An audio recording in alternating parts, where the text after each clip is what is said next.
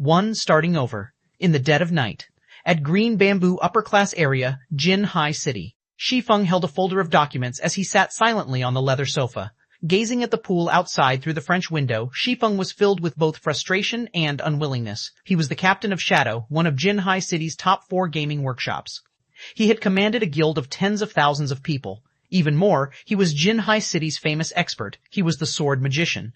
However, now the only thing he could do was drink away his sorrows inside his home. 10 years he had spent in gaming. 10 years he had fought in blood-soaked battles. He experienced countless trials and suffering. Under his leadership, Shadow had successfully established 10 city-states in AG God's domain. They were finally capable of rivaling the first-rate guilds. However, before he could enjoy any of that endless glory, a single document had turned everything into passing smoke. Once it was gone, it was never coming back. Shi Feng never thought his 10 years of effort would just go to waste. He sacrificed so much just for the game, and yet all he did was pave the way for others to the very end.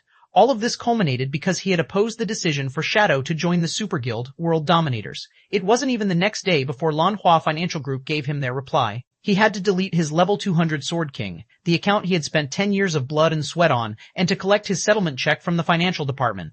All he received was 5 Nilsen credits and a single mansion. When compared to the established 10 city-states inside the money-generating virtual kingdom, it couldn't even be considered a drop in the ocean. Shi Feng thought about how much he had contributed to Shadow. He thought about how his efforts had turned Lanhua groups into a large financial group. Then, he thought about how they still threw him away, as if he was no different from garbage. Shi Feng swore he would take revenge for their actions. I won't just let this go. At worst, I'll just start over. Shi Feng's eyes flashed with confidence and resolution. His hands tore the termination contract into little pieces. Grabbing the bottle of wine from the tabletop, he gulped down several mouthfuls. Even if he no longer had his Sword King account, even if he no longer had his team's support, the skills and knowledge he obtained from the game would not betray him. As long as his skills remained, he could still rise once more within God's domain. He could rebuild a virtual kingdom of his own. Early morning. The sun had just risen. D. The phone alarm continuously rang. Shi Feng woke up resentfully. He helplessly reached for his phone by the bedside. The effects from yesterday's drinking still loomed over him. Hey, what's up? Brother Feng, it's me, Blackie. You're still asking what's up? Didn't we agree to become professional gamers? Shadow Workshop is recruiting at our school today. Haven't you always wanted to become Shadow's core member? Shi Feng was slightly confused. Lanhua Financial Group just fired him, so why would he attend Shadow's examination? Brother Feng, can you hear me? They're testing at 10 o'clock. If you don't hurry up, you're not going to make it. Blackie, stop joking around. I just got fired from Shadow. Fired? Brother Feng, how much did you drink yesterday? Even now, you're still not awake? How could you be fired if Shadow hasn't even recruited anybody until now? All right, just come quickly. Blackie had cut the call before Shi Feng could respond. When Shi Feng looked at his phone in a daze, he discovered that this old and broken-down iPhone 6 was not his phone. His phone was the latest iPhone 12. Immediately, Shi Feng inspected his surroundings. What met his eyes was a messy room no larger than 15 square meters. All around, there were books on gaming strategies. At a corner of the room, above the study table, there was an extremely outdated laptop. Within the wardrobe by the wall, there were clothes messily piled together. Inside the wardrobe, there was a mirror that currently showed a familiar face. Shi Feng jumped up in shock when he saw this extremely familiar face. How have I become young again? Shi Feng immediately walked towards the mirror. Only after looking at the mirror, at the reflection shown on it over and over, did Shi Feng confirm that he had indeed become young again. He slept in his luxurious and spacious bedroom yesterday, but now he was in this broken-down place after waking up. Not only that, he also had become young again. Shi Feng could still recall some memories regarding this place. He had lived here 10 years ago. For over 6 months, Shi Feng rented this place in reluctance, all so that he could play God's domain while also attending university. Only after he had earned some money in God's domain had he rented a large condominium. Shi Feng thought back to those arduous years. His family circumstances at that time weren't in good shape. For Shi Feng to attend university, his parents had racked up some debts. Even so, Shi Feng's parents still made sure to send him sufficient living expenses every month, taking on the suffering themselves in return.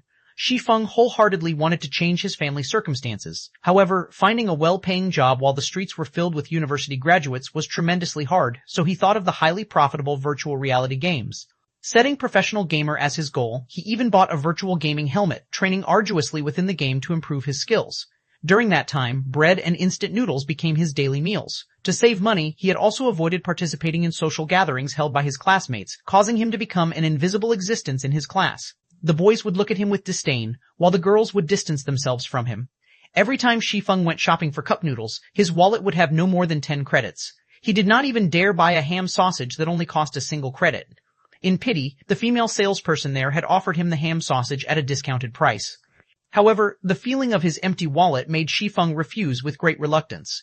Is someone playing a prank on me? Shi Feng stared at his younger self through the mirror and at the familiar surroundings. Shi Feng couldn't help but shake his head, denying such a conclusion. Even America, as the world's most developed country, didn't have such rejuvenating technology.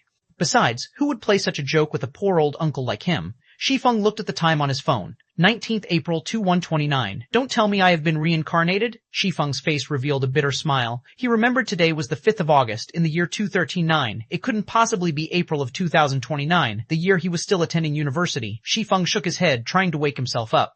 Yet deep down he still held on to a thread of hope, wishing that he could be reincarnated, returning to the time 10 years ago. He walked towards the desk, powering up the laptop. Even if the time on his phone could be faked, the information on the internet definitely couldn't. After surfing the web for several minutes, Shi Feng was utterly devastated. All the information he found on the internet showed that today was 19th of April, 2299. Even the highly anticipated official release date of God's Domain was clearly displayed on its official site, counting down to 6 days from now, the 25th of April. I really have been reincarnated. Did I really come back to 10 years ago? Shi Feng firmly stared at the news report of God's Domain, emotional tears leaking from the corners of his eyes. Shi Feng's feelings were hard to describe at that moment. He felt both regret, sadness, and joy. It was as if everything before him was just a dream. Nonetheless, the chirping of insects and the cold wind blown from the air conditioner told him otherwise, that everything was real. Looking at his phone, at the family photo he took when he entered university, Shi Feng never realized that his parents had white hair. The corners of his mother's eyes even had wrinkles. They were no longer as lively as before. They were truly old now. A year and a half had already passed since God's Domain's release when Shi Feng noticed how aged his parents were. The large amounts of debt, excessive laboring, and stress had caused both his parents to fall ill, gravely ill. Curing them required millions of credits, but during that time, Shi Feng was merely a squad captain in shadow. The money he earned was far from enough to foot such expensive costs. Shi Feng tried everything to collect enough money, yet it was still not enough. Even with trying his all, Shi Feng's parents still left him a few months later. In his previous life, he failed to care for his parents properly. How could he have known of the pain and suffering? After Shi Feng earned millions of credits, this pain remained within Shi Feng's heart for forevermore. Never would he have thought fate would play such a joke on him. He unexpectedly returned to the starting point, starting back up from zero. Great, this is just too great. Ha ha ha. Since I have been reincarnated, I have to change everything. I will earn enough money to cure mom and dad, and I will let them live a life without worries. Shi Feng silently swore to himself as he wiped away the tears. Just when Shi Feng was planning for his future, Blackie's call came ringing again, continuously urging Shi Feng to go quickly to the university for the test. Yet Shi Feng did not rush. He dressed at a relaxed pace, tidying himself up before heading to Jinhai University. He could not be more familiar with Shadow, Shi Feng still remembered. It was while he was still attending university, Lan Hua Group's prized son, Lan Hailong, started up Shadow Workshop to enter God's Domain. Lan Hailong also invested considerable funding into the recruitment of the student experts of Jinhai University. Shi Feng participated in Shadow's examination at the time, successfully becoming a core member of the workshop, whereas Blackie became an outer member.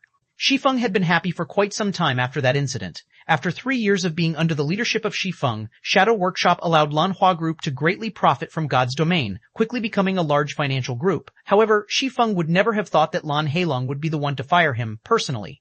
Since he had been reincarnated, he had an absolute advantage within God's Domain that others did not.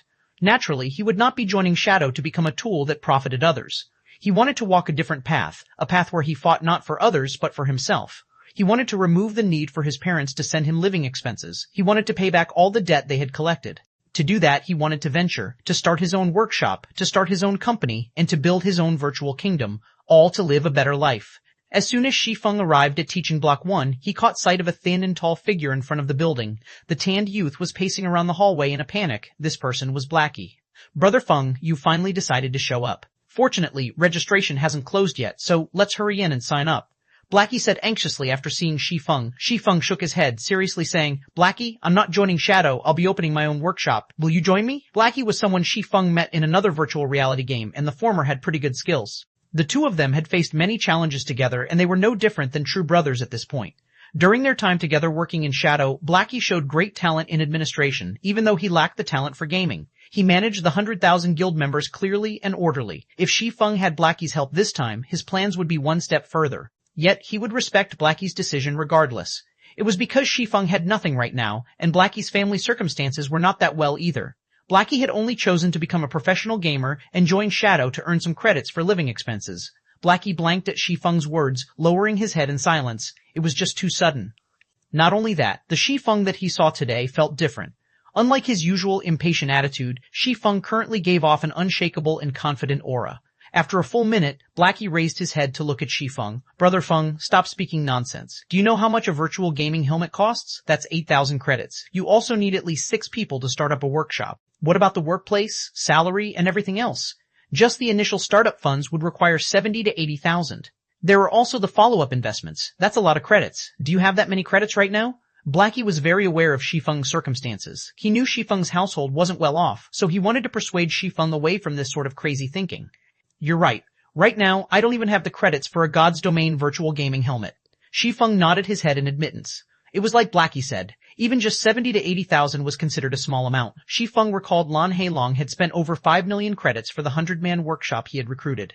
He had also spent more in the later stages to upgrade the workshop's quality and strength. Since this is so, rather than take the risk, wouldn't it be safer to join Shadow? At the very least, Shadow can provide us with virtual gaming helmets. Otherwise, forget becoming professional players, we wouldn't even be able to play the game. Seeing that Shi Feng understood the core of the problem, Blackie sighed in relief as he pulled Shi Feng into the teaching block. Shi Feng shook away Blackie's hand, sternly staring at Blackie before saying in a grave tone, I still plan on starting my own workshop. I don't want to be controlled by others. So, Blackie, will you join me?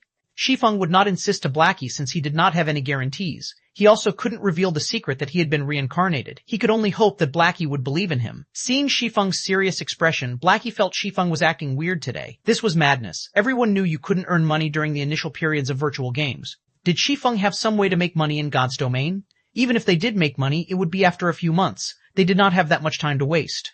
After hesitating for quite some time, Blackie reluctantly answered, I get it, you're the boss. I'll start a workshop together with you, but what about the virtual gaming helmets? We can't play the game without them, right? Shi Feng's tightened brows immediately relaxed as he happily clapped Blackie's shoulders, saying, Now this is my good brother. Don't worry about the gaming helmets. I recall that God's Domain had a trial period available for university students. Every university has a distribution point, and as long as you show them your student identification, then, for 10 days, you can obtain a gaming helmet for free. Let's go and take a look.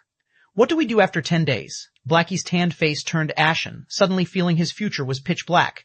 Why did he have to believe Shi Feng? Could it be Shi Feng's confidence and steadiness? There wouldn't be a problem venturing together with Shi Feng, right? What could you do with 10 days in God's domain? They would definitely miss out on the recruitment period of workshops after 10 days. In the end, they still had to buy the gaming helmet, but where would the money come from? Not even a professional gamer with a group would be able to earn 16,000 credits within 10 days of God's domain's opening. Leave the money problem to me. Shi Feng revealed a confident smile as he clapped Blackie's shoulders. Earning 16,000 credits in 10 days was indeed a pure fantasy. However, he had his spirit as a reincarnated person. No matter what the challenges were, he would break through them all, and the release of God's domain was the starting point of his rise. Afterward, Shi Feng brought Blackie to retrieve the virtual gaming helmets. He then used all his money to buy 2 large boxes of instant noodles, placing them under his desk in his rented house. They were enough to last him for over 10 days. After briefing Blackie on some things in God's domain, Shi Feng quietly waited for God's domain's opening. 25th of April, 9 p.m. Within the dark and silent room, a few glimmers of light flickered alive. Shi Feng laid on his bed, gently pushing the start button as he closed his eyes. God's domain, here I come. Second Sir Locke's request. To accommodate the majority of players, God's domain could be played while sleeping. Also, the time within the game was different than in reality, where 2 hours within the game was equal to 1 hour in reality. Each day within the game was made up of 48 hours, consisting of 30 hours daytime and 18 hours of night. Not only that, to allow the bulk of working-class people to enjoy the game, nighttime, in reality, was daytime in the game. Shi Feng passed through a multicolored tunnel as soon as he arrived in God's domain, arriving at a solemn, golden temple. A female angel with 4 pairs of wings flew towards Shi Feng. She was only about palm-sized. Hello, adventurer. Welcome to God's domain. I am the navigation angel, Gabriel. I will be introducing to you the 4 main categories and 12 main jobs. Please choose the job that you like most. With a wave of Gabriel's small hand, an illustration introducing the 12 main jobs appeared in front of Shi Feng. These 12 jobs were categorized into 4 main classes: warrior, shield warrior, guardian knight, berserker, weapon specialist, swordsman, assassin, ranger, healer, cleric, druid, oracle, mage, elementalist, summoner, cursemancer. Warriors specialized in defending against monsters. Warriors specialized in defending against monsters. Weapons on physical damage output. Healers focused on magical damage output. Every job had their own style of battle, which was one of the main selling points of God's domain. In his previous life, Shi Feng picked the swordsman under weapon specialists, and he was even known as the sword magician. Shi Feng had already invested too much in the swordsman job, so naturally he would not choose any other job. He chose the swordsman class he was familiar with without hesitation. Job selection complete. Please designate a name for your character. Yi Feng. Shi Feng chose the same name he had in his previous life. Naming successful. Do you wish to adjust your appearance? Adjustment rate limited to 15%. Thinking about it for a while, Shi Feng chose to adjust his character's appearance by 15% as to not stand out. With this, nobody could recognize Shi Feng if they saw his character, though it wasn't as handsome as the original. Please select a birthplace in the Star Moon Kingdom. A map that displayed tens of cities belonging to the Star Moon Kingdom appeared in front of Shi Feng. The opening of God's domain was globally synchronized. To accommodate for the hundreds of millions of players, the lands of God's domain were incredibly vast, measuring up to 2 or 3 times of Earth, and the kingdoms within were even more plentiful. However, a player's living area and city, in reality, determined the country they would start in, so players could only choose the cities within the country. White River City. Shi Feng did not plan to choose any other cities, so he chose the White River City that he was most familiar with. White River City was Star Moon Kingdom's 5th-ranked city. It was an important city in the north of Star Moon Kingdom. There were quite a few workshops that chose to develop there to avoid the struggles between large guilds. City confirmed.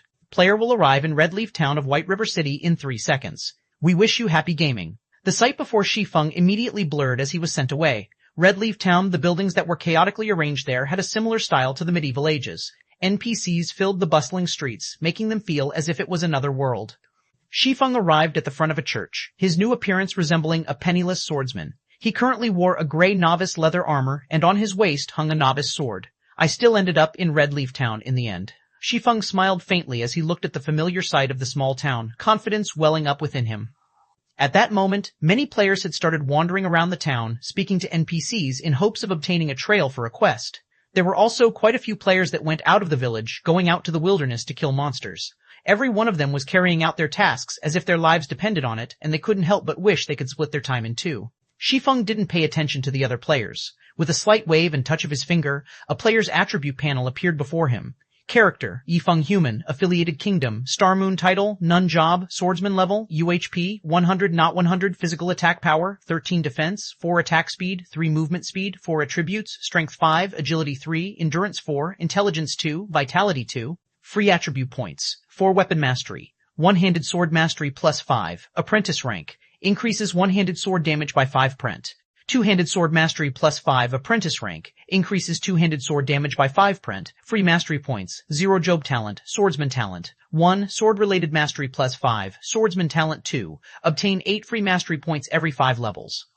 Swordsman talent 3, sword-related skills proficiency increased by 50%. Skills, chop. Active skill, requirement, sword, additional 8 points of damage. Cooldown, 5 seconds. Skill level, 1 proficiency, 0s 300. Equipment, swordsman's leather shirt, gray trash. Level 0 defense plus 2, durability 10.10. Novice sword, gray trash, one-handed sword, level 0 equipment requirement, strength 3 attack power plus 3, durability 15-15. Inside his bag there were 10 pieces of bread and 10 pouches of water. Eating the bread would recover 10 HP per second, while drinking water will recover 10 NP per second, and both effects lasted 10 seconds.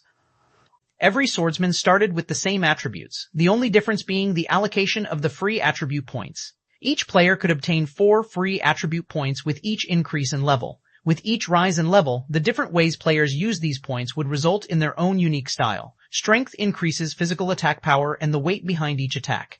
Agility increases attack speed and movement speed. Endurance increases maximum HP and stamina. Intelligence increases magical attack power, and maximum MP and vitality increases the recovery rate of MP and HP. Every job places emphasis on different attributes. As swordsmen belong to the physical damage jobs, most people would prioritize strength. In his previous life, Shi Feng also made such a choice, adding 2 points to strength, 1 point to endurance, and 1 point to agility for every level.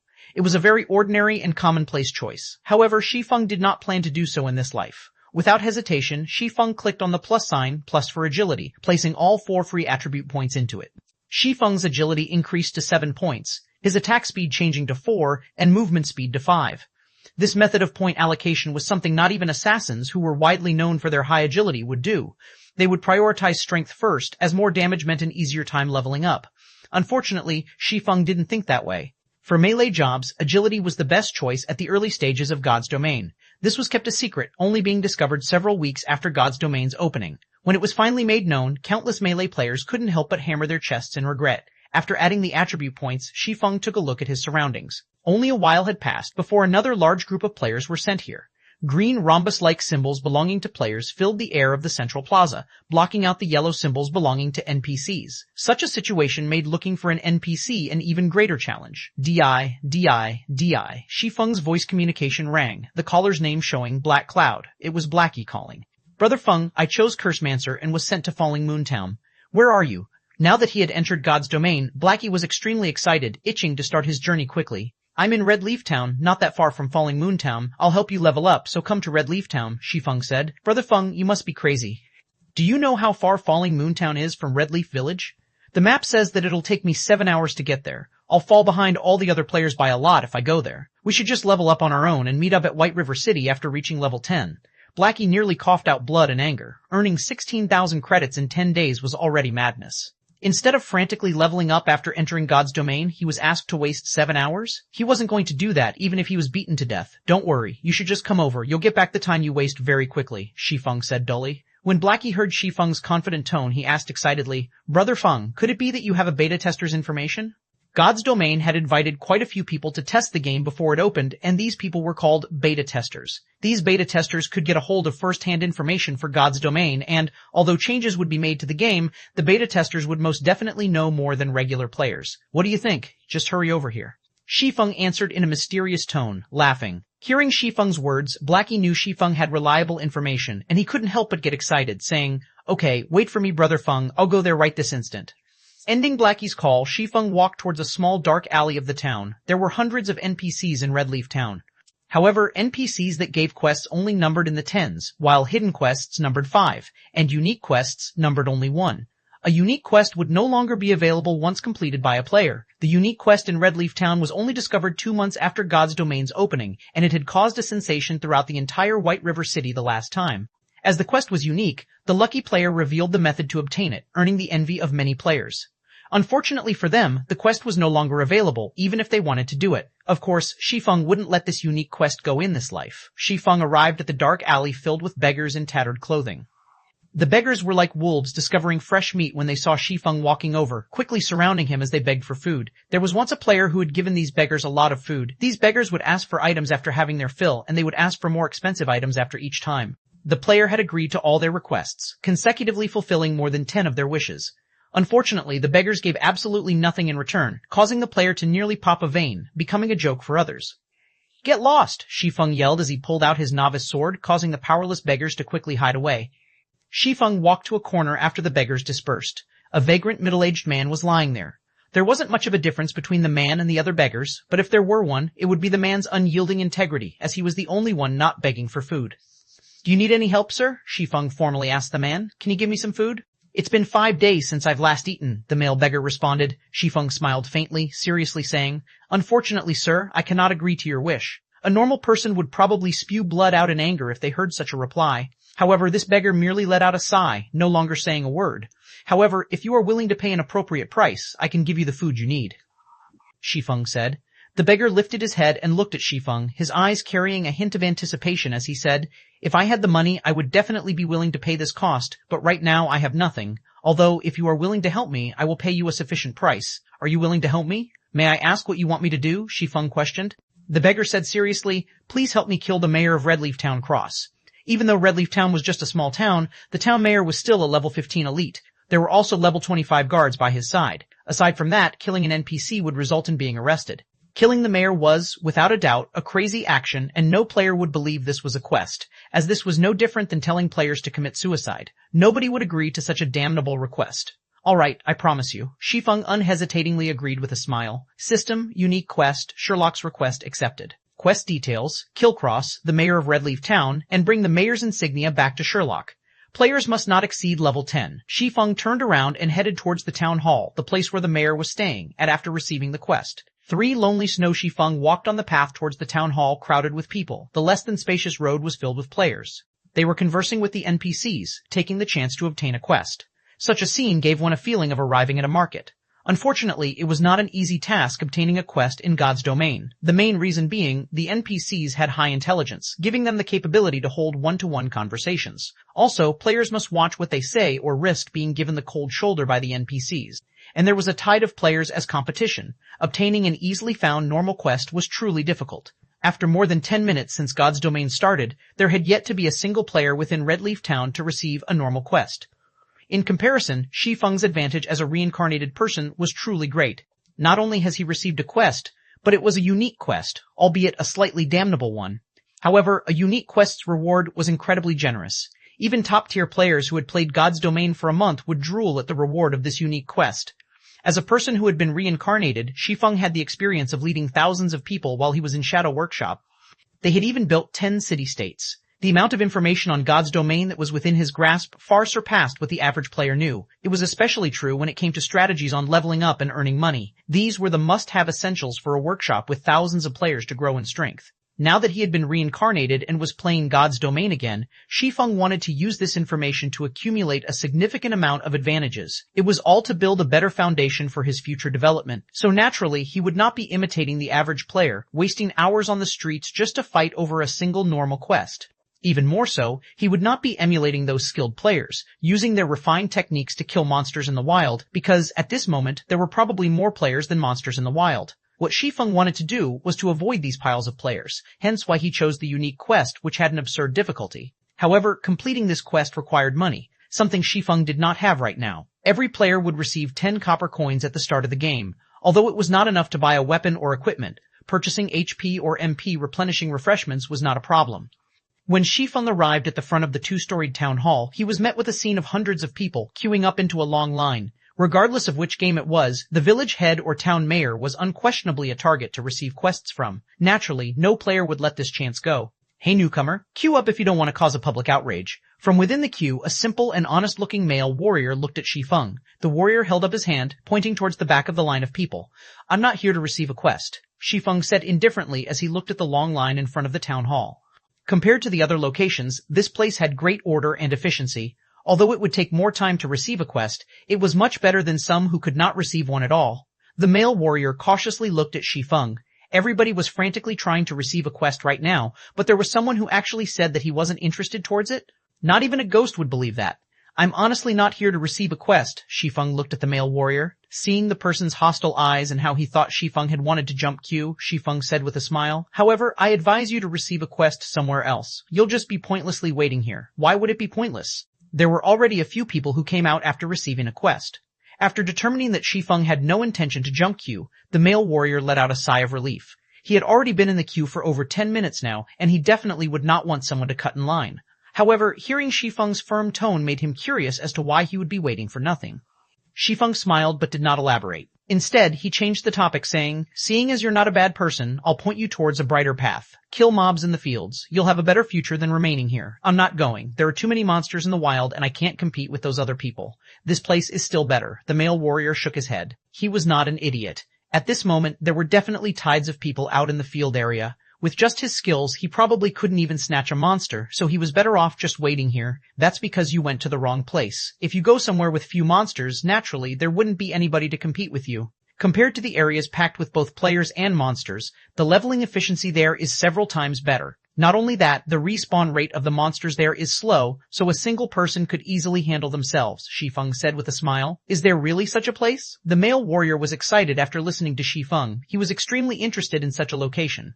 He still needed to wait for more than an hour to receive a quest, and the rewards he could obtain would only be EXP and some meager amount of money. If he could grind on monsters for an hour unhindered, the EXP he could obtain would far surpass that from the quest. Of course there is. I'll give you a preferential price of 20 coppers if you want to go to such a treasured location. Don't mention EXP. After grinding for a day, the materials you could obtain would earn you more than 40 coppers.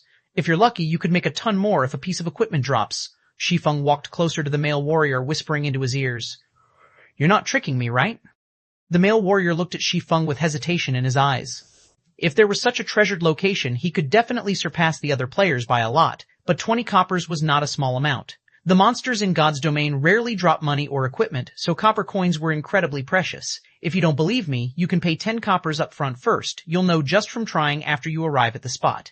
If it's true, you can then pay me the other 10 coppers. I'm only telling you this because I see that you're a good person. Just forget it if you don't believe me. Shi Feng turned and left after saying his piece. Shi Feng wouldn't be doing this if he didn't lack money. At worst, he'll just use some other method to earn money. Just after walking a few steps away, Shi Feng was stopped by the male warrior. Expert, hold on a moment. Let's talk about it, all right? Isn't it just a deposit of 10 coppers? Here, take it. I trust that an expert like you won't trick me. The male warrior revealed an honest smile, resolutely trading 10 coppers to Shi Feng. Seeing your performance, I'll give you a good location. Although this place is slightly far off, there is only a single mage-type level 0 green gnome. It has low defense and a quick respawn rate. Chances are also greater of money dropping. A berserker would be great at killing there. Shi Feng gave the warrior a good grinding location after happily receiving the 10 coppers. The male warrior was relieved when he noticed how familiar Shi Feng was with the wild monsters, even to the degree of knowing the amount of money dropped.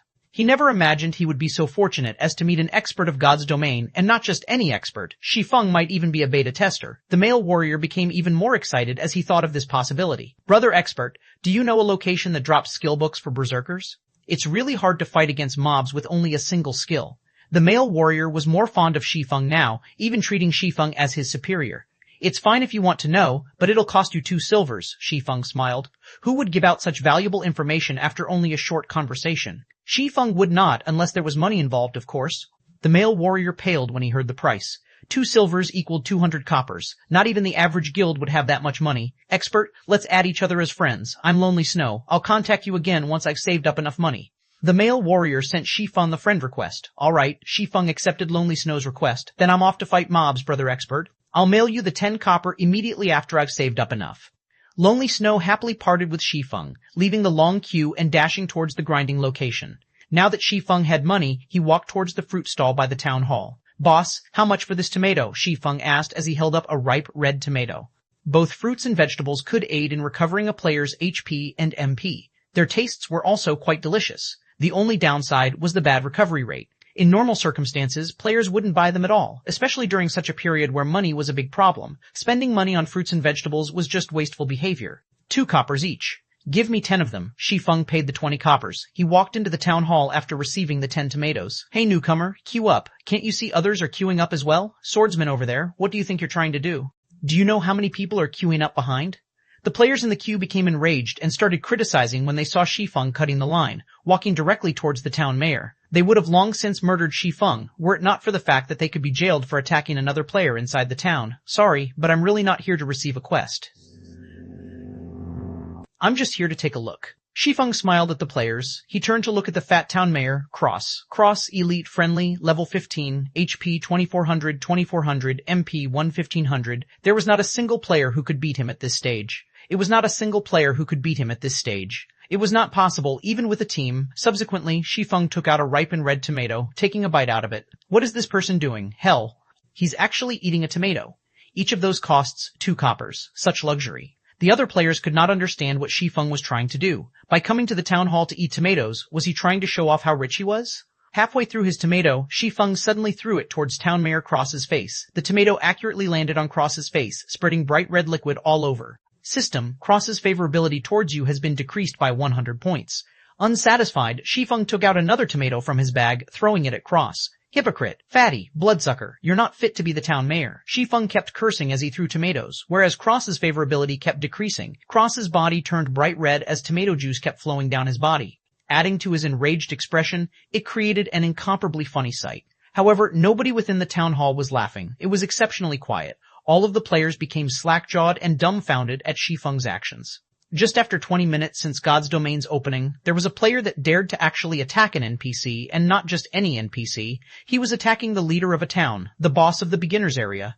This person was insane. Wasn't he afraid of being jailed until his death? Did he no longer want to stay in Red Leaf Town? Even taking your revenge on society shouldn't be done in such a way. Just when the other players were expecting the guards to detain Shi Feng, or for the town mayor to kill off Shi Feng in a rage, none of these things actually occurred. None of the players knew that insulting an NPC was not considered an attack, hence why neither the guards nor Cross attacked Shi Feng. Shi Feng's actions would only lead to the NPC hating him to the bones, and he could forget receiving quests from the NPC in this lifetime. As Shi Feng's last tomato landed on Cross's face, Cross's favorability fell towards hostile. Cross's level became question marks, and the yellow marker above him quickly turned to crimson red. Damnable insect. I'll send you down to hell. The bright red cross roared loudly as he rushed at Shi Feng. 4. The sensation caused by Death Town Mayor. Cross's furious roar reverberated throughout the entire town hall. With a high speed, Cross instantly arrived in front of Shi Feng, his fist stretching out toward Shi Feng. The other players were currently reveling in Shi Feng's misfortune, taking the chance to gauge Town Mayor Cross's strength. Cross was a level 15 elite, and a single slap from him was enough to swat the current players to death. However, Shi Feng was foolish to the degree of actually angering the mayor. Not a single person in the entire Redleaf town could save him now. He would be jailed until he was on his deathbed, or he would be chased out of Redleaf town. However, Shi Feng's surprisingly calm attitude puzzled the other players. Was he already prepared for death? When Cross was about to hit Shi Feng, the stationary Shi Feng finally moved. Like a hunter waiting for his prey, Shi Feng immediately unsheathed his novice sword. With swift motions, he used the sword to defend his body. Pung! Cross's fist landed on the novice sword, sending Shi Feng's entire person flying. Just as Shi Feng was about to fall, he flipped his body, landing steadily on the ground with the flexibility of a cat. However, his HP had instantly decreased by 84, and the novice sword in his grip trembled uncontrollably. The sword's durability had even reduced by 1 point. The weapon would become useless once its durability dropped to 0C. All the players drew in a cold breath. Seeing Shi Feng's troublemaking, they had initially thought of him as a mere rookie. However, after Shi Feng's recent performance, anybody with a discerning eye could tell he was a very skillful person.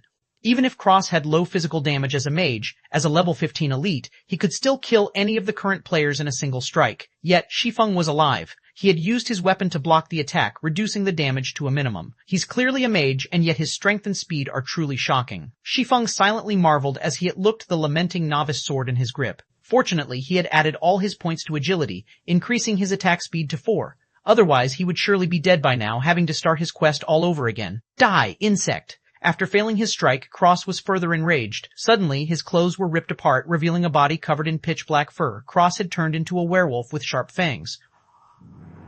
Every player was shocked at this moment. Never would they have thought the mayor was an evil werewolf. Cross arrived at Shi Feng's back in an instant, raising his bright snowy claws and slashing them at Shi Feng's heart. However, Shi Feng revealed a cold grin, even though he only had 16 HP remaining. Cross's claws suddenly stopped. They were only a few centimeters away from dealing with Shi Feng. Unfortunately, Cross was hit by a level 25 guard's charge, entering a fainted state for 1 second. Hai Feng took this chance to quickly move away. Just when Cross was about to rush Shi Feng after awakening, he was interrupted once more by another guard. Both of the guards were level 25 warriors. Although neither of them was elites, the damage they dished out was relatively high. A charge, coupled with a normal attack, had quickly taken 300 HP away from Cross. 2 guards had taken away a total of 600 HP, causing Cross's HP to fall to 1700 in an instant. As expected of the guards, their attack power sure is high. Shi Feng chuckled as he looked at Cross's sorry state. Guards were the protectors of the town. They were specialized in protecting the town's civilians and resisting against the invasion of evil beings. At this moment, the mayor had transformed into a werewolf, proof that he was not a human, but a spy for the powers of evil. The guards would naturally not let him go, killing him as if he were no different than the monsters in the wild. On the surface, the conditions of Sherlock's request seemed harsh. In reality, however, players only needed to actively attack the mayor, subsequently surviving the mayor's first strike. Afterward was just smooth sailing. The guards would handle the rest after the mayor revealed his true self. In Shi Feng's previous life, the reason this unique quest could shock the entire White River City was because the town mayor was a spy for the forces of evil. This quest had allowed players to have a new perspective towards God's domain. The NPCs were not entirely reliable, as they might be one of the forces of evil in disguise. Simultaneously, the player who completed the quest had shocked everyone with his method of baiting the town mayor. The player had racked his brain to complete the quest, and, naturally, he wanted to show off his efforts by revealing his strategy. Now, though, it was being taken advantage of by Shi Feng. As such, Cross was now being attacked by the 2 guards. Although the damage dealt by the guards was very high, Cross's target had never shifted away from Shi Feng. He continuously aimed to kill Shi Feng, but unfortunately for him, the 2 guards stuck to him like glue. One of the guards used Bone Crusher, while the other used Thundering Strike, causing Cross's movement speed to plummet.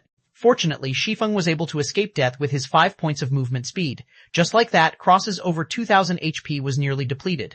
When the other players saw Cross dying, many of them started becoming restless. They wanted to land the last strike on the mayor. They did not understand why the guards were attacking Cross instead of Shi Feng, but a town mayor who was also a level 15 elite. If he died, he would definitely drop some great items. Hiding someplace far away, Shi Feng smiled in disdain in regards to their thoughts. Was the town mayor someone they could have ideas about? Although the mayor had become one of the forces of evil, this was only a part of the quest's plot. In the eyes of the other players, the mayor was still in a friendly state. It was not possible to attack the mayor at all.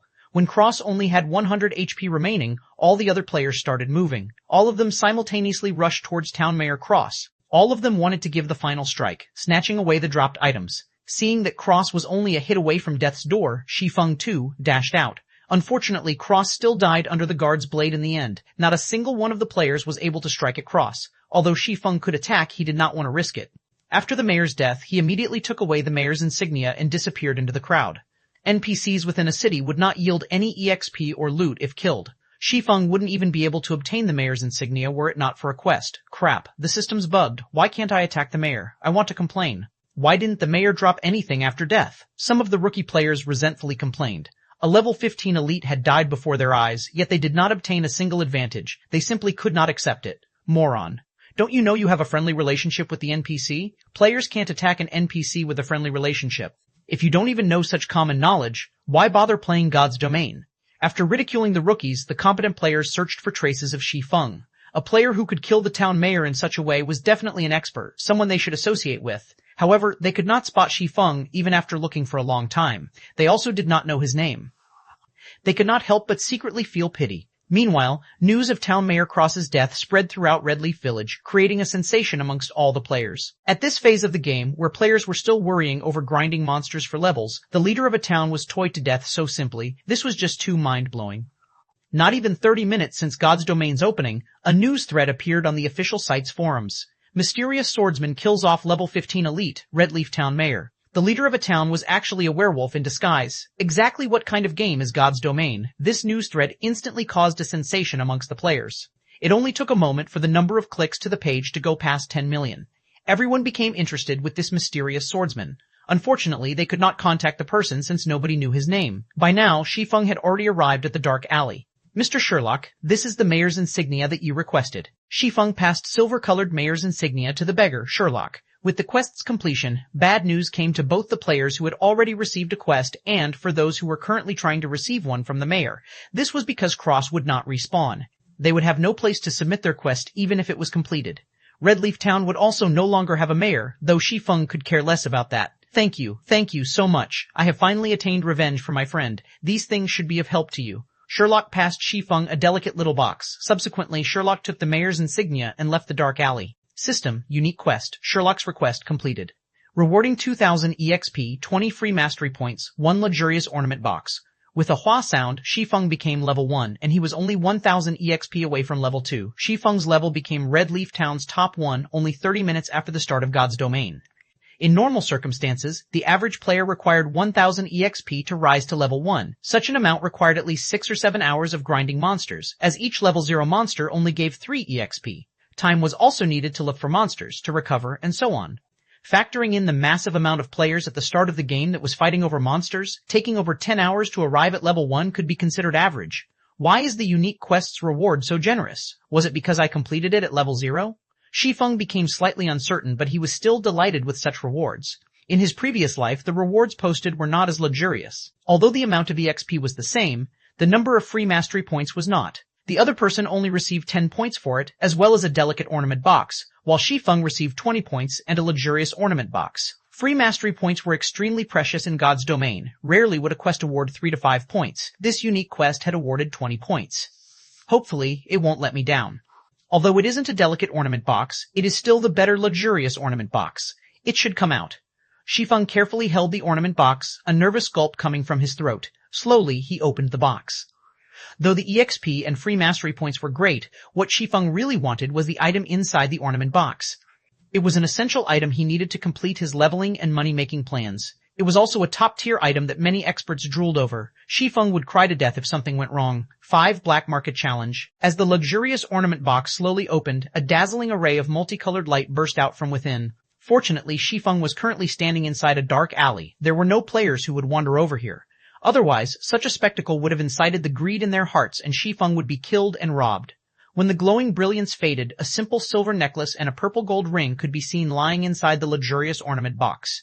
Carved on the ring's exterior were words resembling the ancient language of elves, and within them stored a tremendous magical power. Fortunately, it is still the Ring of Gravity. Shi Feng let loose his breath when he saw the appearance of the ring. Carefully, he took the ring out of the box and inspected it. Ring of Gravity, Mysterious, Iron Rank. Equipment level, 0 strength +2, agility +1, endurance +1, additional skill, gravity liberation. Greatly reduces the gravity acting upon the user. Duration 30 seconds. Cooldown 5 minutes. Great, it's not just bronze rank. After reading the item's introduction, Shi Feng became extremely excited. The situation was far better than he had expected. The equipment in God's domain was categorized into trash, common, bronze, mysterious, iron, secret silver, fine gold, dark gold, and epic. At the start of the game, players only received trash equipment from the system. This equipment was utterly worthless. At this stage of the game, however, there were no players who possessed common equipment. While you could buy common equipment in large cities, the prices were costly. As for bronze ranked, those were extremely rare, and they also came with additional attributes. Mysterious iron equipment, however, only dropped from bosses, and, needless to say, they were even more precious. In Shi Feng's previous life, the Ring of Gravity obtained by the player was only bronze ranked. It gave only an additional 1 point to strength. The skill Gravity Liberation, as well, only lasted for 15 seconds. It was a surprise to Shi Feng that completing the quest at level 0 would earn him a mysterious iron ring of gravity. As for the necklace, it was just a gray item. NPC merchants coveted these items and they were willing to buy them at high prices. After wearing the Ring of Gravity, Shi Feng added the 4 free ability points that came from leveling up all into agility. Shi Feng's agility rose to 12 points, his attack speed to 5 points, and his movement speed to 6 points. He could almost rival a pure agility assassin of the same level now. My agility will reach 20 points after rising to level 3.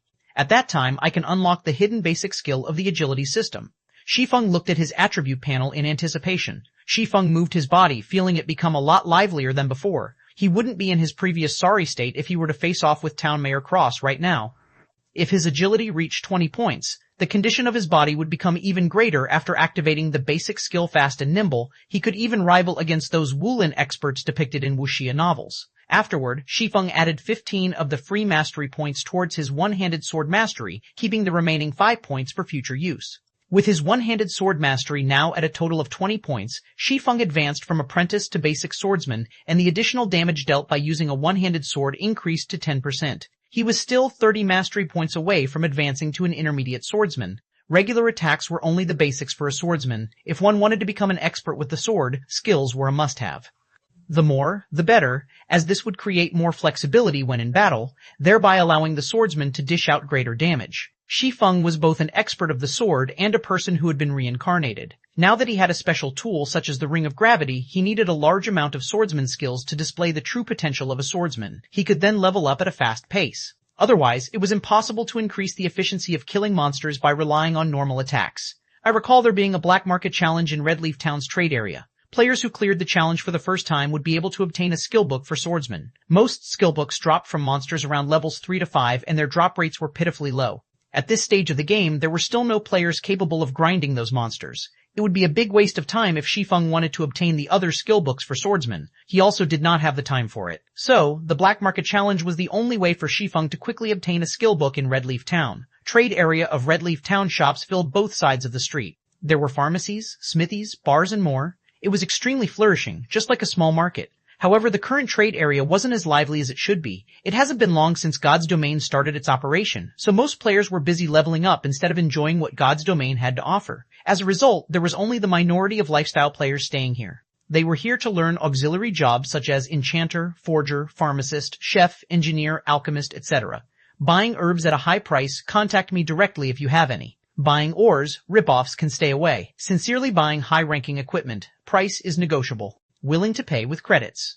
Many logistic staffers of workshops and guilds had set up a small stall by the roadside of the trade area. They were mainly here to buy items and equipment. Shi Feng quickly headed towards a 2-storied building without halting. High-ranking gnomes guarded the building, and above the building read, Black Market. This place was the dark side of Redleaf Town, and it was a place of entertainment built by the greedy gnomes. The gnomes' auction house could be seen just after entering the Black Market. Going down along the basement staircase led to 2 empty fields. One was the battle arena, while the other was the field for the challenge race. At the moment, several players were standing in front of the field. They were receiving the gnomes' challenge. Good luck. You have to succeed this time. Good luck. Stomp those gnomes. A few players were currently cheering with all their might for an assassin player that stood on the field. Their reddened eyes made them look no different than crazed gamblers. The challenge race could be considered a testing grounds for a player's capabilities. Once a player entered the trial grounds, all their attributes would be fixed at 10 points, their skills disabled, and their equipment rendered useless. Within the 30 yards long and 10 yards wide field, players were only allowed to block or dodge the incoming shots from the gnomes' muskets. A victory would ensue once players arrived at the finishing point. The gnomes gave out 3 ranks of challenges: copper prize, silver prize, and gold prize. After a challenge was completed, there would be a 3-day cooldown. There was a fee of 5 coppers for the copper prize, 5 silvers for the silver prize, and 5 gold for the gold prize. Naturally, the higher rank the challenge, the greater the prize. There was even the chance of obtaining a dark gold equipment. However, if a player obtained the first clear for the challenge in Red Leaf Town, the reward of copper prize may be comparable even to the silver prize. In Shi Feng's previous life, this first clear was obtained by a swordsman named Fierce Gale, and the person had received a rare skill book for swordsmen. After a short while, the assassin on the field was struck. His body lay at the 20 yards mark, still 10 yards away from the final point. Despicable. Just a little bit more. Do you guys still have money? I'll definitely clear it the next time. The male assassin said after reviving from the field. A male cleric shook his head saying, Boss Stabbing Heart, the 5 of us have already given you all our money. We don't have any more.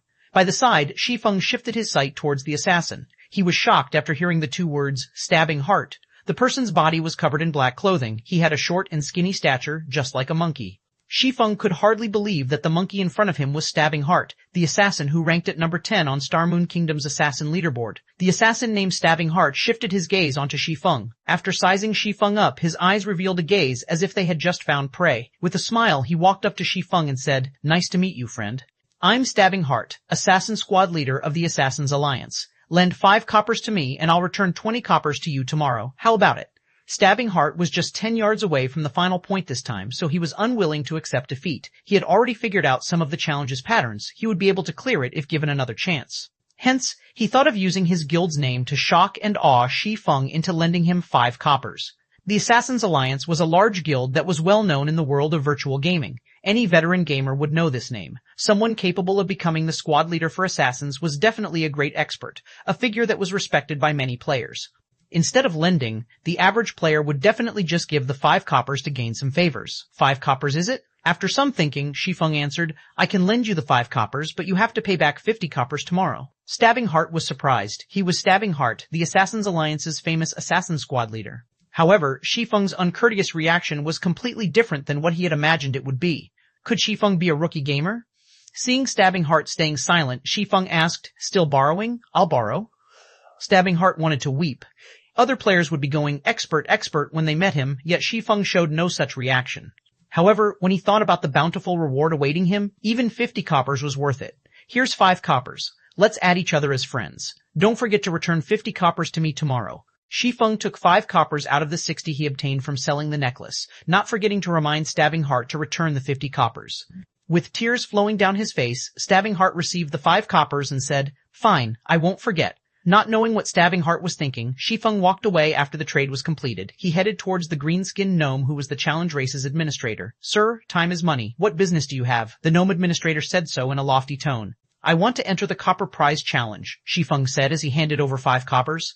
After flipping the copper coins a few times, the gnome nodded his head in approval. He opened the wooden door to the challenge race, allowing Shi Feng to enter. Ladies and gentlemen, we have a new challenger on the field. Please let us welcome this brave swordsman. Boss Stabbing Heart, the kid that lent you money, is participating in the challenge race, the male cleric pointed out. The resting Stabbing Heart laughingly said, That kid's just a rookie. Does he think the challenge race is so easy?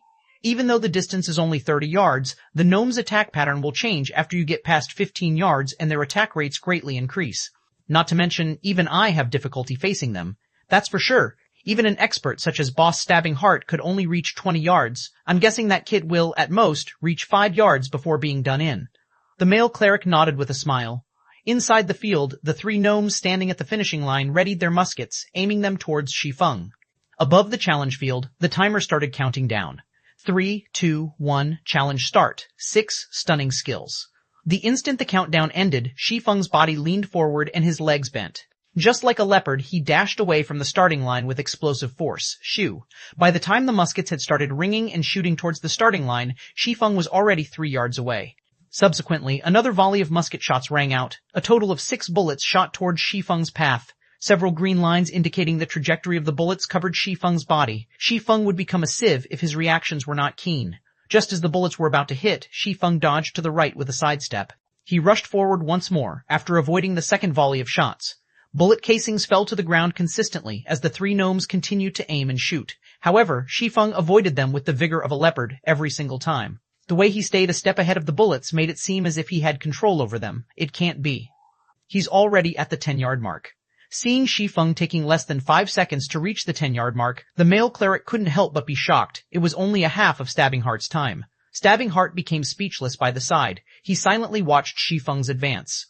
He had originally thought of Shi Feng as a fresh noob, someone that he didn't know of, and someone that came to the challenge race for fun. Yet, the speed and accuracy Shi Feng just displayed were like a veteran who had tempered himself for countless years on the challenge race. Every move of his was straightforward and efficient, something a rookie definitely couldn't pull off. Even Stabbing Heart himself, after going through the challenge several times, felt he couldn't do any better. Stabbing Heart had the pride of an expert. He did not think that Shi Feng could be stronger than he was. He explained, with such nimbleness, maybe this rookie is an athlete or someone who trained in martial arts. However, the gnomes will change their attack patterns after he goes past 15 yards. He won't be able to hold it by that time. You're right, boss. If it's someone that isn't known to our Assassin's Alliance, he definitely isn't an expert. He'll surely be shocked once he reaches 15 yards. Then, he'll turn into a beehive. Right. After 15 yards, the number of bullets fired will be 12. The target would also no longer be focused on the player himself. Instead, it'll cover a wide area. Dodging to either side won't be an option.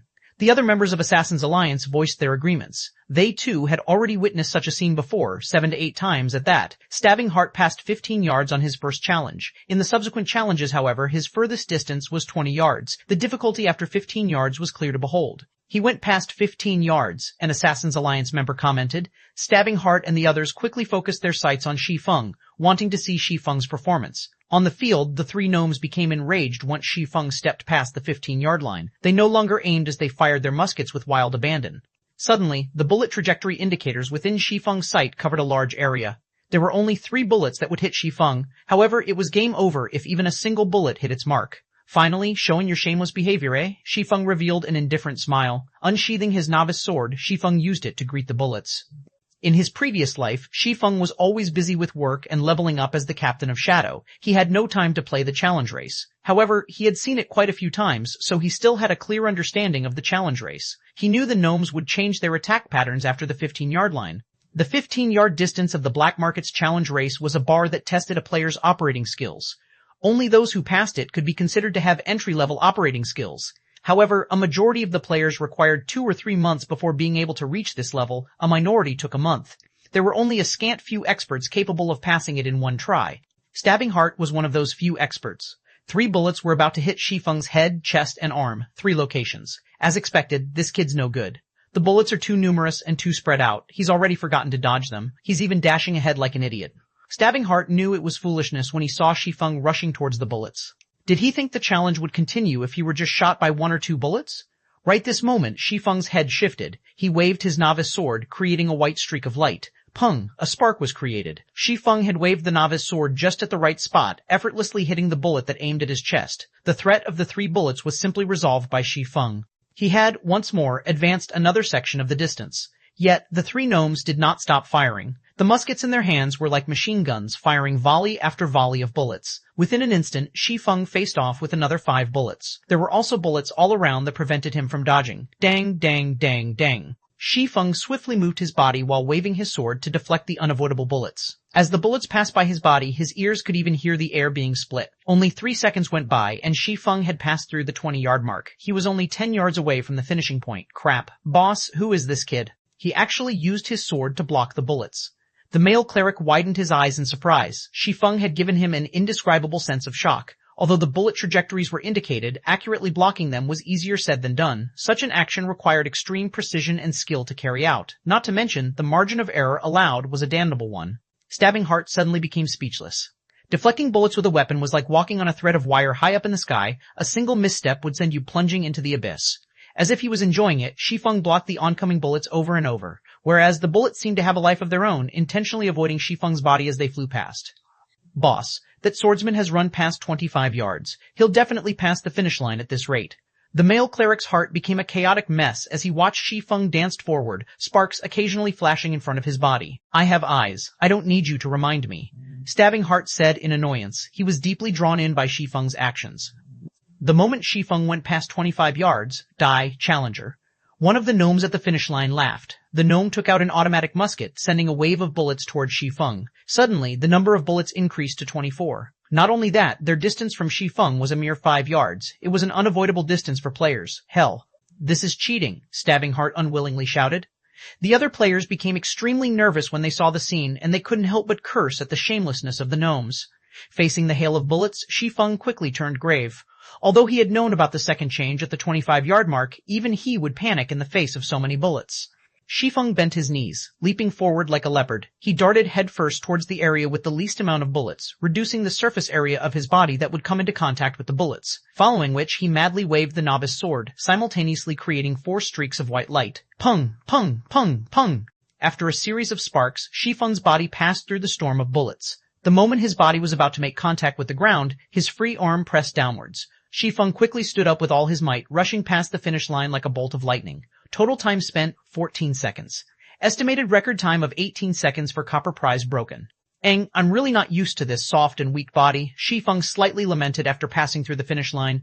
If he was over level 100, with his body's constitution, he could easily carry out the 4 simultaneous sword slashes with great ease. Ladies and gentlemen, a round of applause. This swordsman has passed the challenge, the gnome administrator announced loudly. System, player was the first to pass the copper challenge and break the record. Rewarding player with first silver coin and swordsman skill Thundering Flash. It can't be. It actually gave out the super rare skill Thundering Flash. This is a skill that even a swordsman over level 100 can't get. However, he was shocked when he saw the Thundering Flash skill book inside his bag. Thundering Flash, action type, requires sword rapidly send out 3 sword lights to 10 WX 2 yards forward. Each hit will cause 130% damage and also give a damage amplification effect, amplifying the damage of your following attacks by 20% for 15 seconds. Cooldown, 30 seconds. Without a second thought, Shi Feng clicked and learned the skill. Swordsman was a job that mainly focused on dealing damage to single targets. It didn't have many powerful AoE skills. Thundering Flash was one of the few powerful AoE skills a swordsman possessed. If it were learned during the early periods, it would definitely create a huge gap from the other swordsmen. After learning Thundering Flash, Shi Feng started to feel himself gaining the makings of a swordsman. You guys continue playing, I'll be leaving first. Don't forget my 50 coppers. Shi Feng looked towards the dumbfounded Stabbing Heart, leaving the black market after calling out to them. Stabbing Heart indifferently nodded his head. Boss, he's gone. He took away the prize as well. Should we chase after him? The male cleric asked. Stabbing Heart's shock gradually faded after Shi Feng left. He stared at the male cleric, scolding, Are you an idiot? We'll be lucky if we have time to even curry up to such an expert swordsman. Making enemies of him? Are you courting death? Not good. I have to tell this to guild leader. Luckily, I added him as a friend. Is he called Ye Feng? I can't believe I've never heard of such an expert. Could he be some sword expert in disguise? Stabbing Heart acknowledged that he could not pass the challenge in such a magnificent way, especially the last bout after the 25-yard mark. That was just cheating. It was impossible for players to block or dodge. Yet, Shi Feng had done it. At the trade area, Shi Feng met with Potion Master Kevin. He spent 120 coppers purchasing 20 exploding berry, instantly shrinking his wealth down to 30 coppers. However, he still spent it, all to level at the speed of a rocket. Shi Feng took the exploding berries and left Red Leaf Town, running westward. At that moment, all players were at level 0, and all of them were killing level 0 monsters around Red Leaf Town. There were also a few with good techniques killing level 1 baby wolves in a party. A warrior tanking at the front and a damage dealer and healer behind, fighting together in an orderly manner. Although the EXP was shared between several people, the efficiency was a lot higher and there were fewer competitors. However, Shi Feng did not plan to compete with these people. Passing through the level 1 monster area, followed by the level 3 monster area, Shi Feng headed straight towards Red Leaf Forest, a level 5 monster area. There were no players who would go there. There were still no players who dared to challenge level 5 monsters at this stage of the game. Not only was there the suppression due to the difference in levels, but there was also the significant disparity in HP and attack power. A level 5 monster could easily steamroll over a level 1 player. Even a 6-man party was no match for a level 5 monster. There was a heavy penalty whenever a player died. Not only would they lose an entire level's worth of EXP, but their skill proficiency would also be decreased. There were simply no players who would take the risk. Otherwise, hours of their hard-earned EXP and proficiency would become pointless. 7 leveling with ease Red Leaf Forest was made up of beautiful maple trees. Level 5 monsters roamed around the woods. To a player below level 3, this was a restricted area. Shi Feng, as well, was no match for these level 5 monsters, even though he had reached level 1. However, Shi Feng ran into the Red Leaf Forest without hesitation. Cautiously, he advanced towards the inner reaches of the forest. Level 5 forest wolves could be seen patrolling around the woods from time to time. Shi Feng was currently just level 1. If he did not stay a sufficient distance away from them, the forest wolf's sensitive nose would smell him out. A level 5 forest wolf had 400 HP. It also had high attack power. It would only take 2 bites from the wolf for Shi Feng's 20 HP to meet its end. Shi Feng's only option was to stealthily avoid the forest wolves, taking a big detour around them. Aside from the forest wolves, Shi Feng also met with adorable bear cubs. The little cubs fumbled and tumbled around on the grassy plains, giving an innocent and cute look. However, they were still level 5 monsters, and they were hated by melee players. This was because of their high HP and defense, making a fight with the cubs very exhausting. As Shi Feng used a tree to root past a bear cub, he heard a wolf's howl coming from behind him. Damn, a wolf den. As calm as Shi Feng was, he still couldn't help but call out. In his previous life, many players came in parties to the Red Leaf Forest. Most of them were level 4 or 5. Aside from grinding a large number of monsters, the main reason players came here was because of the bountiful loot. Skill books, leatherworking materials, and equipment were such examples. There were also a large amount of herbs and ore that were attainable in the forest. However, a single mishap could still cause a party wipe in the Red Leaf Forest. One of the dangers that caused such situations were wolf dens. A wolf den was hidden and hard to notice. If players did not pay close attention, a pack of forest wolves would pounce forth once the players entered the wolf den's area of alertness. If less, there would be 3 to 5 wolves, if more, 6 to 8. It was a party wipe trap. Shi Feng's luck was bad. All at once, 7 forest wolves rushed out of the den. The meat on Shi Feng's body wasn't enough for them to share. The speed of the forest wolves was fast, but Shi Feng wasn't slow either. With his attribute points all going into agility, his movement speed was at 6 points. He was still a level 1 swordsman in the end. Even if he was a pure agility one, his speed was still a notch slower than the forest wolves. Seeing the wolves catching up, Shi Feng stopped caring as he activated the life-saving skill, Gravity Liberation. Shi Feng suddenly felt his body becoming as light as a feather. His speed increased by a massive leap, easily shaking off the forest wolves behind him. In the end, a common monster was still a common one. They gave up after chasing past a set area, allowing Shi Feng to keep his life. After running for over 10 minutes, Shi Feng arrived at a range of mountains and hills. Several mountains stood over 100 meters, located in the central region of Red Leaf Forest. The top of the mountains was surrounded by clouds and mist, creating a scene of immortal lands. Finally arrived, Shi Feng looked towards the towering mountain and its surroundings. Discovering a waterfall, he walked towards it. In his previous life, players were mostly over level 20, so their attributes were naturally high. They could do much more than they could while they were low-leveled. Many loved exploring the myriad of places in God's domain. The central region of Red Leaf Forest was one of the famous places, so Shadow Workshop had sent a small party of assassins to investigate. Never would they have thought to find a treasure mountain there. On one of the mountains, they discovered many items, rare ore, herbs, and even treasure chests. At the peak of the mountain, there was a secret silver treasure chest. There were many secretive places in the wild of God's domain. Most of these places housed treasure chests, awaiting to be discovered by players. The items within treasure chests varied considerably, ranging from copper coins to dark gold equipment. The quality of treasure chests could be categorized into common, bronze, mysterious iron, secret silver, fine gold, and dark gold. However, even the loot from a common treasure chest could rival the drops of elite monsters. Not to even mention how good the loot from a secret silver treasure chest could be. This secret silver treasure box quickly allowed Shadow to become a well-known workshop in White River City. This allowed Shadow to amass quite a fortune during the initial periods of the game. More than just equipment, the secret silver treasure chest had a secret recipe for pharmaceutics and a forging design.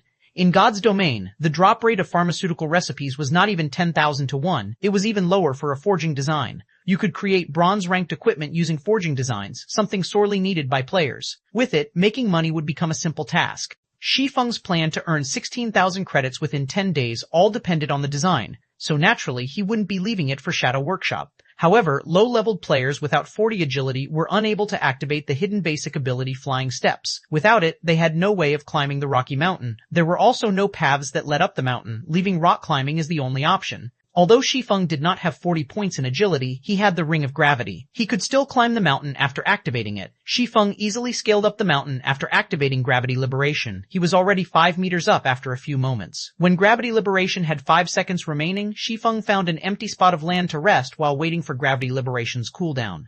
Not long after Shi Feng sat down, the rock wall suddenly shook. A rock giant appeared with bursts of roaring. Rock giant common monster, level 5 HP 5580, that was quick. Shi Feng had long since been ready when he saw the rock giant walking over. He took out an explosive berry from his bag and threw it towards the rock giant's feet. Sticky orange-colored juice erupted all over the ground.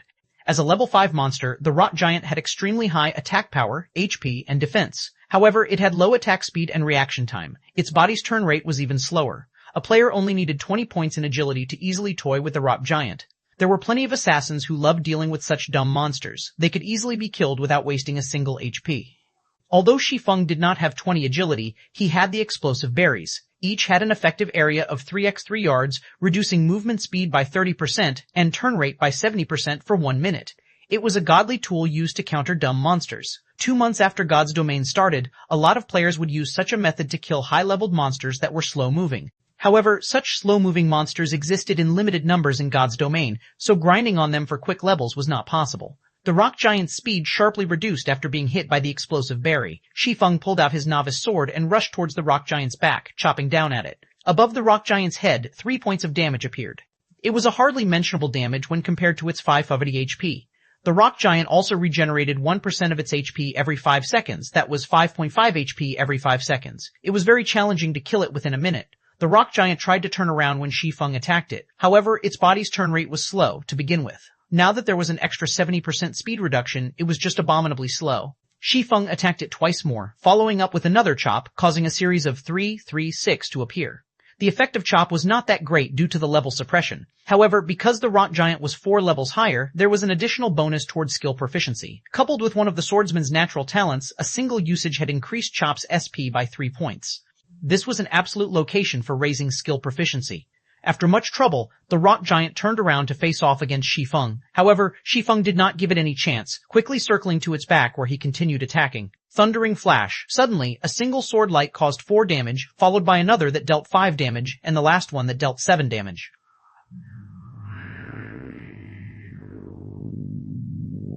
After all 3 streaks of thunder hit its mark, Thundering Flash's SP increased by 3 points. Another few slashes followed. A series of 4-4-4 damage was dealt. Though each strike only had an increase of 1 damage, the totaled up damage would still be great. Although the effect of Thundering Flash lasted only for 15 seconds, it had greatly increased the speed of killing the rock giant. The battle could be ended within a single minute now, saving up a precious explosive berry. Even if the rock giant had high HP and attack, it was no different than a practice dummy if it couldn't land a hit on Shi Feng. It was just giving Shi Feng EXP and SP. Skill proficiency could not be increased just by using the skill. When using it on a monster of the same level, there was a 20% chance to increase it by 1 point. For monsters of a higher level, there was a 40% chance if it was 1 level higher, 70% for 2 levels, 100% for 3 levels, 100% for 4 levels, and 200% for 5 levels. The maximum limit was 200%. Now that Shi Feng was killing a level 5 rock giant, his SP increased several times the rate of others. Not even a full minute had gone by before the rock giant finally fell. System, level 5 rock giant killed. Level difference of 4, EXP obtained increased by 400%. Obtained 120 EXP. Shi Feng's EXP bar increased by a chunk. He was now 880 EXP away from level 2. That meant he needed to kill another 8 rock giants to reach level 2. These mountains in the central region were a great place for leveling up and looking for treasure. Unfortunately, 2 months had passed before people discovered them. Shi Feng searched the rock giant's body after killing it, obtaining a bronze ore. It was a material used to make bronze equipment. He also acquired a piece of hard stone. Subsequently, Shi Feng searched around the empty land. A few moments later, he found a rare herb called 100 Souls Flower. It was one of the core materials used to make basic regeneration potion. Just as he got close to it, another rock giant spawned. Shi Feng threw out another explosive berry. Thundering Flash. Chop.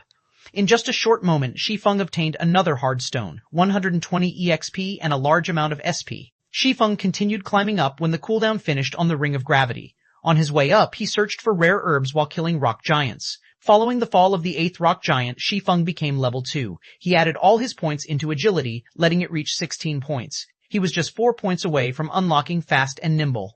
The SP for Chop has also reached 300 points, raising the skill to level 2. The next level required 600 SP. The skill now increased damage by 12 points, and its cooldown was reduced by 1 second. The other players would go crazy if they found out about Shi Feng's leveling speed. Just going from level 0 to level 1 required more than a handful of hours. As for going from level 1 to 2, at the very least, doing so would require 7 or 8 hours. Shi Feng spent less than 20 minutes to reach level 2. His leveling speed was like a rocket launching. Shi Feng walked towards a dead rock giant and searched it. Seems like my luck isn't bad at all. It even dropped equipment. Shi Feng discovered a piece of cloth armor, though he was somewhat disappointed.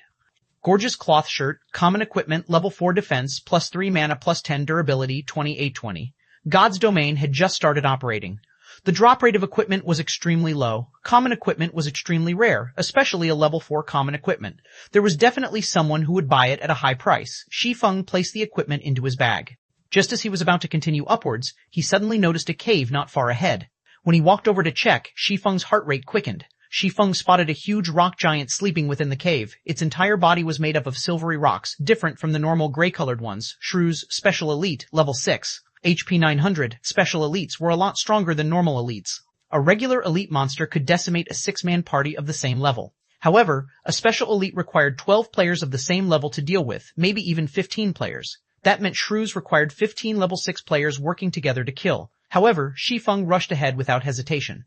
He used Thundering Flash immediately, causing ray after ray of thunder to cut across Shrew's huge body. Damages of 1, 2, 3 appeared above Shrew's head. Ayak killing Shrew's. Even though the damage dealt by Shi Feng was negligible, Shrew still woke up from his deep slumber. Anybody would be enraged when they were abruptly awoken. "I'll flatten you, puny human," Shrews bellowed. The entire cave shook as Shrews stood.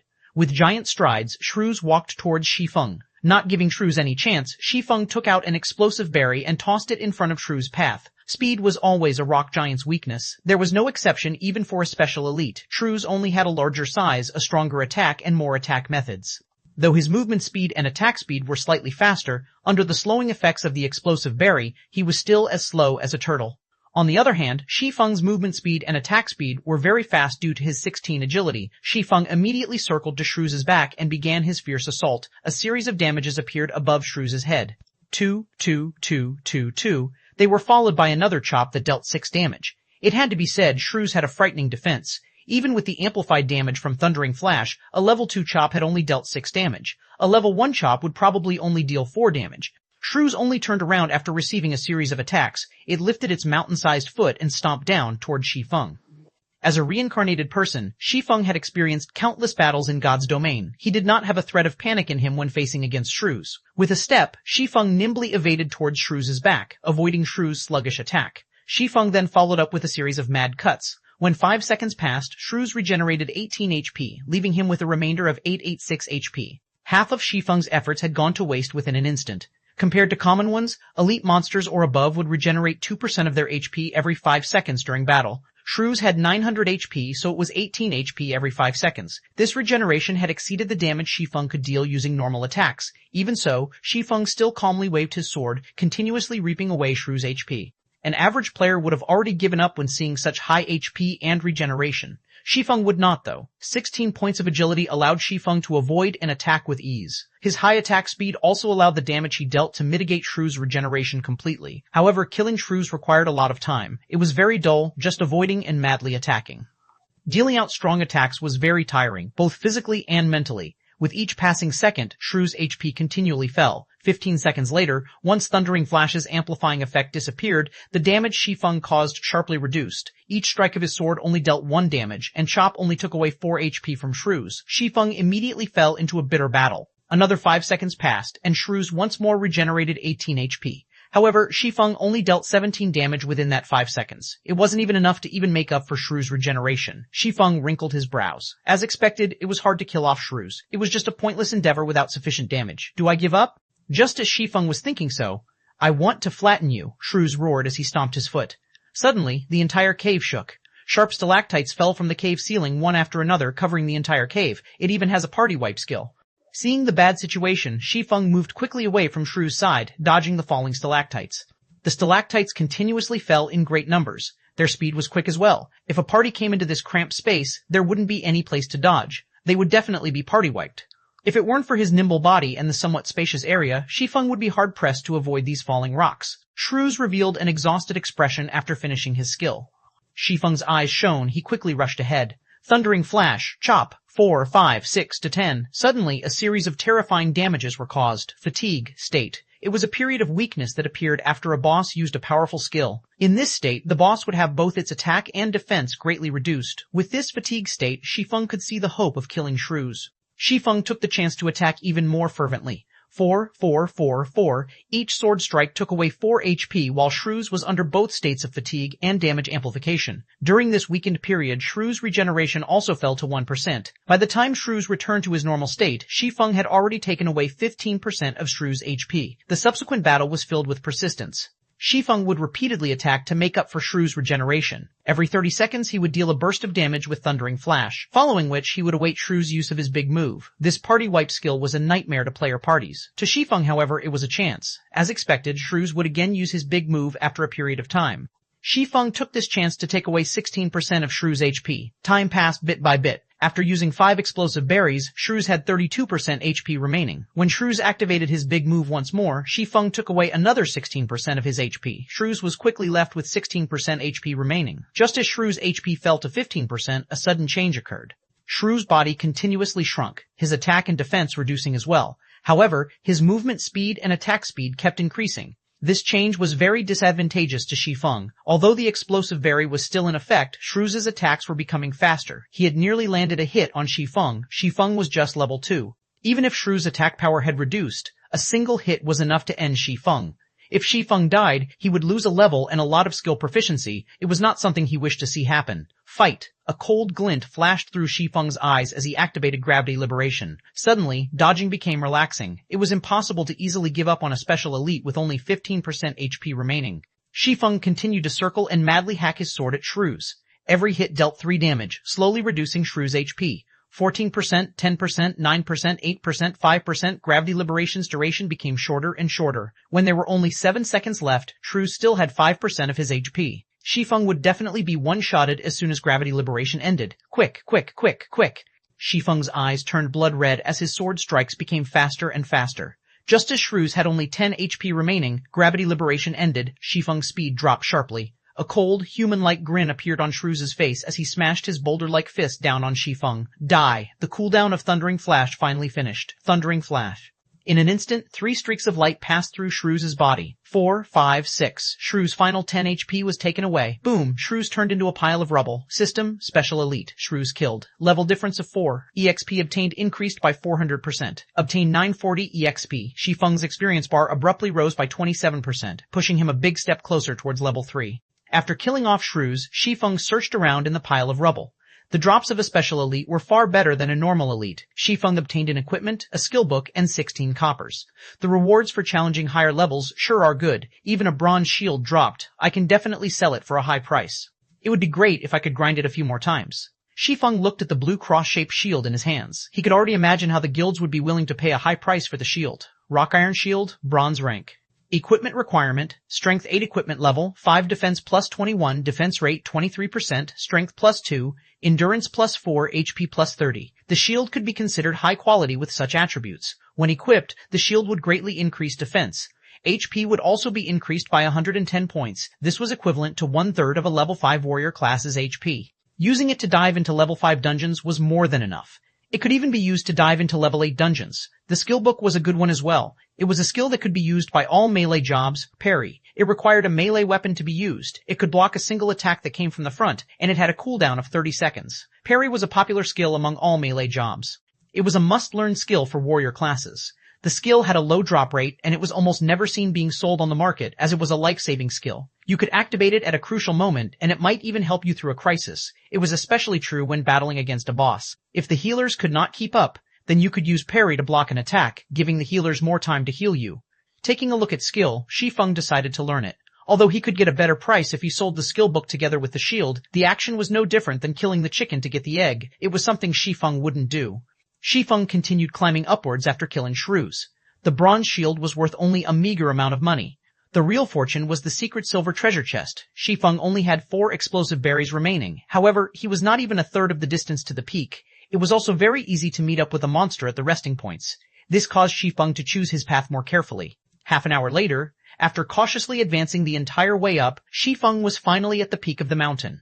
The visibility at the top was very poor with all the white clouds and mist. Shi Feng could only see 20 yards in front of him. On his way up, Shi Feng had used all 4 of the remaining explosive berries on rock giants.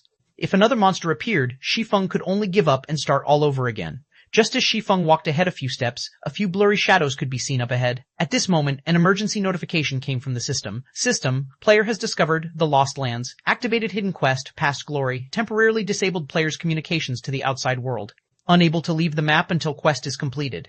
Crap, those assassins lied, Shi Feng silently cursed. Those assassins had undoubtedly kept hidden some information. The situation at the mountain peak was entirely different from what the assassins reported. 9 might of 1,000. Although the lies of those assassins angered Shi Feng, he had to remain calm in facing this unknown situation.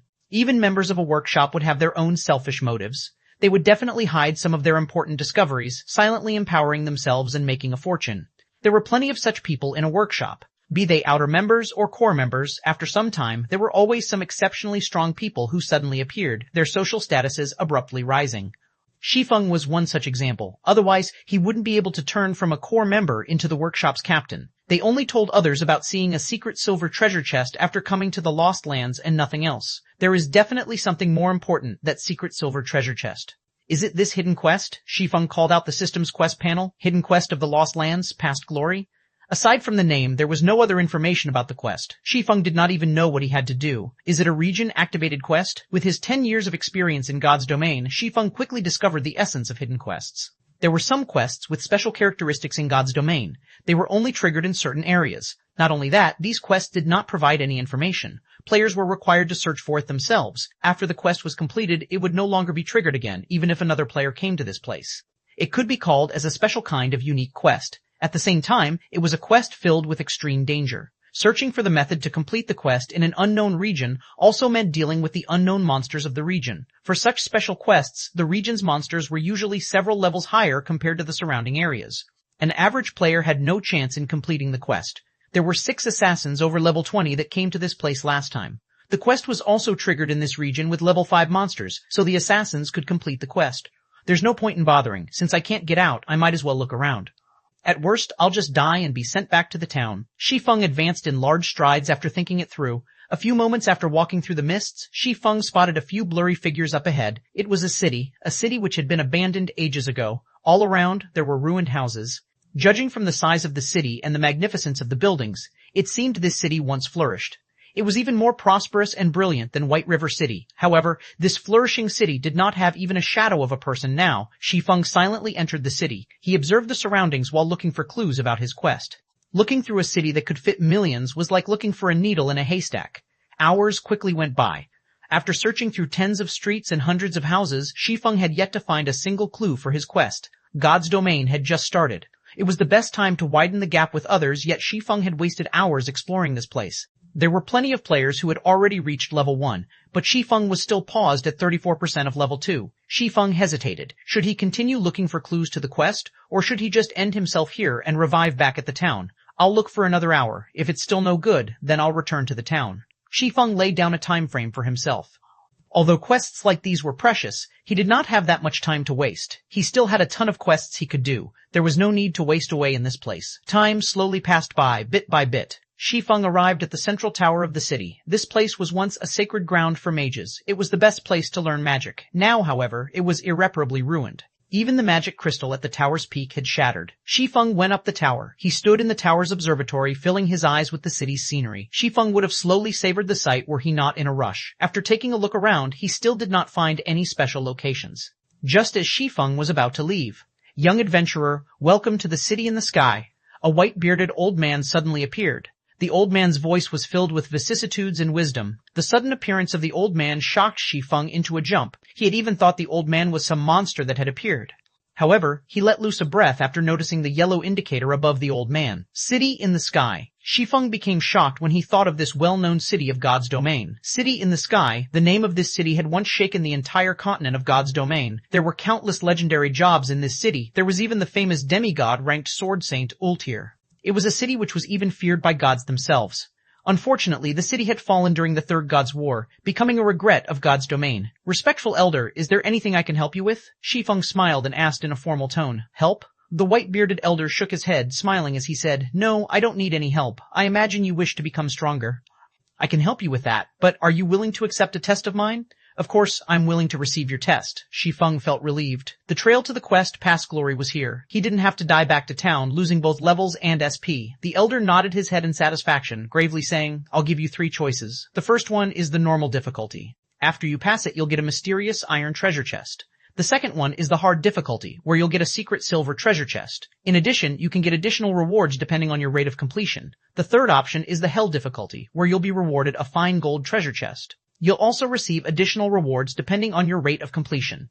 Young adventurer, which do you choose? 3 choices, each harder than the other, and each more attractive than the other. The 6 assassins who were over level 20 had chosen the hard difficulty. They returned with the secret silver treasure chest but chose to hide the additional reward. This meant that the additional reward was even better than the secret silver treasure chest. After some thought about it, Shi Feng decided to bravely challenge it. A person who had been reincarnated should have courage. Respected elder, I choose the hell difficulty. Shi Feng was confident he could manage this difficulty. If he could complete it, then it would have a great effect on his future developments.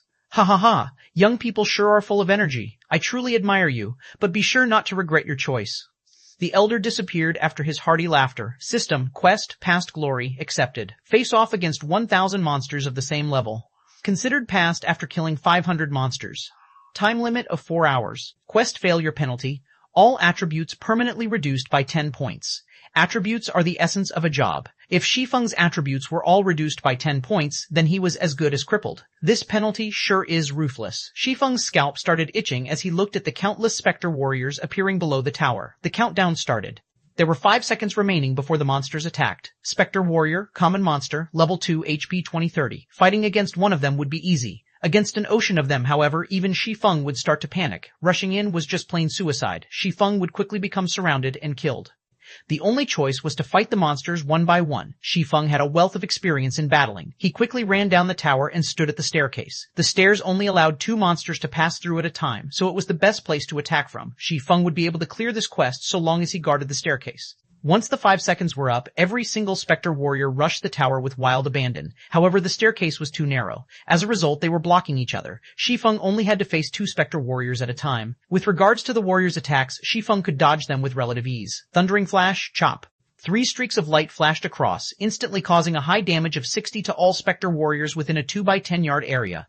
The chop that followed dealt 33 damage. Within an instant, the first Spectre warrior had only half of its HP remaining, whereas the tens of others behind had lost a quarter of their HP. Previously, Shi Feng faced off against high-leveled monsters with very high defense. The effects of Thundering Flash and Chop were both greatly reduced. Now that Shi Feng was facing monsters of the same level, Thundering Flash could vividly display its prowess as a powerful AoE damaging skill. With Thundering Flash's damage amplification effect, Shi Feng only needed 5 strikes from his sword to finish off the first Spectre warrior. In order to increase his killing speed, Shi Feng activated Gravity Liberation to increase his attack speed. Coupled with the damage amplification, each warrior only needed 3 seconds to be dealt with. Unfortunately, the Spectre warriors did not give any experience. Instead, skill proficiency had a 100% chance to increase by 1 point. With every death of a Spectre warrior, Shi Feng's SP continuously increased. Shi Feng became very happy after seeing such a sight. The elderly NPC probably had not imagined that a level 2 swordsman would possess such a powerful AoE skill. With such a skill, Shi Feng feared crowd tactics the least. Shi Feng could also easily dodge attacks in a 1 versus 2 scenario. Other players would have most likely failed the quest, yet Shi Feng was able to complete it with perfection. After 2 hours had gone by, Thundering Flash had reached level 2 after its SP increased to 300 points. The skill's damage increased from 130% to 135%, and its cooldown reduced from 30 seconds to 28 seconds. Chop's SP had also increased to 426,600. It would reach level 3 with just a little more. Shi Feng's monster grinding speed increased once more after Thundering Flash reached level 2. The Spectre warriors fell in batches. When there were only 20 over warriors remaining, there was still an hour and a half remaining for the quest. With another use of Thundering Flash, the last remaining 20 Spectre warriors fell as well. Not bad. Here's your reward, youngster. The elder appeared once more with a chuckle. Looking at Shi Feng, the elder took out a fine gold treasure chest and a pitch-black longsword. System, quest, past glory, completed. Rewarding 1 fine gold treasure chest, 1 magic weapon, job-related, obtained title, Might of 1,000. Might of 1,000. Title, when this title is in use, allies in a 30-yard radius will receive an attribute increase of 10%. Simultaneously, title user will obtain an additional effect of strength +5 and endurance +5. You can go now. The old man waved his hand after finishing his piece. Shi Feng's vision blurred. When he opened his eyes once more, he was back in the plaza of Redleaf Town. D. Shi Feng's system communication continuously rang. Blackie was contacting him. Brother Feng, you finally picked up. How come I couldn't contact you before? What should I do now? I'm already behind others by a level.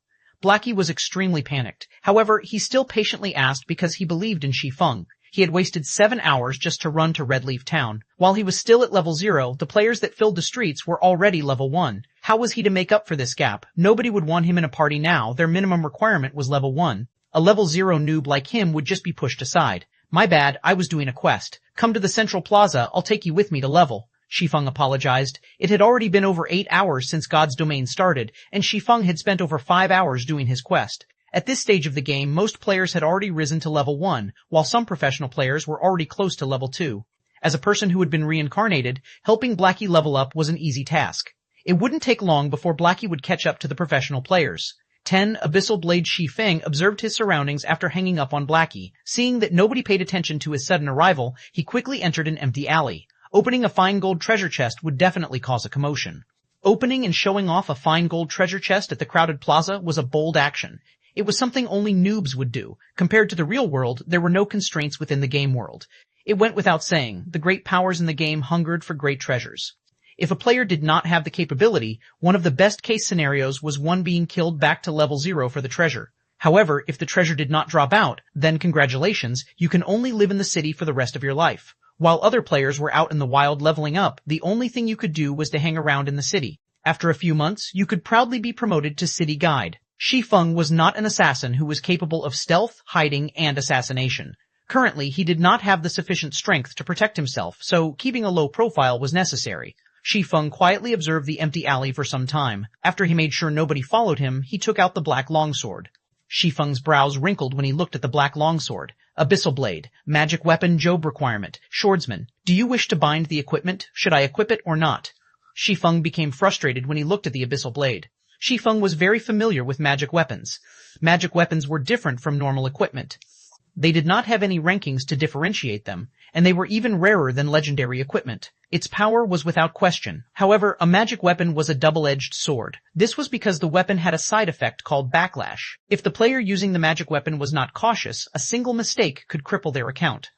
In his previous life, there were a few experts in Star Moon Kingdom that became top-tier experts because of magic weapons. Even during his peak, Shi Feng could only look up to them. However, after a period of time, 2 of those experts crippled their accounts because they did not deal with the backlash properly. Their only choice was to start a new account. Forget it, let's just set it aside for now. I can't take the risk right now. Shi Feng shook his head as he kept the abyssal blade. He had to earn 16,000 credits in 10 days. The pressure on him was huge. If any mistakes were to happen, then all his efforts before would become wasted. Shi Feng took out the fine gold treasure chest.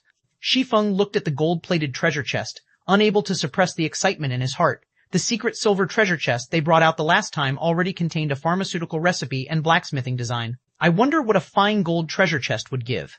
Shi Feng had been playing God's Domain for 10 years now, and the number of fine gold treasure chests he had seen did not exceed 20. Wars were fought over for every fine gold treasure chest. Shi Feng would not even dare to dream that he could be in possession of one. Shi Feng slowly opened the treasure chest. Suddenly, golden rays of light leaked out from the chest, illuminating the small alley. It would definitely be a dazzling beacon of light if it was nighttime. It would attract everyone's attention. Not daring to take any risks, Shi Feng quickly retrieved all the items from the chest. The dazzling light slowly faded away after the chest was emptied. Fortunately, it was an empty alley, so nobody would notice the short period of radiance. The settings for treasure chests in God's Domain really are damned. Luckily, it's daytime here. Shi Feng glanced at the treasure chest by his side, then shifted his gaze towards the 3 treasures in his hands. There were 2 ancient books and a battle armor. The battle armor was a secret silver equipment. It was much worse than Shi Feng had imagined it to be. Sky armor, secret silver rank, plate armor equipment requirement, strength 20 equipment level, 5 defense plus 25, strength plus 6, endurance plus 3, agility plus 3, agility plus 3, durability 30 additional attribute. Power weakening. Reduce physical damage received by 15% after equipping. Shi Feng became shocked after looking at the battle armor's attributes. Although the level of the equipment was a lot lower than the one in his previous life, its attributes were top tier. If it was worn by a warrior class, the high defense coupled with power weakening would make tanking physical bosses no longer a problem. If this armor was sold now, its price would definitely be astronomical. This is too great. Now I have armor for level 5. Shi Feng happily stored the sky armor. Swordsman wore plate armor as well. When Shi Feng wore it at level 5, he could definitely become a shield warrior. Shi Feng shifted his gaze to the 2 ancient books, becoming shocked once more when he saw their names. Book of Forging and Records of Potions. These 2 were both extremely rare treasured books. Everyone knew that forging and potion making were extremely hard to learn. Every forging master and potion master were the symbols of strength of a guild. Even Shadow, a guild that possessed 10 city-states, only had 2 forging masters and 5 potion masters. Every one of them was treated like princes. With these 2 books, Shi Feng could create a forging master and a potion master. I remember there being a hidden quest in Darkmoon Valley. Not only would it teach forging for free, it would also reward a forging talent. If I have both the forging talent and book of forging, I could quickly become an advanced forging apprentice. Then I could make bronze equipment and earn a lot of money. Shi Feng recalled a member of Shadow called Hammer Trading. The person had become a forging master because he completed that hidden quest. Darkmoon Valley was a level 4 monster area. The quest as well was a difficult one and would take up a lot of time. It seems I have to buy some items and make proper preparations. Shi Feng stored the 2 books and sent a mail to Blackie, telling him to meet up at the trade area. Shi Feng then headed to the trade area himself. At this time, there were quite a lot of players at the trade area. Players who were tired of killing monsters would come to the trade area to rest, having a drink and chatting. There were also players selling their loot from grinding. Shi Feng searched for an empty spot, covering the ground with a piece of white cloth. He placed down the equipment and herbs he picked, starting his stall. The level 4 common cloth armor was priced at 1 silver 20 coppers, while the bronze shield was priced at 21 silvers. It was a fair and cheap price at this stage of the game. Rare herbs, high-level equipment, those interested come and take a look, Shi Feng shouted. There were quite a number of players in the trade area. However, most of them were selling materials such as herbs, ore, etc. Until now, there had not been a single player selling equipment. Shi Feng's shout immediately became everyone's focus. It can't be. There really is equipment. A bronze shield even. What unbelievable luck. I don't even have common equipment yet. He's already got a piece of bronze equipment. This is level 5 equipment. Is this a joke? I'm not seeing things right. What's so great about it? Don't forget, there was an expert that killed the town mayor. That was a level 15 elite. Now nobody can receive a quest from the town mayor. Some players that received the town mayor's quest are also fuming with rage. All of them want to eat that expert alive. 21 silvers, this price is too high. I don't even have 1% of that money. The surrounding players were all in shock. God's domain hadn't been open for 10 hours till now, yet someone could obtain such top-tier equipment. The most unbelievable part was that it was even being sold. It should be known that most guilds and workshops would wear the equipment they obtained, increasing their advantage as much as possible. They would definitely not sell them. Right now, players were, on average, level 1. Level 5 equipment was something impossible to imagine, not to mention a level 5 bronze shield. However, 21 silvers was too high of a price. The income of the average player did not exceed 20 coppers, and 21 silvers equaled to 2,000 quadrid coppers. It was an impossible price for them to shoulder. Shi Feng silently smiled as he looked at the increasing number of spectating players. He never hoped for these average players to buy it. What he wanted was the advertising effect. It was only a moment before a party of players rushed over. Leading them was a shield warrior. Give way, give way. Now that we, Shadow, are here, we are buying everything on the stall. Everybody else can just leave. The party members of Shadow created a path for the shield warrior to walk through. Shi Feng sent them a glance, discovering that the shield warrior was someone he knew. The man was called Flaming Tiger. He was the team leader for Shadow in Redleaf Town. In his previous life, Shi Feng was constantly used as cannon fodder, preventing him from rapidly rising. Flaming Tiger was responsible for 3/10 of that effort. Shi Feng never thought he would meet up with this man so quickly. You, the stall owner? Flaming Tiger became excited as he looked at the blue cross-shaped shield. He then looked at Shi Feng. He did not have the observing eye skill, so he could not tell Shi Feng's level. However, Shi Feng was only clad in novice equipment, and he did not have any guild's insignia on him. He was definitely just an average player. Obtaining such equipment should be due to good luck. Shi Feng nodded his head saying, "That's right. Good. I want everything here for 1 silver," Flaming Tiger proudly stated. He said it as if everything on the stall was just unworthy garbage, and that giving 1 silver for them was looking up to one. "I don't negotiate prices. Please don't hinder my business by acting like a lord." Shi Feng did not get angry, choosing to ignore Flaming Tiger. At this moment, Flaming Tiger's face became livid. He glared at Shi Feng, coldly saying, "Are you sure you want to oppose us, Shadow? I'll give you one more chance. Think carefully before you speak." Suddenly, all 5 other members of Shadow surrounded Shi Feng. Shi Feng rolled his eyes at Flaming Tiger, saying in a straightforward manner, "Fools." He actually dared to threaten Shi Feng inside Redleaf Town. Did he not know it was prohibited to take action inside a town? "You're courting death," Flaming Tiger raged, both his eyes turning blood red. He couldn't help but want to kill Shi Feng right this instant. Ha ha ha, truly interesting. A level 5 bronze shield. How could us Assassin's Alliance be left out? Another group of over 10 players came at this moment. Every player wore the Assassin's Alliance's insignia. The person who spoke up was Stabbing Heart. He became shocked when he saw the stall owner. He did not expect to see Shi Feng, the expert who had cleared the bronze prize challenge in a single try. Shi Feng had even obtained a level 5 bronze shield now, so he had definitely killed a high-leveled elite monster. Stabbing Heart became even more respectful of Shi Feng. Here's 24 silver, I want everything here. Let's become friends. The next time you have any good equipment, you must consider us, Assassin's Alliance. Stabbing Heart handed over the 24 silvers without hesitation. Although it was not easy for the guild to collect these 24 silvers, it was definitely worth it if he could become friends with an expert like Shi Feng. Alright, since you're so straightforward, I won't ask for the 50 coppers anymore. I'll contact you in the future. Shi Feng understood Stabbing Heart's intention. It wasn't a bad deal if he could cooperate with such a large guild. Meanwhile, the surrounding players were shocked by Assassin Alliance's overwhelming air, handing over 24 silvers without batting an eye. Now, this was a large guild. Such an action had made a lot of players wanting to sign up for the guild.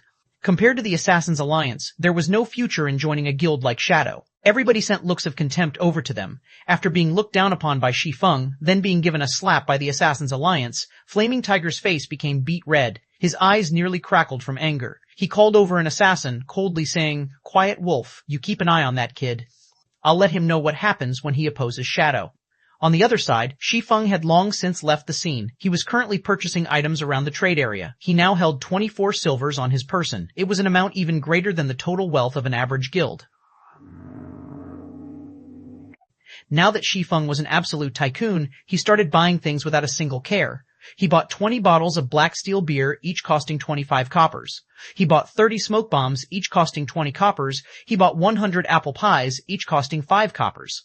Eating it recovered 30 HP every second, lasting 10 seconds.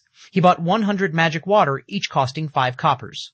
Drinking it recovered 30 MP every second, lasting 10 seconds. Shi Feng spent a lot of his wealth within an instant, leaving him with only 3 silvers. Brother Feng, you finally decided to show up. What are we going to do now? Blackie had been waiting in the trade area for some time now. He wore a dark expression on his face, and his eyes were filled with resentment. God's Domain had already been open for over 9 hours now. Aside from obtaining an Explorer title, Blackie did not obtain anything else. He was nearing the point of dying from depression. Let's go grind some monsters then. Shi Feng smiled, sending Blackie a party request. 11 black steel beer. After leaving Redleaf Town, Shi Feng brought Blackie along as they headed straight towards Darkmoon Valley. Brother Feng, we're on the path towards Darkmoon Valley. That's a level 4 monster area. Can't we choose a safer place? Seeing that Shi Feng's target was level 4 monsters, Blackie couldn't help but ask nervously. Challenging higher levels in God's Domain was extremely difficult. Usually, players would just challenge monsters that are 1 level higher than themselves. Challenging monsters 2 levels higher required at least a 6-man party for it to be possible. However, even 6-man parties wouldn't carry out such an action. Compared to exhausting themselves just to kill a single level 3 monster, it was much more efficient to just kill a level 2 monster. Shi Feng and Blackie were only 2 people. Ignoring Shi Feng, who was a level 2 swordsman, Blackie himself was still a level 0 cursemancer. He was just free food to a level 4 monster. Going against level 4 monsters just with the 2 of them was utterly suicide. Shi Feng only smiled regarding Blackie's worries. He securely said, "Relax, can't you see that I'm already level 2? That friend of mine is an expert beta tester. If it weren't for our good relation, he wouldn't even tell me such a secret. You can just wait to get on the leveling rocket." Shi Feng pushed all the problems that came with him being a reincarnated person onto his good friend. Now all his actions in God's Domain could be easily answered too. He also didn't have to explain much since Blackie would easily believe him. This was because a beta tester was the best explanation. As expected of Brother Feng, you're still the greatest. No wonder you didn't join Shadow Workshop to earn money. With an expert beta tester giving you pointers, you could definitely earn a lot of money in God's Domain. The happiness of my body's lower half will depend on you now, Blackie laughingly said as he became relieved. When joined the party before, he was very surprised to see Shi Feng already at level 2. Currently, there had yet to be any news of a level 2 player in Redleaf Town. Even elites of a workshop were no exception. However, Shi Feng had reached it. His leveling speed was absolutely terrifying. Blackie knew about Shi Feng's standards. Although his skills weren't bad, he definitely wasn't that good. Before, Blackie still had some suspicions about the news of the beta tester. However, all his worries disappeared after seeing Shi Feng's level, because only a beta tester could make something like this happen. Blackie had also started believing the possibility of Shi Feng earning 16,000 credits in 10 days. Scram. This brother's straight. Shi Feng rolled his eyes at Blackie, slightly widening the distance between them. However, Blackie's gaze still carried some impurities, causing Shi Feng to panic slightly. "What are you thinking, Brother Feng? My dream lover is the snow goddess, Gentle Snow," Blackie hurriedly explained. The snow goddess? Shi Feng had a very deep impression of this woman. She had performed extremely outstanding in other virtual games. Not only did she possess an absolutely beautiful face and devilish body, but she also had a proud attitude which was backed up by her excellent battle techniques. Because of these traits, she became even better received by the public. After 3 years since God's Domain's opening, she had become a top-tier expert within the whole country. She was also the top 10 berserker within the country. She was dubbed as the Battle Goddess. She had starred in plenty of commercials. Her personal net worth at that time had exceeded tens of billions of credits. Not only that, but she was also the vice-guild leader of Ouroboros. Millions of players would move with her single command. During those times, Shi Feng was only a minor character within God's Domain. He could only look up to Gentle Snow's shadow. Unfortunately, sometime later, Gentle Snow suddenly vanished from God's Domain. Her disappearance became a hot topic within God's Domain for some time. Brother Feng, look, that's an elite monster. Blackie pointed towards a snow-white fox in the distant paddy field as he shouted. Shi Feng looked over to the golden fields, discovering a white-colored fox. There was even a little rabbit in the fox's mouth right now. Cunning Snow Fox, Rare Elite, Level 2 HP 450. Blackie, your eyesight and luck are seriously too good. You even spotted a Rare Elite. We're going to earn a fortune this time. Shi Feng stealthily walked closer to the fox as he directed Blackie. You just attack from a distance and leave the rest to me. Rare elites were a special type of elite. They had the same capabilities as a normal elite monster, but the rewards they give out were a lot greater. It would take a long time for it to respawn after being killed. Whether you could meet one depended on your luck. Brother Feng, you must be crazy. That's a level 2 elite. We can't go against it. Blackie wanted to stop Shi Feng. Only a small party of the same level could deal with an elite. Fighting one alone without any healing would definitely lead to death. However, Blackie was too late. Shi Feng had quickly circled to the Snow Fox's back, launching a sudden attack. Chop! A sword strike flew.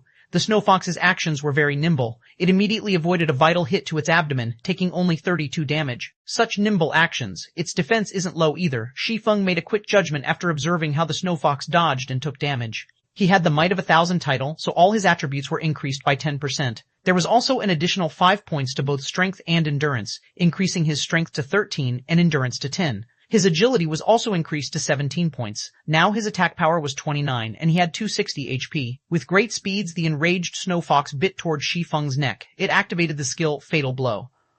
However, with 17 agility, Shi Feng's speed was not any slower than the Snow Fox. By the time the Snow Fox had rushed over, Shi Feng's novice sword had already struck down towards the fox's head. Pung! Shi Feng only had 13 points of strength. It was still not enough to block the Snow Fox's attack. 49 damage appeared above Shi Feng's head, and his novice sword's durability decreased by 1 point as well.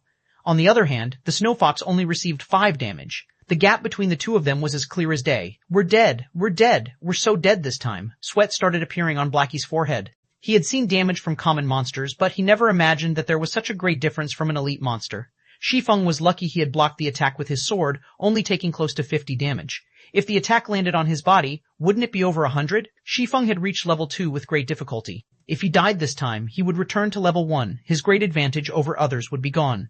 Move, Blackie, Shi Feng shouted. He really must have gone mad. Fine, at worst I'll just die once. I'm still level 0 anyway. Blackie clenched his teeth and started chanting a curse, his hands making gestures. A dark arrow shot out, dealing 5 damage to the Snow Fox. Blackie sucked in a deep breath when he saw the damage. He had added all his points into intelligence, yet 5 damage was all he could do. An elite monster's defense was just terrifying. Shi Feng, who was facing the Snow Fox, was under even more pressure. The Snow Fox had very high agility. It was able to dodge whenever Shi Feng wanted to use Chop.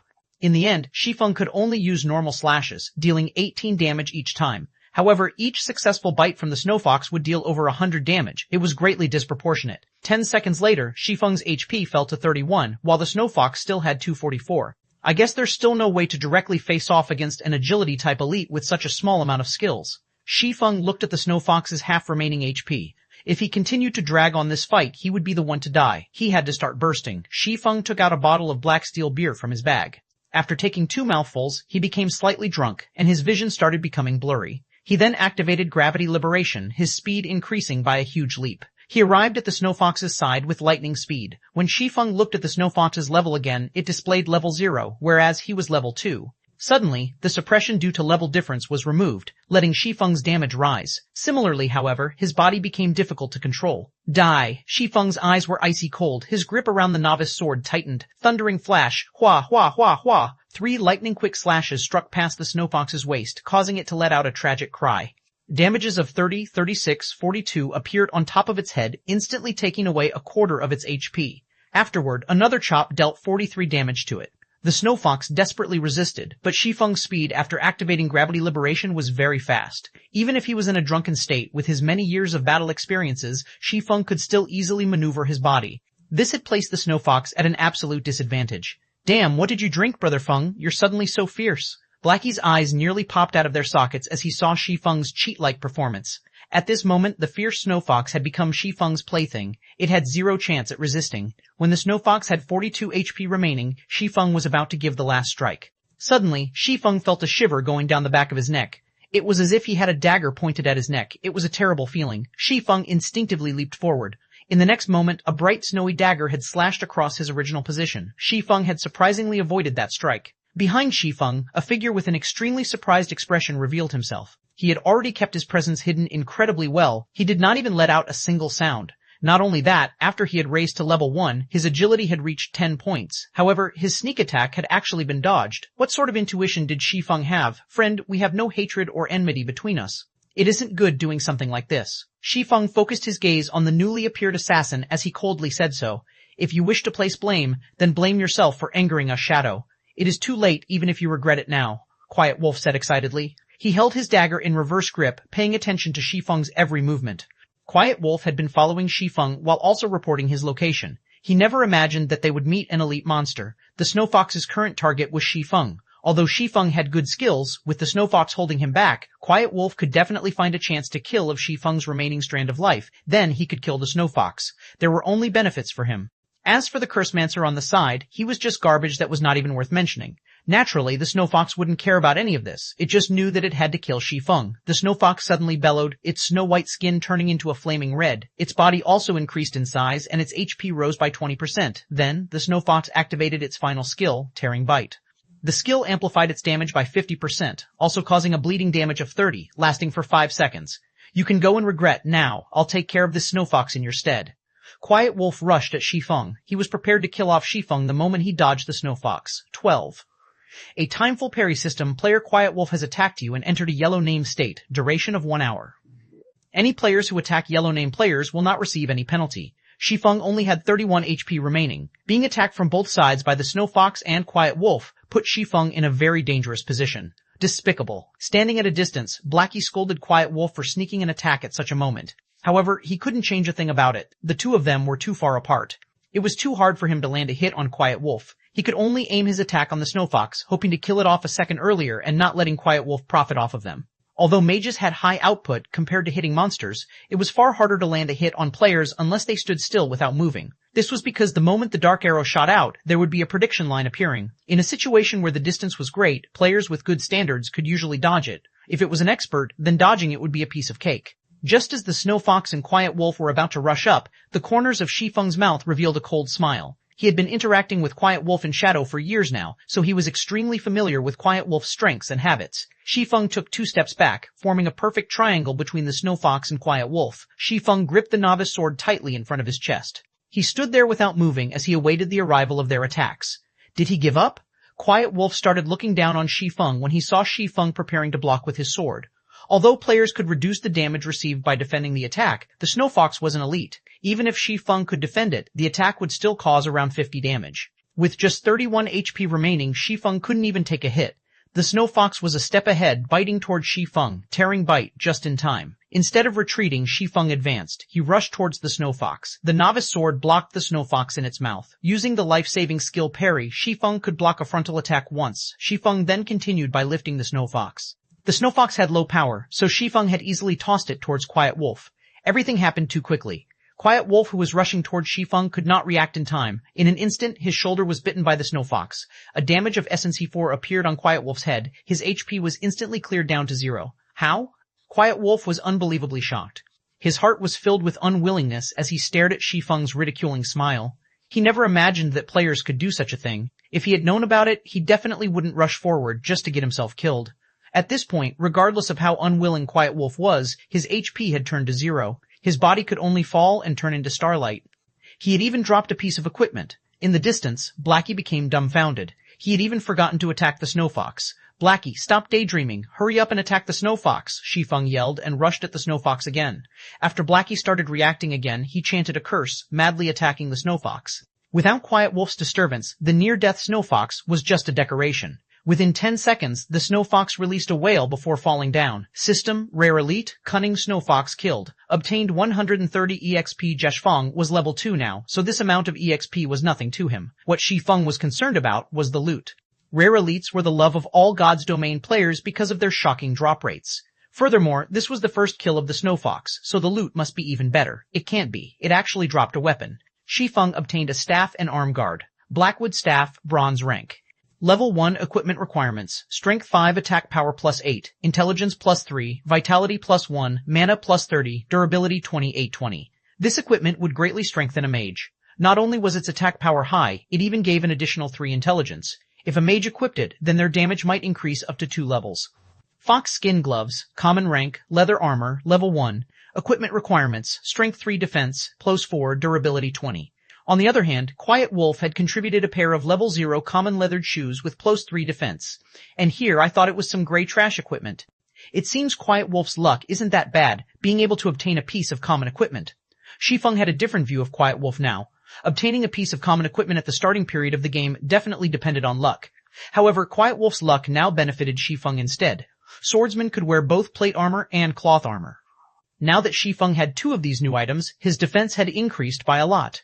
Blackie, your equipment. Shi Feng passed the Blackwood staff to Blackie. However, Blackie did not receive the equipment. He had a hesitant look on his face. Killing the snow fox depended entirely on Shi Feng. Blackie wasn't of much help, yet he had received the best equipment, a piece of bronze equipment no less. At this stage of the game, there weren't many players capable of owning such an item. It was extremely valuable. What's happened to you? Aren't we good brothers? Why are you being courteous with me? Besides, you're a cursemancer. Once you've reached level 1, you can fully exert the staff's greatest capabilities. With that, we can level even faster. Shi Feng said in a serious tone as if he knew what Blackie was thinking. After some thought, Blackie was able to make sense of it. He no longer refused it, saying, "Thanks, I'll definitely use it properly. Now." "That's much better." Shi Feng laughed. "Let's go. We're going to Dark Moon Valley. Red Leaf Town. Quiet Wolf. What were you even doing? Not only did you die, you've even dropped a piece of expensive equipment.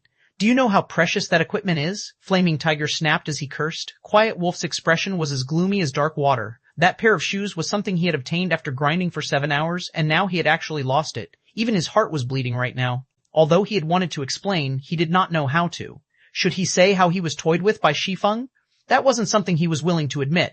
However, even if he wanted to snatch the equipment back, he wasn't an opponent for Shi Feng. "Brother Tiger, I discovered a rare elite in the wild. I didn't think I would be discovered by that kid when I was about to kill off the elite. That kid had even brought along another person. In a 1 versus 3 situation, I wasn't their opponent at all." Quiet Wolf pretended to be enraged as he turned black into white. He continuously tempted Flaming Tiger. That brat should have killed the rare elite by now. He must have obtained some good equipment. They were on the path towards Dark Moon Valley. We could still catch up to them if we chase after them. We might even be able to get back the equipment. Rare elite? Flaming Tiger's eyes started to shine. He no longer questioned Quiet Wolf. Instead, he was extremely interested in the loot of the rare elite. He said excitedly, "Let's go. We'll immediately chase after them. They actually dare to steal my equipment. I will make them regret even playing God's Domain." Within a short moment, Flaming Tiger gathered all the members of Shadow Workshop present in Red Leaf Town. He brought along 11 workshop members and rushed towards Dark Moon Valley. No matter what, he wanted to kill off Shi Feng and obtain his equipment. At this moment, Shi Feng and Blackie had already arrived at Dark Moon Valley. There was a smithy beside the flowing creek. Shi Feng and Blackie quietly stood in front of it. They were looking at a bare-chested, middle-aged uncle. In his hand, the man wielded a steel hammer. Ding, dang, he kept hammering on the crimson red ore. Time slowly flowed by, bit by bit. "Brother Feng, are we still going to wait?" "It's already been half an hour now," Blackie said. "We have to wait. Without patience, he won't give us the quest," Shi Feng affirmed. In his previous life, hammer trading had passed by this place on accident. He had discovered a smithy here. However, the blacksmith here didn't pay any attention to him regardless of how hammer trading talked to him. This had enraged hammer trading, so he decided to drag it on with the blacksmith. He kept standing to the side, sending death glares to the blacksmith. He had never imagined that after some time, the blacksmith would actively speak up. Not only that, the blacksmith even gave out a hidden quest. This had allowed hammer trading to learn the forging talent, becoming the forging master of the era. When Shi Feng thought about obtaining the forging talent, coupling it with the Book of Forging, advancing into an advanced forging apprentice became a very easy task. When that time came, gold coins would rain into his pockets. After waiting for more than 10 minutes, "Do you two have an interest in forging?" the middle-aged blacksmith suddenly asked. "Yes, sir." "We've loved forging since we were young," Shi Feng immediately said. The middle-aged blacksmith nodded his head, saying in a satisfied tone, Then since you love forging, I can teach it to you. But first, could you help me retrieve 100 pieces of meteorite ore? They can be found on the west side of Crimson Star Mine. Of course, we would gladly be at your service, Shi Feng respectfully answered. System, Hidden Quest Road of Forging accepted. Player is requested by Forging Master Jack to obtain 100 pieces of meteorite ore from Crimson Star Mine. Crimson Star Mine was the nest of level 4 kobolds. These monsters loved ore the most. They would spend every day mining within the mines. As such, kobolds were born with great strength. However, they had short limbs. Because they stayed underground for long periods of time, their range of vision was short. They could only detect enemies within a 35-yard distance. This distance was also the maximum range of attack for a mage. At the mine's entrance, there were many kobolds walking around. An entire group of them would be attracted even if only one of them was attacked. Kobold level 4 HP 420, here. First, some food and drink to fill ourselves. We'll start work after that. Shi Feng brought out a black steel beer and an apple pie. Blackie didn't understand what Shi Feng was trying to do, but since it was Shi Feng's request, he must have his own reasons. Blackie sat down and started eating. 10 seconds after eating the apple pie, all of Blackie's attributes were suddenly increased by +1 points, the effect lasting 30 minutes. After drinking the black steel beer, Blackie's vision started becoming hazy. When he looked at the distant level 4 kobolds, their levels were suddenly reduced by 2, becoming level 2. Alright, let's start then. A bottle of black steel beer's drunken effect only lasts 30 minutes. Shi Feng stood up. He took out a smoke bomb and walked closer to the mine's entrance. Then he threw it at the group of level 4 kobolds. There were currently over 10 of them there. Smoke bomb able to reduce the visibility in a radius of 10 by 10 yards. Duration of 1 hour. The smoke bomb was able to reduce a monster's vision by 10 yards. It wasn't particularly useful against other monsters. However, it was great when facing kobolds. Their vision was now reduced to 25 yards. As long as a mage attacked from a 30-yard distance, the kobolds would not be able to spot them at all. They could only stand there and wait for their deaths. Attack. Shi Feng pointed to the kobolds within the smoke. Blackie was half doubting Shi Feng's actions, but he still chose to believe in Shi Feng. His mouth started chanting a curse. A moment later, a dark arrow shot out, landing directly on the foremost kobold. 13 Blackie's good luck.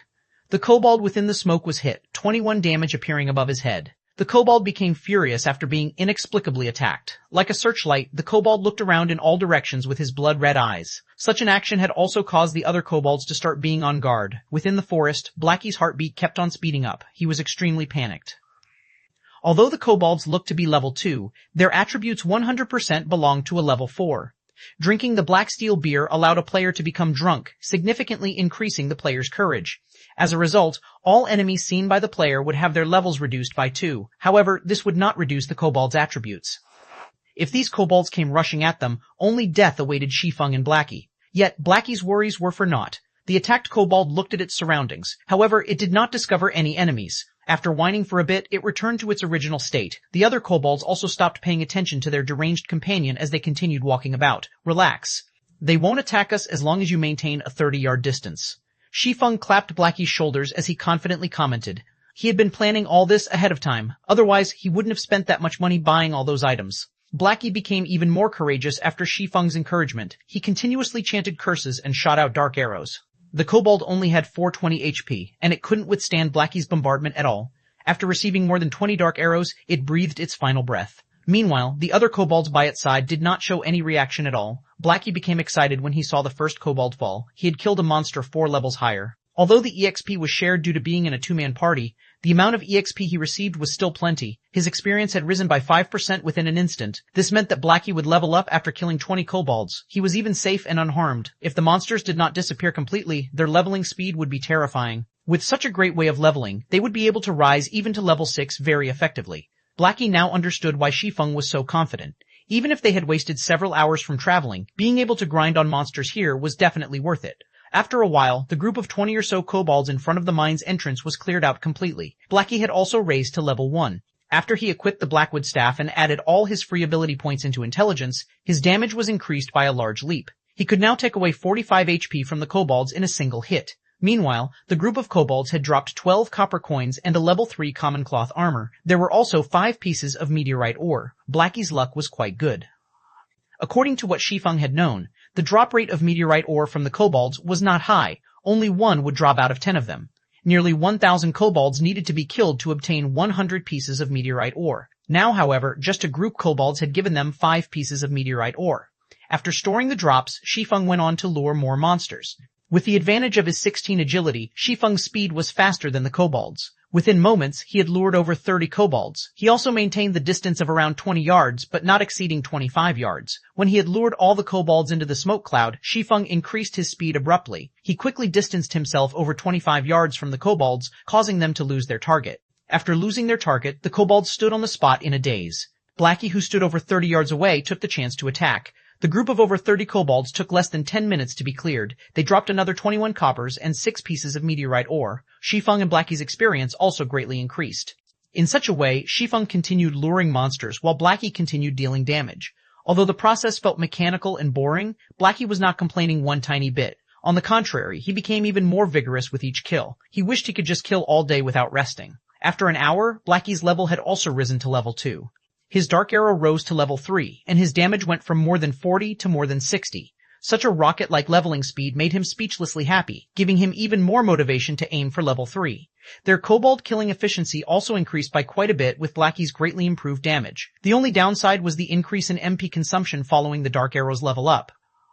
Fortunately, there was the magic water that Shi Feng had bought. With it, Blackie could fully regenerate his MP before Shi Feng had lured a new group of monsters, allowing him to deal damage without pause. Meanwhile, Shi Feng was observing Blackie's condition while he lured a suitable number of kobolds. Other than that, he was just picking up the loot.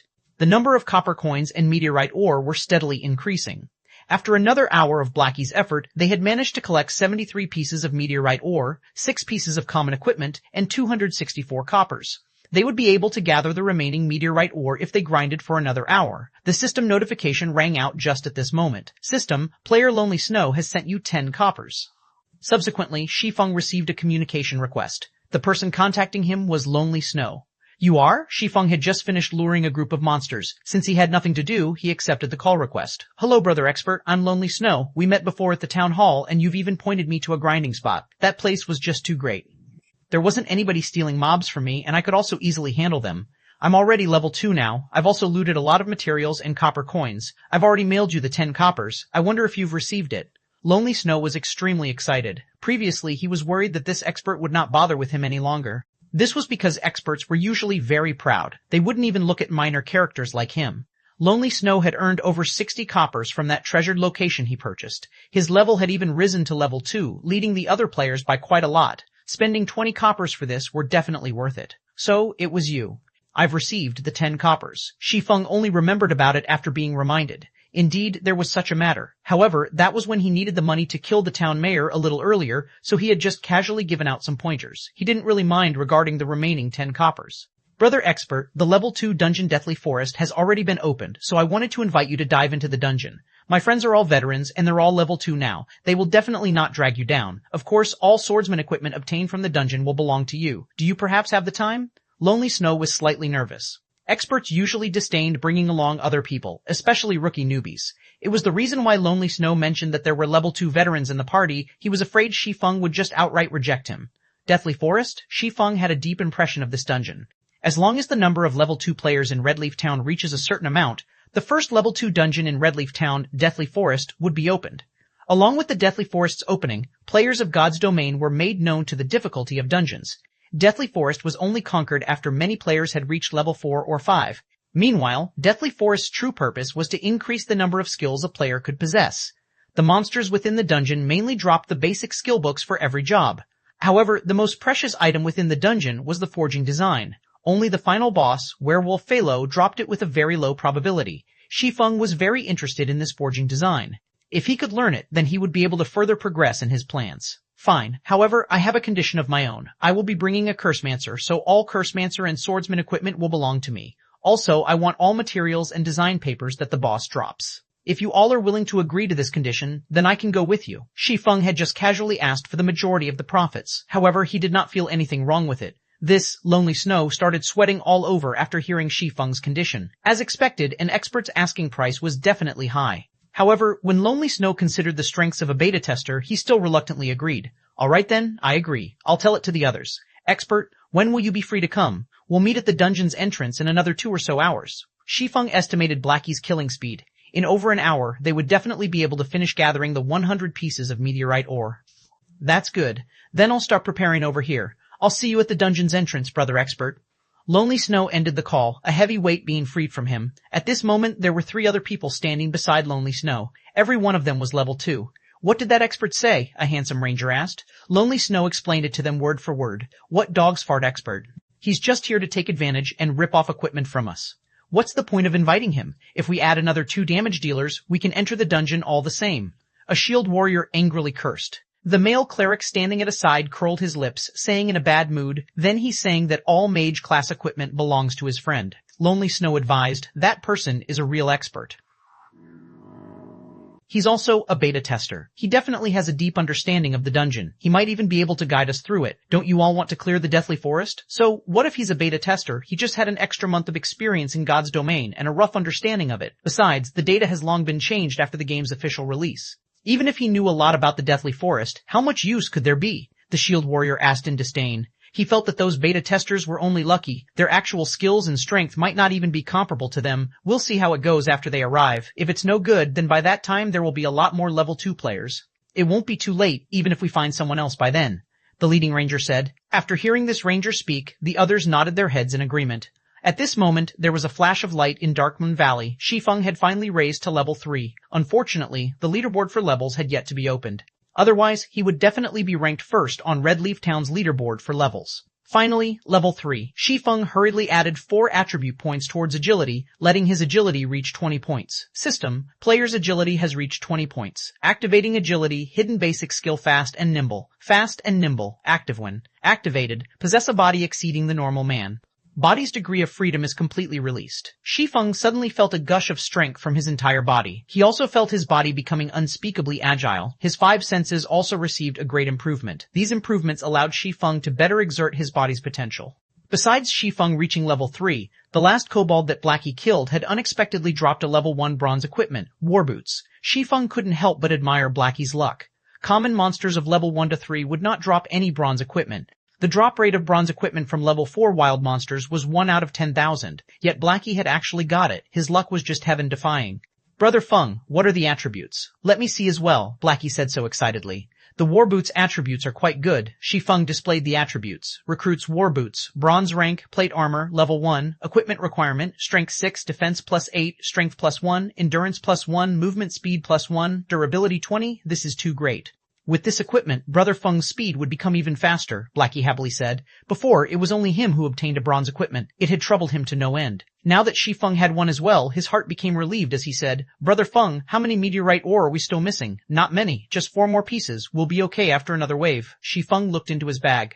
Unknowingly, there were already 96 pieces of meteorite ores in his bag. If someone else had come here to grind, they might have needed 5 to 6 hours to obtain this many. Luckily, there was Blackie. They had gathered most of it after just killing a few hundred kobolds. Just when Shi Feng was about to lure more monsters, his keen senses detected 3 blurry figures were closing in from behind Blackie. Blackie, dodge quickly, Shi Feng yelled as he pulled out his novice sword. With lightning speed, Shi Feng rushed over. Blackie remained ignorant of the situation. He was still stuck being happy, unaware of the things approaching him. Only finding out now? You're too late, he'll be the first one. 3 figures suddenly appeared. They were 3 assassin players, and one of them was Quiet Wolf, the person who was killed before. A mage being simultaneously ambushed by 3 assassins would die, without question. There would be no suspense to it, even if Blackie was 1 level higher than them. 14 extraordinary players' physique. The simultaneous attacks from the 3 assassins caused a lot of damage to Blackie. Even though he wore several pieces of common cloth armor, he had still lost nearly half of his HP. System, Guild Shadow has attacked your party. All party members are allowed to attack members of Guild Shadow without penalty. Duration of 1 hour. I'll fight you guys. Blackie knew he was sure to die. His speed was not comparable with an assassin's. However, he also wanted to retaliate before he died.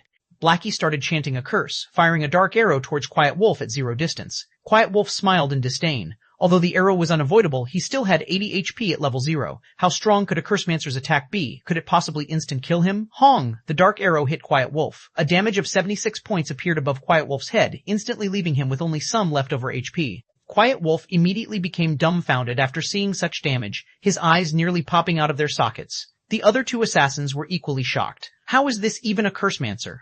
This was just a cannon. The person who dealt the damage was also shocked. Blackie had never imagined that the level 3 dark arrow would be so powerful. In reality, however, it wasn't just the level 3 dark arrows taking effect.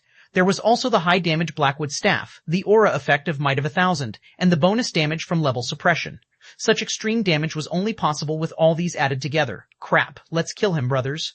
His staff is definitely a mysterious iron equipment. As a veteran gamer, Quiet Wolf quickly reacted, revealing his greed towards Blackie's weapon. Blackie being able to deal such a high damage was definitely due to a mysterious iron weapon. Otherwise, he wouldn't be able to nearly instant kill Quiet Wolf. Suddenly, the other two assassins became full of energy as they rushed towards Blackie. Not to mention a mysterious iron weapon, they didn't even have a common weapon.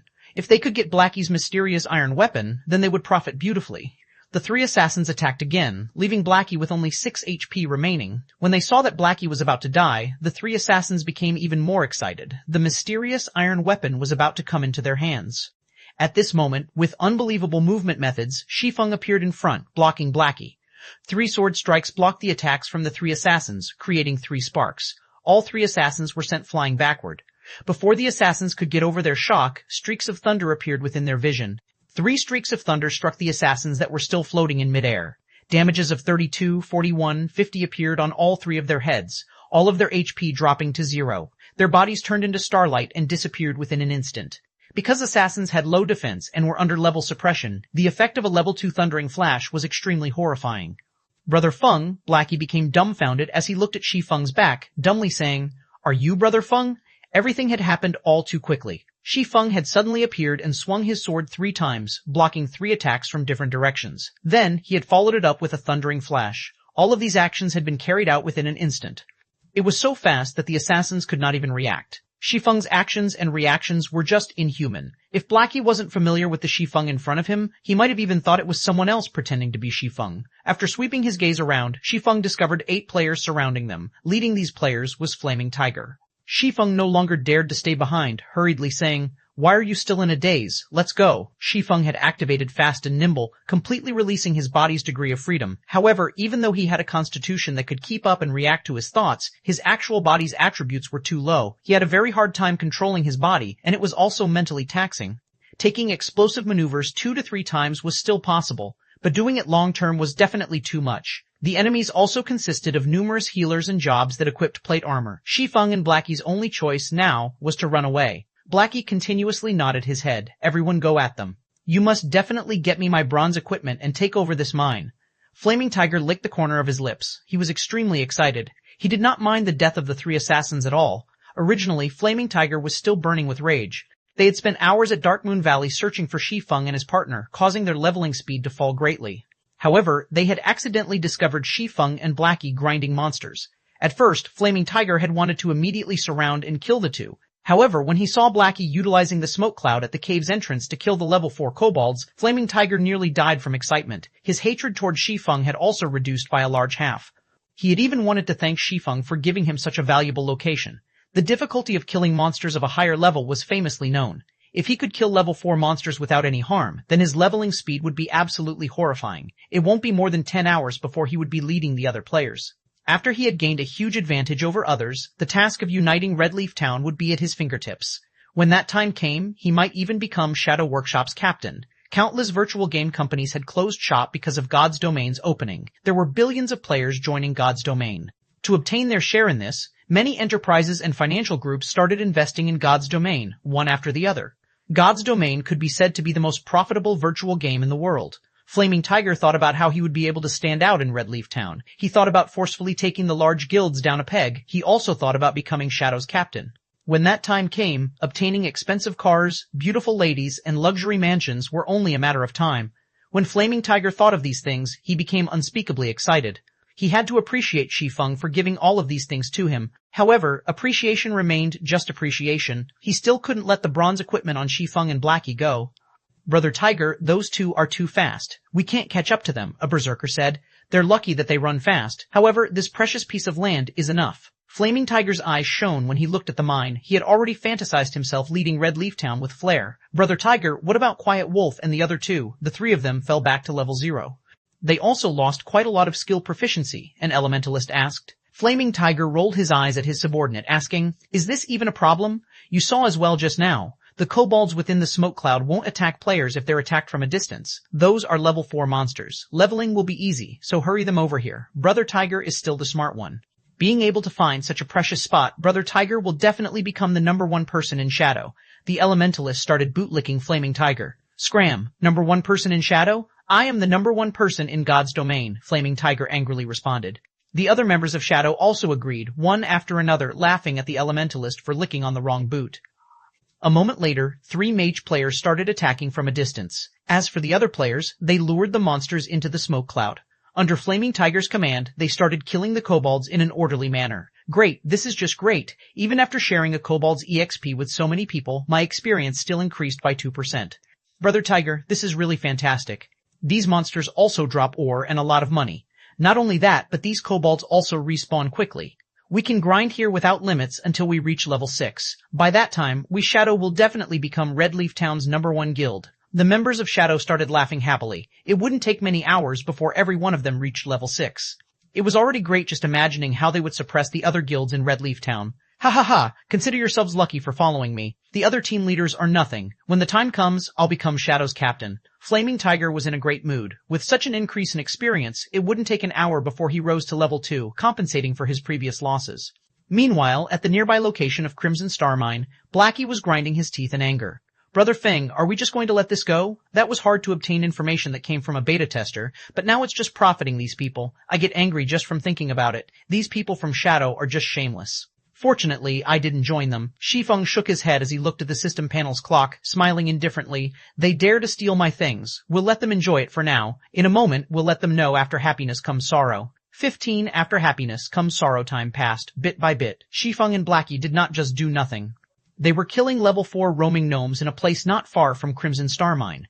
Roaming gnome, common level 4 HP 400. Compared to the kobolds, the roaming gnomes were much more agile. They were very good at dodging. However, their attack and defense weren't all that good. Moreover, Dark Moon Valley had yet to be developed.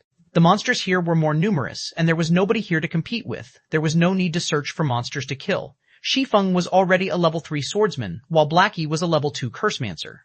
After activating Fast and Nimble, the roaming gnome's dagger had no chance of even touching Shi Feng. As for Blackie, his damage was even fiercer after drinking a black steel beer. With Shi Feng entangling the gnomes in the front, and Blackie dealing damage from behind, killing off the roaming gnomes became very easy. The efficiency was even better than grinding off the kobolds. In the front of the Crimson Star Mine, groups of kobolds laid still before the mine's entrance. Copper coins and various kinds of ores were scattered all over the ground. Brother Tiger, this place is just too great. It's just been over half an hour, and everyone is already level 2. So much money dropped as well. Ha ha ha, keep up the effort everyone. You 3, lure more monsters. As long as we continue grinding this way, it will only be 3 to 4 hours before we can rise to level 3. Flaming Tiger excitedly commanded the 3 assassins that just recently arrived to lure the kobolds. The mages were already level 2, so the speed of killing the kobolds had increased by a big leap. Luring a group of over 30 kobolds was not enough for them. Brother Tiger, something dropped here. A berserker held onto a book as he shouted, "Bring it here, let me have a look at it," Flaming Tiger said while smiling. He licked his dried lips when he saw something dropped. After Flaming Tiger received the book, he suddenly started laughing loudly. Great, really great.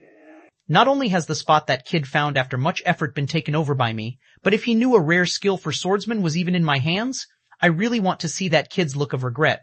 Brother Tiger, I saw that kid when I came here. They were still nearby killing roaming gnomes. I'm guessing that they're still unwilling to leave and still thinking of this place. Why don't we go over and kill them?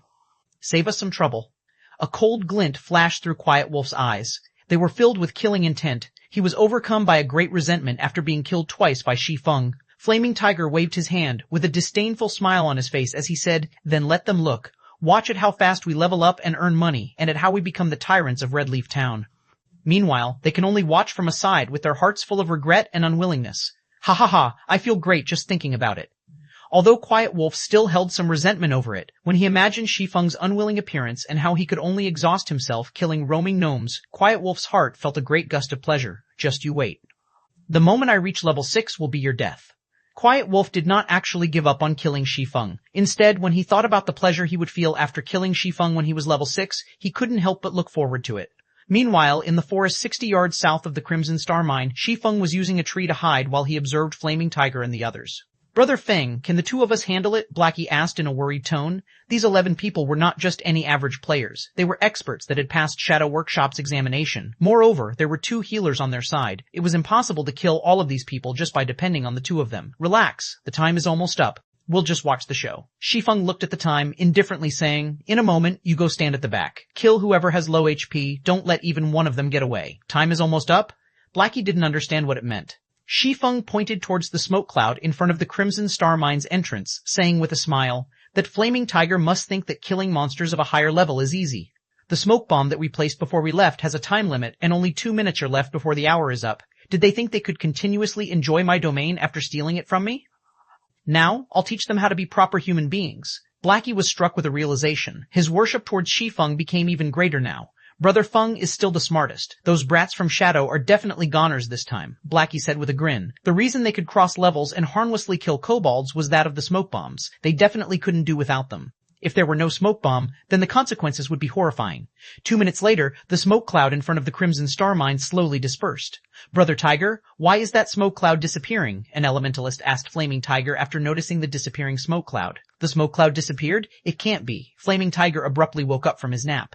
When he looked over at the mine's entrance, the smoke cloud really did disappear. If it's gone, then fine. The smoke cloud might be a periodic thing. Don't bother with it, keep on grinding. Just as Flaming Tiger finished speaking, the usually stupid-looking kobolds that did not retaliate suddenly looked towards the members of Shadow Workshop in unison. There were over 40 kobolds with blood-red eyes. The kobolds let out angry growls after finally discovering the people who had been attacking them. Suddenly, they all came rushing forth. The members of Shadow did not react at all. Within an instant, they were surrounded and given a beating by the kobolds. A level 2 player could hardly take 3 hits from a kobold, not to mention a group of kobolds. 7 players died within a blink of an eye. The backline players became a mess as they ran for their lives. However, the kobolds were very fast. It only took them moments to catch up to the escaping mages. For each mage, they were gifted a hammer to their heads. The mages quickly lie still on the floor, never to rise up again. Crap, what is going on here? Why did these kobolds suddenly become insane? Flaming Tiger cursed. He quickly turned tail and ran the moment he noticed the situation turned bad. They had risen to level 2 after much effort. However, this death sent them all back to level 1. There were even 3 assassins who were level 0. It was an absolute loss. With such an increase and decrease, the dream becoming the tyrants of Redleaf Town also perished. Instead, the current members of Shadow weren't even up to par with the average player. They were even further away from the other guilds. Flaming Tiger's heart started to bleed in pain. We meet again, Brother Tycoon, Shi Feng said with an indifferent smile. He currently blocked Flaming Tiger's escape path. After seeing Shi Feng sneer, even an idiot would understand that the kobold's rebellion had something to do with him. You're dead for sure, kid. You dare to actually scheme against me. If I don't kill you back to level 0, then my name will be read backward. All of Flaming Tiger's hair stood up in anger. He raised his shield and swung it at Shi Feng. Compared to the other members of Shadow Workshop, Flaming Tiger's skills were clearly a tier higher. With one hand, he used his shield to block Shi Feng's vision, while he used the other to stab his short sword towards Shi Feng's vital point. It was simple, yet sinister, and it was very hard to stop. However, Flaming Tiger's confident strike struck air. Where is he? Flaming Tiger fixed his gaze to the front. However, there wasn't even a shadow of a person present, over here. Shi Feng stood behind Flaming Tiger, his sword waving down. Chop! A damage of 36 appeared above Flaming Tiger's head. His HP had instantly gone from 220 to 84. When Flaming Tiger was hit, he hurriedly spun around and used Shield Bash. However, Shi Feng had long since seen through Flaming Tiger's movements. He took a step backward and spun his body around, hiding by the shield. Then, Shi Feng arrived once more at Flaming Tiger's back, giving him another sword slash. Without the use of any skills, Shi Feng could only deal 23 damage to a shield warrior with high defense. You coward, don't hide if you have the ability. I can kill you anytime I want. Flaming Tiger could not land any hits on the agile Shi Feng.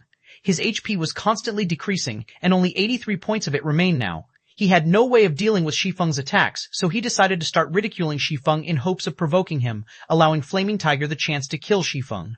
Sure, I'll stand here without dodging. Come attack me then, Shi Feng answered without hesitation. Flaming Tiger silently smiled. He never imagined that Shi Feng was such a fool, taking the bait with just a small amount of stimulation. Watch how I'll toy with you to death. Flaming Tiger raised his shield and used charge at Shi Feng. If Shi Feng didn't dodge, then he could only take the hit forcefully. In terms of strength, Flaming Tiger wouldn't lose to Shi Feng. However, only disappointment was waiting for him. Just when Flaming Tiger was 2 yards away from Shi Feng immediately used Thundering Flash. 3 streaks of thunder went past Flaming Tiger's shield, directly landing on his body. 3 high damages appeared above Flaming Tiger's head, 28, 35, 41, his HP instantly dropping to 0. You, despicable. Flaming Tiger glared at Shi Feng. He was furious to the point of spitting out blood. If it weren't for himself rushing towards Shi Feng on his own accord, he wouldn't have been struck by all the attacks of that skill. Are you all right, Brother Tycoon? I said I would stand here without dodging, but I've never said I wouldn't move my hands. How could you be so gullible, even rushing over, yourself? Shi Feng spread out his arms, showing that it was all a mistake, saying, Oh, right, I still have to thank Brother Tycoon for earning me so many ores. You've saved me a lot of time. Flaming Tiger pointed towards Shi Feng, wanting to say something. However, his body had already turned into starlight and disappeared. He couldn't even utter a single word, only leaving behind a pile of ore and a single book. 16. Everyone's a liar. In Redleaf Town's noisy plaza, flashes of white light appeared, following which, figures of players appeared, one by one. These players were the revived members of Shadow. These people had down and extremely depressed expressions on their faces. Nothing could beat the pain and entangled feeling of having recently gained something, then losing it again. Just a moment ago, they were still dreaming of becoming the tyrants of Redleaf Town. Their levels were increasing. It was like flying. In the next second, however, they died. Not only had their levels and skill proficiency decreased, but the experience they had at level 1 was also lower than before. They were much worse off compared to the average player. Flaming Tiger's expression after reviving was even more livid. His eyes alone could eat a person alive. System, player Shi Feng has killed you. You will be revived in Redleaf Town after 3 seconds. At the same time, you will lose 1 level, and all your skill proficiencies will be reduced by 100 points. Shi Feng, I will not let you off. I will definitely make you wish for death. Flaming Tiger let out an angry bellow after looking at the numbers displayed by the system. His actions had caused the other players to quickly avoid him, not daring to look at this madman.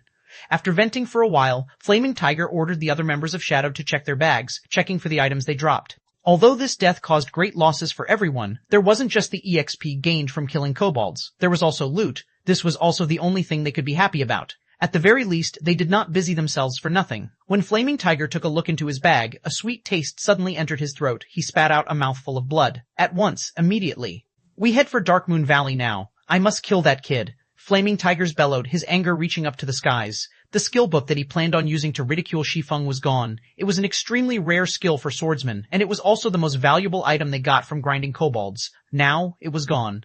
However, the most unforgivable thing was that the skill book had fallen into Shi Feng's hands. In the end, all of Flaming Tiger's efforts had become Shi Feng's gains. This was something that he would not tolerate. His hatred was something that could not be resolved, even if he were to kill Shi Feng back to level 0. The other members of Shadow did not understand what had happened to Flaming Tiger. Going to search for Shi Feng right now was just a futile effort. Nobody would be foolish enough to wait for them to take revenge. Shi Feng would definitely slip away, snickering at them in some other place. At this moment, Flaming Tiger's system communication rang. Who is it? Disturbing me at this time? Are you trying to die? Flaming Tiger cursed after the call connected. Flaming Tiger, your temper sure has grown after not meeting for a day. The voice on the other side was ice cold, as if in a furious rage. Flaming Tiger felt the familiarity of that voice. When he found the corresponding identity to the voice, his face suddenly turned extremely ugly. Brother Zhang, it is you. I'm currently educating my subordinates. I never thought Brother Zhang would contact me. Brother Zhang, please don't mind it. I wasn't speaking about you just now. Enough. I already know about your problem. Just looking at the damage you've caused towards Shadow's development in Redleaf Town, looking at what the good you've done has accomplished towards Shadow's development in Redleaf Town, I'll come to you immediately. From now onwards, you don't have to continue being Redleaf Town's team leader. Silent Rain, the team's elementalist, will take over temporarily. If you're still not level 2 by the time I arrive in Redleaf Town, then you can just get lost. Shadow doesn't need garbage. Flaming Tiger became spiritless after hearing these words. His hatred for Shi Feng would never be washed away, even by the 5 lakes and 4 seas. Meanwhile, in Darkmoon Valley, Shi Feng and Blackie were picking up the drops from the members of Shadow. Shi Feng was currently holding the skill book dropped by Flaming Tiger. Flaming Tiger really is too generous. He had even left me such an item. Shi Feng chose to learn the skill without hesitation. Windblade. Action type requires sword level 1, proficiency 0s 300, ambush an enemy outside 5 yards and within 30 yards. Movement speed will be increased by 40% when rushing towards the target, and attack speed increased by 20% for 3 seconds. Cooldown, 25 seconds. A swordsman mobility would be greatly increased with this skill. It was a great counter to rangers and mages who love to kite. Brother Feng, the meteorite ore we need are all here. There are also quite a few bronze ore. Shadow really helped us big this time. Blackie laughed loudly. As he was collecting the ore from the ground, he noticed a piece of dark green ore. Picking it up, he asked, Brother Feng, what is this star crystal? When Shi Feng heard about the star crystal, he ignored the meteorite ore below his feet, instantly turning around and running towards Blackie. Damn, it really is a star crystal. Blackie, your luck is really too good. You even picked up such a thing, Shi Feng said excitedly as he carefully looked at the dark green ore after receiving it. Every monster in the world had a chance of dropping a star crystal. The chances were 1,000,000 to 1. Maybe it was trash to other people, but to Shi Feng, it was a priceless treasure. It was also the thing he needed the most. Brother Feng, what is this star crystal for? Blackie curiously asked. Shi Feng was usually calm and indifferent. Such an excited reaction from him displayed the preciousness of the star crystal. It's for eating, but not for players. Shi Feng smiled slightly but did not continue explaining as he kept the star crystal. It's for eating? Blackie was slightly confused. Who would eat a rock? However, Shi Feng must have his own reasons for not explaining, so Blackie did not continue asking about it. A moment later, all the drops were collected. They had received a total of 14 pieces of meteorite ore and 32 pieces of bronze ore. Not only had they completed Shi Feng's quest, they even had some leftovers. Subsequently, the two of them arrived at the smithy. Master Jack, I have collected the meteorite ore you asked for. Shi Feng handed over all of the meteorite ore, not leaving even one behind. These were all quest items. A stack of them would only sell for 1 copper to an NPC. It was utterly worthless. Not bad, young man. However, if you wish to become an outstanding forger, you still need to have enough strength to obtain precious ore. There is a powerful kobold chieftain. Go kill it to prove your strength, Master Jack said eloquently as he stored away the meteorite ore. System, Hidden Quest Road of Forging. Kill the Kobold Chieftain inside Crimson Star Mine. Time limit of 1 hour. When Shi Feng saw that there was still a second stage to the quest, Shi Feng wished he could curse hammer trading.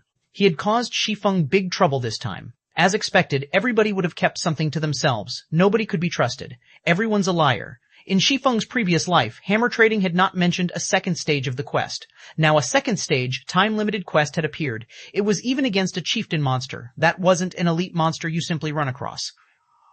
A chieftain was even stronger than a special elite. It was the equivalent of a dungeon's boss. Shi Feng was just level 3, and a leader monster was just too deadly to him. In Shi Feng's previous life, hammer trading was level 16 when he accepted the quest. Completing the quest was extremely easy. Forget it, let's have a look at it first. He could do nothing about being tricked.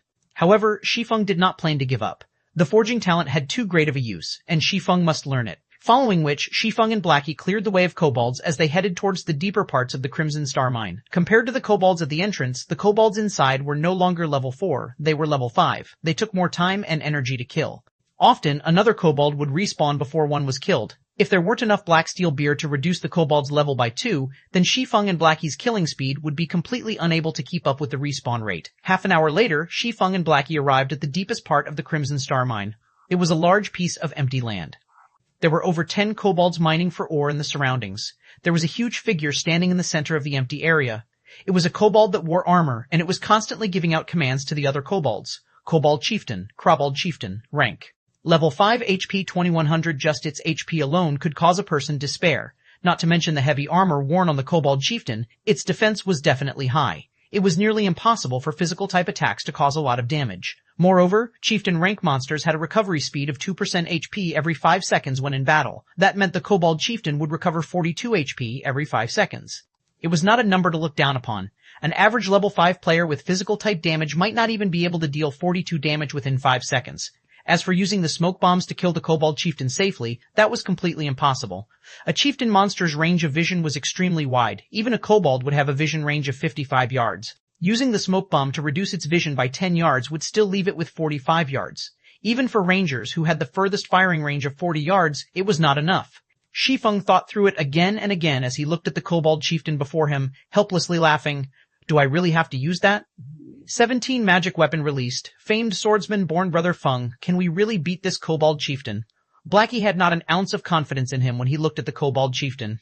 Ignoring its horrifying amount of HP, the giant axe on its back was enough to terrify someone. If Blackie were hit with that axe, he would definitely turn into meat paste within an instant. I don't know. Shi Feng shook his head. Plans can never keep up with change. There was not a single terrain within the mine that could be used. They could only fight the Kobold Chieftain head-on if they wanted to kill it. The Kobold Chieftain was the most powerful monster Shi Feng had met up with to this point. If he had enough time, Shi Feng would come here when he was level 5, with a full body of bronze equipment. He would have an 80% chance by then. However, there was little left of the time that Forging Master Jack gave him. If he wanted to finish the battle within the 20 minutes remaining, then he would need to send out a small party of level 5 elites to do so. However, there were only 2 of them. Their equipment was also poor. Trying to kill the Kobold Chieftain within 20 minutes was utterly impossible. However, there would be dire consequences if the quest was not finished. There was only one chance to do this hidden quest. If it failed, Shi Feng would not be able to receive it ever again.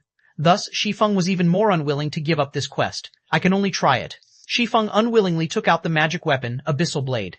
In his previous life, the number of magic weapons Shi Feng had personally witnessed could be counted on his fingers.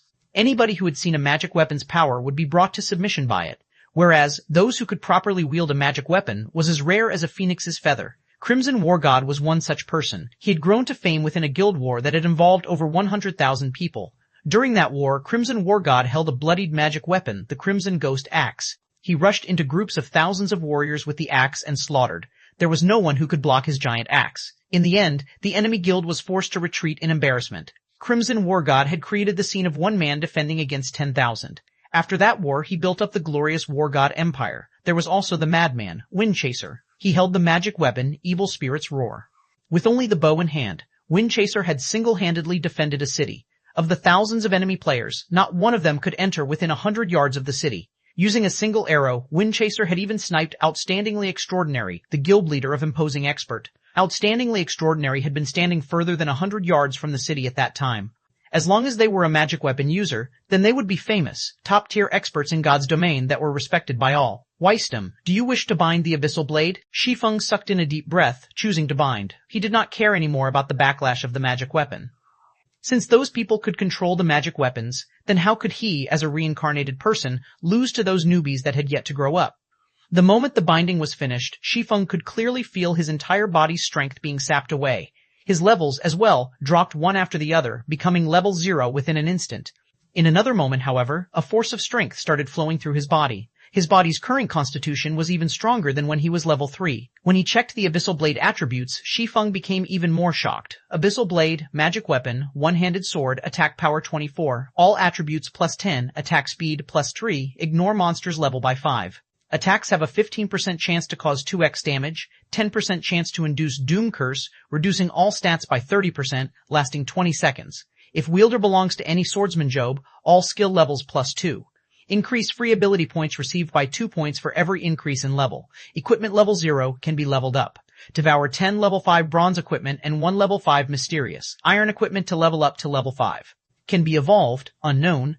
Additional skill 1, Phantom Kill. Instantly creates a doppelganger. You can control this doppelganger. Doppelganger will have 50% of original body's attributes and all skills. At the same time, doppelganger and the original body can be swapped. Duration of 30 seconds. Cooldown 5 minutes. Additional skill 2, Abyssal Bind. Binds enemies and prevents movement, reducing defense by 100%. Duration of 3 seconds. Cooldown 1 minute. Additional skill 3, 9 Dragon Slash. Instantly create 9 phantoms of the Abyssal Blade for the wielder to use. Each phantom sword is capable of dealing up to 30% damage. Duration of 20 seconds. Cooldown 5 minutes. The Abyssal Blade was personally created by Master Smith Ulysses, using the Black Dragon King's fangs as material. It is one of 36 famed swords, and it is ranked 31st. However, this sword has been cursed by the Black Dragon King. Aside from being able to provide the wielder with immense strength, there would be a backlash after a certain period of time.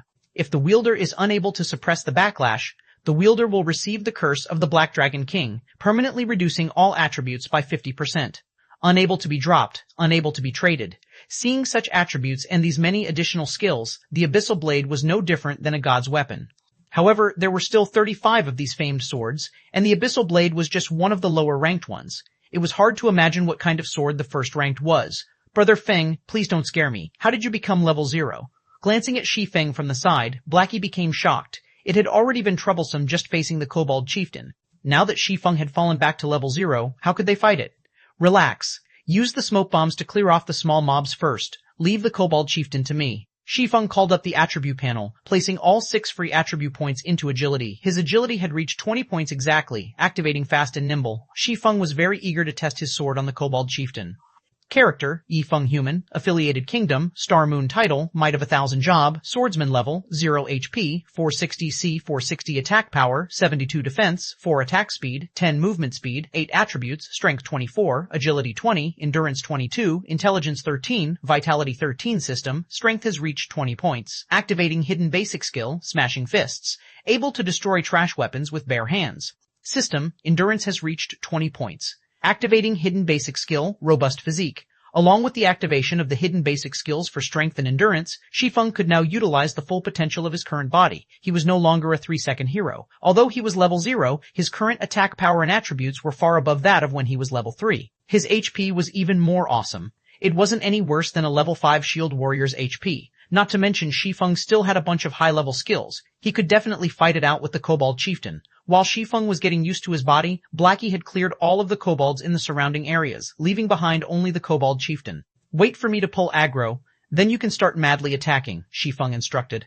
Taking a step forward, Shi Feng rushed towards the Kobold Chieftain. Wind Blade. In the blink of an eye, Shi Feng had arrived in front of the Kobold Chieftain. The Kobold Chieftain had yet to react before 2 streaks of black light slashed at its neck. Suddenly, blood splashed from its neck, causing the Kobold Chieftain to scream in pain. 2 frightening damages appeared above its head. 63-128. The Kobold Chieftain finally reacted. However, just as it lifted its giant axe, another sword flash passed through an unprotected area of its body. Chop. Another 105 damage appeared on the Kobold Chieftain. The power of a level 4 chop was shocking. When the giant axe landed on the ground, it created a large crater. However, Shi Feng had long since retreated and followed up by using a level 4 thundering flash. 3 streaks of violent thunder passed through the Kobold Chieftain's gigantic body, creating damages of 84, 101, 103 Feng. 1060 Thung had taken over 600 HP away from the Kobold Chieftain after just a single exchange. The might of the famed sword, the Abyssal Blade, even shocked Shi Feng himself. Blackie, who stood a distance away, was even more dumbfounded. 18-9 Dragon / the Kobold Chieftain became enraged when he was dealt the heavy damage by Shi Feng's surprise attack. The blood that leaked from its wound became its stimulant. The Kobold Chieftain raised its giant axe, bombarding Shi Feng with one attack after another. The Kobold Chieftain could not react appropriately toward Shi Feng's previous surprise attack. It could only instinctively attack, so its attacks were aggressive. Against the wild attacks of the Kobold Chieftain, even a level 5 shield warrior or guardian knight would die within an instant. Shi Feng could only retreat under such intense attacks. He did not have any chance to retaliate. He also needed to dodge the incoming rubble the size of fists. If they hit him, it would cause quite an amount of damage. A man and a beast exchanged moves at high speeds. If it were an average man, he most likely would not be able to make a single move. He would be halved by the giant axe, becoming very much dead. Blackie, hurry and attack it. I can't hold on for much longer. Shi Feng had been dodging for a whole 7 or 8 seconds now. When he saw Blackie having yet to attack, he shouted loudly. They were currently facing a chieftain boss, not a little elite. The attack patterns of a chieftain boss were not as monotonous as an elite's. It had a variety of attacks. The chieftain boss was a monster that possessed intelligence. It would even change its attack pattern for specific players. Couple that with a strength that was 2 to 3 times that of a normal elite, the chieftain boss was stronger than an elite by at least 4 times. Although Shi Feng had only exchanged blows with the Kobold Chieftain for 7 or 8 seconds, it felt like several minutes had gone by. Just from blocking attacks and the occasional counterattack had already taken over 100 HP from Shi Feng. If this situation continued, it wouldn't be long before his HP reached 0. With the famed sword, Abyssal Blade, Shi Feng's attributes were greatly increased. It allowed 3 hidden basic skills that were most important to a melee player to be activated. With these skills, Shi Feng was able to exhibit extraordinary attacks and dodges continuously. If he did not possess the Abyssal Blade, Shi Feng would have died long ago. Ah, I'll come help you, Brother Feng. Blackie realized his mistake as he finally reacted. He hurriedly waved his staff, his mouth chanting a curse. After aiming at the Kobold Chieftain, he shot a dark arrow. The dark arrow landed on the Kobold Chieftain's body, only dealing 17 points of damage. Blackie's mouth became wide open after seeing this damage. He couldn't help becoming astonished by a chieftain monster's defense. Blackie could cause over 50 damage if he attacked a level 5 monster. However, it was only a third of that amount now. It could be seen how shocking a chieftain monster's defense was. On the other hand, Shi Feng could deal over 100 damage in a hit. What kind of attack power was that? Hai Feng abruptly slashed the Abyssal Blade in mid-battle. Chop. A black light dug itself through a gap in the Kobold Chieftain's attack. Pung. Shi Feng took 3 steps backward before stabilizing his body, over 30 damage appearing above his head. On the other hand, only the Kobold Chieftain's giant axe was pushed back, pausing slightly in mid-air. It worked. It seems like my strength is just barely enough. Shi Feng was very satisfied with the attack this time. During battles within God's domain, not only could players defend and dodge, but they could also interrupt a monster's attack. This would cause the monster's attack to stop briefly, ending the monster's offensive. It was a high-leveled battle technique. Such techniques only started becoming popular half a year after God's domain's opening, especially in boss battles. If the MT main tank did not learn such techniques, the end result would be a party wipe. This was because there were no players capable of blocking a boss's crazed and continuous attacks. The Kobold Chieftain's momentary pause had caused it to reveal a weak point. Shi Feng rushed in without hesitation. Gathering all his strength into his hand, Shi Feng gripped the Abyssal Blade tightly and continuously struck the Kobold Chieftain. 4 streaks of sword light hit the unarmored parts of the Kobold Chieftain. With the damage amplification effect, Shi Feng's attack instantly took to 300 HP away from the Kobold Chieftain. Adding in Blackie's attack, the Kobold Chieftain only had little over 900 HP remaining. I-O! I-O! I-O! The Kobold Chieftain started going into a frenzy. It threw its giant axe to a side, pulling out 2 machetes from its waist. The change in weapons caused the Kobold Chieftain's attack patterns to change. If the Kobold Chieftain was a berserker when he held the giant axe, then after wielding the pair of blades, the Kobold Chieftain was a dual-wielding swordsman. The Kobold Chieftain now combined strength with agility, no longer just using violence to oppress its opponent. The attack pattern of the pair of blades was no longer monotonous. The Kobold Chieftain's attack speed had a large increase as well. Just after Shi Feng dodged one of the blades, the other came following behind. Shi Feng hurriedly used the abyssal blade to block it. Dazzling sparks were created when the blade and sword intersected with each other. Shi Feng's entire person was sent flying away. When Shi Feng was still in midair, he saw the Kobold Chieftain leaping with all its might, its machete raised high for a frontal assault. Is it going all out? Shi Feng was shocked, hurriedly using Pari Hong. The abyssal blade blocked the machete. However, Shi Feng was like a meteorite as he fell heavily to the ground. Shi Feng had thought the Kobold Chieftain's attack to be over. However, as it fell from the sky, its twin blades plunged downwards as well, with Shi Feng's chest as their target. Shi Feng was unable to move to dodge the attack. Phantom kill. Instantly, a doppelganger of Shi Feng appeared 3 yards away from him. With lightning speed, Shi Feng swapped places with his doppelganger. When the Kobold Chieftain landed, both its blades stabbed into the doppelganger's chest. The doppelganger's HP madly fell, over 300 HP disappearing within an instant. Just as the Kobold Chieftain revealed an excited smile, Shi Feng appeared behind its back. The abyssal blade in his hand was also letting out a faint black glow. 9 Dragon Slash. 9 phantoms of the abyssal blade appeared, silently floating in midair and circling Shi Feng. Although Shi Feng could not completely control all 9 swords, using the 9 of them for a simple attack was not a problem. Shashasha, 9 abyssal blades danced as if they were playful sprites, continuously penetrating the Kobold Chieftain's body. Small values that were just over 10 continuously appeared on the Kobold Chieftain's head. Although the damage was very low, the quantity was high. Including Shi Feng's chop and normal attacks, the Kobold Chieftain's HP fell close to 500 HP. Seeing the Kobold Chieftain wanting to turn around, Shi Feng did not dare give it any chance for a counterattack. Immediately, Shi Feng used Abyssal Bind. The Kobold Chieftain could not move for 3 seconds, and its defense was reduced by 100%. In a battle where even blinking would get you killed, 3 seconds was enough to change the results. The Kobold Chieftain could not move after being bound by the pitch-black chains which came from the Abyssal Blade. The 9 Abyssal Blades continued attacking without stop, creating damages of over 20 with each hit. The Kobold Chieftain's HP madly fell, leaving it with only around 200 HP within a moment. Awoo! The Kobold Chieftain bellowed as it became thoroughly berserk, its body size becoming 2 folds larger. Shi Feng watched as the 3 seconds passed by. The Kobold Chieftain's strength was no joke after becoming completely berserk. Its strength had increased by at least 30%. However, all of Shi Feng's attacks and life-saving skills were still on cooldown. As if having seen through Shi Feng's distress, the Kobold Chieftain's face revealed a mocking expression. 2 large blades came crashing toward Shi Feng, their speeds like that of flying arrows. At the moment of life and death, Shi Feng noticed a kobold miner respawning from the corner of his eyes. Immediately, Shi Feng activated Gravity Liberation, followed by Windblade. With lightning speed, Shi Feng dodged the chop from the twin blades and rushed towards the kobold miner's front. Ow! Ow! Ow! When the Kobold Chieftain saw the near-death Shi Feng actually dodging its attack, its strong legs abruptly stomped on the ground, pushing it straight towards Shi Feng. Blackie felt chills down his back as he watched Shi Feng fighting. Regardless, his mouth never stopped chanting curses, sending out one dark arrow after another. However, the Kobold Chieftain's speed was too fast. Trying to hit it was just too hard. Fortunately, there was more than a 20-yard distance between the Kobold Chieftain and Shi Feng. The Kobold Chieftain would still need some time to catch up to Shi Feng. Within this period, Shi Feng might even be able to kill off the Kobold Chieftain with the 9 phantoms of the Abyssal Blade. However, both Shi Feng and Blackie had underestimated the Kobold Chieftain's explosive strength.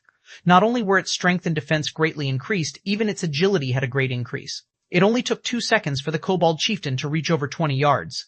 The Kobold Chieftain lifted its twin blades, strongly slashing it down. The Kobold miner in front of Shi Feng was split into 2, and a rain of blood fell 5 yards around it. This slash had closely brushed past Shi Feng's cheek, nearly taking his life away. Seeing the Kobold Chieftain preparing to slash down its other blade, Shi Feng strongly raised the Abyssal Blade in his hand. 3 streaks of thunder penetrated the Kobold Chieftain's body, taking away its last remaining 130 HP. Seeing the Kobold Chieftain finally fall, Shi Feng let loose a breath of relief. The Chieftain monster is truly too strong. Even if Shi Feng came here at level 5 fully equipped with bronze equipment, he would still be a goner. He could only kill it due to luck. Compared to a level 2 Thundering Flash, the level 4 Thundering Flash only had a cooldown of 24 seconds. The cooldown had finished just in time, allowing Shi Feng to escape death. System, level 5 Kobold Chieftain killed, level difference of 5.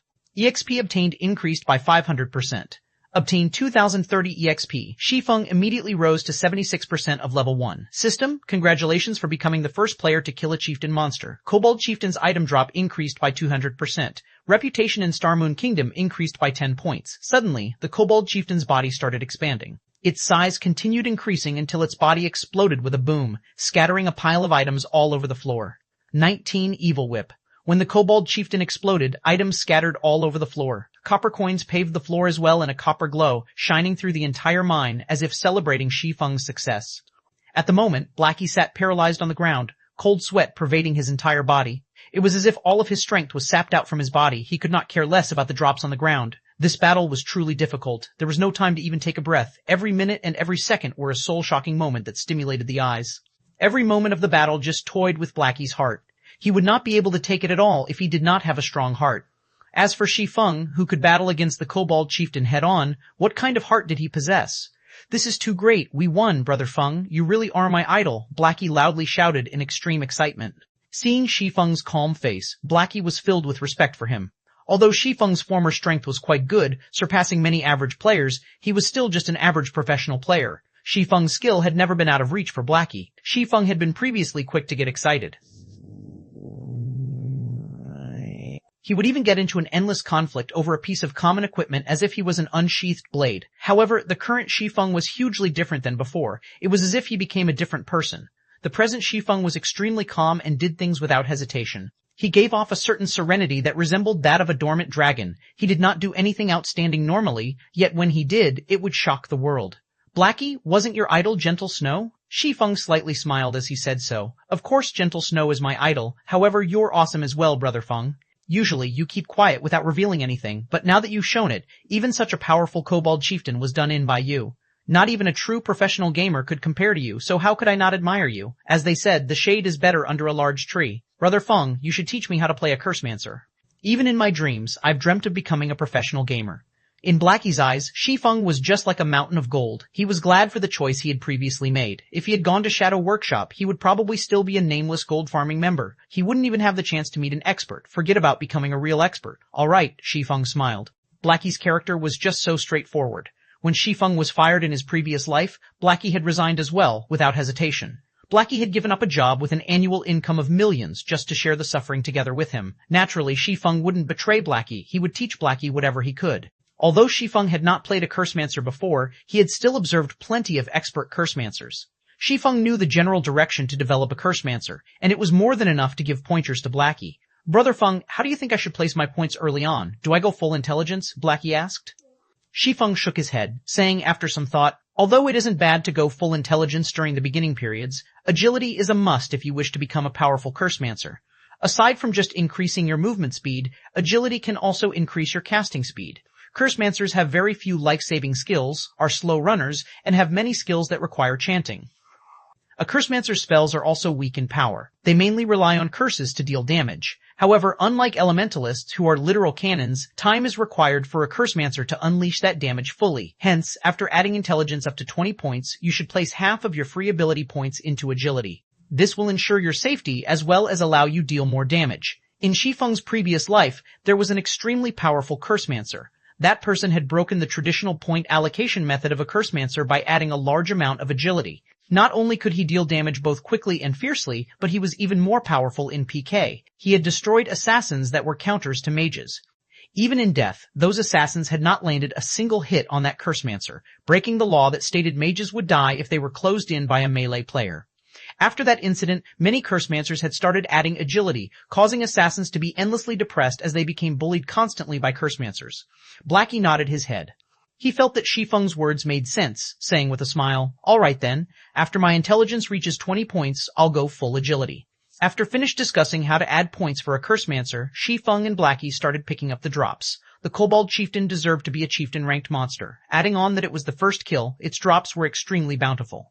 It had dropped a total of 8 pieces of bronze equipment, 1 gray giant axe, 2 plate armor, 2 leather armor, 3 cloth armor. Aside from those, there were also 273 coppers and 3 skill books. There was Mock for shield warriors, Silent Steps for assassins, and Evil Whip for cursemancers. Blackie, your luck really is too good. This Evil Whip skill book is rare with an extremely low drop rate. It is also one of the few control and damage skills that a cursemancer has. As long as the skill's level is high, it will become a godly skill for grinding monsters. Shi Feng tossed the Evil Whip skill book to Blackie without hesitation. He also gave 2 of the level 2 cloth armor to Blackie. Evil Whip, cast time 3 seconds. Use 5 thorns to bind a target in a fixed area. As long as the target exits the area and breaks the thorns, every thorn will cause a base damage of 20 points, with an additional 30% spell damage. Cooldown, 20 seconds. Blackie became ecstatic when he saw the skill, learning it quickly. With this skill, his battle standards would be increased by a big leap. After he switched to the 2 pieces of equipment, it was as if he turned from an air gun into an artillery cannon. Blackie's intelligence increased to 20 points, increasing his spell damage to 48, and also activating the hidden basic skill for intelligence, Rapid Cast. Rapid Cast allows the player to skip the chance of spells that are below 1.5 seconds, requiring only action to cast it. Also allows the caster to better focus on attacking their target. As for the 2 pieces of plate armor, they were the recruit's heavy armor and black steel arm guard. However, amongst these pieces of bronze equipment, Shi Feng only fancied the black steel arm guard's attributes. Black steel arm guard, bronze rank, plate armor, level 3 equipment requirements, strength 9, defense plus 14, strength plus 14, strength plus 2, endurance plus 2, agility plus 1, durability 2020. The recruit's heavy armor was just mediocre. The level 5 recruit's heavy armor could not compare to the sky armor at all. However, plate armors were still precious, so it could be sold for a good price. The 2 pieces of level 3 bronze leather armor could be sold as well. Amongst these pieces of equipment, the most valuable one was the Grey Giant Axe. It was definitely the darling of berserkers. Grey Giant Axe bronze rank, level 5 equipment requirements, strength 15 attack, power plus 21, strength plus 5, endurance plus 5, endurance plus 2, durability 38. It was the absolute weapon for violence. If a berserker got a hold of this weapon, their damage would become extremely violent and horrifying. If I could create a hype over this Grey Giant Axe, it would definitely be worth a lot of money. Shi Feng slightly smiled. He had a plan in his heart to make a load of money using the Grey Giant Axe. Afterward, Shi Feng and Blackie returned to the smithy. Master Jack, I've killed the Kobold Chieftain. This is its skull, Shi Feng said respectfully as he took out a kobold skull. Master Jack, who was currently hammering away on steel, glanced at the kobold skull. After he confirmed that Shi Feng had done it, he satisfyingly said, "Not bad, young man. It seems you do have the right to inherit my forging skills. System, Hidden Quest Road of Forging completed. Player has learned forging. Player has become a basic forging apprentice. Player has obtained the forging talent, Forging Geniuses. Rewarding 10 pieces of 100 refinement steel, Forging Genius. After a successful forging, there is a fixed chance to increase 2 proficiency points. 2 proficiency points were not to be looked down on. It should be known that a basic forging apprentice making a piece of common equipment only had a 20% success rate. After successfully making the equipment, there was a 40% chance to obtain 1 proficiency point. Now, however, Shi Feng had a chance to obtain 2 proficiency points as long as his forging was successful, increasing his efficiency for promotion to the next rank by several folds. Becoming an intermediate forging apprentice required 1,000 proficiency points. An average player required more than 10 days, at the very least, to become one. Their supply of materials must also be continuous, as the horrifying rate of failure would waste large amounts of materials. With the forging talent, Shi Feng could now save a lot of materials, saving him quite the amount of money. On the other hand, 100 refinement steel was a good support material for making bronze equipment. It could increase the success rate of making a bronze equipment by 10%. With the forging talent and book of forging, Shi Feng couldn't help but wish to start forging equipment immediately. However, he needed materials if he wanted to forge equipment, and in a large amount as well. If he were to collect the materials himself, it would waste too much time. He could only purchase them in bulk. However, that required a lot of money. Not only that, making common equipment would not earn him any money, but instead cause him to lose it. Only bronze equipment could be sold for a good price, but that required forging designs that Shi Feng did not have. Deathly Forest is a must-go. Shi Feng thought about the bronze equipment forging design that could be obtained from within the Deathly Forest. The equipment that could be forged using the forging design was both cheap to make and had very good attributes. In his previous life, there were quite a few forgers who became rich because of that design.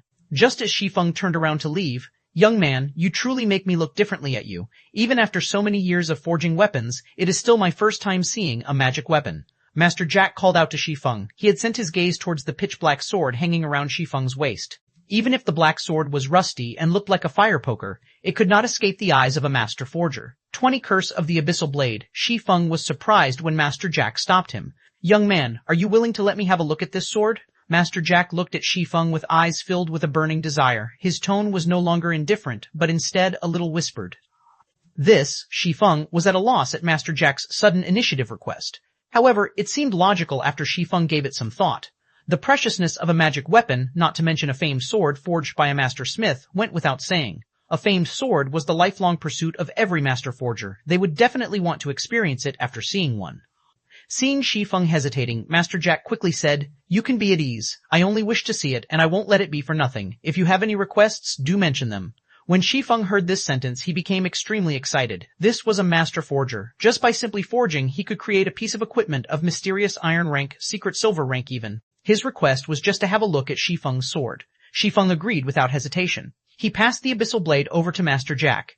NPCs couldn't steal items from players, so he was completely unworried whether or not Master Jack would do away with the abyssal blade. He would allow Master Jack to look at it however he wished. Afterward, Shi Feng would ask for a secret silver one-handed sword.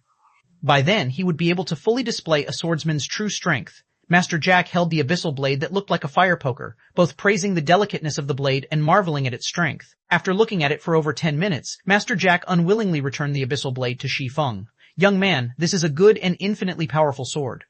However, the curse on this sword is extremely evil. The more you unleash the power of this sword, the stronger the curse will get.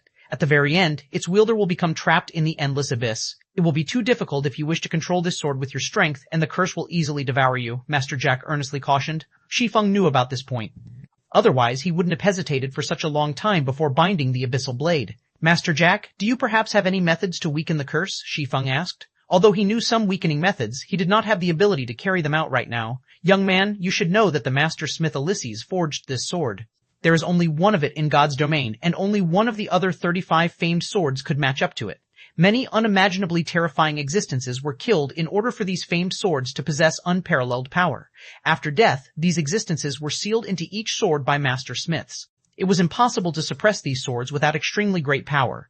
Master Jack's tone was filled with unparalleled reverence, but he immediately smiled and said, however, it isn't that there is no way to weaken the curse. May I ask what kind of method is there? Shi Feng quickly asked. If you wish to suppress a great power, you would need an equally great power to do so. The power sealed within the sword is a curse. If you wish to weaken it, you will need to have sufficiently great luck. Master Jack lamented, in the continent of God's domain, some stones have gathered the luck of God's domain. These stones are named lucky stones. As long as you have a lucky stone, then you could counterbalance the curse. Although this piece of stone could be found throughout the whole continent, there are only a very few people who could obtain it. Even I have not seen it before. Trying to find one is truly too difficult. If you can find a piece of this stone, then I can help you weaken the curse on your sword. Seeing Shi Feng's slack expression, Master Jack shook his head in consolation, saying, young man, you have to know that the lucky stone is extremely rare. You shouldn't feel discouraged. It is normal not being able to find one. Only those who are blessed by God can obtain a lucky stone, and they are people that we cannot compare to. Master Jack, is it this piece of stone? Shi Feng slightly smiled as he took out the dark green-colored star crystal. Right, this is a lucky stone. Master Jack nodded his head after seeing the dark green-colored star crystal. However, he became stunned a moment later. He was looking at Shi Feng as if he were looking at a monster. Shi Feng shrugged his shoulders, indicating that it was nothing. Shi Feng had been sluggish before because he found out that Master Jack was able to use the lucky stone to suppress the abyssal blade. It should be known that there was quite a few master forgers in the Star Moon Kingdom. However, the number of master forgers capable of using a lucky stone to suppress the curse of a magic weapon could be counted on a single hand. Shi Feng had never thought that the Master Jack in front of him would be one of them. Master Jack, can you weaken the curse now? Shi Feng asked with anticipation. After a few moments, Master Jack finally recovered to his previous calmness. Pretending to be indifferent, he said, okay, no problem. I can finish it within half an hour. To the side, Blackie held onto his stomach as he tried his best not to laugh. However, Master Jack's stupefied expression was truly too much for Blackie. He had to run off into the forest before laughing loudly. Half an hour later, Shi Feng received the abyssal blade.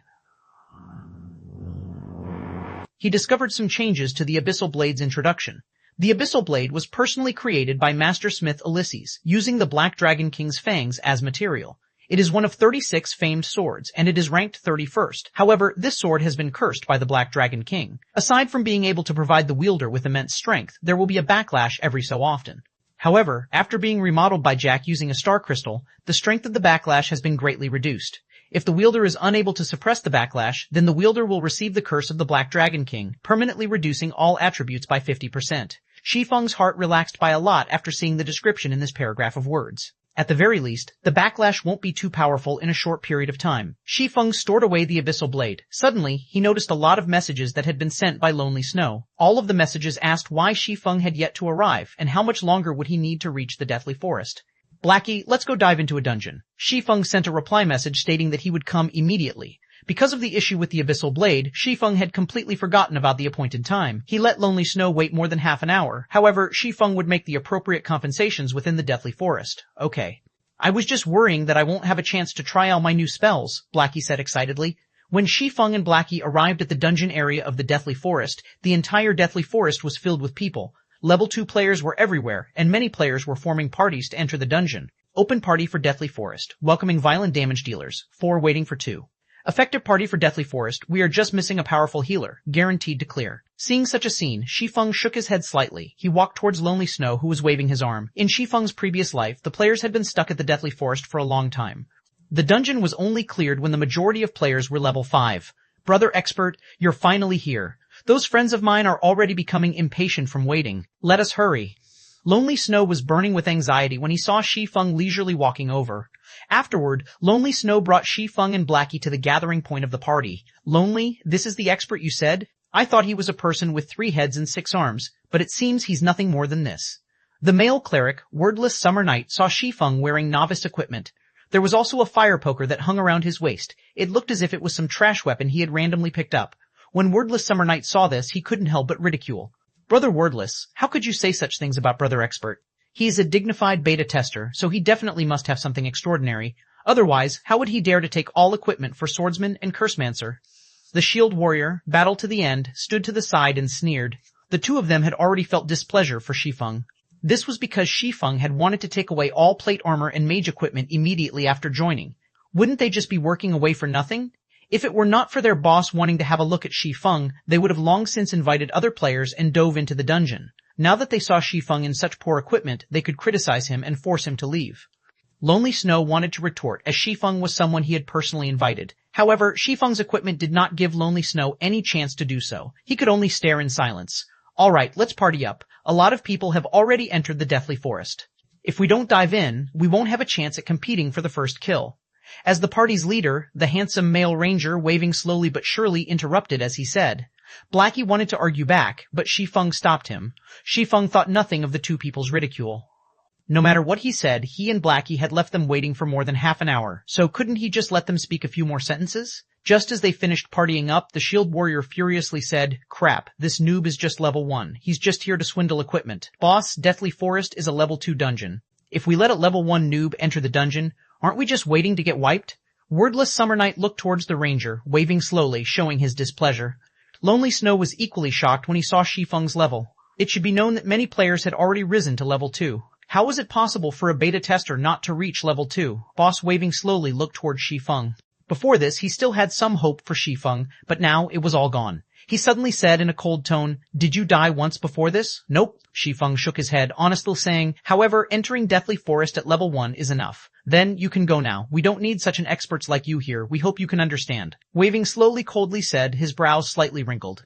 Boss, this must be a misunderstanding. How about we try it out first? Lonely Snow explained. Try it out? Wordless Summer coldly laughed. Then who will be responsible when we die? You should know that we still lose experience if we die in a dungeon. Although it is low, that is still 10%. Can this noob repay such a loss?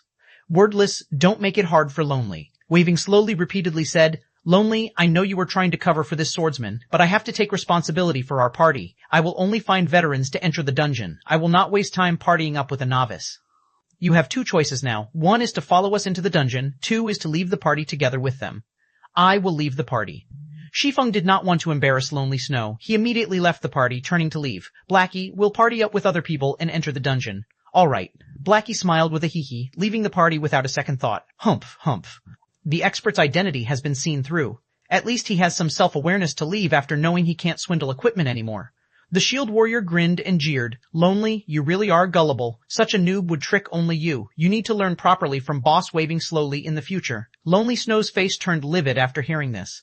However, he did not feel that he was mistaken. Shi Feng was definitely an expert. Boss waving slowly, sorry for this. Lonely Snow chose to leave the party. He was prepared to join Shi Feng in order to determine whether or not his judgment was correct. You! Waving slowly was immediately stunned. He never thought Lonely Snow would be so decisive. It was simply a foolish decision. He would have long since chased Lonely Snow away if it wasn't because he had good techniques. Wordless Summer Night looked towards Lonely Snow, saying with a cold smile, Lonely, you better not regret the choice you made. You'll regret when we clear the Deathly Forest and obtain great equipment. You'll regret it for 10 years, 20 years that you didn't follow Boss waving slowly.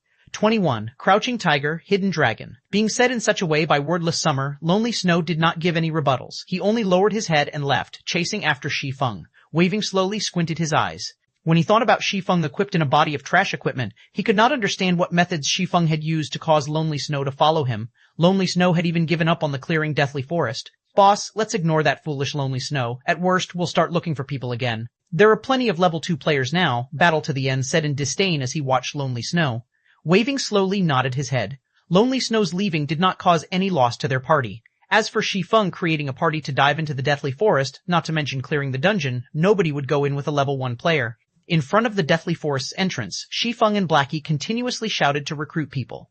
Open party for Deathly Forest, no rigid requirements, okay as long as you're a veteran gamer. 2 waiting for 4, Shi Feng shouted. When everyone heard of it, many level 2 players had run over. It was because Shi Feng's requirements were very low. Many small parties would choose people based on equipment quality. They needed a few pieces of common equipment to pass. However, who would have that many pieces of common equipment in the early periods of the game? Party me, I'm already a level 2 cleric. Party me, I'm a level 2 shield warrior.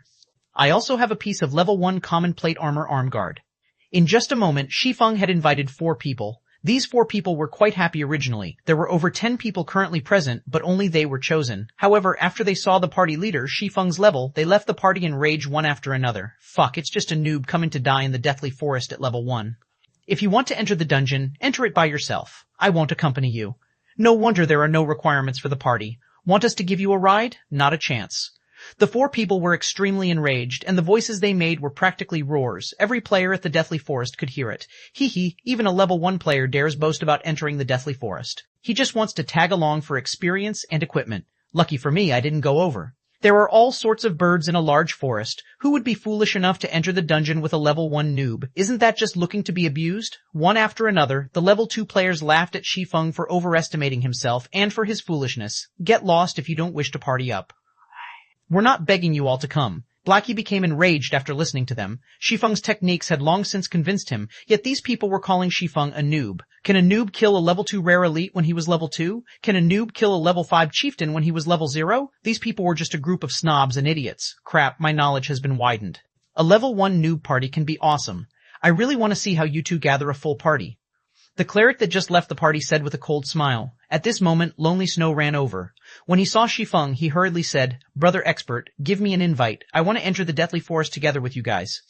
I have 2 pieces of common plate armor equipment on me. Defense is 24. Alright, Shi Feng immediately sent an invitation. Blackie never imagined that Lonely Snow would actually leave his original party and come to them. He suddenly had a good impression of Lonely Snow. Blackie clapped Lonely Snow's shoulders, heartily laughing, You have good eyes. Don't worry, following Brother Feng definitely won't be a mistake. Nonsense. Lonely Snow was still slightly worried within his heart. The grinding spot Shi Feng had simply pointed him to had allowed him to rise to level 2 quickly. However, Shi Feng himself hadn't even reached level 2, and he was still wearing very poor equipment. Lonely Snow just couldn't understand how it could be so. The spectating players by the side all became dumbfounded. There was actually someone who would enter the dungeon with a level 1 noob. This person had good equipment, at that.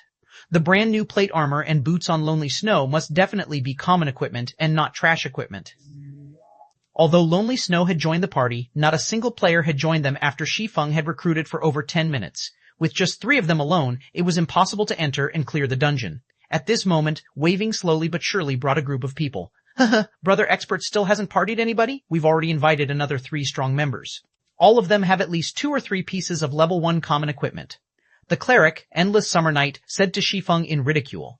Waving slowly only sent a glance towards Shi Feng, then moved his sight towards Lonely Snow, saying, You won't have a future if you follow him around. Before we enter the dungeon, you could still consider it over properly. I guarantee that you definitely won't suffer a loss. Afterward, Waving slowly shifted his gaze towards Blackie.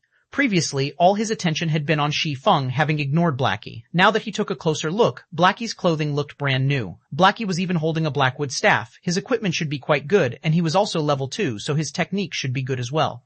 You're not bad as well. Why don't you join our party? You should know that we are an elite party. It's not something average players could compare to. If we're together, leveling, grinding, and dungeon diving will be easy. Waving slowly looked at Blackie with a smile. Get lost. Trying to poach me over just based on your little party? Blackie scolded as he pointed his blackwood staff at Waving slowly. At the same time, he had selected to display the halo effect of the bronze equipment, saying, It's just 2 to 3 pieces of common equipment. I have 3 bronze equipment and 2 common equipment. Waving slowly and the others were shocked. They never thought Blackie was that powerful. He actually possessed 3 pieces of bronze equipment. During this period of time, a person having 2 to 3 pieces of common equipment was considered an expert. As for having a piece of bronze equipment, that person would definitely be an expert. Every guild would fight over for that person. However, the blackie before them actually had 3 pieces of bronze equipment. Waving Slowly's party also became surprised. When they saw the halo effect of the bronze equipment, their eyes had nearly popped out of their sockets. No wonder Shi Feng behaved that boldly. Shi Feng had nothing to fear because he had grabbed an expert's favor. Meanwhile, Lonely Snow, who stood beside Blackie, was slack-jawed. He looked at Blackie in disbelief. Lonely Snow had originally thought of Shi Feng as a rarely seen expert.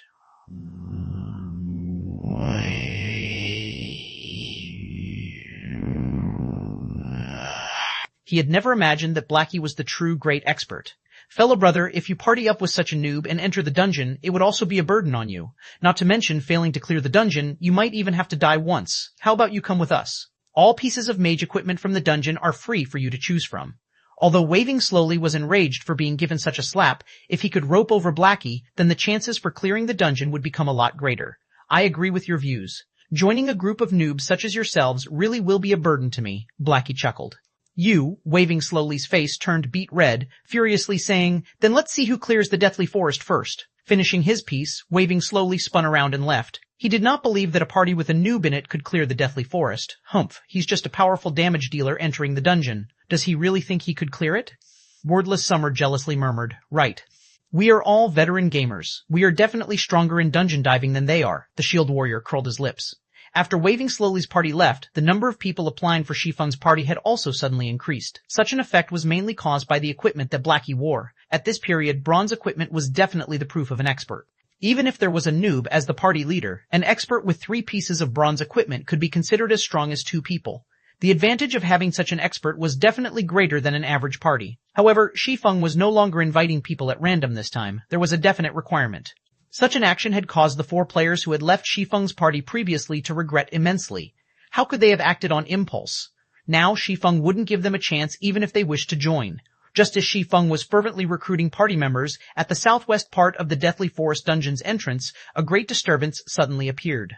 Many players had run over, one after another, every one of them having excited expressions. It can't be. Meeting in such a place?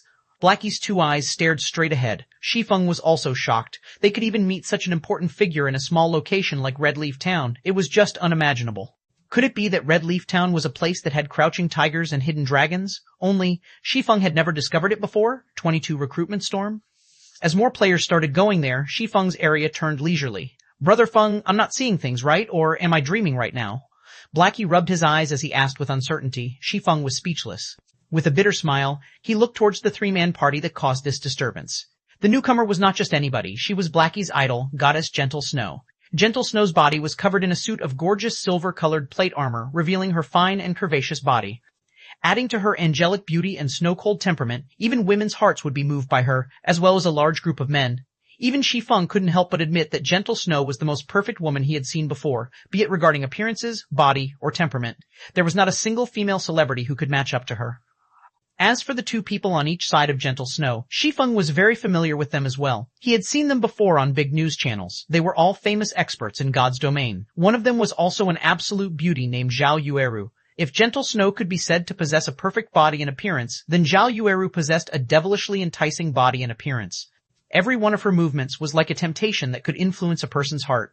Adding on the fiery red robe that she wore, her body radiated a wild-like charm. Such bewildering charms had caused many men wanting to go over and assault her. If you really did such a thing, however, then congratulations. You've just earned a one-way ticket directly to hell. This was because words such as big breasts, no brains, and A's delicate as a flowers were not applicable to Zhao Yueru. In God's domain, she had another nickname of the Flame Witch. The reason why she held this title was that of the mountain of corpses she had piled up using these male players. There had once been a guild leader of a large guild that had tried assaulting Zhao Yueru.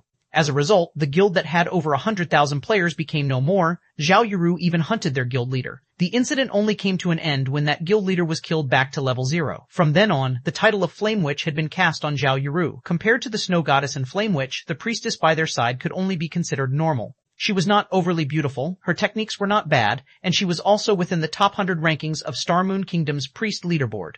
2 absolute beauties, plus a great beauty. Such a combination had created brilliant scenery in the Deathly Forest. Hundreds of players surrounded them, trying to become acquainted with the 3 women. Unfortunately, the 3 beauties did not even look at them. Sister Yueru, these people are really scary. How about we return and level up? The timid Xiao Yuer whispered. Hee hee, Yuer, don't be afraid. With Gentle Snow here, even if you give these hateful, vulgar men 10 times the courage, they wouldn't dare come over here, Zhao Yueru said with a smile, proudly sticking out her chest. Gentle Snow only nodded her head in reply. Regarding these salivating, vulgar men, she did not even place them in her eyes. Although the drops from elite monsters are not bad, the drop rate for skill books is higher at the Deathly Forest. If we don't grind for a few more skill books, we will level up very slowly in the future, Gentle Snow quietly said. Zhao Yueru nodded her head in agreement. Although the three of them had killed quite many elite monsters, the number of skill books that dropped was very little. Until now, the three of them had yet to learn even 3 skills. It was really affecting their strength utilization and grinding efficiency. Effective party for Deathly Forest, looking for a healer and MT, 3 waiting for 3. After taking a few looks, Shi Feng continued shouting. Although Gentle Snow and Zhao Yueru were indeed attractive, Shi Feng was no longer a child. He had seen plenty of beauties, especially after he became Shadow's captain. Many beauties would willingly throw themselves at Shi Feng. As for Gentle Snow and Zhao Yueru, it was good enough to just look at them for pleasure. Such beauties were not something Shi Feng could have thoughts about. His main goal right now was to get down to business. However, Shi Feng's shouting did not yield any replies. Not a single player had even glanced at him. All of them were staring and salivating at Gentle Snow's group of 3. Even Blackie was no exception. His eyes had nearly popped out of their sockets from staring. Shi Feng sighed, helplessly shaking his head, and continued shouting and recruiting people. Crap, what is this fool blabbering about? Do you really think anybody would commit suicide together with you in the dungeon? Quickly, Scram, you level 1 noob, stop distracting me from looking at beauties. Quite a few players started to express their discontentment. 2 high-quality beauties had already shown up, yet instead of trying to get closer to them, Shi Feng was actually making noise here. What would you do if those beauties were scared off? That person is interesting. He can actually attract the hostility of so many people. Did he do something immoral before? Zhao Yueru revealed a crescent moon-like smile, giggling as she pointed at Shi Feng. Zhao Yueru aimed her eyes over as well. She felt nothing special from Shi Feng. He was even dressed in tattered clothing. Zhao Yueru felt that Shi Feng was just trying to seek attention from the crowd. She suddenly said in disdain, "He is definitely doing so to grab our attention. Let's not bother with him and quickly party up 3 people to dive the dungeon." Regarding the number of men who had tried to attract their attention, there were just too many of them. Zhao Yueru had seen all kinds of methods these men had used before, and Shi Feng's method was not a rare sight at all, but instead outdated. Gentle Snow did not voice out any opinions, only taking a look at Shi Feng. She felt an odd feeling coming from Shi Feng. This was the spirit of a hidden sword. Gentle Snow was especially concerned about the fire poker hanging around Shi Feng's waist. Gentle Snow, what happened to you? Zhao Yueru curiously looked at Gentle Snow. She did not understand why Gentle Snow would keep staring at the extremely ordinary Shi Feng. It's nothing. Maybe it's just my imagination. We should hurry up and recruit some people to dive the dungeon. Gentle Snow shook her head, no longer looking at the fire poker at Shi Feng's waist. Originally, Shi Feng's party already had trouble recruiting for people. However, because of Zhao Yueru's single sentence, nobody else had paid attention to Shi Feng's party, even if his party had an expert present. Shi Feng expressed his helplessness when seeing the hundreds of players queuing up in front of Zhao Yueru. The 3 women's arrival had really bad timing. "Brother Feng, why don't we go over there as well?" Blackie shamelessly suggested. "Scram, what do you take me for?" Shi Feng rolled his eyes at Blackie. This fellow was just too shameless, forgetting friendship after finding love. Instead, Lonely Snow was the better one. He was a truly honest man. In the beginning, Lonely Snow had only taken a few glances, but stopped after giving out a few praises. He had even helped Shi Feng in recruiting people by his side. Blackie did not dare to speak again after being scolded by Shi Feng. He could only silently look on in envy at those players in the queue. Over 10 minutes later, Shi Feng still had not recruited a single person. Similarly, Gentle Snow's party had also not recruited a single person. However, in Shi Feng's case, it was because nobody had come to join his party. Whereas for Gentle Snow's party, it was because the players that wanted to join did not match up to their specifications. One party was in heaven, while the other was on earth. Shi Feng had no more choices. He could not just continue dragging on in such a way. His time was precious. He could only make exceptions in recruiting. Efficient party for Deathly Forest. We have an expert leading the party. Clear in 1 try. No limit to levels. Looking for healers and damage dealers. 3 waiting for 3. However, Shi Feng's words had caused many players to send over looks of disdain. Even if you were trying to attract attention, you should have a lower line. Currently, there had already been tens of level 2 players who had died out of the dungeon. Every one of them had said the Deathly Forest was impossible to clear. On the other hand, Shi Feng said his party had no level limits. Then wasn't he trying to say that he only needed 1 person to clear the Deathly Forest? Was this possible? However, Shi Feng's lower line had still attracted some players' attention. Within a few moments, a group of level 1 players had come running over to join. 23 Tyrant Bear 10s of level 1 players came running over. The area in front of Shi Feng's party had also started becoming lively. This person is really something. He is so desperate to enter the dungeon that he would even want level 1 noobs. Did he not know that there has already been a level 2 elite party that had returned after dying? Who cares about him? A noob is a noob after all. We won't be able to understand their thoughts. The long queue of level 2 players started laughing one after another at Shi Feng's actions. They all wanted to watch Shi Feng become a joke. Those guys are really interesting. Even I don't have much confidence in clearing the Deathly Forest, yet they actually want to clear it with a group of level 1 players. Zhao Yuriru's lips curled up slightly, revealing an exuberant smile as she looked in Shi Feng's direction. Her voice carried a hint of ridicule and disdain. Gentle Snow also sent a glance towards Shi Feng from a distance. Shi Feng's temperament was both calm and confident. He did not become angry from being laughed at. Every one of his movements was very mature, not much different from the experts in God's domain she had seen before. However, she did not understand from where Shi Feng's confidence came. Deathly Forest was Redleaf Town's first dungeon, and it was also everyone's first time being in touch with a dungeon in God's domain. Their difficulties were an unknown. Even the elite parties of guilds would carefully choose their members before entering the dungeon. On the other hand, Shi Feng did not care in the slightest, as if just gathering 6 players was good enough. Maybe I'm just overthinking things. He's just a level 1 player, so how could he clear the Deathly Forest? Gentle Snow caressed her elegant hair, her heart no longer thinking about Shi Feng's odd actions. She looked at her hand, at the player information displayed on it. Level 2 Summoner, Magic Attack 28, HP 150, Defense 8, Movement Speed 4. Fail. Next. Afterward, another Cursemancer stepped forward. The person tensely sent his own attributes to the Snow Goddess, Gentle Snow. On the other side, Shi Feng as well was looking at player data. Although he did not have a lower line, he did have a bottom line. The equipment and levels of these level 1 players were much worse than the level 2 players that Gentle Snow's party were recruiting. However, they were still players. As long as they did not simply add their 8 free attribute points early on, the chance of clearing the Deathly Forest with a 6-man party was very high. As for those Shield Warriors and Guardian Knights who solely added Strength or Weapons Job but did not add Agility, all of them were rejected. Big brother, please party me. Although I am just a level 1 Guardian Knight, I have a piece of level 0 common equipment. Also, all 8 of my attribute points are still available. I can completely add them based on your requirements. A youth named Kola pleaded, his eyes filled with expectations. Hai Feng was slightly surprised. A Guardian Knight that did not add any attribute points could actually reach level 1. It was a masterpiece. It had to be known that Guardian Knights had very low attack, making the killing of monsters difficult. Normally, they would party up to kill monsters. To increase grinding efficiency, they would add a few points of strength. Otherwise, leveling up would be too slow. Guardian Knight Kola? Kola. When Shi Feng looked at Kola's face, and also his tall and muscular body, he felt that it was somewhat familiar. Suddenly, he entered into deep thought. His memory seemed to have such a person in it. That's right, it's Tyrant Bear. Shi Feng managed to remember it. Tyrant Bear's name was Kola. Tyrant Bear was the core MT of the first-rate guild, Brilliant Stars. During the early periods of God's domain, Tyrant Bear was constantly unsuccessful. He was even kicked out by third-rate guild, Heaven's Crown. After entering Brilliant Stars, Kola suddenly started to shine. He turned from being a normal party's MT into the core elite party's MT in the guild. He was ranked 15th on the Guardian Knight leaderboard of Star Moon Kingdom. Kola was known for both being able to attack and defend. Shi Feng had never thought that the Tyrant Bear would run up to him on his own. Kola was such a shy person as well. It was totally different from the Tyrant Bear of 10 years later. Suddenly, Shi Feng had an idea. Currently, the Tyrant Bear had yet to join Heaven's Crown, not to mention Brilliant Stars.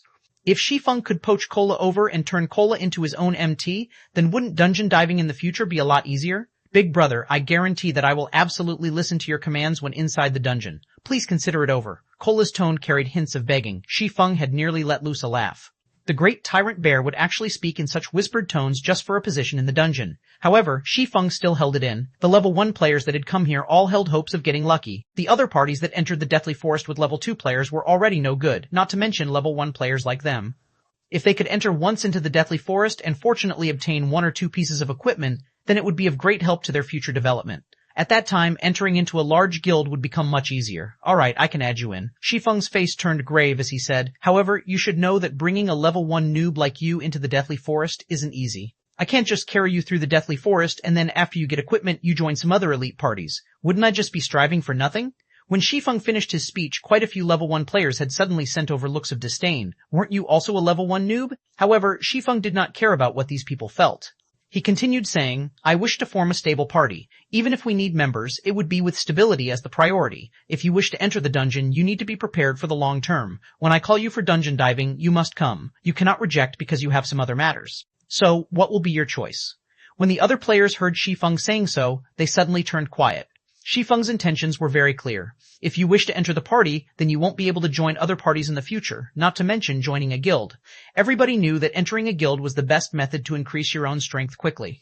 Currently, they did not have the qualifications to join any of those guilds. So, they were here to try their luck, hoping to obtain 1 or 2 pieces of equipment. They might even be able to join those guilds afterward. So, how would they be able to give up their chances of entering a good guild just to enter a dungeon? Cola had also never imagined that Shi Feng would give such a demand. However, it was still reasonable. You couldn't just expect other people to bring you up, then leave when you become strong. However, Shi Feng lacked the persuasiveness when he said these words. At this moment, Blackie stood out and furiously said, "Just looking at you noobs, there is nobody that would want you down in the dungeon, and you still wish to join a guild in the future and enjoy their benefits. Are you thinking yourselves as experts, or are you taking us for idiots?" Cola thought what Blackie, the expert, had said made sense. Even a level 2 expert with 3 pieces of bronze equipment was in this party, whereas Cola himself was just a novice noob. So, what right did he have to complain? Many thanks for Big Brother Expert's pointers. Little Brother will definitely strive to fulfill his own role. Cola continuously thanked Blackie. Blackie felt somewhat uneasy from being thanked and referred to as an expert by Cola.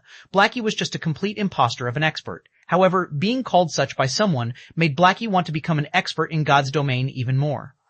Blackie, beautifully done. Shi Feng stretched out a thumbs up, quietly praising Blackie. Shi Feng never imagined Blackie would tame the tyrant bear just like that. The tyrant bear had also called Blackie a big brother with a face full of respect. Blackie suddenly became confused. He did not understand what he had done that was worth being praised by Shi Feng. However, he was still very happy. At least he had done something for Shi Feng, although he didn't know what he had done exactly. Over 10 minutes later, Shi Feng finally gathered 6 players. They could start dungeon diving now. 24 Hell's Roar. Although Shi Feng's party was gathered, the observing level 2 players had started laughing. They were not laughing because all the players Shi Feng had invited were level 1. Instead, the jobs that were in the party were just too exotic. They couldn't help but laugh out loud. This noob really is something, and even I am starting to admire him. They're simply a suicide party. I really pity that expert for actually bringing along such an exotic player. The expert had even agreed to let him be the party's leader. The queued-up level 2 players started a debate, and there were quite a few players who were holding their stomachs while laughing loudly. He is just playing to the gallery. Zhao Yueru wrinkled her brows slightly. She turned her head away after taking a look at Shi Feng, her heart slightly discomforted. Before, she would be the focus of everyone wherever she went. Today, however, everyone's attention was on an inconspicuous noob like Shi Feng. Although everyone was jeering at him, he was still their focal point. Alright, Yueru, we should hurry and gather enough people. If we waste any more time, we will be left behind by the frontline players. Although Gentle Snow felt that Shi Feng seemed to be an expert regarding levels, methods of recruiting people and such, he was just too far from being referred to as an expert. As for the notion of inviting Shi Feng into their guild, it was no longer present now. Their Ouroboros only accepted experts. Got it. Zhao Yueru turned towards the swordsman in front of her. With a little vengeance, she directly said, "Data's not bad, but too bad we don't want a swordsman." The swordsman suddenly became spiritless. How could he not see what Zhao Yueru meant? Subsequently, he turned his head and glared at the distant Shi Feng, his eyes filled with hatred. Meanwhile, Shi Feng, who knew nothing about what has happened, was currently activating the Deathly Forest. System, please select activation difficulty. System, normal, hard, hell. Shi Feng chose hell without hesitation. Suddenly, the transfer passage in front of the Deathly Forest changed. It changed from a silvery gray color to pitch black. At the same time, a flickering skull that had its mouth wide opened could vaguely be seen. Meanwhile, the party members of Shi Feng's party all received a notification. System, you have chosen Hell mode of Deathly Forest. Death penalty increased by 100%. Suddenly, the faces of the members of the party turned deathly white. Death penalty increased by 100%. Doesn't that mean if they died within the dungeon, they would lose 20% of their EXP? 1 or 2 hours of effort were required to make up for that EXP. Brother Feng, you chose the wrong one. Aren't we going down the normal dungeon? Blackie hurriedly walked over and whispered a reminder. Nothing's wrong, it's Hell mode. What would I be doing here if it isn't to dive Hell mode? Shi Feng snapped. The drop rate for forging designs was extremely low. If it was normal mode, then Werewolf Felt's drop rate was only 1%, hard mode had 5%, and Hell mode had 30%. Although normal mode could be cleared without limit every day, who would have so much time to do so? Meanwhile, hard mode could only be cleared 5 times a day, and the probability of the forging design to drop was also not great. As for Hell mode, it could only be cleared once a day, but it was also the one that had the most hopes of dropping it. Feng, Brother Feng, what are you saying? Hell mode of the Deathly Forest? Just look at our party. It is problematic to even clear normal mode, not to mention Hell mode, Blackie panicked. Before, he had already seen several elite parties that had returned after dying. According to what these people had said, the monsters in the Deathly Forest were extremely strong. Their intelligence was extremely high as well. It was impossible to beat them without reaching level 4 or 5, so they had all left after giving up. If they dove into a hell mode dungeon now, with noobs like them, that would truly be going down into hell. Relax. If I weren't certain, even I wouldn't do it. Shi Feng clapped Blackie's shoulders, saying confidently with a smile. Alright, let's go inside then. Shi Feng led the party by entering first, followed by Blackie. Lonely Snow had also entered with a dazed head. He was prepared to tread this path to the very end. As for the remaining three, they hesitated for quite some time. We better go in. The expert has already gone inside, so what do we, level 1 noobs, still have to be reluctant for? Moreover, we're entering the hell mode of the Deathly Forest. Even mentioning it would be a glory, Cola encouraged. The other two felt that it made sense and had also followed into the dungeon. Meanwhile, the area in front of Gentle Snow's party was completely silent. All of the level 2 players were stunned. They were not just shocked, but thunderstruck. A level 2 elite party couldn't even clear the normal mode, yet a party that mainly consisted of level 1 players had actually chosen the hell mode of the Deathly Forest. Snow, did I see wrong? That's hell mode, right? Zhao Yueru asked. Gentle Snow nodded her head. Her beautiful eyes kept staring at the flickering skull. Her expression turned extremely serious. That fellow must have abandoned himself to despair, entering hell mode after determining that he couldn't clear the normal mode. We'll see how they come out dead in a moment. Zhao Yueru laughed. We don't have that sort of time. Let's go. We've gathered enough people. Gentle Snow led the way towards the Deathly Forest dungeon. She selected normal mode for the difficulty of the dungeon. If there were no problems with normal mode, they would enter hard mode after. Within the dungeon of the Deathly Forest, there was a dark and gloomy forest. From time to time, there would be a chill wind blowing, causing a shiver down one's body. Aside from Shi Feng himself, every member of his party was tightly packed around the dungeon's entrance. They did not move even an inch for fear of attracting any monsters that would wipe their party. Brother Feng, why do I keep feeling a cold wind blowing by my back? Blackie asked in worry. Blackie, you need to bring out some temperament of an expert. Only then will you have the possibility to become one. It is just hell mode. Aside from the monsters here having a little bit intelligence, their battle methods being a little bit complicated, and their attack, defense, and HP are a little bit higher, there isn't much else. Oh right, there is also a little bit more monsters here. After some thought, Shi Feng felt that he had nothing more to add. Suddenly, every member of the party sent looks of disdain towards Shi Feng. When diving a dungeon, even a small difference in attack and HP could cause a team wipe. As for Shi Feng, he had just simply explained. Moreover, what did he mean by just a little more intelligence? They had experienced before the battles with monsters in God's domain. Regarding those monsters with slightly higher intelligence, even with the same attack and HP, their strength would still be increased by 1 or 2 folds. Alright, stop minding these little matters. I'll be explaining the strategy for this dungeon in a moment, so you guys better listen carefully. If you don't follow through, then your lives will become forfeit. Shi Feng waved his hands, ready to start explaining the strategy to conquer the dungeon. Suddenly, a strong wind blew from the dark and gloomy forest, causing the trees to sway madly. Ow, ow, ow, ow, ow. After the howling wind came a furious roar that resounded throughout the entire Deathly Forest. Countless birds were scared, flying off into the sky. Blackie and the others were stunned by such an imposing aura. They were just youths around the age of 20. They had never experienced any great hardships, not to mention being tempered through life or death situations. It was their first time facing such a lung-piercing roar. Compared to hearing the traditional roar of a tiger in the forest, this roar was much more shocking to the human heart. This thing is what we should pay attention to, Shi Feng calmly said at this moment. The largest difference between hell mode and hard mode was this roar. Although it did not have a specific name to it, the players in Shi Feng's previous life had dubbed it as Hell's Roar. 25 Night Ranger Shi Feng's words confused the other members. Wasn't it just a roar? What was there to pay attention to? When Shi Feng looked at everyone's contemptuous expressions, he couldn't help but gravely say, "Listen well, you all. Hell's Roar is not as simple as what you think it is. In a moment, follow my demands while advancing. If anyone makes a mistake, don't blame me for immediately kicking you out of the party." Being lectured by Shi Feng in such a way, the other members all became serious. Nobody wished to leave the party. In a moment, Cola and I will walk in front. Lonely Snow, you walk in the middle and protect the Oracle. Blackie, you and the Summoner will walk at the back. Remember, you must not break formation regardless of any activities. Without my command, nobody is allowed to be the first to attack. Do you all understand? Shi Feng explained the basics of formations once to the party. The reason Shi Feng had allowed the Guardian Knight, Cola, to walk in front was that he let Cola add all of his free ability points into endurance. His HP now reached 310 points. With this much HP, Cola could resist a little longer, sharing some of Shi Feng's burden. The dungeons in God's domain were unlike the dungeons in other virtual reality games. The degree of freedom within the dungeon was high, and the dungeons themselves were very large. There were even quite a few player parties who had wandered around in the dungeon for hours without even meeting a single boss. Although the Deathly Forest was not as large, it was still possible to become lost within the dark and gloomy forest. If someone were to become lost, Shi Feng only wished to say, hee hee. The scary part of the Deathly Forest was that players could become lost once they entered the forest. Eventually, the players would mysteriously die one after another. In Shi Feng's previous life, there were countless players who had entered the forest and died over and over again in such a way without even meeting the shadow of a monster. If they had good luck and met a monster, then the result was a party wipe.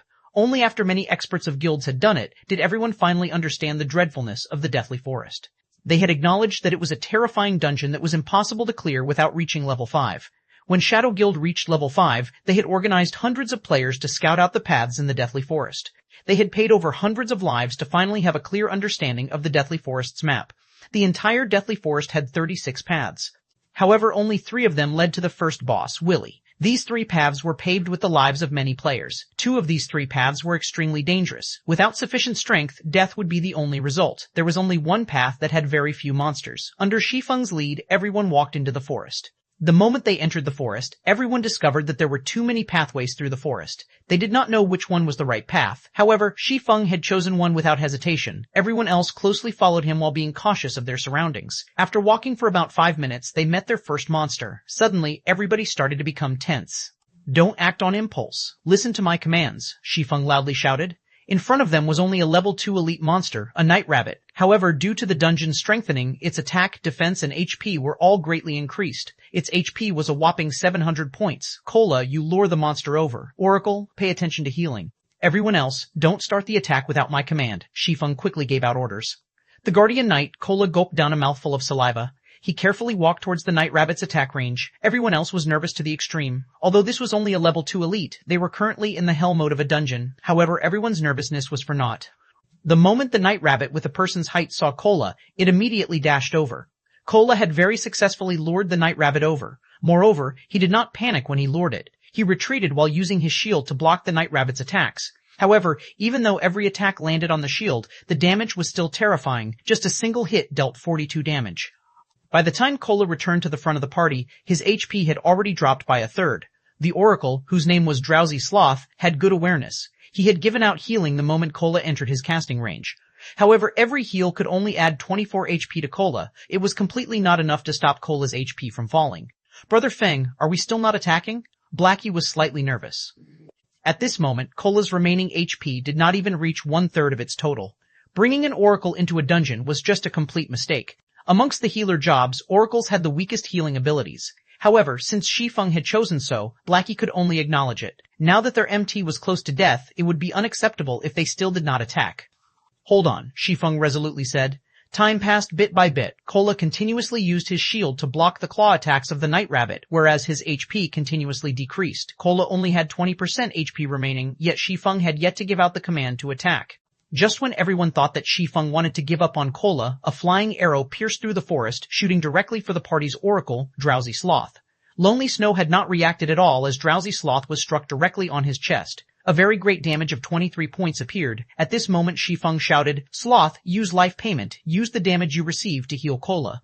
"Blackie, hold back the night rabbit to let Cola recover. Lonely, come with me. Everyone else attacks the night rabbit." Oracles were indeed the weakest regarding healing. However, oracles had high HP. They would not be easily one-shotted. Also, oracles had 2 skills when they first start out. One was life prayer, while the other was life payment. Life payment could turn the damage received by the user into a heal to be used on other players. In the early periods of the game, healers did not possess many skills or equipment. In regards to such a situation, oracles had a greater advantage over other healers when entering the Deathly Forest. It was the reason why Shi Feng had given up on choosing a priest over an oracle. After finishing his piece, Shi Feng rushed into the forest. "Do you think I will let you run away?" Shi Feng coldly said as he looked at the dark shadow running through the forest. "Windblade?" Shi Feng turned into a phantom, chasing directly forward. The reason why Shi Feng did not let anyone attack the night rabbit was to use Cola as bait. Shi Feng wanted to lure out the dark hand hiding behind the scenes. Although the night rabbit looked terrifying, an elite party could face up to 2 or 3 of them at once without any problems. However, in Shi Feng's previous life, the reason why even a level 5 elite party could be party wiped was that of the dark shadow in front of Shi Feng. This dark shadow used the night rabbit as bait, luring players into attacking it. The dark shadow, on the other hand, would ambush the healers from behind. As the night rabbit was occupying everyone else, there was no way to save the healer. In the end, everyone died. Inside the Deathly Forest, if players did not deal with this fellow, the result would be a party wipe. With the increased movement speed from Windblade, Shi Feng quickly caught up to the dark shadow. Shi Feng waved out 3 sword slashes, sealing the dark shadow's path of advance. The Black Shadow knew that it could not escape. It immediately turned around, unsheathing a pair of knives to block Shi Feng's attack. Dang, dang, dang! With the Abyssal Blade, Shi Feng's strength was frighteningly high.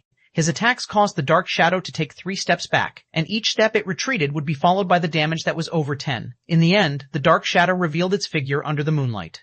Night Ranger, Special Elite, Level 2 HP 1458 115 500. Seeing the Night Ranger being repelled, Shi Feng immediately used Abyssal Bind without giving him a chance. 9 pitch-black chains appeared to bind the Night Ranger, preventing him from moving for 3 seconds, and his defense reduced by 100%. Thundering Flash, Chop, damages of 81, 98, 11, 9, 24 appeared. When the 2 skills landed, a frightening amount of damage appeared, taking away a quarter of the Night Ranger's HP. No matter how capable the Night Ranger was, it could not break free from the binding of the 9 chains. He could only silently take a beating for 3 whole seconds. Shi Feng was unrestrained as he sent out sword slash after sword slash, piercing through the vital point on the Night Ranger's chest. By the time the Night Ranger broke free from the bindings, his remaining HP did not exceed 700 points. Wretched human. The Night Ranger was enraged. He brandished his twin blades like a gale, engulfing Shi Feng. At this moment, Lonely Snow finally caught up. A charge from him had caused the Night Ranger to enter a fainted state, at the same time breaking the Night Ranger's gale-like blade. Shi Feng took the chance to slash at the Night Ranger's neck. Lonely Snow also brandished his large axe at the Night Ranger. By the time the Night Ranger had awoken, he only had a remnant of his HP left. The Night Ranger abruptly hacked his twin blades towards Lonely Snow, sending him flying backward and dealing 64 damage. The Night Ranger turned his head to stare at Shi Feng, once more brandishing his twin blades and slashing horizontally towards Shi Feng's neck. Dang! Shi Feng used parry with his sword. Without giving the Night Ranger any chances to retaliate, Shi Feng lifted up the Ranger and tossed him back. Then, Shi Feng followed up with a couple of sword strikes, finishing off the Night Ranger. Shi Feng conveniently picked up the 2 items that dropped, then immediately ran towards Cola's location to provide help. Laying by the side, Lonely Snow became dumbfounded after seeing Shi Feng's agile skills. His heart filled with shock. Lonely Snow had even forgotten to follow Shi Feng to support. There was such a way even to kill monsters? 26 Miraculous Technique. By the time Shi Feng returned to the party, the Elite Night Rabbit only had 1/3 of its HP remaining.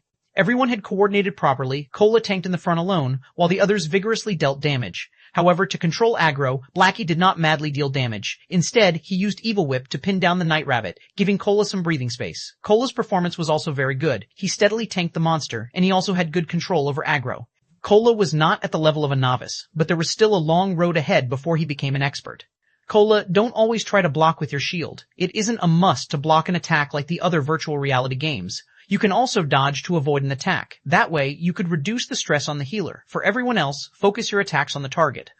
Don't just randomly attack. Aim your attacks at the wild rabbit's claws or other weak points. That way, you can reduce a lot of burden on the MT. Shi Feng did not directly go up to help Cola, but instead, he taught everyone how to battle against monsters. If everyone battled while regarding God's Domain as a traditional game, the results would be disastrous. This was because the healing given out was usually far from being able to keep up with the damage received. Some parties would bring an extra healer. However, this would result in the damage being insufficient. The result was still a party wipe. Players only slowly got used to the combat style in God's Domain several months after the game opened. The players then would no longer be as cute and simple as they were now. Shi Feng wanted to cultivate everyone to build a foundation for his future workshop. So naturally, he needed to let these people learn the combat styles of God's Domain earlier. Everyone thought Shi Feng was also a noob, so they held slight dissatisfaction within their hearts.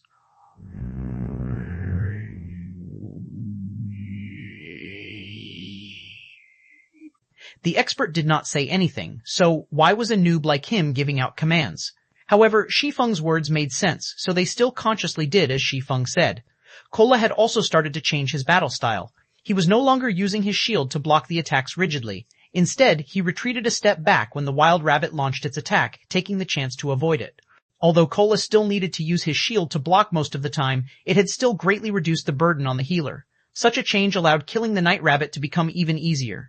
The few level 1 noobs were also slightly surprised. There was some change in their opinions towards Shi Feng. Shi Feng was not as unbearable as they had imagined him to be. Shi Feng only smiled at this situation. He did not mind their thoughts at all. Shi Feng only felt that Cola was quite good after seeing his performance. Although Cola was a first-rate expert 10 years later, he currently was still far from that point. If it were an expert MT, they would not retreat, but choose to dodge the attack without even moving. Such a decision was because if the MT moved, the monster would move as well.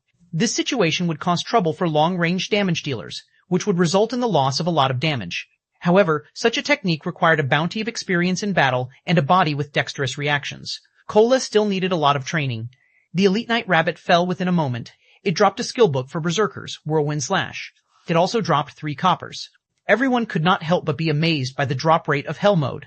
A skill book dropped just after they killed an elite monster. If they killed over 10 elite monsters, then wouldn't they be able to obtain over 10 skill books? It should be known that skill books were extremely rare, and even a common skill could sell for 1 silver. Shi Feng naturally knew of their thoughts.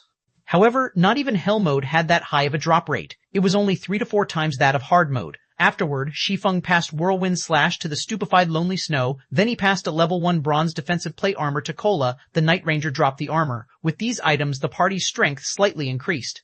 Cola's mouth could not close after receiving the defensive plate armor. He hurriedly thanked Shi Feng for it. With this bronze plate armor, not only had Cola's defense increased by 14 points, but his HP had also become 350 points. Aside from Shi Feng and Blackie, everyone else on the scene was filled with envy. Bronze equipment was the identification of an expert. Outside the dungeon, it was impossible to obtain a piece of bronze equipment, even if you begged for it. And this piece of equipment was obtained by Shi Feng alone. Yet Shi Feng gave it to Cola without hesitation. Everyone's opinion toward Shi Feng changed quite a bit. They felt such a party leader was not bad at all. Shi Feng was unlike the other party leaders who would prioritize themselves when equipment dropped. As for bronze equipment, forget giving it away to a temporary party member. They would definitely keep it for themselves. Afterward, everyone followed Shi Feng as they advanced. Although the dark and gloomy forest was scary, everyone was no longer as nervous as they were before going through a stimulating fight. From time to time, 1 or 2 patrolling elite night rabbits would appear in front of them, and they would also respond to it quickly. When there were 2 night rabbits, Cola would tank one of them, while Shi Feng and Lonely Snow would rush over and kill the other. As for the ranged players, they would prioritize attacking the night rabbit in front of Shi Feng. The night rabbit's 700 HP would be gone quickly under the fierce bombardment. Afterward, the party supported Cola and finished off the other night rabbit. Within moments, 2 night rabbits were no more. With this process, a skill book, Restore, meant for healers also dropped. The skill had a 2-second cast time. When learned by oracles, the skill could instantly restore 37 HP. It was far better than Life Prayer. It did not share the same cooldown as Life Prayer, so the 2 could be used in coordination to negate the damage caused by the elite night rabbits completely. Drowsy Sloth continuously thanked Shi Feng and the other party members for letting him learn the skill book. Restore was an extremely important skill for conquering dungeons. If it were to be sold outside, it could go for at least 2 or 3 silver coins. Don't mind it, skill books are meant to be used. Let's continue onward. Shi Feng smiled as he answered. Aside from AoE attack skill books, healer class skill books were the most expensive and rare. However, the Deathly Forest was a dungeon meant to let players build up their foundation in God's domain. In Hell Mode, the drop rate for basic healing skills was very high. In Shi Feng's previous life, he had obtained 4 healing skill books just after entering Hell Mode of the Deathly Forest once.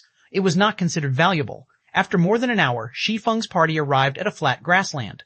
They had finally met the first boss of the dungeon. Willy, chieftain rank, level 3 HP 6000. Willy was a ferocious night rabbit. Its height was as tall as 2 people, and sharp steel claws decorated its paws. These claws loved creating a feast of fresh blood, and those caught by it would be ripped to shreds, turned into a river of blood. It was unknown how many players had died a gruesome death under these claws. A short distance away from Willy, there were 7 elite night rabbits on guard. These 7 rabbits were very close to each other. As long as one of them was attacked, the other wild rabbits would rush over as well. There was also a great possibility of attracting the boss. Even if it were Shi Feng, he would not be able to face off against 7 night rabbits, not to mention including a boss. However, if they did not finish off the 7 night rabbits, there was no way for them to attack the boss. Brother Feng, what should we do now? This place has too many night rabbits. The game isn't giving us any chances. Although the boss was in front of them, the system had dealt them such a hand.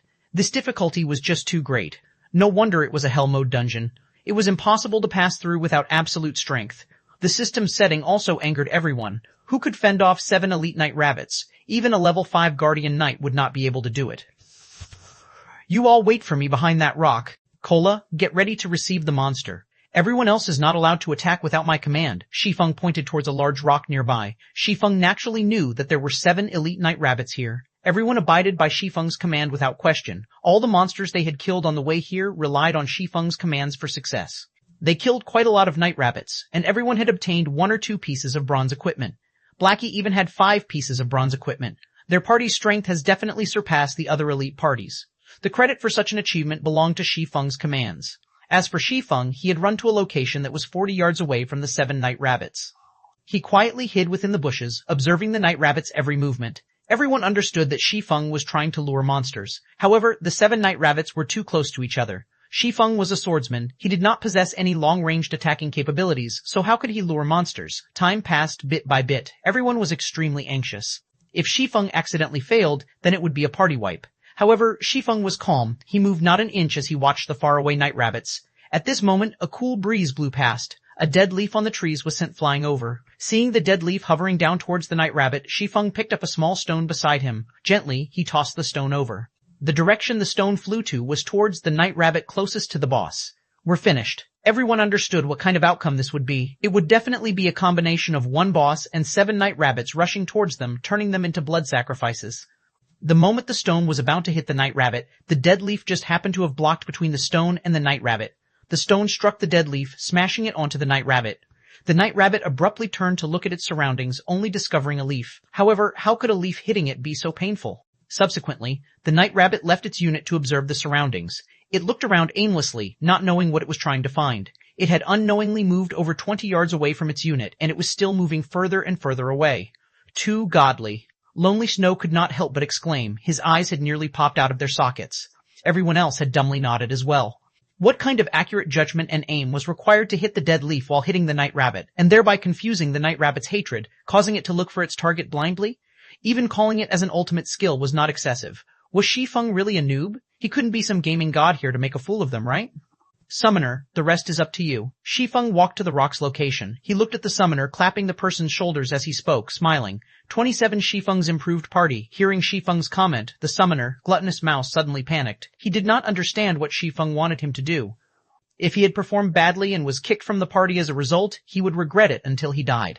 It was hard to find a good party during this time, not to mention a party with an expert leading it. It was impossible to join such a party, even if you begged. Relax, I won't let you do anything dangerous. You just have to summon out a flame sprite and follow my instructions. You don't have to do anything else, Shi Feng said with a smile, trying to ease the nerves of Gluttonous Mouse a little.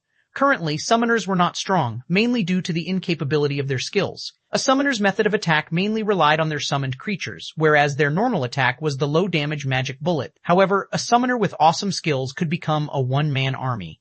It was especially true for summoners who could call out powerful elemental creatures. They could kill elite monsters as if they were just playing around. Party leader, rest assured, I'll definitely do it. Gluttonous Mouse loudly said, his tone filled with respect. He was like a student who had met his teacher. Everyone else, distance yourselves from that rock. 20 yards away from it would be the best. Pay attention not to lure the other monsters. Shi Feng turned around and said to the other party members. Yes, party leader, the other party members loudly replied. Their current attitudes were completely different from before. Shi Feng was slightly shocked by everyone's performance. Why was each and every one of them so obedient all of a sudden? However, Shi Feng did not know that the single stone he threw just now had completely shocked every one of them. They were filled with admiration towards Shi Feng's stone-throwing technique. Such skill and accuracy were definitely not something a normal person could do. Professional players might not even be able to do so. Worshipping the strong was a common sight within a game. These level 1 noobs were no exception. At this moment, the gaze everyone used to look at Shi Feng was completely different. Before, they merely felt that Shi Feng was a good commander. Now, however, Shi Feng was a strong person they worshipped. They had faintly grown a sense of reverence for Shi Feng. Standing to the side, Blackie clapped Lonely Snow's shoulders, proudly saying, How is it? Following Brother Feng isn't bad, right? Lonely Snow silently nodded his head, rejoicing for the decision he made to follow after Shi Feng. Shi Feng was definitely a beta tester expert. Without sufficient experience and practice, such techniques were impossible to accomplish. Only a beta tester could possibly do it. Ha ha ha, what do you plan to do in the future? Blackie suddenly asked. He started to hatch ideas towards Lonely Snow.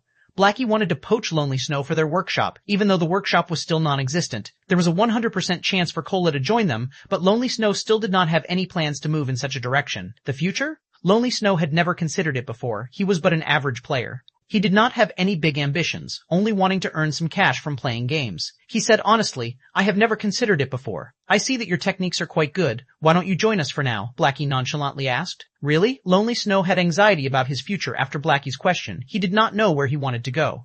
If he could party with an expert, then it could not get any better. Of course. However, we still need to look at your future performance. We don't just simply accept people, Blackie proudly said, pretending to be an expert. Thank you, Brother Black. Lonely Snow happily responded. He never imagined his luck would be so great as to be noticed by an expert. Seeing Lonely Snow agree, Blackie released a sigh of relief. Currently, Blackie was just a fox pretending to be a tiger. He couldn't help out Shi Feng much in God's domain, but he could still help out in regards to administration. There wasn't even a shadow of their workshop as of this moment. There was also the debt of 16,000 credits. The workshop's members consisted of only Shi Feng and himself.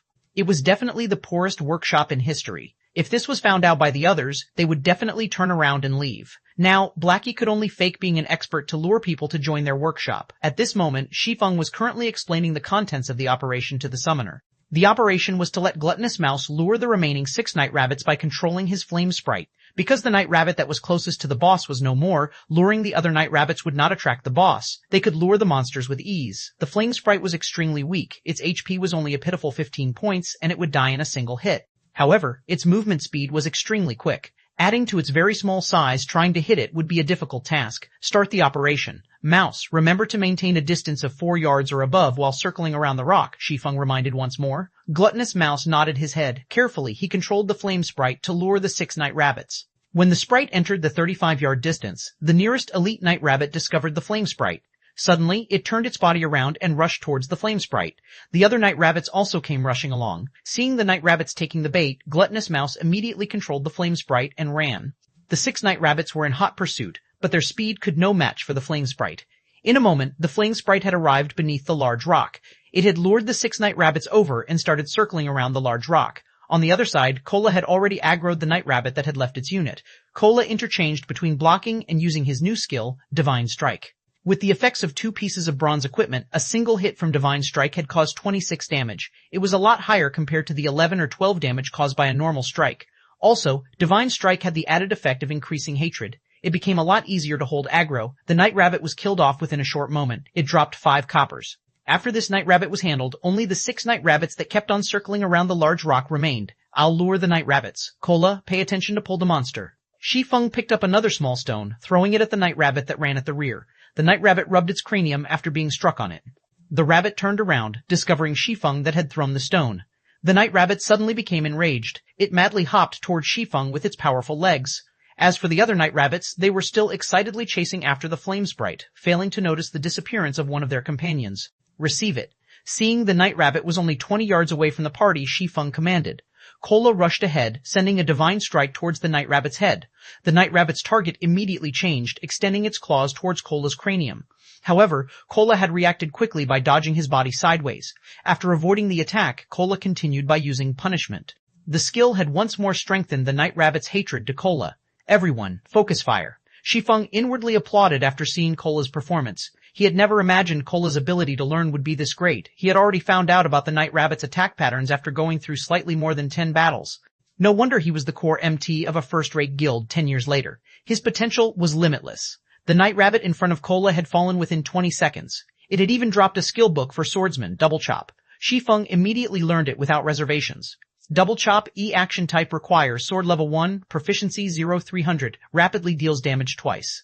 Every slash of the sword deals 120% plus 15 damage, also increasing bleeding effect by 20%. Duration of 10 seconds. Stacks up to a maximum of 5 times. Cooldown, 8 seconds. This skill book had greatly increased Shi Feng's explosive power. As for the problem of getting used to the skill, it was non-existent for Shi Feng. After playing for 10 years as a swordsman, the skills belonging to the job were deeply ingrained into Shi Feng's bones. As long as Shi Feng got a hold of these skills, he would be able to utilize them to their greatest potential. Shi Feng had also lured the remaining 5 night rabbits over, one after another. The party had killed the rabbits one by one, and following the death of the final night rabbit, a golden glow appeared around Shi Feng's body. He had risen to level 2. At the same time, the 5 night rabbits had contributed to the party a piece of bronze plate armor for guardian knights. The equipment increased Cola's HP to 3090 points, and his defense to 56. It had also increased Cola's ability to resist against the night rabbit chieftain, Willy, 28. The horror of hell mode with the elites that were on guard all dead, only the boss, Willy, remained on the open field. At this moment, Willy was laying on the ground, sleeping. It would scratch its back from time to time, completely unaware of its missing henchmen. Everyone, recover for now. I'll explain the method to raid Willy in a moment. Shi Feng wanted everyone to ease up first. It would not be easy to face off against Willy. The fight would require a high degree of concentration because a single mistake would cause everyone to be buried together. Hearing Shi Feng's command, everyone sat down to recuperate. They ate and drank to recover to their best state. Shi Feng's finger waved and shook as he called up his attribute panel. He had recently reached level 2. Because of the Abyssal Blade, the free attribute points he obtained exceeded other players by 2 points. The choices he could make with his points were slightly more than the average player. In the initial period, it was sufficient for the agility of a swordsman to reach 20 points. However, Shi Feng increased his to 30 points. There would be a fixed increase in the body's flexibility when agility reached 30 points. Subsequently, Shi Feng added the remaining points into strength, making it easier for him to contend with the boss. Shi Feng had on him 3 pieces of bronze equipment, a mysterious iron ring, and a magic weapon. Shi Feng attributes had basically reached his own requirements. Character, Yi Feng Human, Affiliated Kingdom, Star Moon Title, Might of 1,000 Job, Swordsman Level, 2 HP, 50-20 A50-20 Attack Power, 88 Defense Power, 39 Attack Speed, 15 Movement Speed, 13 Attributes, Strength 32, Agility 30, Endurance 24, Intelligence 13, Vitality 13. With such attributes, Shi Feng had more confidence dealing with Willy. Seeing everyone recovered, Shi Feng started explaining, Willy has 2 skills. One of them is Killing Feast. When used, Willy will ignore hatred and randomly attack the nearest players. Blackie and Lonely, you two have to pay attention to your positioning. The other skill is Death Claws. Cola, you have to distance yourself from the boss before this skill is used. Lonely Snow, pay attention to interrupt the boss. I'll remind you when the time comes. Another point to take note of, Willy is very smart, so don't keep on using the same attack pattern. Alright, that's it. If we're ready, then start the battle. Cola. Brother Feng, is there nothing else we have to pay attention to? Blackie walked up to Shi Feng's side, whispering, this place was the hell mode of the Deathly Forest. Not everyone was an expert as well. However, Shi Feng's explanation was so simple that it made them feel conquering this boss was very easy. However, there were so many elite parties which had died inside normal mode. So how could hell mode be so simple? Party leader, are there no details we need to pay attention to? Everyone was very worried. They all held anticipation in their gazes as they looked towards Shi Feng, hoping that he would speak more about the finer details. They were noobs, so there were a lot of things they did not understand. In regards to an expert like Shi Feng, the things he felt were common knowledge were definitely not common to noobs like them. Elites could not be compared to a boss. The other elite parties must have definitely died at the hands of the boss. Although their equipment was better than an elite party's, they were still level 1 noobs. They clearly knew their own worth. You guys worry too much. Relax. When the time comes, I'll tell you what you should do and when you should do it, so don't worry about it. Cola, start the fight and remember to dodge more often. A single healer will not be able to match up to the boss's damage. Shi Feng smiled. He felt his party members were quite interesting. They were much more serious about the details than he had thought. In his previous life, Shi Feng had entered Hell Mode dungeons countless times as the captain of Shadow. There was also no lack of 100-men dungeons amongst those times. So, how could he not know how to guide a few noobs to beat a small boss? Cola had no choice but to go at it hard. Willy abruptly leaped up the moment Cola entered its detection range. Its mouth salivated when it saw Cola, and its 2 pairs of steel claws intertwined to produce sparks. Cola had clearly stimulated Willy's heart of massacre. It lifted its steel claws and hastily dashed towards Cola. Start casting heals. All damage dealers prepare to attack Willy's limbs, Shi Feng commanded when he saw Willy's menacing appearance. Just when Shi Feng finished speaking, Willy had arrived before of Cola. Before Cola could react, its sharp claws had fallen from the sky, slashing at Cola's neck. Cola instinctively used his shield to block the steel claws, forming 3 brilliant streaks of sparks. There were also 3 claw marks left on the shield. Due to the immense rushing force, Cola was forced to retreat 5 or 6 steps as he stabilized his body. Above his head, a damage of 103 appeared. Before Cola could even attack, Willy once again waved out its steel. This time, Cola was sent flying with his shield, and a damage of 105 points appeared. Only at this moment did the heal land on Cola, recovering 43 HP for him. It was a truly insignificant amount when compared to the damage Cola received. Everyone was shocked. The movement speed and damage of the boss was too horrifying. If Cola did not possess 2 pieces of bronze equipment, or if he did not block the attacks with his shield, he would have simply died from these 2 strikes. Lonely Snow, use charge on Willy. Blackie, use Evil Whip. Shi Feng had long since expected such a situation. He quickly instructed Blackie to use a binding skill. Lonely Snow reacted by using a charge to block Willy's next attack and saved Cola's life. However, Lonely Snow's attack had only caused 11 damage to Willy. He became dumbfounded by it. He had added most of his attribute points into strength, and he even had 2 pieces of bronze equipment on him. Yet, he had dealt such a small amount of damage. It should be known that the boss in front of him had 6,000 HP. Blackie also finished chanting from the side, sending out his Evil Whip. 5 streaks of pitch-black thorns suddenly constricted Willy's legs. Shi Feng took the chance to circle around to Willy's rear. With the abyssal blade in hand, he used double chop on Willy's neck, causing 66 and 67 damage. His attack also caused a bleeding effect, causing Willy to lose 8 HP every second, lasting for 10 seconds. The high damage immediately caused Willy to switch its hatred to Shi Feng. However, Shi Feng did not give it any chance. With his 30 agility, Shi Feng easily dodged away from the steel claws, appearing 5 yards away from Willy. Ow! Ow! Ow! Willy furiously bellowed as it rushed at Shi Feng. Ranged players start attacking. Cola, come over and hold Willy after you're done recovering. Shi Feng systematically retreated while he dodged Willy's claws. However, the others watching Shi Feng were shocked to their souls. This was because Willy's claws would graze by Shi Feng's cranium every time it attacked, blowing his hair into a dance. Although everyone was shocked, they never stopped attacking. Magic attacks were sent out one after another, whereas Lonely Snow used Whirlwind Slash at Willy's rear. However, not one of those damages had exceeded 20 points. Willy's HP slowly decreased. When it was occasionally struck by Shi Feng, its HP would drop by a segment. Willy's HP had fallen to 90% within a moment. Willy became enraged as it started a mad dance with its claws. It used Death Claws, greatly increasing its attack speed. Shi Feng was nearly hit by it. Fortunately, however, he had used the Abyssal Blade to block the attack, only receiving 130 damage from it. At this moment, the Cola rushed up with his full HP. He used a Divine Strike on Willy's head, followed by a punishment. Willy's hatred only switched to Cola after a series of attacks. The switching of hatred had also interrupted Willy's Death Claws, returning Willy to its normal state. Seeing Willy change targets, Shi Feng waved out a thundering flash. 3 streaks of thunder passed through Willy's body, dealing 92, 116, 137 damage. At the same time, giving Willy a damage amplification effect, it allowed others to deal 20% more damage to it. The fight with Willy became much easier. Blackie was sending out dark arrows without stopping, each dealing over 50 damage, whereas the others only managed to deal over 20 damage to Willy. Being given a painful beating, Willy was just about to turn around and attack Shi Feng when Cola used both Divine Strike and Punishment once more. Willy's hatred was quickly pulled back to Cola. When Willy turned back to Cola, Shi Feng used a chop on it. In such a way, Shi Feng and Cola took turns aggroing Willy, causing it unable to attack any players. Willy's HP continuously dropped until it was 30%. Willy entered a berserk state, its body increasing by several sizes. Melee players stay away from the boss. Blackie, use Evil Whip. Healer, heal me, Shi Feng loudly shouted. In its current state, Willy was definitely going to use its big move, Killing Feast. Lonely Snow and Cola immediately distanced themselves from the boss after hearing Shi Feng's command, letting Shi Feng tank the boss by himself. When the two of them had run out of the 10-yard range, Willy disappeared. No one understood what happened. When Willy reappeared, it had already arrived at Shi Feng's back, and its steel claws abruptly descended. Shi Feng had long since been ready for this. He used his sword to block the incoming claws.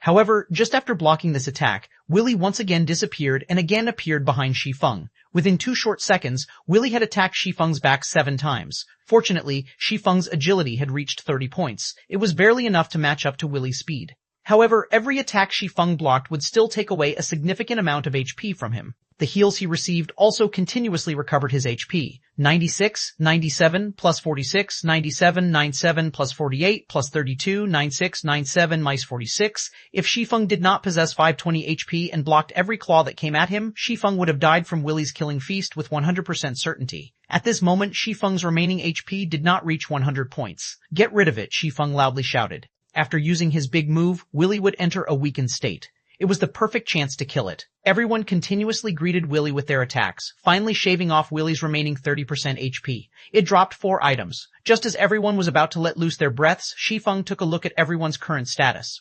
The healer, Drowsy Sloth's remaining MP did not reach 20%, and the other mage's MP did not reach 10%. Shi Feng hurriedly said, "Everyone, sit down and recover immediately." Everyone was confused. Didn't the boss just die? Why must they be in such a hurry? However, everyone still listened to Shi Feng's command to sit down and recover. Before they had even sat down and recuperated with food and drinks for 5 seconds, a violent roar entered everyone's ears. The roar had shaken the entire deathly forest, and following it, a black shadow leaped out from within the forest. The black shadow was a gigantic werewolf. The werewolf looked at Willy's corpse, then looked towards Shi Feng and the others. Its pitch-black eyes suddenly turned crimson red. Just when it wanted to release a roar, Shi Feng dashed towards it with Windblade. Immediately, Shi Feng used Abyssal Bind. 9 chains appeared and bound the werewolf and its mouth, preventing it from making a sound. At this moment, everyone finally saw the werewolf's statistics. It had a whopping 2 bars of HP. Werewolf felt Lord rank. Level 3, HP 12,000, 1 2000. Crap, Why is there a lord boss? Blackie cursed. They had barely rested just after killing a boss, and now there was a lord in front of them. Lords were a rank higher than chieftains. The game was literally trying to kill them. Everyone remember, absolutely do not let Werewolf Felt let out another roar. Shi Feng continuously reminded everyone. However, the others were clearly frightened. Not because of Werewolf Felt's body and HP, but because of that pair of horrifying crimson eyes. They gave off an intimidating feeling to everyone that made it hard to move. 29. Extraordinary State. In front of the dungeon of the Deathly Forest, the numbers of level 2 players gathering were increasing. There was also an endless stream of players diving down into the dungeon. Because there were a lot of level 2 players, there was quite an amount of players who had set up stalls pedaling to the side. Good quality level 0 common equipment, don't miss it when you pass by. You can only go down the dungeon with good equipment. Equipment is limited, hurry over and buy. Small HP potions instantly heals 90 HP once, a must-have tool for a battle that is worthy of you. God's Domain had been open for over 10 hours now. The players here were all level 2 players. After over 10 hours of battling, they had gathered quite a few items. Many level 2 players had intended to sell the items which they had no use for, switching them for something they could use. Such a situation had caused business to flourish at the Deathly Forest. Although the number of players in front of the Deathly Forest continued to increase, the number of parties entering the dungeon kept on decreasing. Only those parties that were unaware would enter the Deathly Forest. However, after those players had been properly nurtured by the Deathly Forest, they suddenly discovered their previous beliefs to be very naive. Hence, they obediently stood in front of the dungeon. They talked about life with other parties while watching new parties enter the dungeon with a smile. They had also investigated reports of the Deathly Forest together with the experienced parties, mutually improving their strategies to conquer the dungeon. Following wave after wave of players entering and dying out of the dungeon, the Deathly Forest had finally become the sore point of every player in Redleaf Town. Every player who entered the Deathly Forest only had one impression of the dungeon. It was extremely horrifying. Currently, in the resurrection graveyard of the Deathly Forest, 6 streaks of white light flashed into existence, following which 6 figures revealed themselves from within. There is just no way to clear this dungeon. Snow, I think we would be better off grinding monsters or doing quests. Just after reviving, Zhao Yueru stamped her delicate feet, her chest heaving up and down. The cuteness of her enraged yet delicate appearance instantly attracted the attention of a crowd of male players. Gentle Snow shook her head, saying in contemplation, "Our gains inside the Deathly Forest are relatively good, so we can't just easily give up. But the forest inside the Deathly Forest is too large. Adding in the great number of small paths, we would easily become lost without a map. However, I believe that amongst the numerous pathways, there must be a few that lead to the boss's location. The other paths are only there as a trap to confuse us. That is why we are always being ambushed by the night rabbits. The more we fight, the more night rabbits will come. For now, let's investigate for some information and see if we can complete a map for the Deathly Forest." Everyone felt that Gentle Snow's speculation made sense, especially about the part where they attacked the night rabbits. Occasionally, a chilling arrow aimed at the cleric Xiao Yair would appear from within the forest. If it wasn't for Xiao Yair's skill at dodging, they would have long since party-wiped. Also, the deeper they went into the forest, the more numerous the night rabbits became. In the end, the night rabbits became too overwhelming in numbers. They were unable to shoulder all of the rabbits, which resulted in their return through death.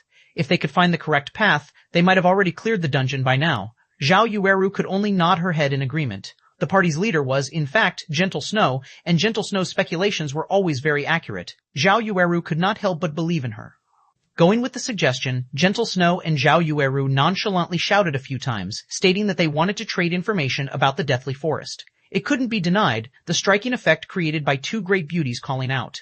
Suddenly, the atmosphere in the Deathly Forest started to boil as players rushed over, one after another. Every one of them wanted to be the first in position. Too many of the male players, this was a great chance for them to talk to a goddess.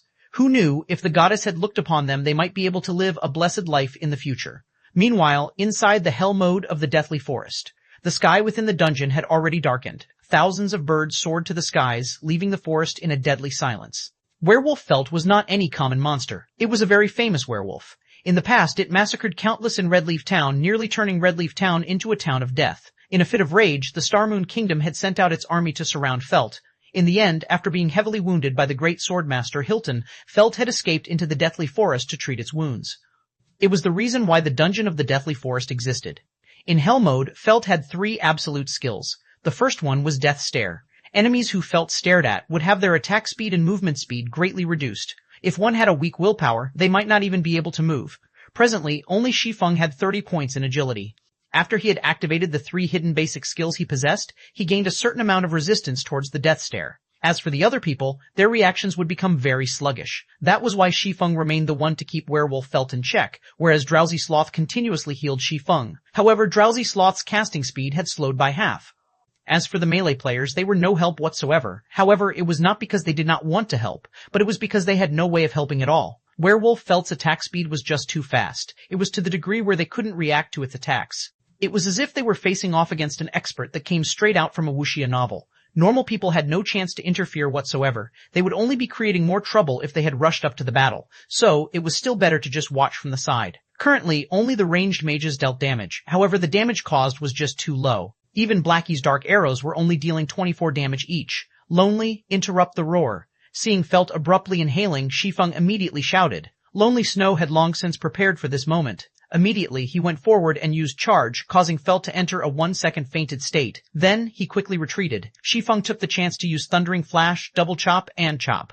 One attack after another landed on Felt's chest. Before Felt could even regain its breath, it had spat out a mouthful of blood. Shi Feng had caused a terrifying 500 damage to it. Within an instant, Felt's HP had fallen to 78%. Everyone watching became dumbfounded. Regarding Shi Feng's powerful actions, they only had one word to say: amazing. They were even more impressed by Shi Feng's eyesight. He had actually discovered such a weakness on Felt's body. Now, everyone was further reassured that Shi Feng was not as simple as he seemed. However, Shi Feng did not display any great excitement. Although they had interrupted Hell's Roar and avoided a party wipe, this would create a reverse effect. After spitting out a mouthful of blood, Werewolf Felt's condition became much more pleasant. It spun its head around and immediately slashed its sharp claws at Shi Feng. The slashing speed of Felt's claws was even a notch quicker than before, filling the sky with the after-images of its claws. However, Shi Feng was not a weakling either. Strength, agility, and endurance. Shi Feng activated the hidden basic skills of all three of these attributes. With these skills activated, it meant that Shi Feng's constitution was no longer that of an average player, but an extraordinary one. Shi Feng's greatest asset in coming into the Deathly Forest was this extraordinary state which he could activate at any given moment. With it, he could do things that normal players couldn't. Under a sky filled with after-images of claws, Shi Feng could still remain safe and sound. It was as if Shi Feng was dancing under the after-images. Occasionally, Shi Feng used his sword to fend off the attacks which he could not avoid. This was the power of being under an extraordinary condition. His 5 senses became extremely sensitive, and his brain's processing abilities became exceptionally focused. Shi Feng could utilize his body to its greatest potential. If it was an average player, however, they would be unable to carry out such feats. It was both mentally and physically taxing to the extraordinary condition. If Shi Feng had not become accustomed to it before, he would only be able to maintain such a state for a few seconds. Claws and sword intertwined, creating countless dazzling sparks. Both sides had their HP continuously falling. Fortunately, Shi Feng was able to survive the exchange with Drowsy Sloth's timely heals. Afterward, under Shi Feng's command, Lonely Snow would occasionally interrupt the Hell's Roar, while Cola would hold back Felt whenever Shi Feng was in danger, and Blackie would use Evil Whip to contain Felt's movements. In such a way, Werewolf Felt's HP continuously decreased, 70%, 60%, 30%. Everyone stand in a straight line facing the boss. Quickly, Shi Feng hurriedly shouted when he saw Werewolf Felt's HP nearing 30%. Werewolf Felt would become the most frightening when its HP decreased to 30%. During this time, it was impossible to interrupt the Hell's Roar. They could only take it head on. No one had any hesitation. They knew that the boss was about to go berserk. They immediately took action, forming a straight line against Werewolf Felt, while also maintaining a 30-yard distance away from it. The moment Werewolf Felt's HP reached 30%, its fur started changing colors. Within a moment, its fur had become snow white, and 2 streams of blood leaked from its eyes. Its chest also started to quickly expand, as if it was a swelled-up frog. Shi Feng immediately activated Gravity Liberation, quickly arriving in front of everyone else. Cola, use Protection Blessing on me, Shi Feng loudly shouted. Protection Blessing was able to reduce the damage taken by a party member by 50% for a duration of 6 seconds. It was a life-saving skill with a 5-minute cooldown, and right now was the perfect moment to use it. Protection Blessing of Guardian Knights and Shield Wall of Shield Warriors. These 2 skills had a high drop rate inside the Hell mode of the Deathly Forest. Before, the reason why Shi Feng had wasted time on clearing out some unnecessary night rabbits was all to obtain this skill, Protection Blessing. 30 Crimson Blade Cola had long since been ready for this moment. The instant Shi Feng let out the command, his mouth began chanting divine texts. Streaks of golden divine texts rushed at Shi Feng. Protection Blessing. Suddenly, Shi Feng was surrounded by countless golden divine texts, giving off a dazzling golden glow. At the same time, Drowsy Sloth, at the rear of the line, continuously cast Recover and Life Prayer, pulling Shi Feng's HP back up to full and returning him to his best condition. Prepare for a battering attack. Absolutely do not leave from my back. Seeing Werewolf Felt's line of sight shifting towards them, Shi Feng held the abyssal blade across his chest as he commanded. Hearing Shi Feng's words, everyone started to tense up. Their hearts were not courageous to begin with. Now, their hearts started to madly beat. They were being covered in a cold sweat even before Werewolf Felt used its skill. Suddenly, Werewolf Felt moved. Its expanded chest started moving upwards, moving past its throat and to its mouth. Ho! Within an instant, everyone aside from Shi Feng felt their hearts stop beating. It was as if the world had turned gray and silent. The soaring birds in the sky had also turned motionless. Everyone could clearly see the multitude of gray-colored waves being emitted from Werewolf Felt's body. Streak after streak, it continuously expanded. The dark gray ripples quickly arrived in front of everyone. However, they could not move even a muscle. It was not because they did not wish to move, but because their bodies could not keep up with the speed of their thoughts. Everyone could feel that time was moving by at an exceptionally slow pace. However, everyone understood that although the movement of time appeared slow, in reality, it was moving at the pinnacle of speed. Just like absolute experts crossing swords, the moment the exchange happened, time would move exceptionally slowly. At this moment, only Shi Feng slightly moved. Phantom kill. The instant the dark gray ripples arrived in front of Shi Feng, his doppelganger had blocked in front of him. At the same time, the doppelganger used parry. Subsequently, the gray ripples made contact with the doppelganger. However, they were blocked by the doppelganger's parry, whereas the doppelganger himself retreated a step back. He only stabilized his body after colliding with Shi Feng. Just after the doppelganger stabilized himself, another wave of ripples came smashing. The ripples passed through the doppelganger's body this time, causing his HP to instantly decrease by 300 points. Behind him, Shi Feng had also received 30 damage, while the others behind Shi Feng received 20 damage. However, the ripples did not stop with just one wave. When the third wave of ripples passed through the doppelganger, his body had instantly disintegrated. A damage of 100 points also appeared above Shi Feng's head. Subsequently, wave after wave of dark gray ripples followed. 100, 100, 100, 100. Hai Feng's HP fell time and time again until only 90 points remained. When the final wave of ripples was about to get rid of Shi Feng, he used parry. Hong, Shi Feng retreated a big step backward. However, he did not receive any damage. The people behind him were also unharmed. However, their HP after going through several waves of attacks did not exceed 50%. At this moment, Drowsy Sloth's recover had only landed on Shi Feng's body, pulling Shi Feng's HP back to 140, following which he used life payment, recovering 130 HP for Shi Feng. Within a moment, Shi Feng's HP had returned to over 50%. This roar really is powerful. I even thought we were finished. Blackie wiped off the cold sweat from his forehead. If Shi Feng had not blocked in front of them, they would all be goners by now.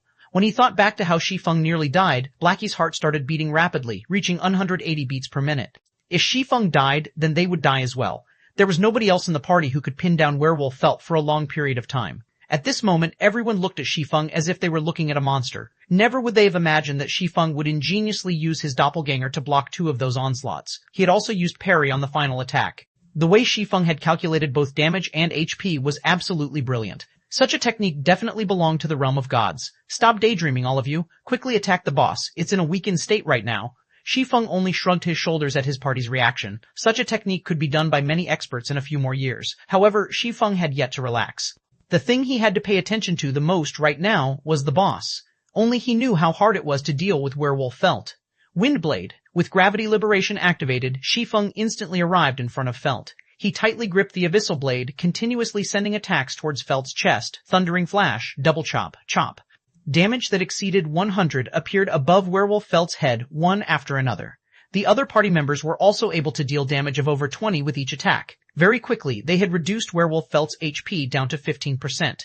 When they saw that Felt was about to die, everyone revealed smiles of excitement. Don't be careless. Blackie, use your evil whip. Lonely Snow, prepare to interrupt with charge. Shi Feng commanded as he dodged Werewolf Felt's attack. Being told what to do in such a way, everyone's hearts suddenly constricted. A death stare and a hell's roar was already unimaginably terrifying. If it was any other party here, they would have long since revived back at the graveyard. Could Werewolf Felt actually have another powerful skill? How horrifying was this hell mode? Shi Feng constantly paid attention to Werewolf Felt's HP. Just when Felt's HP fell down to 10%, its third big move finally came. Death Berserk. This move would increase Werewolf Felt's attack speed by 100%, its movement speed by 40%, and its attack power by 100% until it died. It was precisely this move that had caused countless elite parties to curse out in madness. After activating Death Berserk, Werewolf Felt's fur started turning red. In a moment, it had become blood red in color. Adding in its crimson red eyes and sharp fangs, Felt looked remarkably like a blood fiend. Its terrifying appearance had caused everyone to inadvertently retreat a step backward. They could clearly feel the air of danger given off by Felt. Shi Feng used another double chop, stacking the bleeding effect to 5 layers. Afterward, he spun around and ran. After activating Death Berserk, there was no one under level 5 who was able to block Felt. That included Shi Feng, even if he had a magic weapon. The only method was to ch1 it and slowly grinding Felt to death. The moment Shi Feng had escaped the 10-yard distance, Felt's thick thighs suddenly doubled in size. One of its legs abruptly stomped the ground, sending it flying like an arrow, rushing towards Shi Feng. Shi Feng was about to arrive at the location of the large rock, but behind him, Felt's speed was just too fast. He definitely could not make it. Shi Feng abruptly made a 90-degree sharp turn. Hong. Without making any turns, Werewolf Felt smashed straight into the large rock blocking its path, turning it into rubble. Fragmented rocks the size of a person's head were sent flying more than 10 yards away. Seeing such horrifying strength, even a fierce man such as Kola had his heart trembling. If he were struck by those claws, then he would definitely become meat paste. At this moment, Shi Feng had already distanced himself over 20 yards from Felt. Meanwhile, the attacks from the mages never stopped. They continuously ground away Felt's HP. Shi Feng's plan to kite Felt was a success. Every time Werewolf Felt was about to catch up, Lonely Snow would charge at it. He then followed it up with a Bone Crusher, greatly reducing Felt's speed. Afterward, he pulled away from Felt once more. When Lonely Snow's skills were on cooldown, Blackie would use Evil Whip to constrict Felt once more. The skills of the two of them had a quick cooldown. With Shi Feng's occasional Abyssal Bind, they had formed a perfect cycle to toy with Werewolf Felt without pause. 7%, 6%, 5%, 3%. Finally, when Felt only had 1% HP remaining, Shi Feng abruptly turned around. Windblade, Thundering Flash, Chop, Double Chop. Shi Feng's single sword slashed at Werewolf Felt's chest, taking away its final 1% HP. System, your party is the first to clear a Hell Mode dungeon. Rewards increased by 100%, loot increased by 100%. System, cleared Hell Mode of Deathly Forest. Rewarding 8,000 EXP. At this moment, Werewolf Felt exploded, dropping out over 10 items. And amongst them, there was one that made Shi Feng's eyes shine. Crimson Blade. It was a sword that had the color of fresh blood. It gave off a dull red glow, and there was also faint drops of red liquid dripping off the edges of the blade. The entire sword revealed a dense killing aura. Shi Feng never imagined that the item with an abysmal drop rate would actually appear in front of him. 31 Hell's Book. Shi Feng walked over without hesitation. He quickly picked up the one-handed sword filled with killing intent. The Crimson Blade was one of the rarest drops within the Hell Mode of the Deathly Forest. It was also the best sword for a swordsman below level 6. Crimson Blade, Secret Silver Rank, One-Handed Sword, Level 3 Equipment Requirement, Strength 12, Attack Power plus 21, Strength plus 5, Agility plus 6, Endurance plus 3, Durability 3830. Its attack power alone could rival a level 5 two-handed bronze axe. With the 6 extra points in agility, it could increase the attack speed of a swordsman by quite a lot. The Crimson Blade was definitely a precious weapon for swordsmen. Unfortunately, Shi Feng could not equip it yet. His experience was currently at 69% of level 2. There was still quite an amount before he could reach level 3. Moreover, he wouldn't be able to equip it even if he had reached level 3. This was because swordsmen would only activate the dual-wielding talent after they reach level 5.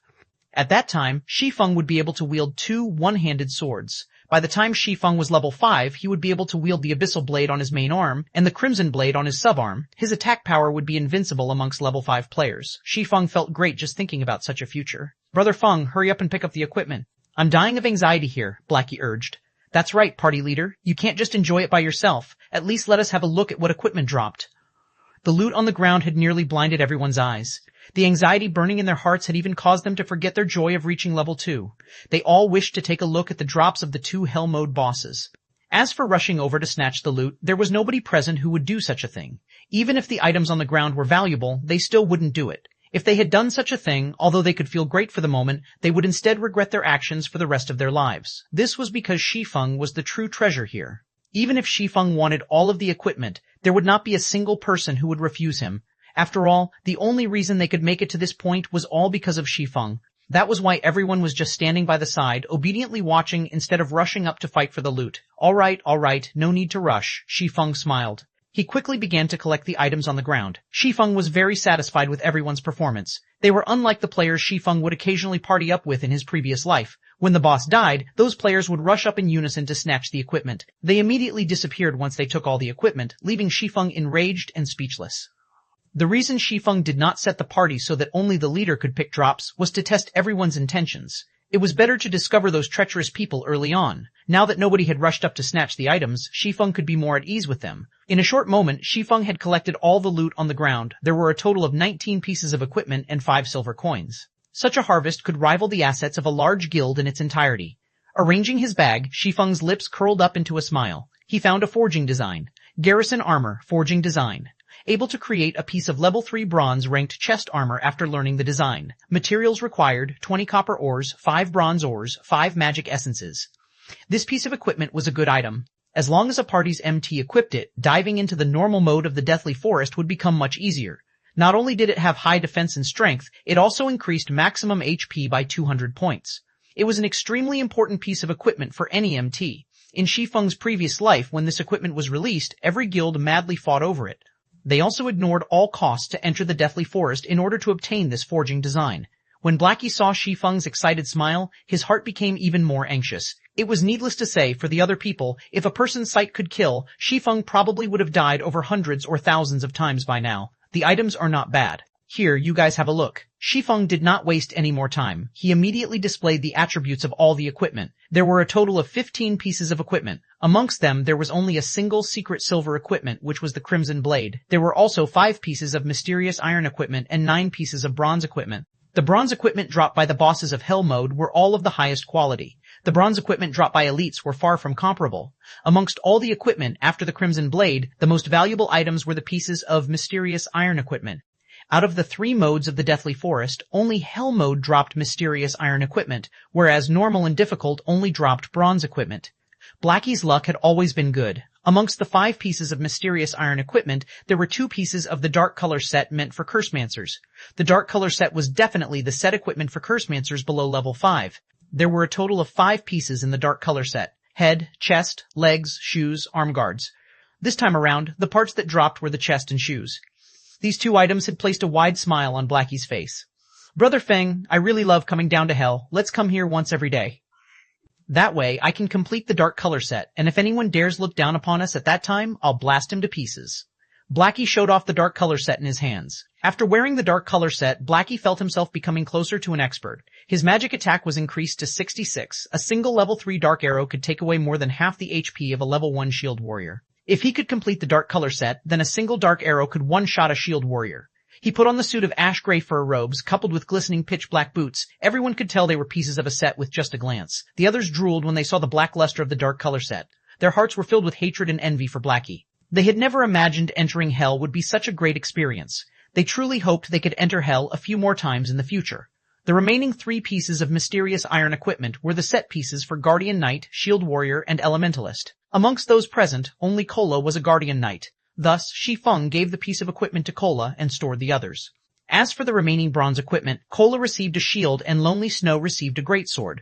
Both pieces of level 2 equipment had the best attributes possible on them. Drowsy Sloth and Gluttonous Mouse also received a piece of bronze equipment each. Quite a few pieces of Shi Feng's equipment were also replaced. Amongst the bronze equipment, there were 3 pieces that belonged to swordsmen. The 2 pieces of equipment that remained were stored away by Shi Feng.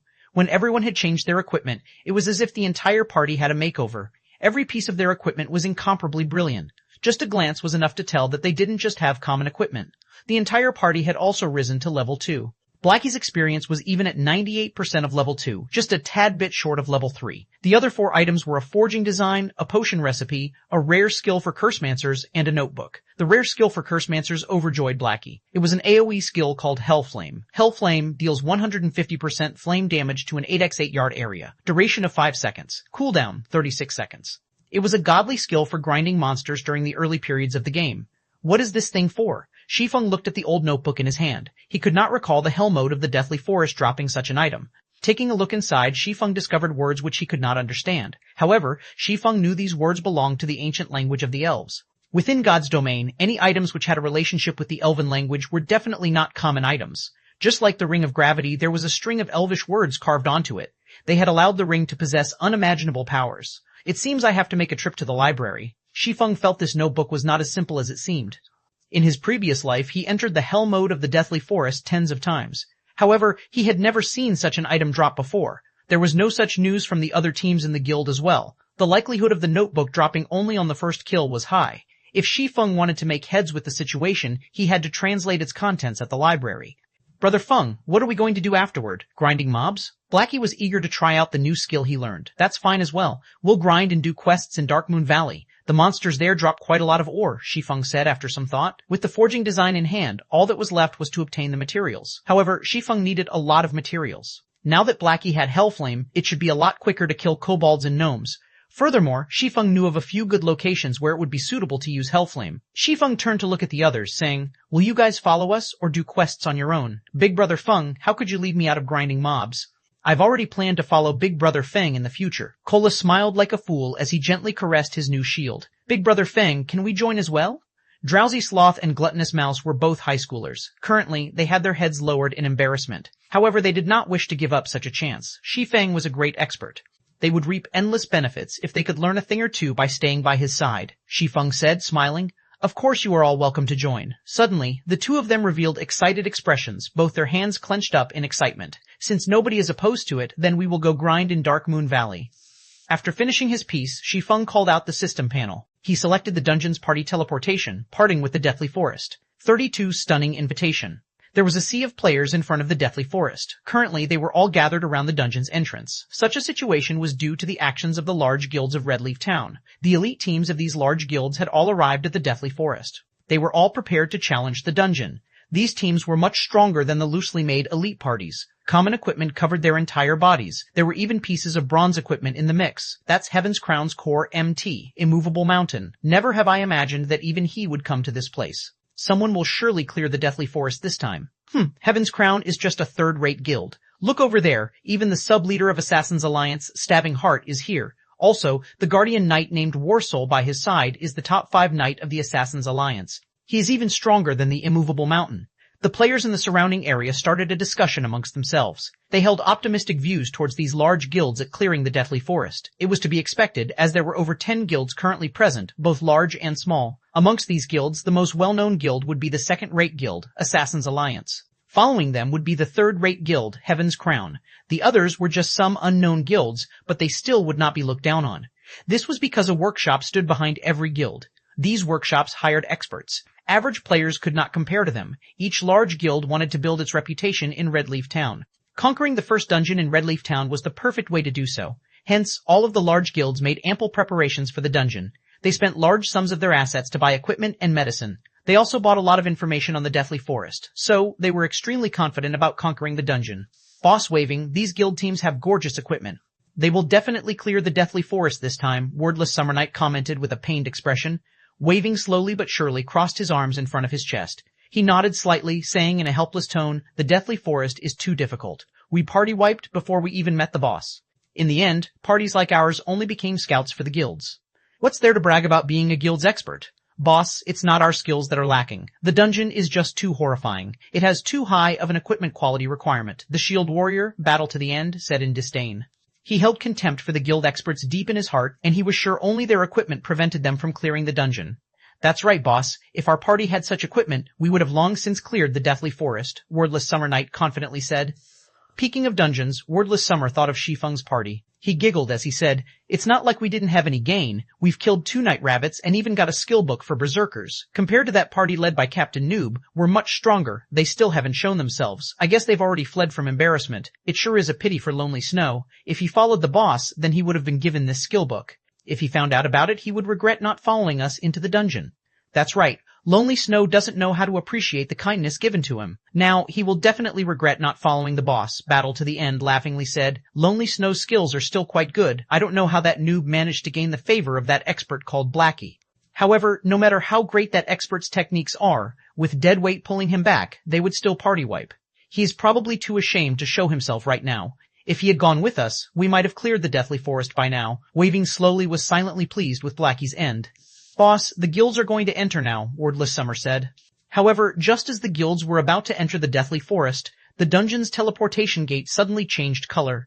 It instantly turned from a silvery gray to a pitch-black color. There was also an indistinct skull that was roaring. The many members of the guilds couldn't help but retreat a few steps back. What is this situation? Such a question appeared within everyone's hearts. However, they quickly received their answer. 6 figures suddenly appeared in front of the dungeon's entrance. Each and every one of them was clothed in glorious garments. Just by standing there, the 6 of them caused others to feel a faint pressure, especially the Cursemancer with the black-colored staff. The dark gray-colored equipment on the Cursemancer was clearly a set. A single glance was enough to tell they were not common goods. The materials it was made of were much better than bronze equipment. Eh? Why are there so many people? Shi Feng took a look at his surroundings, discovering these people were the elite teams of large guilds. He was slightly confused as to why all these people were blocking the dungeon's entrance. Shi Feng's party members also started to panic. The pressure from being watched by so many people was no weaker than facing off against a boss monster. Boss waving, look, isn't that the noob? Wordless Summer pointed towards Shi Feng. Waving slowly knitted his brows. Shi Feng was not the only person he spotted. There was also Lonely Snow. He curiously asked, how could they be here? Didn't they run away long ago? In my view, I think they did not even enter the forest of the dungeon. They knew they could not clear the dungeon, but they were also afraid of embarrassing themselves. So, they stayed in there until now. Battle to the End laughed, but now they just happened to get caught after leaving the dungeon. Just look at how ugly Lonely Snow's expression is. Ha ha ha. As expected of a noob, he doesn't even have the courage to enter the dungeon. Waving slowly but surely felt Wordless Summer Knight's words made sense. If not, how could Shi Feng's party have returned safely? Waving slowly and the other party members experienced the horrendousness of the deathly forest. After entering the forest of the dungeon, there were only two possible results. Either they cleared the dungeon or they party wiped. There was no possibility of a third option. Now that Shi Feng's party had returned safely, there was only one possibility. They never entered the forest. It was impossible that they cleared the deathly forest. During the time Waving slowly and company started laughing at Shi Feng's party, the players surrounding Shi Feng had already laughed themselves into madness. Such a scene confused Waving slowly and party. Why were these people laughing at Shi Feng's party? Were they actually famous? What Waving Slowly's party did not know was that Shi Feng's party had already become famous throughout the entire Deathly Forest. Shi Feng's party mainly consisted of level 1 noobs, yet they entered the hell mode of the dungeon. There was no action more foolish than this. It would be hard for others not to notice such an action. As they say, bad news has wings. Ha ha ha, that exotic player is back. I actually admired him for entering the hell mode of the Deathly Forest, but he was just a coward. I can't take it anymore, my stomach hurts too much from laughing. The players surrounding Shi Feng's party understood their actions. They had foolishly entered the hell mode of the dungeon so they could not enter deep into the dungeon.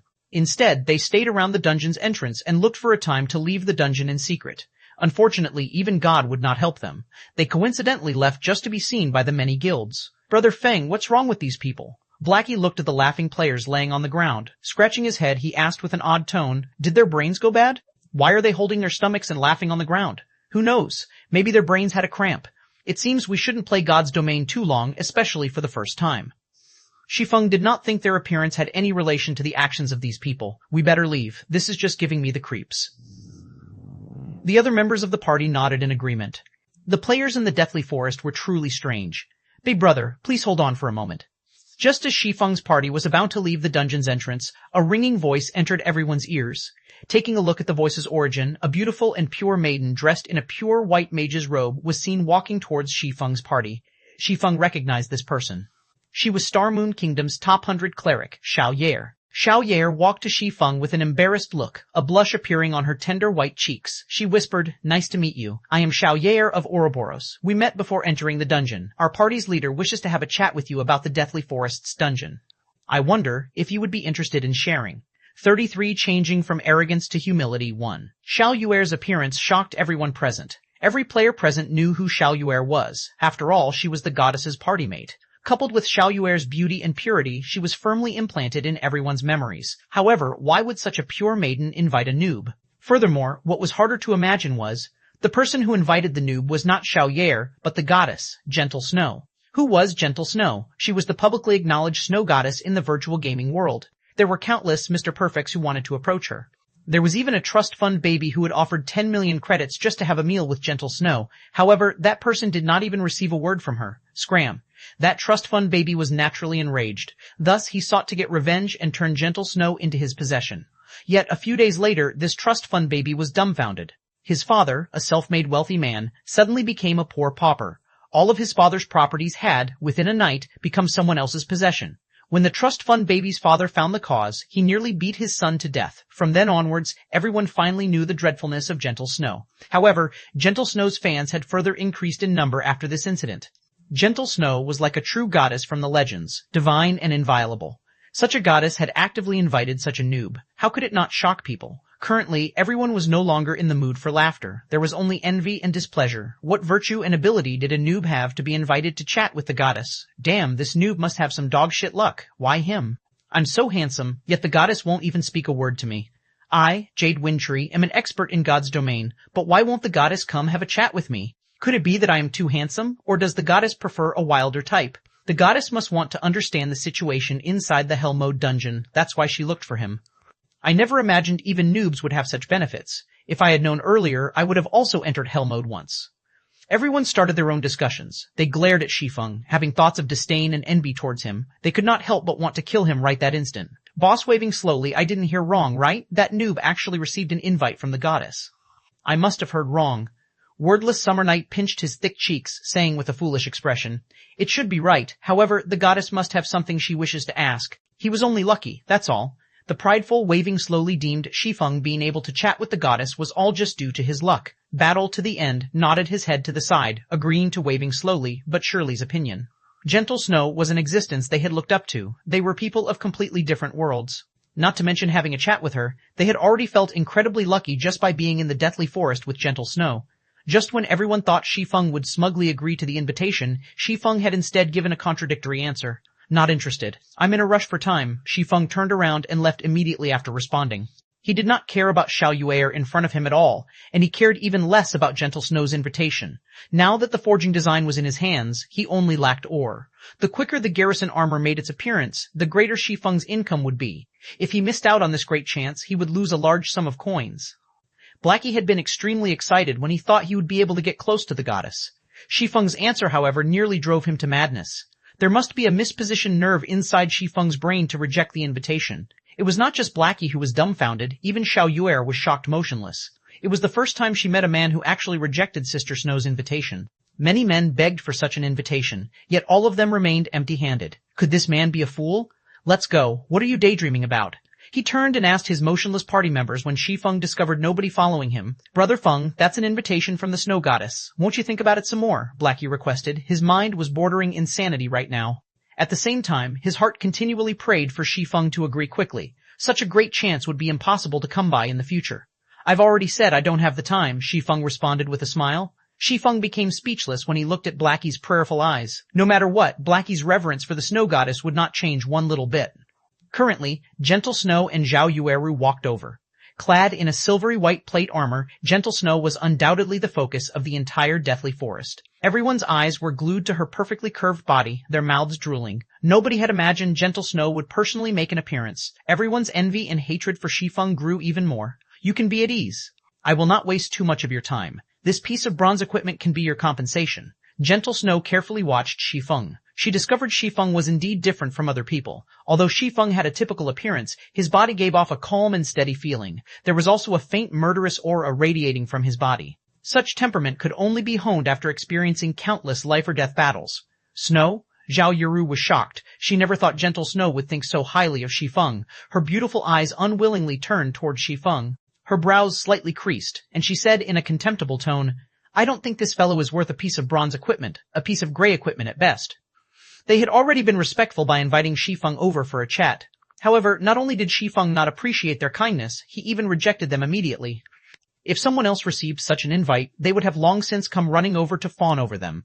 It was the first time Xiao Yueru met such an unattractive man who took such an action. She firmly believed Shi Feng had some scheme in his mind and there was nothing good about him. No need for the bronze equipment. I have those things myself. Shi Feng waved his hand, saying in an uncaring tone. He never tried to flatter the witch to begin with, but he never imagined she would speak of him in such a way. However, he was not a poor ghost. He did not need any charity. Xiao Yueru's beautiful eyes measured up Shi Feng. She couldn't help but let loose a faint laughter, playfully saying, such an unyielding spirit. You clearly want it, yet you're refusing to admit it. Snow, this fellow is really insincere. Yueru, Gentle Snow, impatiently sent Xiao Yueru a glance, hinting her not to overdo it. To begin with, they were the ones who took the initiative to send the invite. It would not be proper to look down on others now. Xiao Yueru pouted. She shot a glance toward Shi Feng, puffing out her prideful twin peaks as she helplessly turned her head away. She did not think a poor fellow like Shi Feng would have anything they wanted.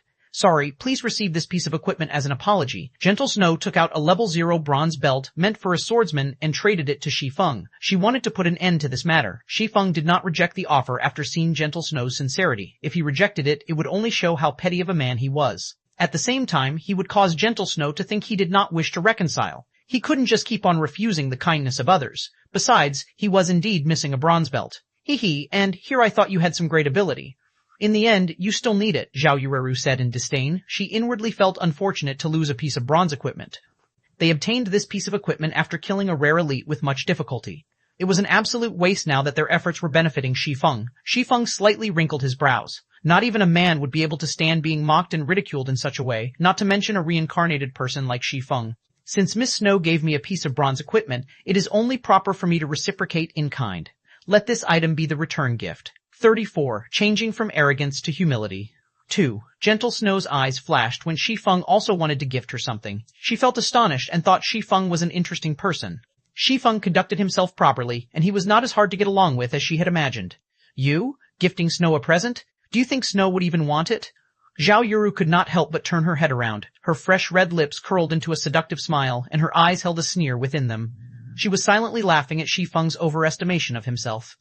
What kind of item has Gentle Snow not seen before? Even luxury cars worth over 10 million could not catch her attention, not to mention an item within a game.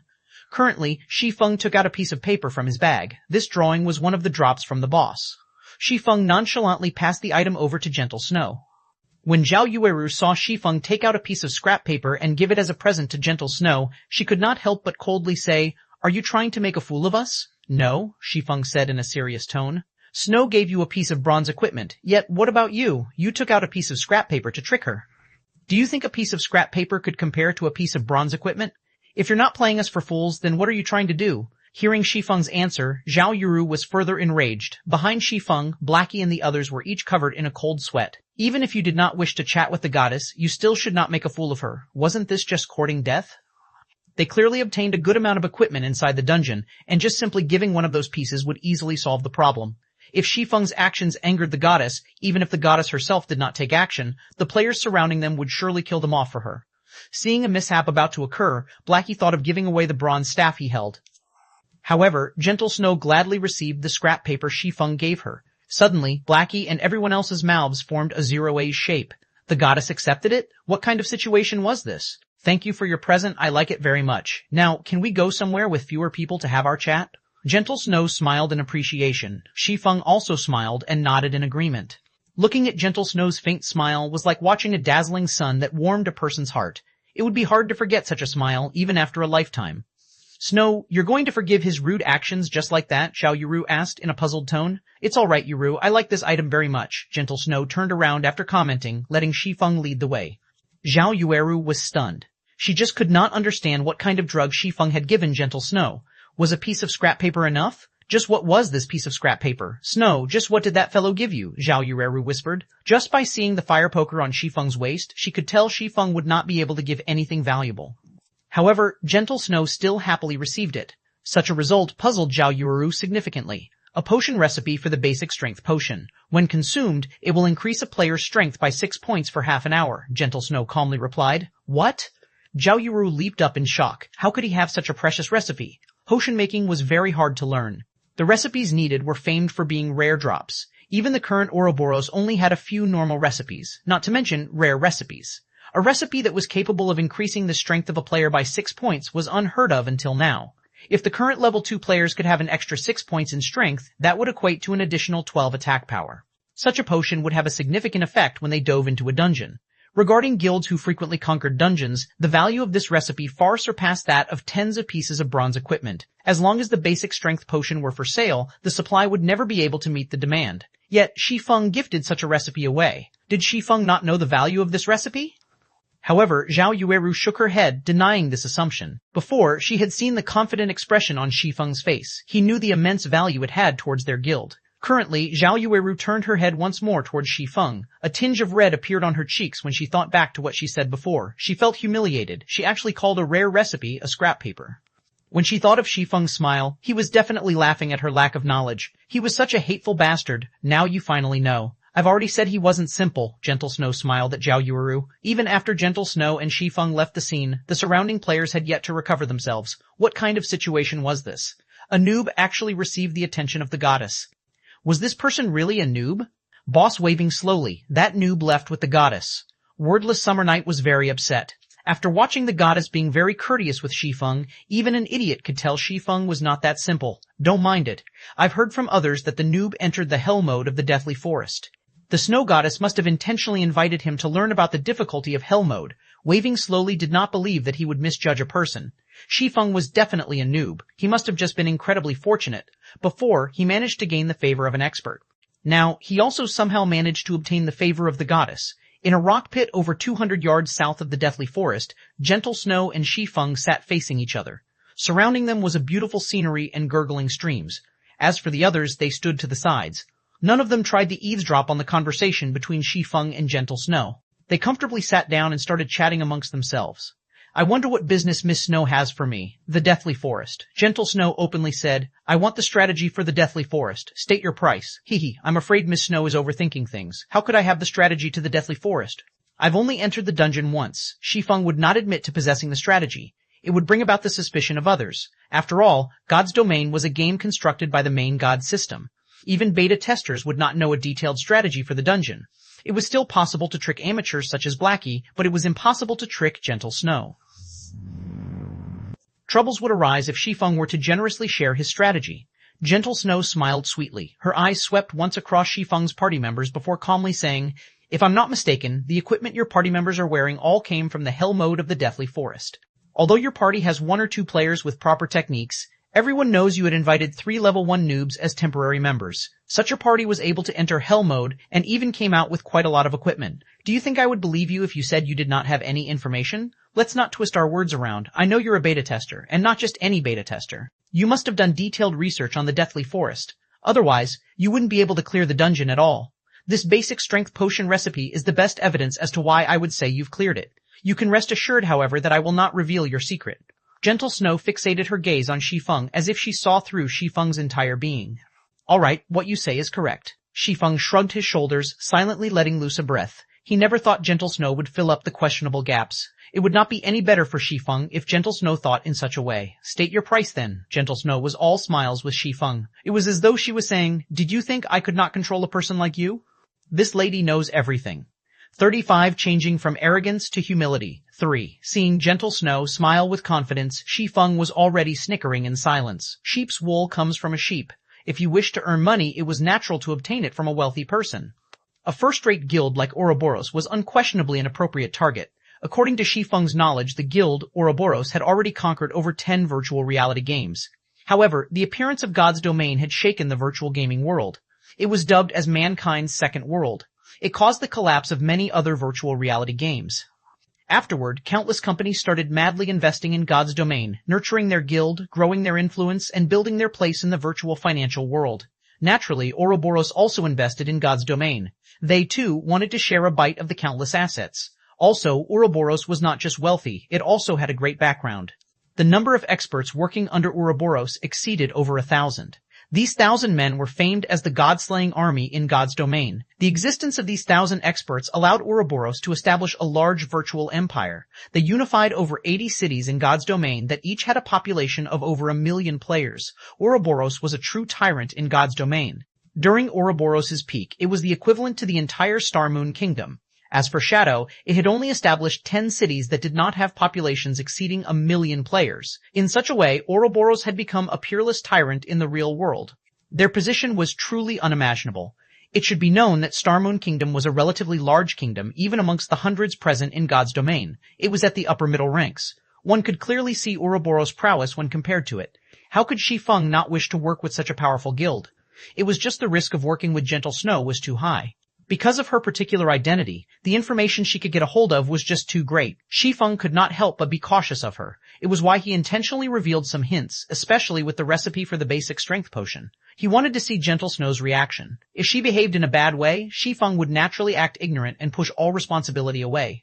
However, the present situation was undoubtedly the one Shi Feng looked forward to the most. Since you've already explained, my asking price isn't high. 20 silver coins, Shi Feng calmly stated. To a small guild of current times, 20 silver coins would already be their entire fortune. Even a 100-man money farming group would need 2 to 3 days to collect such an amount.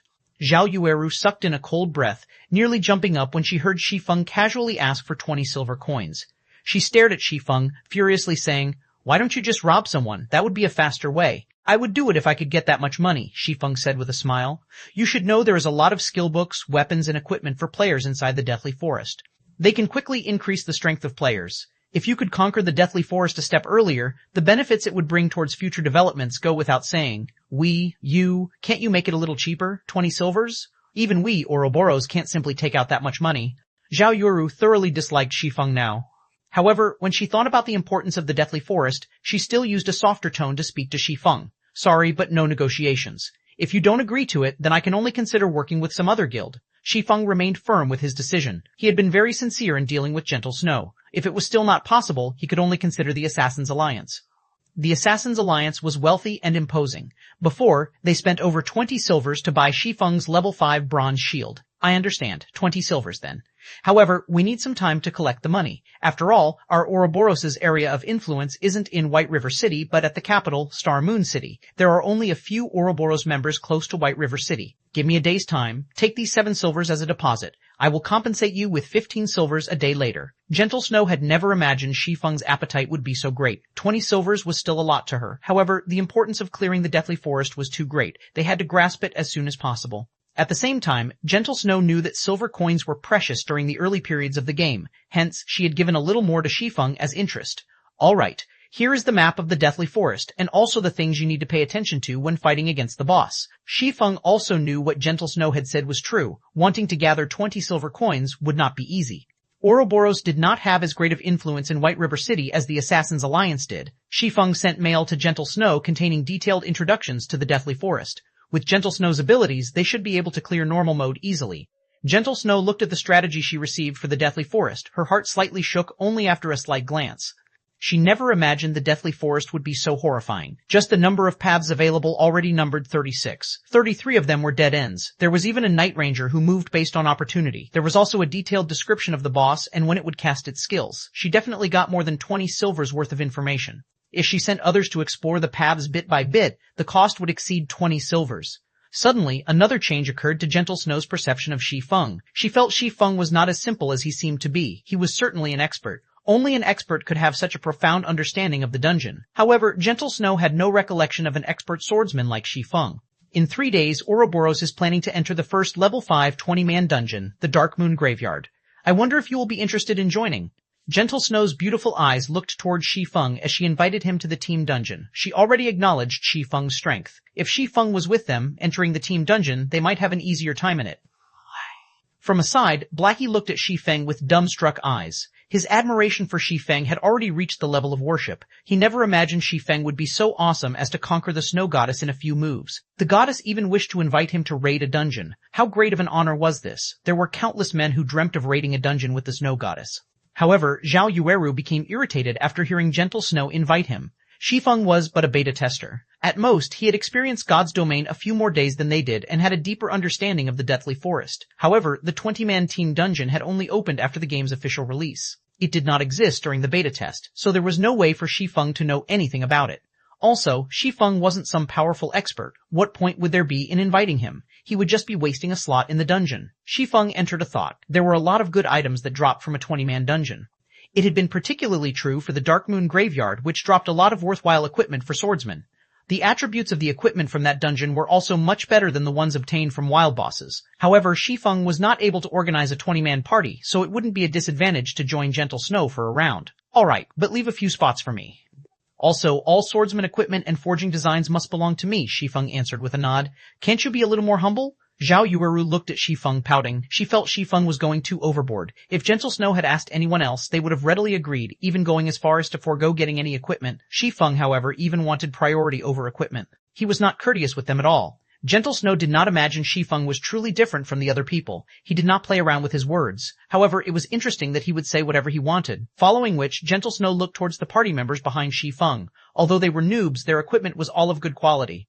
They could barely manage in the 20-man dungeon. Thus, Gentle Snow said, "Fine, let's add each other as friends then. We'll be in touch when the time comes. Alright, you can just contact me a few hours before raiding the dungeon. I'll arrive on time." Shi Feng accepted Gentle Snow's friend request. Subsequently, Shi Feng and his party members left the small rock pit, heading towards Dark Moon Valley. When the group passed through the Deathly Forest's dungeon, Stabbing Heart of the Assassin's Alliance abruptly called out to Shi Feng.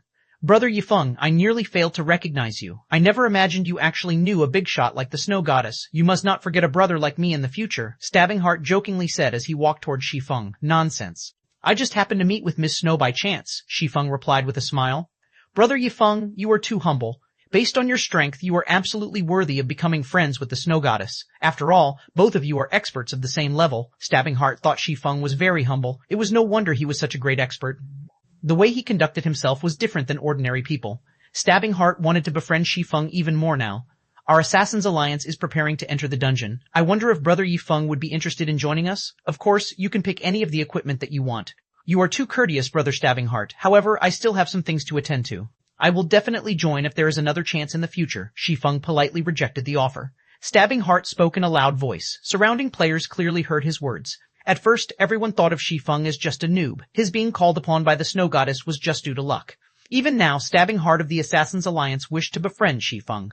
Just what sort of situation was this? The Assassin's Alliance was a large guild that was famous throughout White River City. As the sub-leader of the guild's elite group, Stabbing Heart would not need to interact with normal players at all. However, he tried to befriend Shi Feng. Shi Feng had actually rejected him. Shi Feng was just too domineering. If someone were to call Shi Feng a noob, nobody would believe them. There was something strange about the situation. Everyone guessed that Shi Feng must be a hidden expert that normal players did not know of. Otherwise, why would big shots try to meet Shi Feng one after the other?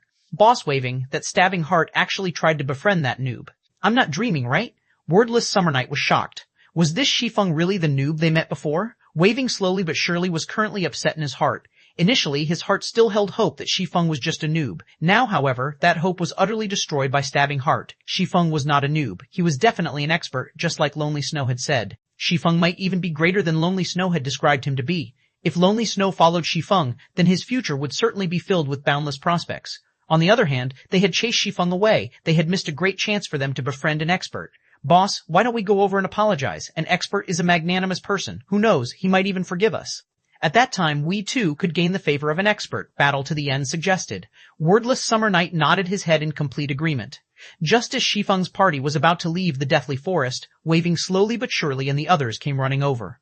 Big Brother Expert, we've had some misunderstandings before, so we're here to apologize to you. We hope you can forgive our ignorance. Here's a silver coin to show our sincerity.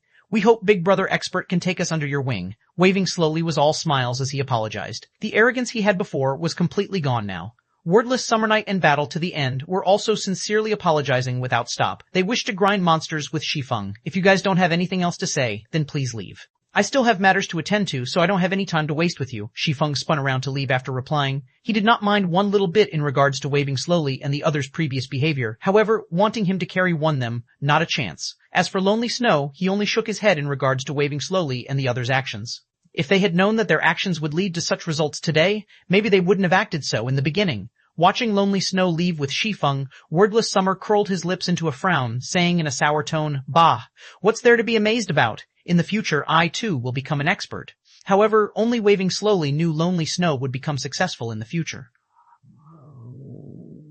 He was already in a different world than them.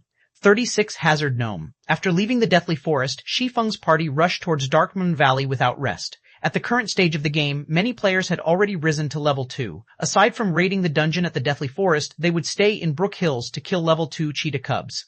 Only a few experts would go to the level 4 area, Darkmoon Valley, to level up. However, along with the increase in player levels, it wouldn't be long before Darkmoon Valley would become occupied.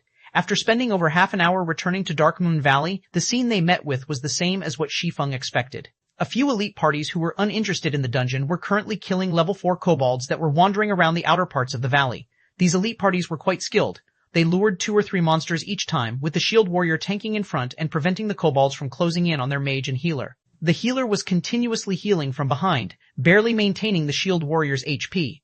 Although it was taxing to grind in such a way, the gains from the fight were equally good. The 3 kobolds had dropped 2 coppers and some stone materials. In God's domain, only monsters level 3 and above would drop skill books and bronze equipment. Although the chance was only 10,000 to 1, it was still enough to cause players to go on wild goose chases.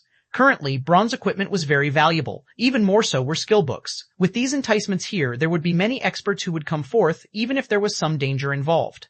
After taking a few glances, Shi Feng turned and left towards the inner parts of the Darkmoon Valley. The other party members who were new to the Darkmoon Valley were very nervous. It was especially true when they saw the level 4 monsters scattered throughout the entire area. Their breaths became slightly hurried. However, Blackie was extremely calm when he saw these level 4 kobolds. After all, he had previously killed hundreds of them. He did not seem panicked, unlike the other party members. He simply followed Shi Feng, entering the deeper regions of the valley. As for the elite parties, they could not help but be shocked when they saw Shi Feng's party enter deep into the valley. They had never imagined the newcomer party would have such courage.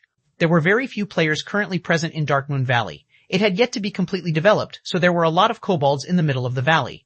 The deeper one headed towards the center, the greater the number of kobolds. There would even be groups that consisted of 10 or more kobolds. Grinding monsters there was just too dangerous. The lowest number of kobolds they had to face was at least 4 or 5. It was not worth risking an unwarranted death. Unfortunately, these people did not know Shi Feng was more insane than they previously thought. Shi Feng did not just enter the deeper regions of the valley. Instead, he went towards the core of the Dark Moon Valley. There was a good location to grind monsters there. Not only was there a large number of monsters, but their respawn rate was quick as well.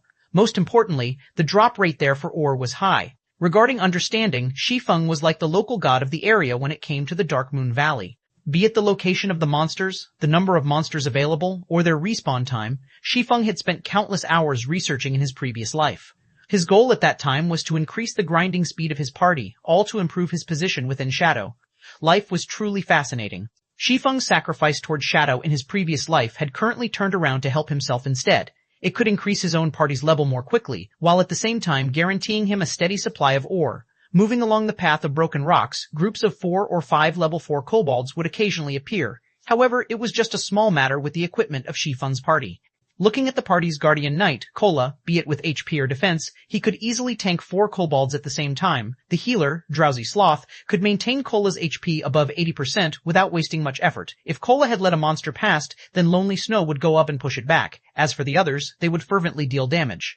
A simple sword strike from Shi Feng could already deal over 100 damage, whereas Blackie's dark arrows could each deal 88 damage. The fight could not get any easier than this. Within moments, the 5 kobolds were all dealt with. Compared to the elite party outside, Shi Feng's party was stronger by several folds. Shi Feng simply picked up the stone materials and ore that dropped, then continuing deeper into the Dark Moon Valley. After spending over an hour moving forward, Shi Feng's party had finally arrived in front of a mountain. The massive mountain was hundreds of meters in height. Kobolds no longer filled the area surrounding the mountain. Wandering gnomes had replaced them.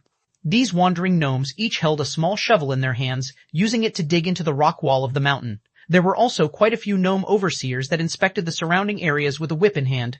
Brother Feng, the monsters here are just too numerous. Are we really going to grind here? Blackie's heart shook slightly when he took a look around. He discovered hundreds of wandering gnomes around the vast mountain. There was even a few level 5 gnome overseers. Compared to the groups of over 10 kobolds outside, this place was a literal battlefield. Kola also gulped down a mouthful of saliva, worriedly saying, "Party leader, I'm not trying to boast, but tanking 6 or 7 of them is my limit. I really can't manage this many monsters." It wasn't just Blackie or Kola. The others, as well, were apprehensive. Wandering gnomes occupied the entire mountain, and these gnomes were very close to each other. As long as they made a mistake while luring, then they would have to face off against hundreds of level 4 monsters. Such a large number of monsters was much scarier than the Lord rank felt. I know you guys can't fend all of them off. However, whoever said about letting any of you tank hundreds of gnomes? Shi Feng rolled his eyes at his party members. He was extremely clear regarding the party's standards. Facing off against 10 gnomes at the same time was nearly their limit, so how could they deal with hundreds at the same time? Even a level 10 player would be finished when met with hundreds if level 4 monsters. However, wasn't there a good saying that stated, if you can't outfight them, outrun them? Shi Feng's agility had reached 30 points. Including the bronze shoes he had, his movement speed had exceeded the wandering gnomes by at least 4 points. He could easily kite the gnomes and let Blackie use the AoE skill, Hellflame.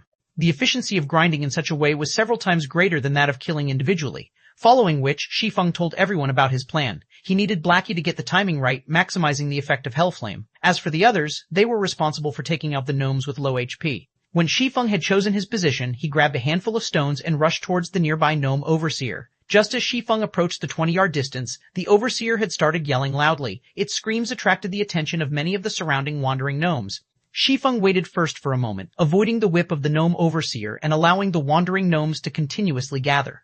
When about 30 gnomes had gathered, Shi Feng turned around and ran in the opposite direction. Afterward, he threw a small stone that struck another gnome overseer. The overseer who was struck loudly bellowed, bringing along over 20 of its brethren and rushing at Shi Feng.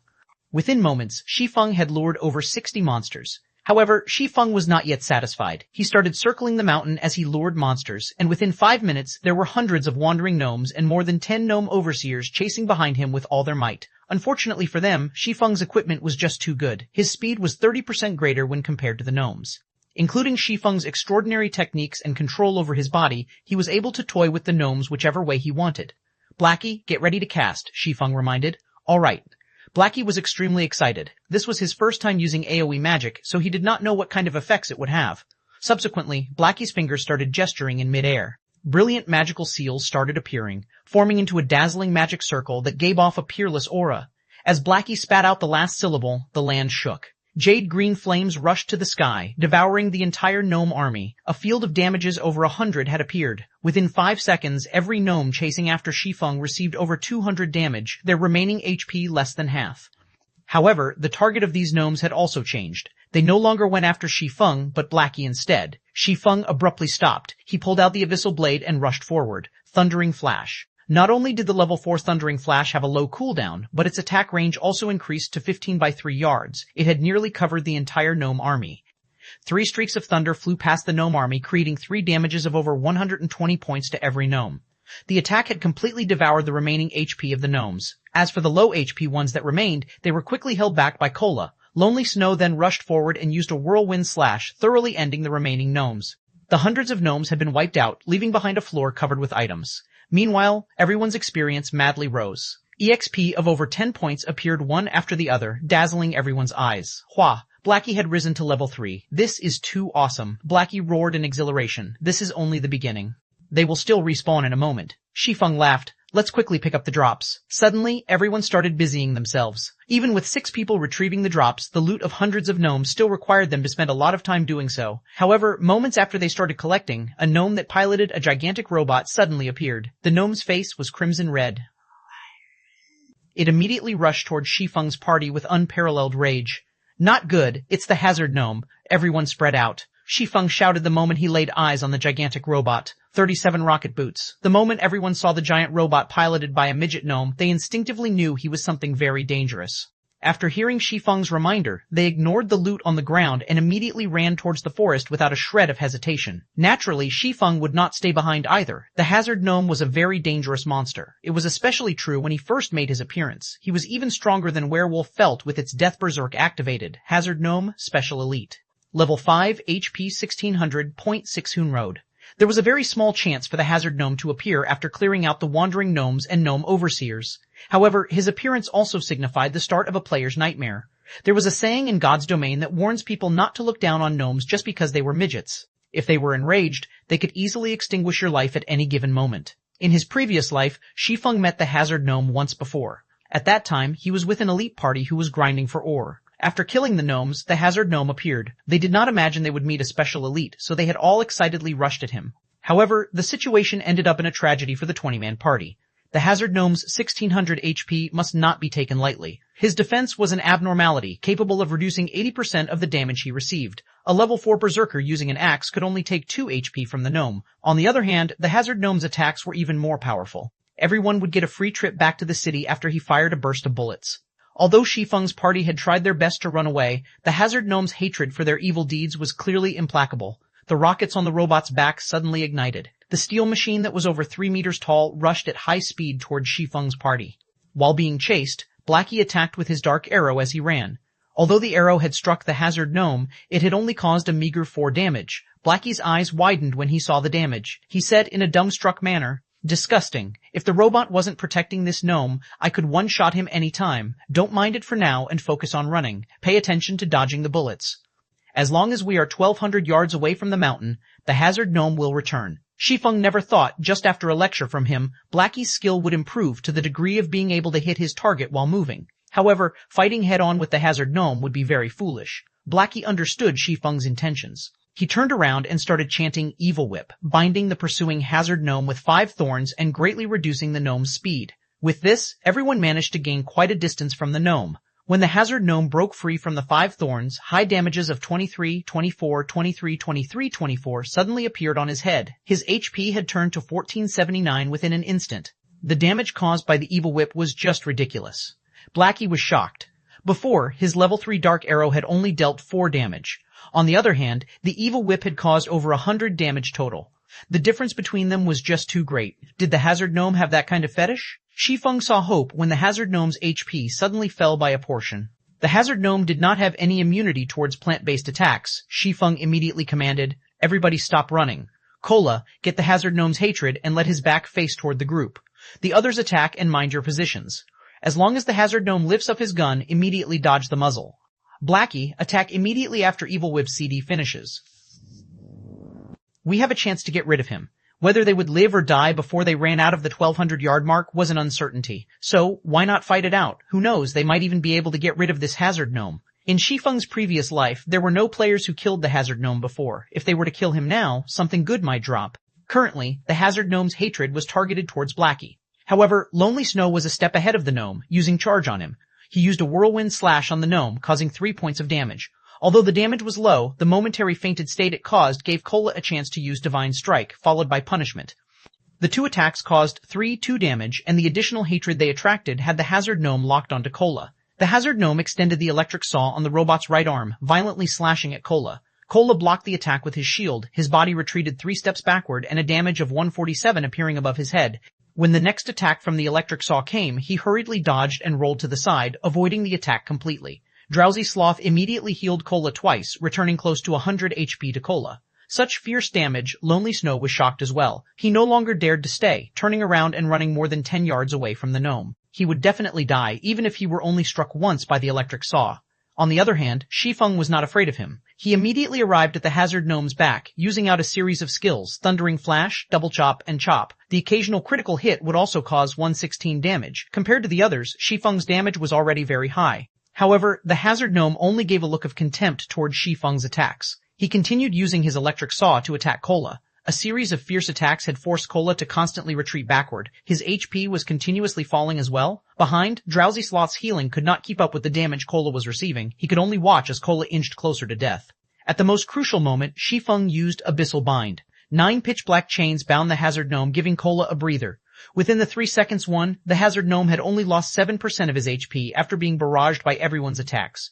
The total damage the party dealt was not even the equivalent of a single Evil Whip from Blackie. When the 3 seconds had ended, the hazard gnome regained his freedom. The green-skinned gnome revealed a mocking smile on his face, his tiny hands moving around and manipulating buttons. The robot's arm holding the electric saw made a roundabout slash, creating a beautiful arc. Shi Feng's entire person was sent flying. He smashed into a tree and lost 286 HP. Cola rushed up in a hurry, his HP having recovered by more than half. He used Divine Strike and Punishment once again, trying to pull back the hazard gnome's hatred. However, the hazard gnome had actually ignored Cola. Instead, he lifted the gun in his left hand, aimed it, and fired a burst of bullets at Shi Feng. A barrage of densely packed bullets flew towards Shi Feng. However, Shi Feng had yet to land after being sent flying, so it was impossible to dodge the bullets. Phantom Kill. Shi Feng's doppelganger instantly appeared before him. The doppelganger waved his blade, continuously blocking the bullets. Meanwhile, Shi Feng had already activated Gravity Liberation. He jumped up to a treetop, avoiding the attack range of the hazard gnome. However, his doppelganger had already been killed. After finishing a cartridge of bullets, the hazard gnome started changing magazines. Afterward, he continued to rush at Shi Feng. Everyone else could only continue attacking, shaving away the hazard gnome's HP bit by bit. However, Shi Feng was not easy to hit after he activated Gravity Liberation. Shi Feng also used the trees for protection. He was barely dodging the flying bullets as he continued kiting the gnome. As for Blackie, he would immediately use Evil Whip as soon as it was ready. The hazard gnome's HP continuously fell 64%, 50%, 30%, 20%, 10%. When only 10% of the hazard gnome's HP remained, the gnome suddenly jumped out of the metallic machine. He wore a pair of rocket boots and started to escape. It can't be, monsters can actually escape? Blackie watched as the hazard gnome ran, with extreme speed, to a location without people. The others were also shocked. They never imagined the gnome would have such a high intelligence. He ran the moment he knew he could not win the fight. We can't let him escape. We will have fought for nothing otherwise. Cola immediately chased after the gnome. He had been bullied by the hazard gnome just a moment ago, so his heart was currently filled with anger. How could he let the hazard gnome escape after having taken advantage of them? You want to escape? Not a chance. Shi Feng chased after him with Windblade. However, the hazard gnome was unperturbed. He sent Shi Feng a mocking expression before pressing a button on his waist. The rocket boots spewed out large amounts of flames, ready to fly away. 38 Twin Snake Ring, the hazard gnome's shameless rocket boots, shocked everyone. They had never seen a monster that was so good at escaping before. Its human-like expressions and actions were completely different from NPCs. The hazard gnome was like a person pretending to be an NPC. 2 streaks of crimson flame flared, slowly lifting the hazard gnome into the air. Unwillingness filled everyone's hearts. However, they could no longer stop it, but only watch the hazard gnome flee with their own eyes. The mages in the party were over 40 yards away from the hazard gnome. Lonely Snow as well was over 30 yards apart from it. It was not within the range of charge. Also, the faint effect of charge would become ineffective because the target was floating in midair. Only the movement speed increase would take effect. Currently, only Shi Feng was close to the hazard gnome. He was only 15 yards away from it. However, Shi Feng did not have any range attacks. Even if he chased after it, the hazard gnome would raise over 20 yards from the ground by the time he arrived. In the end, Shi Feng would only watch the hazard gnome escape. 9 dragons slash. Shi Feng knew he could not catch up. He waved the abyssal blade, shrouded in black mist, in his hand. Within an instant, 9 streaks of black mist shot towards the hazard gnome. Shi Feng was not willing to allow such a smart hazard gnome leave. Initially, Shi Feng only thought of the hazard gnome as an average special elite. He had never imagined the gnome to be so much like a player. Throughout his 10 years of playing God's Domain, Shi Feng rarely saw such intelligent gnomes. The main God system wouldn't simply bestow a small monster with high intelligence. Such bestowals usually had a deeper meaning behind them. For example, those human heroes or legendary beings were all great characters. Their existences caused people to shudder. Although the intelligence of this hazard gnome did not reach the level of those heroes or legendary beings, he was still much smarter than a boss monster. There might even be unimaginable gains by killing it. Currently, the hazard gnome's displayed information changed. He suddenly became Archismatics. Archismatics, Lord Rank, level 5 HP, 600 Shi Feng, felt a sense of familiarity when he saw this name. It seems that he had heard of it before, yet he could not recall anything about it. However, the gnome only had 600 HP. Shi Feng was confident he could kill the gnome with the 9 dragon slash. Just when the 9 sword shadows were about to pierce Archismatics, the gnome took out a few steel balls from his small bag. He threw the balls at the phantoms of the abyssal blade. Brilliant sparks flared up the moment the 2 attacks came into contact. Hong, hong, hong, hong, a series of explosions forced the phantoms of the abyssal blade back. Just when the phantoms were prepared to attack Archismatics once more, he immediately flew over 30 yards away. Meanwhile, the 9 phantoms of the abyssal blade could only attack targets within 30 yards of its reach. Shi Feng could only watch helplessly as Archismatics escaped. Crap, how could there be such a monster? His escaping ability is just a bug 1. Blackie stared at the fleeing Archismatics as he cursed. Cola was grinding his teeth in hatred as well, sending a few punches towards a nearby tree. The other party members felt displeasure also. Everyone fought long and hard against this elite monster. However, just when they were about to reap the rewards of their efforts, their prize grew wings and flew away. Was there anything more depressing? Brother Feng, let's continue chasing it. Blackie discovered that the gnome's movement speed was not fast. Also, there should be a limited amount of fuel powering that pair of boots. Who knows, the gnome might land just after a while. Forget it, let's continue grinding gnomes. Shi Feng shook his head. If they could chase the gnome, Shi Feng would have long since chased after it. However, the gnome's rocket boots were just too powerful. It was titled as one of God's Domain's godly escape tools. Currently, the boots had just been activated. Its speed would abruptly increase in a moment and the gnome would disappear in the blink of an eye. It would be an impossible task if they wished to find the gnome. As expected, the flames gushing out from the rocket boots greatly increased after a moment. Shoo! Archismatics disappeared from the air, unable to be seen anymore. Best not let us meet again. You can dream of escaping the next time. Blackie said in an unfortunate tone as he looked towards the spot where Archismatics had disappeared. In his heart, Shi Feng felt that it was a pity to let the gnome go. However, it would no longer be dangerous when they grinded on wandering gnomes from now on. After this experience, the hazard gnome most likely would not show himself ever again. Let's go, continue grinding on the wandering gnomes. Shi Feng turned around and said to his party, Brother Feng, you're still the best, how could I not think of it? If we killed all of this bastard's kinsmen, we'll see if he doesn't show up again.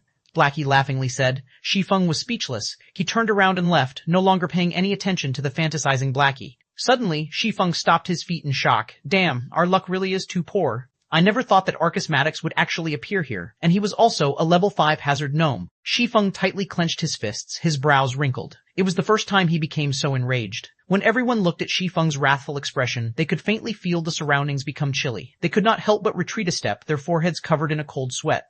Before, they felt Shi Feng was a calm and easygoing person. Never would they have imagined Shi Feng would become so terrifying after becoming angry.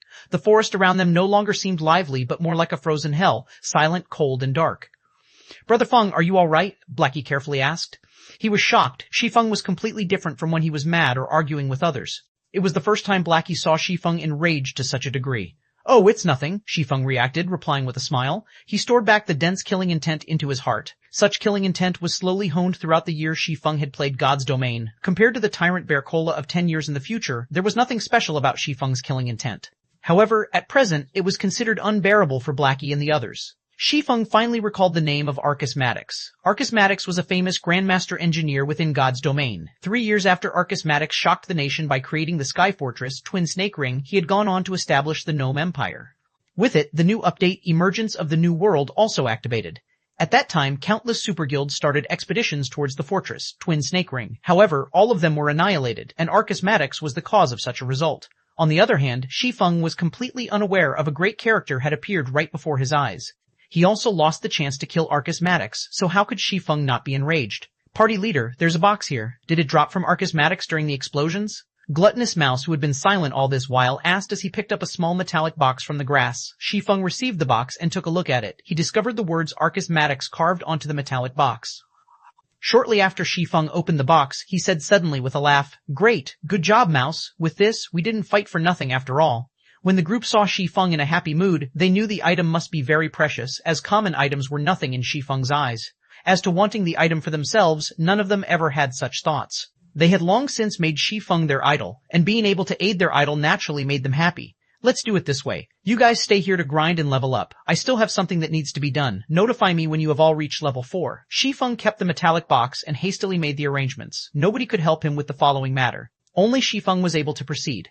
Everyone felt reluctant when they heard Shi Feng's command. However, hearing Shi Feng have plans for them after they reached level 4, their anticipation grew as they abided Shi Feng's arrangements. Subsequently, Shi Feng left the deeper regions of the Dark Moon Valley. The party had Blackie's AoE skill. Killing 7 or 8 gnomes at a time was no problem at all, and their leveling speed was at least 2 or 3 times faster than the other parties. On the other hand, what Shi Feng needed to do was to utilize this metallic box and to forward the first step of his plans in God's domain, 39 Philosopher's Stone. After leaving the Dark Moon Valley, Shi Feng rushed towards Scarlet Lake. He had also activated gravity liberation to save more time. The players on their way to the Dark Moon Valley saw Shi Feng speeding past them like a gale of wind. His speed was shockingly fast, and his figure was just a blur. Who is that person? Which assassin is he? His speed is so fast. No, look at his waist. That's a sword hanging there, not a dagger. He should be a swordsman. Are the current swordsmen that OP? The widely spread rumor on the forum stated that a mysterious swordsman killed the mayor of Redleaf Town. There was also a powerful swordsman at the Deathly Forest that received an invitation from the Snow Goddess. I would have played as a swordsman if I had known about this earlier. Say, do you think they're the same person? Definitely not. I saw the swordsman that killed the mayor. That male swordsman was as big as a black bear. His arms alone were thicker than our thighs. He had forcefully killed that level 15 mayor. The players passing by started a discussion as they watched Shi Feng depart. They were inwardly speechless towards the swordsman Job. They should have played as swordsmen if there was such a powerful Job. However, it was too late now. Shi Feng might have laughed it off if he had known their thoughts. There was no strongest Job in God's domain, only the strongest player. Shi Feng ran for over 2 hours through the vast plains. He activated gravity liberation over tens of times, escaping the pursuit of high-leveled monsters. He passed through the level 6 map, Wolfman's Ruins, and the level 8 map, Oro Fort, before arriving in the level 10 area, Scarlet Lake. Scarlet Lake was the playground of level 10 water elementals and little fishmen. Watching from a high location, Shi Feng could see groups of little fishmen patrolling. The closer it was to the Scarlet Lake, the more there were of little fishmen. The central region of the Scarlet Lake was the nest of the little fishmen, whereas annoying water elementals filled the water of the lake. Due to the densely packed and large number of monsters in the Scarlet Lake, the little fishman's curse skill was extremely horrendous. It could absorb a player's attributes and turned it into their own. The longer they fought, the stronger they would become. They were extremely hard to kill. Including the fact that there were no quests here, there were rarely any players who would willingly come here to level up. However, Shi Feng had to enter into the deeper regions of the Scarlet Lake. The metal box dropped by Arcus Maddox was extremely precious. If Arcus Maddox were to know it fell into Shi Feng's hands, he would most likely bleed out in rage. There was a treasure map inside the box, and the treasure it hid was located at Scarlet Lake. Shi Feng had played God's domain for over 10 years now. He had done extensive research regarding the history of God's domain. He truly did not think Arcus Maddox would have this treasure map. It was the record of a heaven-shaking secret. 900 years ago, alchemy master Molotov had created an item with all his effort. Wars were waged between the large countries in God's domain for this item. There were over 10 heroic figures that fought over it. However, this item became lost in the end, its whereabouts unknown. It had become an unsolved mystery in God's domain. Meanwhile, the treasure map in Shi Feng's hands, by chance, recorded the location of this item.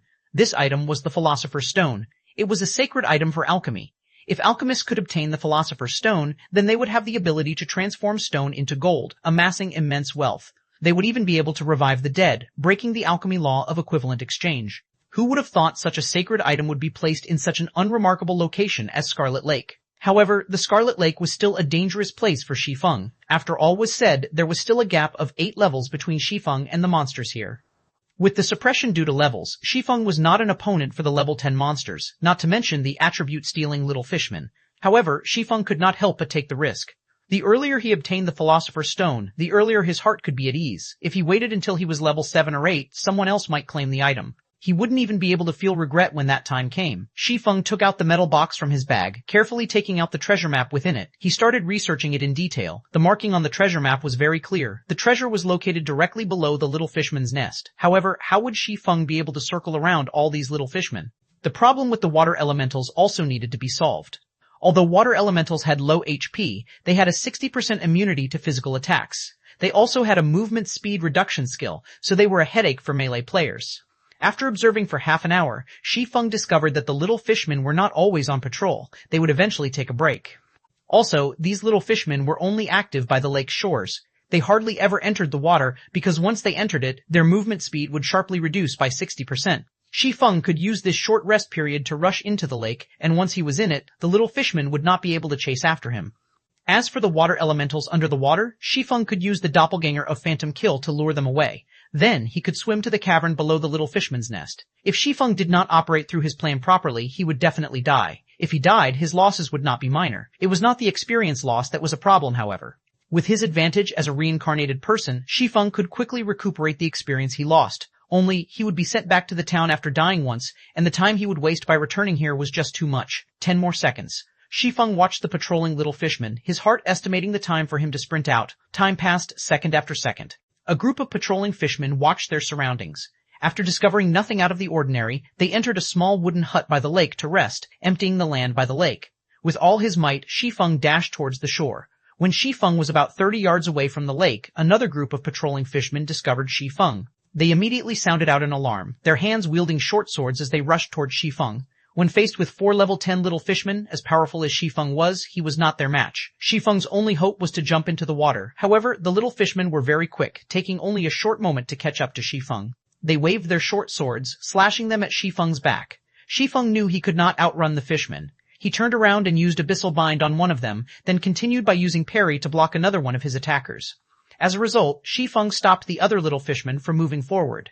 Using the power behind the fishman's attack, Shi Feng managed to pull away a distance of over 3 yards. He activated gravity liberation and then jumped onto the lake. However, the other little fishmen were quick to catch up, jumping into the lake after Shi Feng as well. Plop! 4 little fishmen fell into the water. Shi Feng, however, was madly running above the lake's surface. Walking on water was a skill that could only be activated after agility reached 80 points. However, Shi Feng had the Ring of Gravity. As a result, his body had reached a state of near weightlessness after activating gravity liberation. Including his agility that was over 30 points, he too could move on the water's surface. His speed would not be reduced by the water. In a few moments, Shi Feng had shaken off the unyielding little fishman.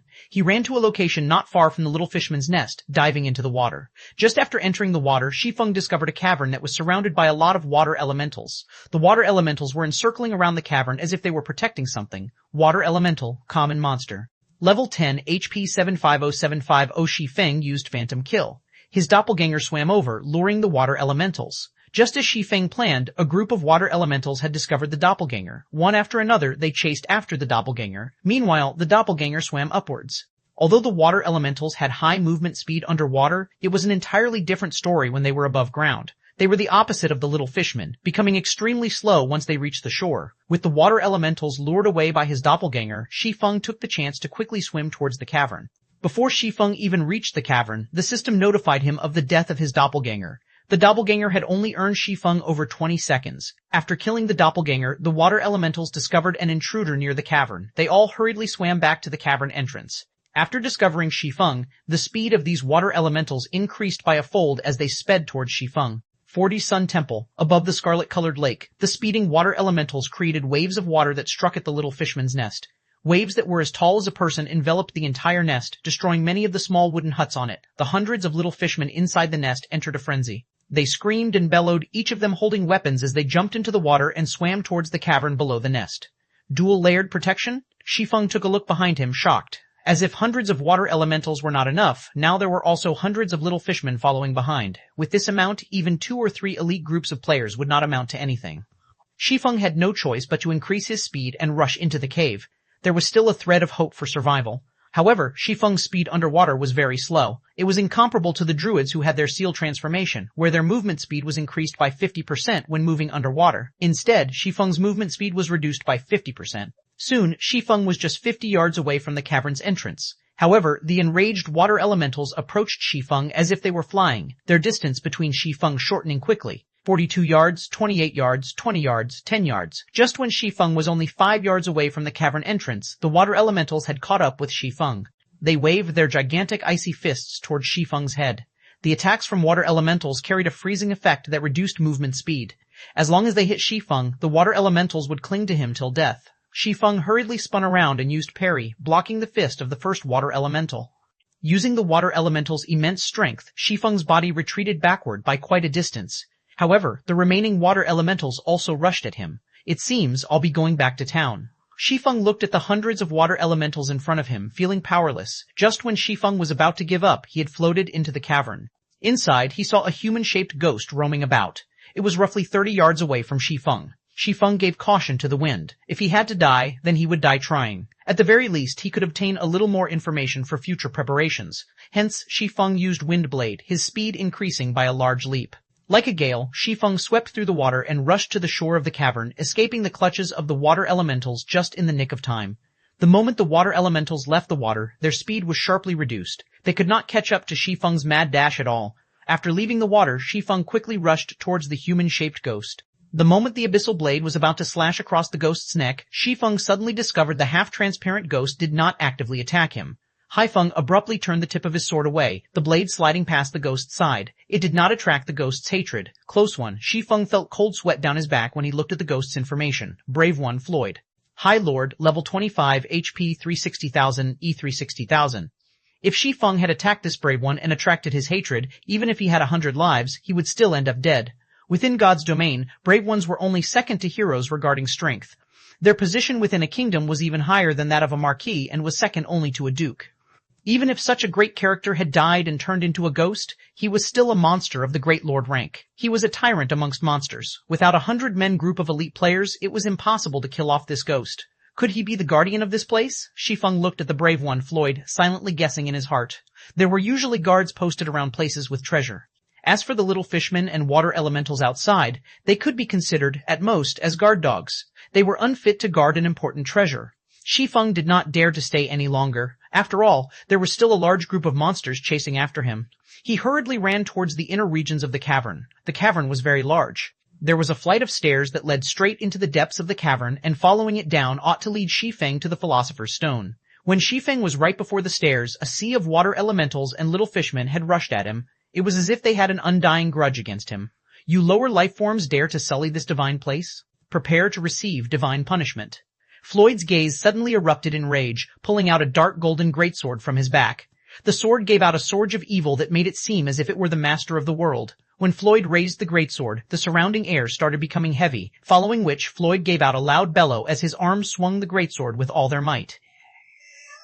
A strong wind, followed by a sword flash, swept through all the water elementals and little fishmen. Each and every one of the monsters turned into ash, and the cavern's entrance instantly transformed into a pile of rubble.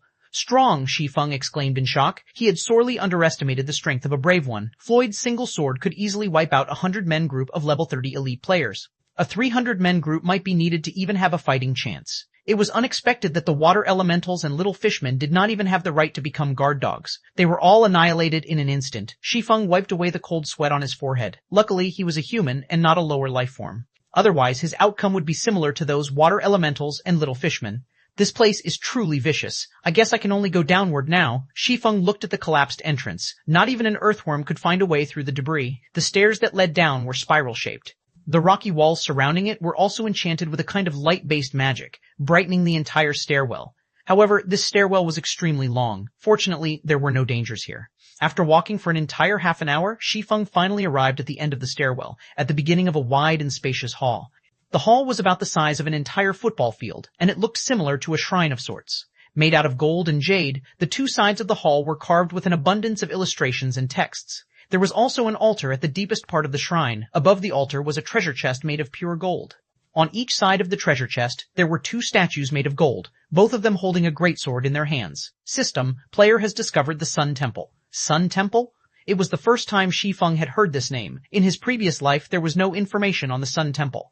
It might have been because no player had activated it before, so there was no information about it on the official website. However, looking at the situation, it should be very dangerous. However, Shi Feng couldn't care less about it as he walked towards the golden altar. His target was the Philosopher's Stone, and the golden chest before his eyes should be holding the item. The moment Shi Feng stepped onto the altar, he clearly felt a chill permeating his body. The chilliness came from the 2 gigantic golden statues. Shi Feng did not know what sort of consequences there would be if he continued onwards to retrieve the Philosopher's Stone. However, he no longer had any choice. The cavern's entrance had already been sealed off, so he could only decide after grabbing the Philosopher's Stone. Shi Feng slowly opened the golden treasure chest. Golden rays of light leaked out from the chest, illuminating the entire temple. Subsequently, the golden rays started to fade, revealing 3 items inside the chest. Shi Feng pocketed the items with zero hesitation. Crap, how could the Philosopher's Stone end up in such a state? Shi Feng looked at the thumb-sized blood-red stone, feeling extremely disappointed. Philosopher's Stone, damaged, epic, rank special item dropped after death.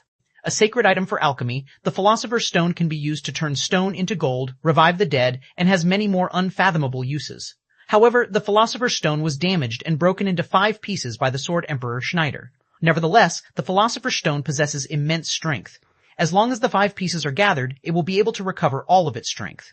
Active effect, due to being damaged, the Philosopher's Stone possesses less than 1/10 of its original strength. It is only possible to use it for alchemy conversion and elemental refinement. Although the effects were greatly reduced, Shi Feng was still satisfied with it. These 2 abilities would enable Shi Feng to accomplish a lot. As for the remaining 2 items, one of them was the Golden Greatsword, a level 10 fine gold weapon. The other item was an instantaneous movement, magic scroll, a great treasure indeed. Shi Feng looked at the Golden Greatsword in his hands with extreme excitement. Aside from magic weapons, it was the best item a level 10 player could have. If a level 10 player were to equip this greatsword, they could definitely become invincible amongst players of the same level. At this moment, the 2 statues by the side shook. Their eyes released a red glow, locking their sights on Shi Feng. Shi Feng used the instantaneous movement magic scroll without hesitation. Golden-colored magical seals suddenly wrapped around Shi Feng. The spell on the magic scroll had a cast time of 3 seconds, and it was capable of sending the player to a selected location. This magic scroll was extremely precious. Although there were only a few copies of it in the entire God's domain, dying in this place was a much greater loss to Shi Feng. Just as Shi Feng was about to be slashed by the golden statues, he vanished from the temple. 41 Commotion. In-town Redleaf Town Fountain Plaza. The entire plaza was dyed crimson by the setting sun. There were quite a lot of lifestyle players, one setting up food stalls and selling snacks that were unique to God's domain. These snacks tasted delicious, and they were much better than the delicacies in real life. Also, their selling price was just 2 or 3 coppers. It was truly a bargain.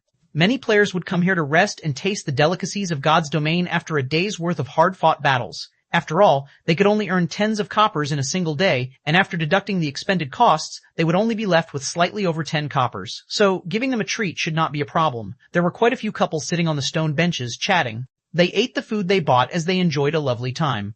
Suddenly, every player in Redleaf Town received a system announcement. System, a player has triggered a special storyline. Insurrection of the Little Fishman has been activated. An expedition quest has been activated in Redleaf Town. Players can now receive the expedition quest from the Adventurers Guild. Completing the expedition quest will reward players with bountiful rewards and guild reputation. All the players were shocked. In Redleaf Town, a place where quests were extremely rare, there was actually an expedition quest. Moreover, the rewards were great. It was truly unimaginable. Who was the awesome person that actually triggered a special storyline? The player who achieved this feat attracted the attention of every player in Redleaf Town. Everyone wondered what great rewards this player gained for activating the storyline. After all, activating a storyline was definitely a rare occurrence. So, how could the rewards be few? Quite a lot of players started having their own wicked thoughts. They wanted to kill off the player who activated the storyline quest. Unfortunately, the system announcement did not reveal the player's name. Compared to the average players, the various large guilds were in a state of turmoil. At this stage of the game, aside from clearing dungeons, there was not a single quest that was capable of increasing guild reputation. A guild required guild reputation to level up. As long as their guild could reach level 2 a step earlier, they would be able to obtain the corresponding guild benefits, creating a large advantage over the other guilds. Currently, the other towns surrounding Scarlet River also received the same system announcement. It wasn't just Redleaf Town. All of the large guilds began strategizing a plan for their crusade against the little fishmen. Meanwhile, Shi Feng, who was the cause of all this commotion, currently sat inside the auction house. The auction house was a very convenient place. The items placed on auction by players were not just limited to Red Leaf Town. They could be seen and bought in the hundreds of towns and small cities under the influence of White River City. However, the auction house was very cunning. They charged a 5% handling fee for all items auctioned, so the items there are usually very expensive. However, the auction house was unquestionably the best place for players to sell certain items anonymously. Also, it had been quite some time since God's Domain started. The players had already amassed quite an amount of coins, and the large guilds should have already piled up a lot of funding. If Shi Feng were to set up a stall in Red Leaf Town, not only would he attract attention, he might also be targeted by people like Flaming Tiger. More importantly, the reason Shi Feng chose the auction house was that there were too few players in Red Leaf Town who could afford the items he planned to sell. However, it was a different story if there were hundreds of towns competing for them. Hence, Shi Feng placed a mysterious iron plate armor on the auction house, setting its base price at 25 silver coins. Then, he placed 5 pieces of bronze equipment, with the base price of the plate armor at 3 silver coins, and the others at C silver coins. As for the level 10 fine gold greatsword, the result of placing it on auction would be too terrifying to imagine. This weapon was worth at least 2 gold coins, which was the equivalent of 200 silver coins. Currently, even 1 silver coin was extremely precious, so who would be able to even afford the weapon? Following which, Shi Feng searched his bag via the half-transparent screen. Initially, players were gifted with a bag that had 100 slots. However, it was far from enough for Shi Feng. Every player could equip a maximum of 7 bags. So, Shi Feng immediately bought 6 of the largest bags currently available. Each of the bags had 25 slots, and each sold for 40 copper coins. 6 bags meant 240 copper coins. Such an amount was definitely unaffordable to normal players, but it was just a small sum to Shi Feng. Shi Feng's storage space increased by a lot after equipping the 6 bags. Afterward, Shi Feng left the auction house and set up a stall not far from it. He was not the least bit interested with the storyline quest he triggered. He would not fight over the rewards with the others. He already had his fill, so it was only proper for the others to have the leftovers. Buying magic essences and stones in bulk. A stack 2 of magic essences for 6 coppers, a stack of stones for 10 coppers. Shi Feng loudly shouted. At this stage of the game, magic essences were some of the materials needed to practice enchanting, whereas stones were one of the building materials engineers needed. However, many level 0 to level 3 monsters would drop these materials when killed, so they were barely worth anything. The materials the many guilds obtained were also sufficient to supply their own lifestyle players, so they would never buy any of them. As for normal players, they would only occasionally buy these materials. However, there was still an ocean of players that did not know how to deal with these materials. They would usually sell these materials to NPCs at a low price. A stack of 20 bottles of magic essence sold for 5 coppers, and a stack of 100 stones sold for 9 coppers. Shi Feng bought them at a price of 1 copper coin higher, so there were quite a lot of players who were willing to sell their materials to him. An extra copper per stack would still be quite a significant income. Magic essence was one of the required materials to make the garrison armor. Besides that, large amounts of copper ore and bronze ore were also needed. These ores were scarcely available, and all the large guilds bought them in bulk. Unfortunately, it was very difficult to get a hold of them. Shi Feng also originally planned to grind for ore. However, now that he had the Philosopher's Stone, ore was no longer a problem. The Philosopher's Stone could carry out elemental refinement. That meant it could refine stone. There was a great chance to obtain ore, even rare ore. There was absolutely no need for Shi Feng to personally grind for them. He could just buy them at an extremely low price. Because of this, tens of thousands of players had effectively become Shi Feng's laborers. Very quickly, a large crowd of players had gathered in front of Shi Feng. Big brother, I have 6 stacks of magic essence here. Will you take them? I have 3 stacks of stone. Do you want them? Many players started asking Shi Feng, worried that his bag would fill. After all, they just had too many magic essences and stones. There were no players who were willing to buy these materials. However, it was also a shame to just sell them to the NPCs, so the materials just stayed inside their bags. I'll take all of them. Just trade them over, Shi Feng said. Before this, Shi Feng amassed quite a bit of wealth. Including his transaction with Gentle Snow, he was in possession of quite a lot of coins. Shi Feng could definitely buy large amounts of magic essences and stones. A player was selling 3 stacks of magic essences here. A player was selling 5 stacks of stones there. Within moments, Shi Feng had acquired 60 stacks of magic essences and 85 stacks of stones. The money that remained in his pockets was less than 10 coppers now. Sorry, but I'm full. Shi Feng packed up his stall after explaining. Suddenly, the many remaining players who came to sell off their magic essences and stones had faces filled with disappointment. Big brother, will you still buy them in the future? A player asked. I will. However, it will still be a period before I do buy them. You all can save them up for now, Shi Feng resolutely said. The amount of magic essences and stones Shi Feng just purchased was far from enough for him to become an advanced forging apprentice 3.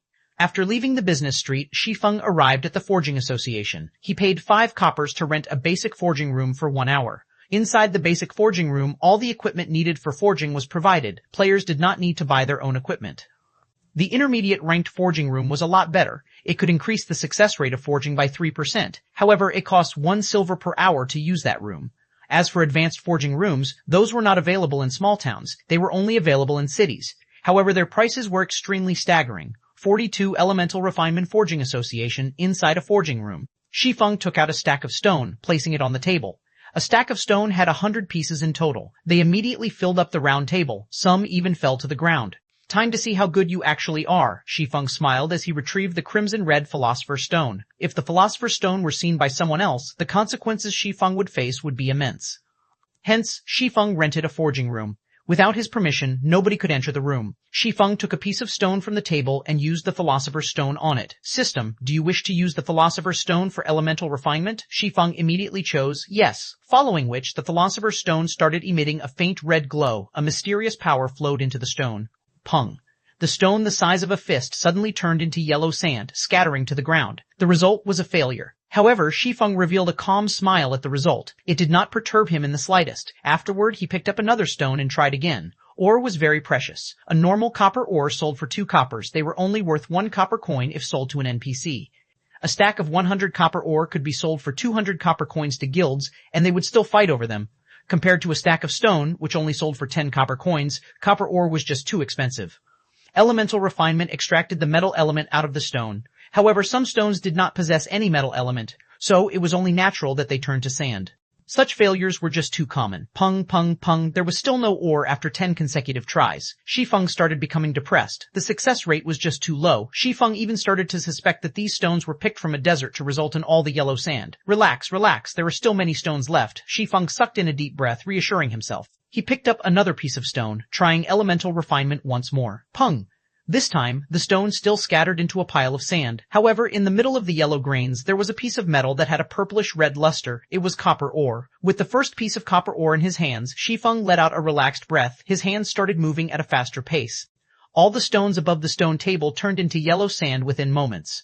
The stack of stones had yielded a total of 23 pieces of copper ore and 2 pieces of bronze ore. Compared to copper ore, the price of bronze ore was 3 times that of copper ore. They were worth 3 copper coins when sold to NPCs. Due to the rarity of bronze ore, players would buy them at 7 copper coins apiece.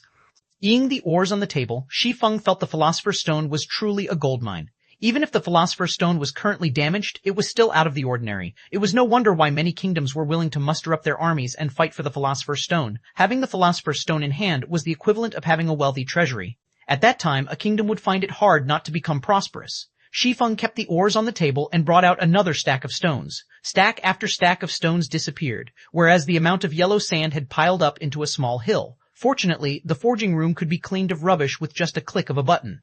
After pushing the clean button, the small hill of yellow sand vanished from sight. After spending an hour's time, Shi Feng had refined 40 stacks of stones. He had obtained a little over 7 stacks of copper ore and a little over 1 stack of bronze ore. They would be worth over 20 silver coins if Shi Feng sold them. Meanwhile, the cost of obtaining these ores were only 4 silver coins. The difference was 5 times the price. It was an absolute profit. Most importantly, ores dropped in very small numbers, so it was impossible to buy them in bulk. Shi Feng received a system notification the moment he had left the forging room. System, the violent bear armor you placed at the auction house has been sold.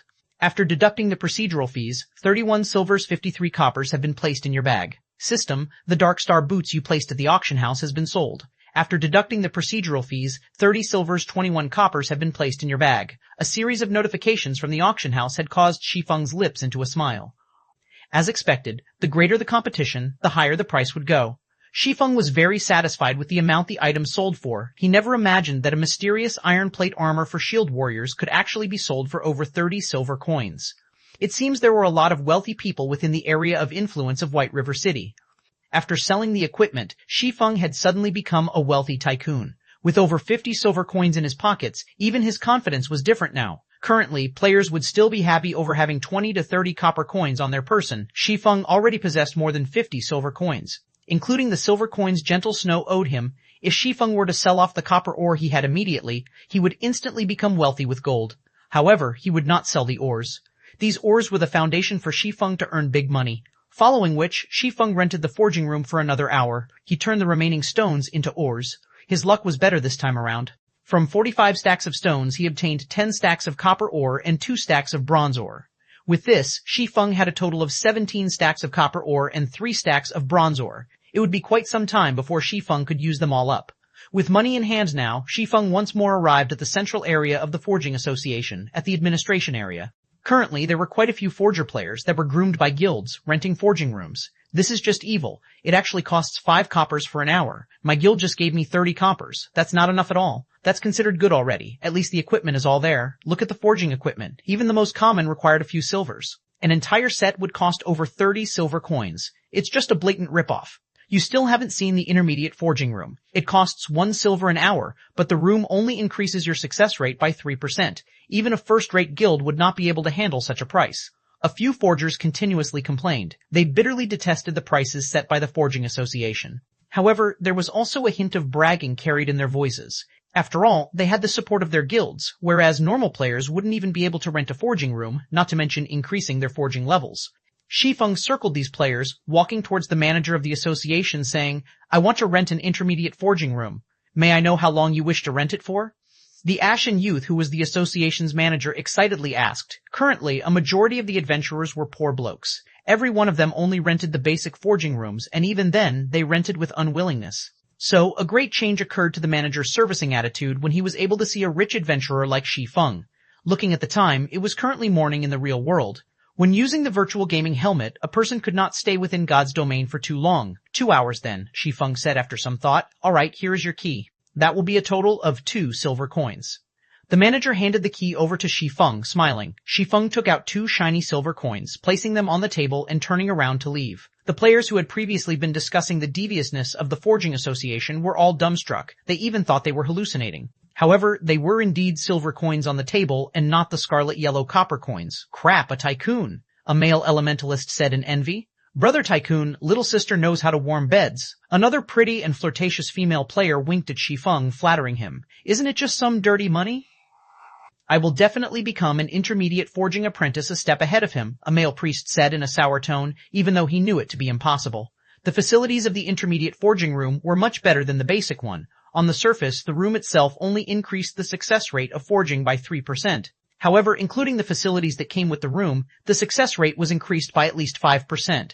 To a forger, a difference of 5% success rate was like the difference between heaven and earth. 43 Book of Forging. Shi Feng took the key to the intermediate forging room and went up the second floor, ignoring the flirting young lady. The first floor of the Forging Association only had basic forging rooms, whereas intermediate forging rooms were located on the second floor.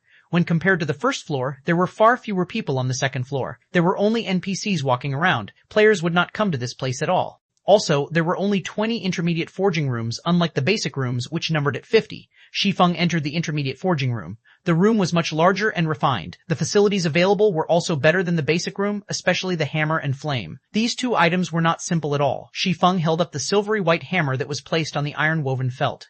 100 refinement hammer, bronze rank, forging items. When forging, the success rate is increased by 3%. Requirements, strength 4, just this 100 refinement hammer alone was hard to obtain by players. The best hammers NPCs sold were common hammers. Those hammers did not increase the success rate of forging. As for stealing this 100 refinement hammer, it was an impossible task. Items that belonged to the forging room could not be taken away by players. The flame here was extraordinary as well. Instead of the usual scarlet yellow color, the flame here burned with a scarlet green color. It was not a common flame, but a mysterious flame. Shi Feng took a look at its description. Scarlet Devil Flame, Tier 1, Mysterious Flame, Special Item, possesses extremely high temperatures. Items smelted with the flame will have higher purity. When refining potions or forging items, there will be a definite increase in success rates. Mysterious flames were rare and powerful flames.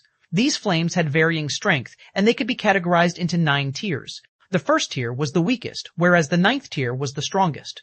However, even a first-tier mysterious flame was not something that could be easily obtained by players. Due to the mysterious flame's rarity, its price within God's domain was extremely high. Including the fact that both potion-making and forging required mysterious flames, the prices of mysterious flames had become even more shocking. There was once a Tier 4 flame that caused tens of first-rate guilds to fight over it.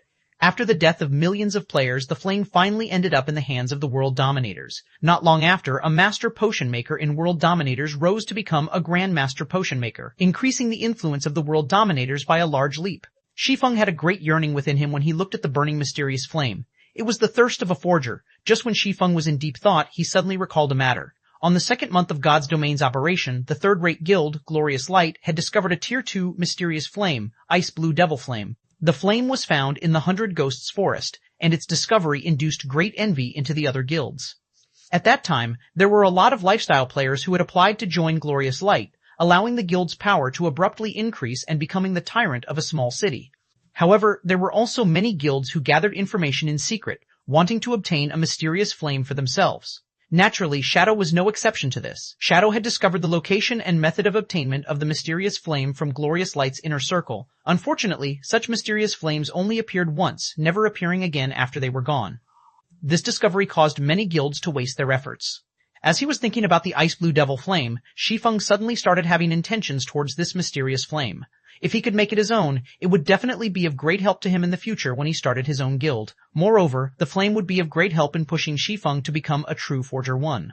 However, Shi Feng still needed to hash out a proper plan to obtain the Ice Blue Devil Flame. He needed to prepare many things before he could obtain the flame, following which, Shi Feng took out the garrison armor's forging design. Without wasting time, he immediately chose to learn it. System, you have learned how to forge the garrison armor. Afterward, Shi Feng placed all the needed materials onto the stone table. Then, he took out the immensely precious Book of Forging and started to forge. Shi Feng was a basic forging apprentice. His success rate for forging a level 0 common equipment did not exceed 20%, and after a successful forging, there was a 40% chance for him to obtain 1 proficiency point. If Shi Feng were to forge the garrison armor, a level 3 bronze equipment, his chance of success would not exceed 5%.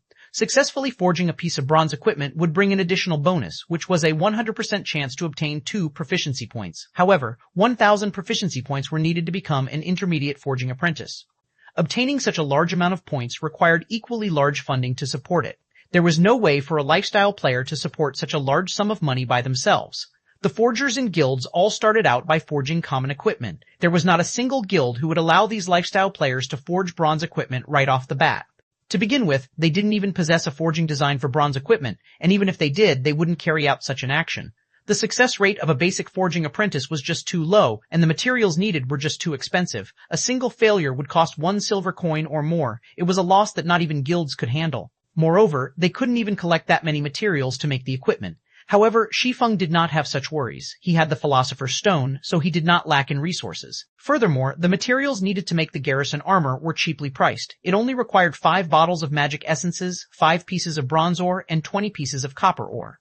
The cost of making the garrison armor was only 80 copper coins. When compared to the cost of making other bronze equipment, it was at least 20 coppers cheaper. The garrison armor also had very good attributes, so it was extremely welcomed. Shi Feng wouldn't have to be troubled over figuring out how to sell it. The most important thing was the Book of Forging. The Book of Forging could increase the success rate of forging common equipment by 70%, bronze equipment by 50%, mysterious iron equipment by 30%, secret silver equipment by 20%, fine gold equipment by 10%, dark gold equipment by 5%, and epic equipment by 1%. With such attributes, the Book of Forging could allow a player to become a master forger easily and unimpeded.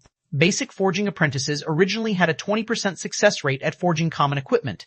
Including the 70% from the book, the success rate would become 90%. Further including the facilities of the intermediate forging room and removing the possibilities of mistakes, the success rate of making common equipment was 99% or higher. Unless the player was a pig too, failure was impossible.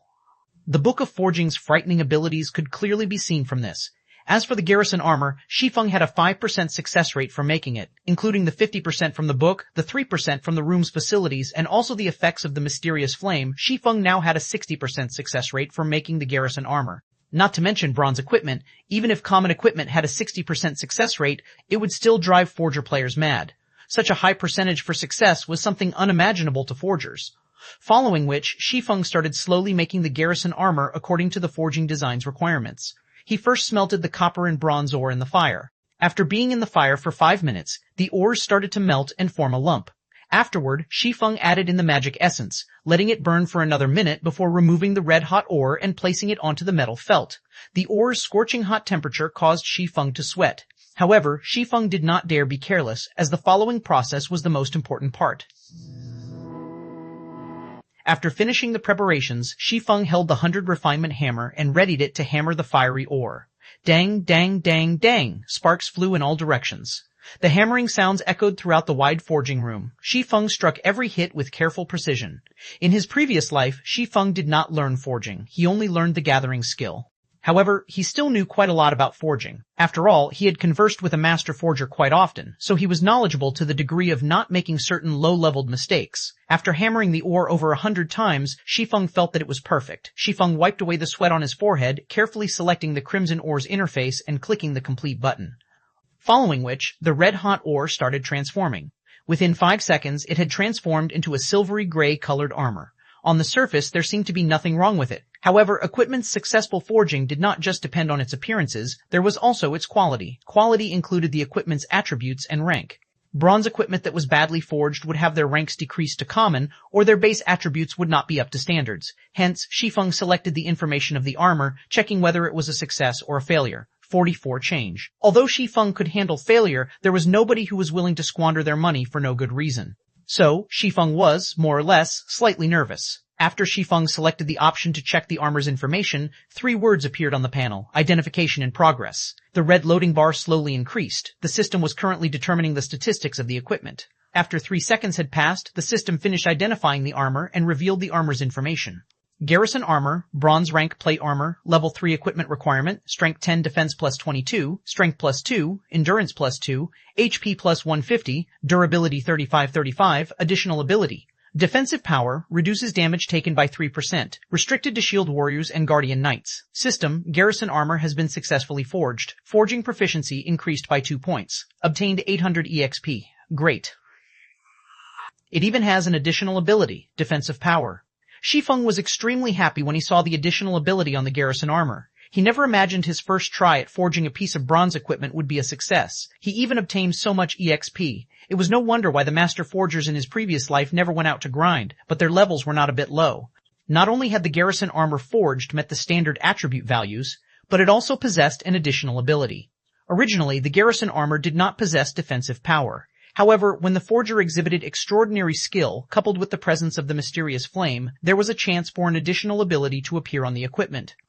In such occurrences, the price of the equipment would be increased to another level. Shi Feng took his time sizing up the garrison armor, feeling the texture of the silvery gray metal and admiring its eye-catching design. The average piece of bronze equipment was absolutely no match for it. Shi Feng was very satisfied with his creation. Currently, common equipment was still the mainstream equipment for players. Even if players were to reach level 6 in the future, it would not be a surprise to find them wearing only common equipment. After all, it was too hard to obtain bronze equipment. As for the elite parties, just having 1 to 2 pieces of bronze equipment was considered being blessed.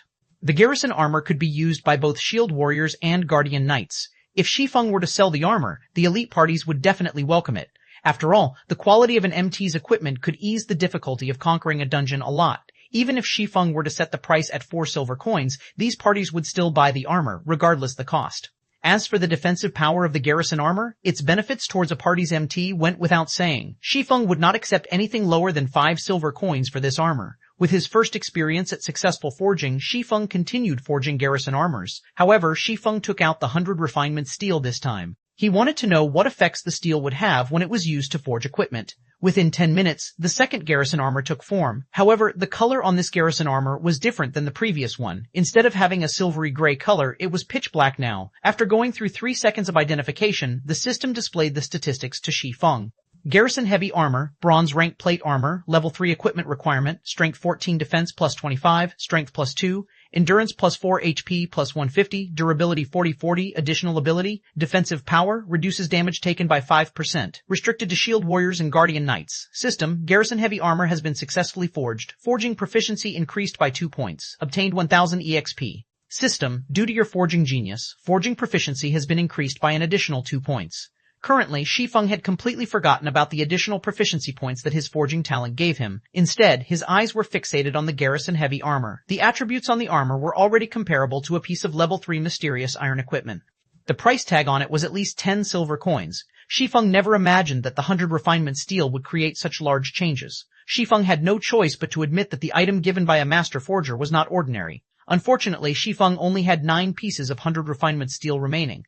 Naturally, now that Shi Feng knew the effects of the 100 refinement steel, he would not simply squander them away. He would set them aside and use them when he had good equipment to forge. 2 hours quickly passed by. Shi Feng forged garrison armors without stopping during this time. He had obtained a total of 23 pieces of garrison armor, but he also failed to forge 4 pieces. Shi Feng was very satisfied with the result. A single, successfully forged garrison armor could easily remedy the loss of the 4 failures. At the same time, Shi Feng himself had also risen to level 3. His current level was not that far from the expert players. Moreover, his forging proficiency had increased to 44 points. Such an increase was at least 4 to 5 times faster than those forgers that belonged to guilds. Following which, Shi Feng left the intermediate forging room and arrived in front of the auction house. He immediately auctioned off the 11 pieces of garrison armor that did not possess defensive power, their base prices set at 4 silver coins. As for the garrison armors and garrison heavy armor that possessed defensive power, Shi Feng placed them aside for now. He wanted to let these guilds and elite parties have a taste of the armor first. That way, the remaining garrison armors could be sold at an even better price. Afterward, Shi Feng set up a stall in the trade area, casually yelling out. Following which, many players ran over to Shi Feng, selling their stones and magic essences to him. After purchasing the materials for half an hour, Shi Feng took a look at the time. It was near nightfall in God's domain. The monsters at night became much more powerful, and killing them became much more difficult. This period was not suited for leveling, and Shi Feng should rest as well. Currently, he was still using the virtual gaming helmet, not the virtual gaming pod, to play God's domain. The virtual gaming pod could provide the energy and nutrients required by the player's body at any time. It could also stimulate the body's muscles, preventing the body from weakening due to playing God's domain for long periods. Shi Feng's finger tapped and clicked, calling out the system interface and choosing to log off. Currently, within the cramped rented apartment, the sunlight had long since seeped through the windows and scattered throughout the room. The temperature within the room was also starting to rise. Shi Feng took off the gaming helmet. He lifted up his body and stretched. After more than 10 hours of inactivity and lying on the bed, Shi Feng's body was numbed throughout. He needed to move around before he could return to normal. Shi Feng started doing push-ups, sit-ups, and other forms of basic training. In this extremely materialistic age, body training had already become indispensable in one's life. After tens of years of constant research, scientists have managed to obtain a huge breakthrough in strengthening the human body and prolonging its lifespan. Mankind could now retain their youth for a longer period. The breakthrough also increased the average lifespan of a person to 100 years old. At the same time, scientists had pointed out the necessity of working out the body. Henceforth, the age of exercise had arrived. In current times, sports tournaments and fighting competitions were the attention of the public eye. Just in the university alone, there were already plenty of sports societies and martial arts societies, and they were very welcomed by the students. In the current society, those who did not possess a trick up their sleeves would be looked down upon. On the other hand, those celebrity athletes and martial arts experts were absolutely revered. In the university, there was never a lack of beautiful women surrounding the distinguished athletes and students who often participated in mixed martial arts competitions. As for pretty boys, their time has long since faded from popularity. In his previous life, Shi Feng did not pay much attention to his body. As a result, he nearly caused its destruction. By the time he wanted to train his body, he was no longer young. Even if he had trained with all his might, the effects would not be great. In this life, Shi Feng would not be the same as before, naturally. He would not solely pay attention to God's domain, ignoring his body's training. After training for half an hour, Shi Feng's entire body was covered with sweat. It looked as if he had just taken a shower. Just when he was about to dine on his cooked instant noodles, his phone started ringing. Shi Feng looked at the contacting person. Unexpectedly, it was the usually silent female class monitor, Zhao Ruoxi. Class monitor, what's up? Shi Feng asked after answering the call. According to Shi Feng memories, aside from attending classes, Shi Feng never had any contact with the female class monitor. Within the 4 years Shi Feng had spent in the university, he had not spoken over 100 sentences with Zhao Ruoxi. Shi Feng, hurry over to school. I failed to notify you of this because you do not live in the male dormitories, but now I'm telling you. At 11 o'clock, there will be an important matter being announced at Teaching Block 3, Classroom 401. Shi Feng looked towards the electronic clock on his table. It was already 10:30 right now. He answered, all right, I'll go there immediately. 45, the inferior student of the class. Cutting off the call, Shi Feng immediately ate his instant noodles and hurried to school. When he was on the road, Shi Feng finally recalled this incident. It was one of the reasons that caused his parents to fall gravely ill. In Shi Feng's previous life, he and Blackie joined Shadow Workshop. When Zhao Ruoxi called him to go to the school, he chose to continue playing God's domain instead of going. He joined Shadow Workshop after much trouble. If he wanted to rise in position within Shadow, he needed to have a good performance. How could he have the time to care about small matters that happened in the classroom? As a result, his university recommendation became non-existent. Although it was just a recommendation, it could allow students to find better jobs. The stress levels of the current society were extremely powerful, and jobs were not easy to find. Such a recommendation would be a stepping stone towards the higher levels of a company. Shi Feng's parents were deeply worried after they found out about this incident. It was also because of such worries that caused the mental stress on his parents to increase substantially. Only, Shi Feng's parents never revealed it to him. Instead, they encouraged him. They didn't want him to worry about their household debts. As a result, they became both physically and mentally exhausted, falling gravely ill a year later. In this life, Shi Feng did not wish to repeat such a disaster, even if the recommendation was absolutely useless to him. However, he also wished to know the reason that caused him to lose the recommendation. Shi Feng was considered average regarding results amongst his class. There were absolutely no problems with him obtaining the recommendation. He did not have a share in it. The only reason he could think of for such a situation was the incident that would happen today. After walking into the university, Shi Feng discovered a very interesting situation. The school was crowded. There was an abnormal number of students in the university today. Usually, there would not be that many people within the university grounds. The students would usually study in the library or gather outside to have some fun. Worst case scenario, they would just stay in their dormitories and play games. Unlike the current situation, they wouldn't normally come out for a stroll. When Shi Feng walked towards teaching block 3, he discovered that the normally empty classrooms were packed with people. All of them were fully occupied. What is happening today? Shi Feng was puzzled. The moment Shi Feng entered classroom 401, he could feel the air in the room was slightly odd. His classmates all shifted their gaze towards him, their expressions filled with astonishment. Shi Feng was like something that should not be there, yet had actually appeared. The male students only glanced at Shi Feng. They did not pay him any attention as they continued with their conversations. Meanwhile, some of the gorgeously dressed females in the class sent Shi Feng expressions of disgust. However, Shi Feng had long since gotten used to such reactions. When he was about to turn around and look at them, the females immediately turned their heads away. Fellow student Shi Feng, you're here. Find a place to sit. When fellow student Ling Fei Long arrives, everyone in the class will be present. The female monitor, Zhao Ruoshi, had a calm expression on her face when she spoke to Shi Feng, as if it was all just for formality's sake. However, Shi Feng could faintly feel a hint of expectation in Zhao Ruoshi's eyes when she turned around to look at him. However, that expectation was not targeted towards him, but most probably towards the Ling Fei Long she spoke of. All right. Shi Feng nodded his head, simply choosing a corner to sit down in. As for sitting and starting a conversation with the other male classmates, Shi Feng could tell it would be impossible just by looking at their expressions. In regards to such a situation, Shi Feng could only let loose a bitter smile. In his previous life, he truly has failed at being a functioning human being. However, there was nothing he could do. To save money, he never participated in any of the student gatherings or class events. He had long since become an invisible existence within the class. In the eyes of his classmates, Shi Feng might be a very reclusive person.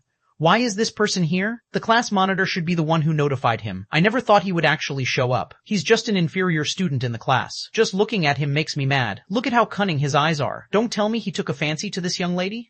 Disgusting. The students in the class started a quiet discussion about Shi Feng. They were very shocked at Shi Feng's arrival. Usually, Shi Feng would never participate in any events, but now, this person, himself, actually showed up. Their disgust towards Shi Feng was clear in their speech. Their tones when speaking also showed how much they looked down on him. The reason for such treatment was because Shi Feng was weak. He was also often bullied by students from other classes. Moreover, he was the inferior student who was always too poor to join the class outings. It was just an embarrassment to be in the same class as him. Although their voices were soft, Shi Feng could still hear them clearly. It was better to say they let Shi Feng hear their conversation. Learning was only secondary in everyone's eyes. The truly important thing to have was a strong body. After all, the current age was one where body training was strongly emphasized upon. However, Shi Feng's weak body clearly did not fit the current age, so naturally he had become an outcast within the class. However, Shi Feng simply laughed away at his situation. He was no longer a child, so why would he be angry over the actions of these children? Currently, his heart was only concerned about the matters regarding the recommendation. Not long after, a robust youth entered the classroom. The youth's height was an entire 1.9 meters. This person was Ling Fei Long. According to Shi Feng's memories, Ling Fei Long was a person with many tricks up his sleeve. After he graduated from university, he managed to woo the princess of a large corporation. 3 years later, he became the corporation's CEO. However, due to the virtual world's influence towards the real world growing ever larger, Ling Fei Long invested in God's domain as well. At that time, he looked for Shi Feng, his classmate, wanting to collaborate in God's domain. At that time, Shi Feng was the captain of Shadow Workshop. He was also the guild leader of the guild, Shadow. Shadow was barely considered a second-rate guild during those times. However, it still had control over a large city with a population of 500,000 people. Considering they were once classmates, Shi Feng agreed to Ling Fei Long's proposal. Afterward, although Shadow earned quite a lot of money from the collaboration, Ling Fei Long earned even more. At the same time, Ling Feilong groomed several powerful subordinates.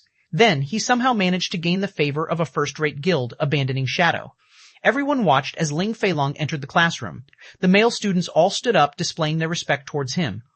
On the other hand, the gorgeous female students from before sent meaningful gazes towards Ling Feilong. Even Zhao Ruoshi had some changes to her calm expression. Shi Feng had plenty of experience with women in his previous life, so he could tell Zhao Ruoshi was somewhat interested in Ling Feilong. What kind of situation was this? Shi Feng could not make heads of the current situation. It would be fine if it were just the other students, but Zhao Ruoshi was the class flower. She had a calm personality, an oval face, a graceful body, and even her family background were good. Normally, male students from other classes could be seen chasing after her. However, none of them ever entered her eyes. So, why did she take a fancy upon Ling Feilong? Was Ling Feilong fated to become a protagonist in life, a person who was loved and welcomed by all? Everyone, sit down. Like a leader, Ling Feilong naturally walked up to the lectern. He gratefully said, "Thank you for coming to congratulate me. I would not be here today were it not for all of your support." Brother Feilong, you are too humble. More than 5,000 people entered the school's fighting competition, yet you've managed to enter the top 10. You are the pride of our class. You now have the rights to enter Jinhai City's fighting competition without going through the pre-selections. This feat is not achievable by the average person. You mustn't forget about us once you've become a martial arts master in the future. That's right, Brother Feilong. We're looking forward to you becoming the champion. The students in the class gave their congratulations one after the other. Some of the female students even thought of throwing themselves at Ling Feilong. However, Shi Feng was an exception. He was truly dumbfounded. Originally, he thought a huge incident occurred, but it was just the school's fighting competition having just ended. They were only here to congratulate Ling Feilong for being able to enter the city's fighting competition. If it was before, Shi Feng might have envied Ling Feilong. After all, there were just too many people who liked fighting competitions. Those who were able to participate in the city's fighting competition were much more appreciated than some big celebrity.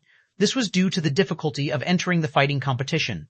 There was a strict selection system, and it was considered good to have 3 to 4 people selected out of 10,000. If these selected participants performed well, they might even get a contract to become the spokesperson for a large enterprise. With all the celebrity advertisements that would be offered, it wouldn't be difficult to amass wealth. Their futures would have boundless prospects. However, along with the rise in popularity of God's domain, people became even more addicted to fighting battles and wars in the game. After all, being able to personally experience the fight was still the best experience. The lack of danger of fighting in the game only made it even more exciting. As a result, many experts became idols of the players in God's domain. 46 Meeting an acquaintance. As everyone was giving their congratulations to Ling Feilong, the person, himself, had his eyes swept over to a corner of the room, the corner where Shi Feng sat. His eyes held a hint of dissatisfaction when he looked at Shi Feng. He was the pride of the class and, even more so, a future celebrity. Yet, an inferior student like Shi Feng actually did not intend to flatter him. After a round of flattery, Ling Feilong allowed the students to return to their seats. I thank everyone for your support. Please quiet down for a moment. I am here today because I have a matter that I wish to discuss, Ling Feilong said. Hearing Ling Feilong's announcement, everyone listened attentively. Only Shi Feng remained uninterested towards Ling Feilong's matter. However, Shi Feng could not help but pay attention after hearing Ling Feilong speak. It's something related to the school's recommendation. Ling Feilong calmly said, Everyone knows how I am obsessed with fighting. However, my grades at school aren't that good, so it has caused some problems with my recommendation. So, I wish for someone here to give up a spot. The school has already agreed to this, so I am here to discuss this matter with everyone else. Brother Long, this is only a trivial matter. It is only a recommendation. As the pride of the class, as long as Brother Long requests it, there will definitely be someone in the class willing to give up their spot, a bootlicking male student said. Although everyone in the class agreed to this person's words, there was nobody who willingly stood up to give away their recommendation. In the end, finding a job was just too hard. The recommendation was much more valued than a person's educational background when working inside a big company. If they were to give up their recommendation, what would they do in the future? As for the ones who had no rights to the recommendation, to begin with, naturally, it was easier to be brave standing from a safe distance. They continuously incited the others like hot-blooded madmen. Ling Feilong's expression slightly darkened when he saw nobody taking initiative. Since everyone is reacting so proactively, it won't be good if I'm the one who does the choosing. How about this? Let's raise our hands and vote, Ling Feilong suggested with a smile. That's a good idea. Brother Feilong is the smartest. Then let's start voting. The hot-blooded madmen all stood up one after another, their faces holding expressions of delight at the misfortune of others. Shi Feng, who sat by the wall, was suddenly enlightened after looking at this scene. Crap. So it was these bastards who stole my recommendation. A wrathful flame ignited within Shi Feng's heart. He was truly a fool in his previous life for actually working with Ling Feilong. Not in this life, however. If Ling Feilong wished to cause trouble for him in this life, he couldn't be blamed for reacting in kind. Maybe it was a continuation of his previous life, but the voting results did not change in the slightest. The students immediately sat Shi Feng on the throne. Fellow student Shi Feng, you are really lucky. I'm slightly envious of you. You'll get to have Brother Long cover for you from now on. You should be grateful to us. Everyone in the class started congratulating Shi Feng as if Shi Feng had just won a 5 million credit lottery. Fellow student Shi Feng, thank you truly. After school is over today, I invite you to come with me for a drink at the Maple Leaf Bar. Ling Feilong smiled a hypocritical smile. He did not place Shi Feng within his sights at all. There was not a hint of gratitude in his tone, only disdain. Following which, he turned to look at the other students, saying, of course, everyone else is also invited. Let us enjoy ourselves today. Hold on a moment, Shi Feng suddenly said. Suddenly, everyone in the class turned their sights toward Shi Feng. If Shi Feng did not actively speak up, they might have long since forgotten about his existence. May I know if fellow student Shi Feng has something he wishes to say? Ling Feilong looked toward Shi Feng, asking with a smile. I will not agree with this, so why are you getting all joyous all on your own? Shi Feng shot a glance at Ling Feilong, saying, if any of you wish to give him your recommendation, then just give it to him. In any case, I won't be letting go of my recommendation. If there are no other matters, I'll be leaving. Suddenly, the entire classroom became dead silent. Nobody could imagine that Shi Feng, a person constantly bullied by students of other classes, actually rebelled against Ling Feilong. His current display was very abnormal. Was Shi Feng not afraid of being taken out by Ling Feilong? Ling Feilong as well was shocked, not because of Shi Feng's actions, however, but at Shi Feng's foolishness. Did he actually think he could protect his recommendation just because he had refused to hand it over? This was a result voted by the entire class. It would be meaningless even if Shi Feng refused. When the time came, the university would still give him the recommendation. Even though the result was unchangeable, Shi Feng still foolishly chose to stand against him. Should Shi Feng be called foolish? Or did he have a few screws loose? Just when Ling Feilong wanted to take action, an impatient voice sounded from outside the door. Little Long, are you still not done? Brother Zhang doesn't like to be kept waiting. A tall blonde youth came in through the door. Following behind him was an alluring girl dressed in sexy and revealing clothing. The two together caused the male students to look on in envy. Shi Feng shot a glance over, discovering that it was actually an acquaintance. The tall and blonde youth was coincidentally Flaming Tiger. His real name was Zhou Yuhu, and he was a fourth-year university student, similar to Shi Feng. This person had great talent, and he managed to obtain a good result of third place in the university's fighting tournament this time around. Meanwhile, the enchanting female by Zhou Yuhu's side was also an acquaintance of Shi Feng's. Her name was Qin Shuyu, and she was Shi Feng's classmate during high school. She was also the flower of the class at the time. Shi Feng was truly blind during those times. Young and dumb, he was actually enchanted by Qin Shuyu, even to the point of confessing his love to her. Naturally, the result was rejection. After entering university, Qin Shuyu had become Zhou Yuhu's girlfriend. Qin Shuyu even mentioned to Zhou Yuhu the matter of Shi Feng's confession. As a result, Shi Feng was often taken care of by students from other classes. After Shi Feng joined Shadow, he was often sent to carry out senseless tasks, stunting his growth in God's domain. Brother Hu, why have you come here?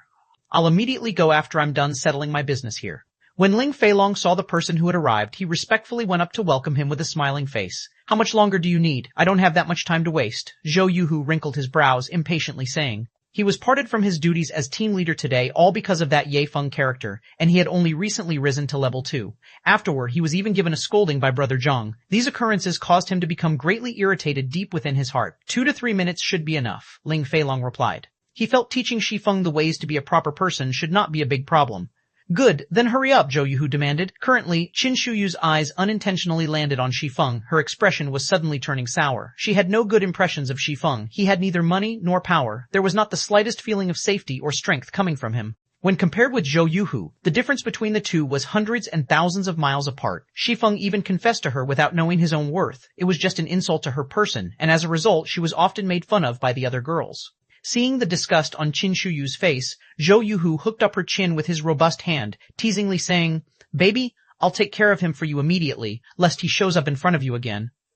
Qin Shuyu faintly smiled as she nodded, not having any intention of stopping Zhou Yuhu. Hey brat, come over here. Zhou Yuhu pointed his finger at Shi Feng, loudly roaring. Everyone was shocked at seeing Zhou Yuhu's imposing manner. Who was Zhou Yuhu? He was ranked 3rd in the school's fighting tournament. He was much more powerful when compared to the 9th-ranked Ling Feilong. A single hit from him was enough to send a person to the hospital for half a month. Ling Feilong naturally understood what was happening before him. Zhou Yuhu was irritated by Shi Feng and wished to take care of him. Originally, he too wanted to teach Shi Feng the lesson and let the entire class know of his prowess.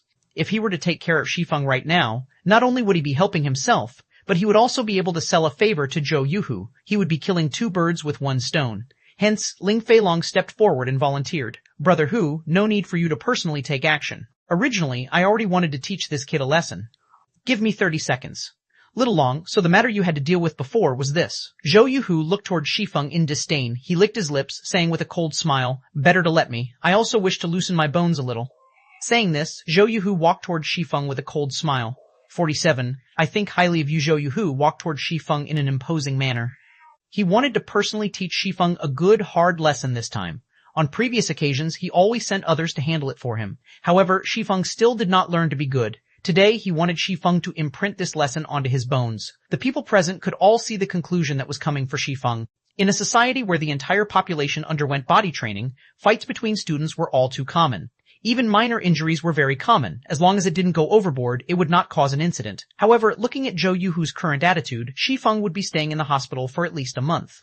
At that time, Shi Feng would be wearing a cast while receiving his graduation certificate on the stage. Hold it, Zhou Yuhu, this is our class. On what basis does an outsider like you have to come and bully someone from our class? Zhao Ruoshi's delicate body suddenly blocked Shi Feng. She was not the slightest bit threatened by Zhou Yuhu's imposing aura as she berated him. Zhou Ruoshi's actions unquestionably left everyone else in shock. They never imagined that the normally gentle and graceful Zhao Ruoshi would stand up for an inferior student. She was even challenging Zhou Yuhu. She had such a strong heart to be so brave. Ruoshi, don't stir up trouble. Brother Hu only wishes to give Shi Feng some pointers. This should be Shi Feng's good fortune. Shi Feng is always being bullied by others, but with Brother Hu's pointers, he might have some growth and learn to be a proper person, Ling Feilong explained with a smile. Due to Zhao Ruoshi's above-average appearance and attractive curves, he long since treated her as his personal property. Never would he have imagined that she would stand up for Shi Feng. Suddenly, the rage toward Shi Feng burned even greater in his heart. However, it would not be good for him to reveal that rage, so he simply tugged at Zhao Ruoshi's delicate hand. He wanted to pull her away, stopping her from being a hindrance. Fellow student Ling Feilong, as the pride of the class, are you just going to watch as one of our classmates being bullied? Zhao Ruoshi shook off Ling Feilong's hand, looking at him and asking angrily. She originally thought Ling Feilong was in possession of a good personality. He also performed exceptionally in the fighting competition, so she thought he was a good prospect. However, she didn't think that he was just a hypocrite. Ruoxi, how could you say such a thing about me? You are misunderstanding. It isn't my fault that Shi Feng does not know how to be a proper person. Now that Brother Hu is going to teach him how to become one, it would be beneficial to him in the future, Ling Feilong said with a righteous expression, as if everything occurring was for Shi Feng's own good. You. Zhao Ruoshi was greatly angered by Ling Feilong. She promptly turned toward Shi Feng saying, hurry up and leave, I'll hold him off. This little girl is interesting and very sexy. I like it. Zhou Yuhu's eyes started sizing up Zhao Ruoshi, liking very much what he saw. His lips could not help but curl up into an evil grin as his hand stretched to caress Zhao Ruoshi's delicate face. He was no longer paying any attention to Shi Feng. However, before his salty pig hand could touch Zhao Ruoshi, it was slapped away by another. Zhou Yuhu, since you wish to trade notes with me, I can agree. However, just trading notes would not have much meaning to it. How about we spice it up a little, Shi Feng proposed with a calm smile. He took a step forwards, tugging on Zhao Ruoshi's jade-like arm and pulling her to a side. Zhao Ruoshi did not react to Shi Feng's actions at all. Until she was dragged behind him, she only then began to look at Shi Feng's average stature in stunning shock. When did Shi Feng become so manly? However, she also felt Shi Feng was very foolish. How could he trade pointers with Zhou Yuhu? Now, Zhou Yuhu would have an excuse to teach Shi Feng a lesson. Zhou Yuhu rubbed the reddened back of his hand, enraged. He glared at Shi Feng, suddenly discovering Shi Feng's current appearance was very calm and stable. It was as if Zhou Yuhu was looking at an entirely different person. Before, Shi Feng would easily be incited and get into fights with others. Now, however, not only was he not aroused, but he was also smiling happily. Was his brain damaged? Ling Feilong was deeply enraged when he saw Shi Feng's stretched arm actually touching Zhao Ruoshi. He could not help but wish he could take action immediately. However, he still held it in. He was prepared to put Shi Feng in his place in the future. Kid, you actually dare to challenge me. Truly interesting. Then I'll wager 1,000 credits. If you win, the 1,000 credits will be yours to keep. If you lose, then kneel and apologize to me, and also compensate me with 1,000 credits. How about it? Do you dare to agree? Zhou Yuhu furiously smiled. He never thought Shi Feng's brain was truly damaged, daring to even provoke him. Such a petty wager. Aren't you embarrassed from saying it out loud? Shi Feng shook his head and snorted in disdain. Your guts sure have grown after not meeting for a few days. Say it then, what kind of wager do you want? Zhou Yuhu was angered into a laugh. He knew Shi Feng was poor, and he could not even afford the 1,000 credits. Now, though, he had actually dared to increase the bargaining chip. Was he complaining that he didn't have a quick enough death? It seems his brain was truly wedged between a door. Didn't you win a membership card for the Big Dipper Training Center from the school's fighting competition? Use that as the wager. If I lose, I'll pay 10,000 credits to you a month later. If you don't have the courage to wager, then forget it, Shi Feng provokingly said. In Shi Feng's previous life, Zhou Yuhu showed off this membership card in front of others.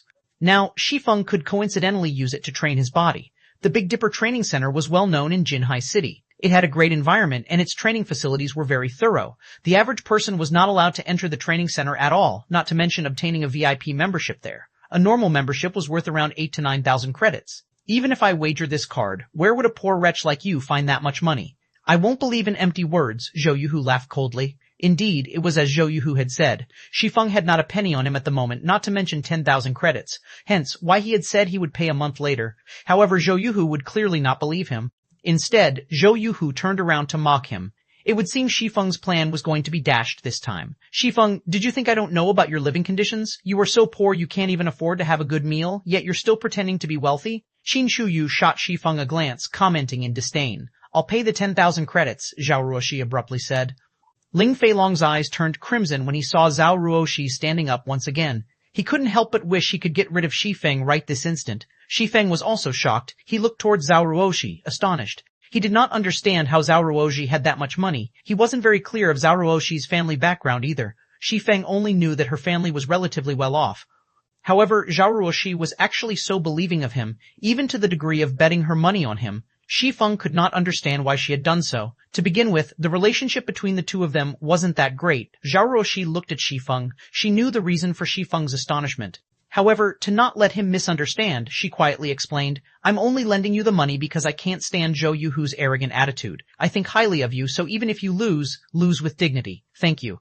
I will definitely return twice the amount to you, Shi Feng gratefully said. This money was very important to him. Now, Zhou Yuhu would definitely agree to the wager. After Shi Feng obtained the membership card, he would be able to regularly train his body. It was better to start training earlier rather than later. The earlier Shi Feng could train his body, the larger the benefit it would have to his future. Zhao Ruoshi had helped him greatly this time. When he started earning money in God's domain, paying Zhao Ruoshi an extra 10,000 would even be considered too little. However, Zhao Ruoshi did not take Shi Feng's words seriously. She only nodded with a smile. She did not think that Shi Feng could return her money, not to mention double the amount. Ha ha ha, interesting. Then let's draw out the contract at the fighting arena.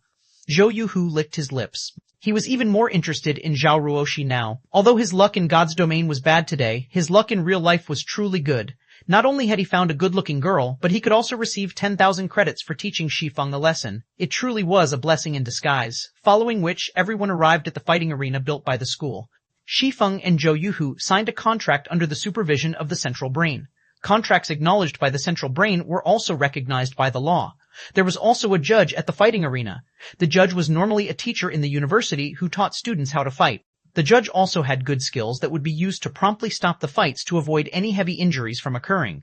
The other students from the class stood below the fighting ring. They laughed at Shi Feng's stupidity. Instead of being an invisible existence like usual, he actually went insane now. Not only did he oppose Ling Feilong, but he also angered Zhou Yuhu, who was even more terrifying. After today, Shi Feng might never live a peaceful life ever again. Qin Shuyu looked above the ring, at the calm and steady Shi Feng. The feeling he gave people was completely different from before. He currently radiated an indescribable sense of security. She even felt Shi Feng's scrawny body had grown larger. Qin Shuyu quickly shook her head, mockingly saying, how strong could a weakling, who doesn't even know a single fighting technique, be? He even dares challenge Brother Hu now. He truly is reckless. 48. An unequaled Phi. None of the students below the ring had refuted Qin Shuyu's words. Instead, they felt her words made sense.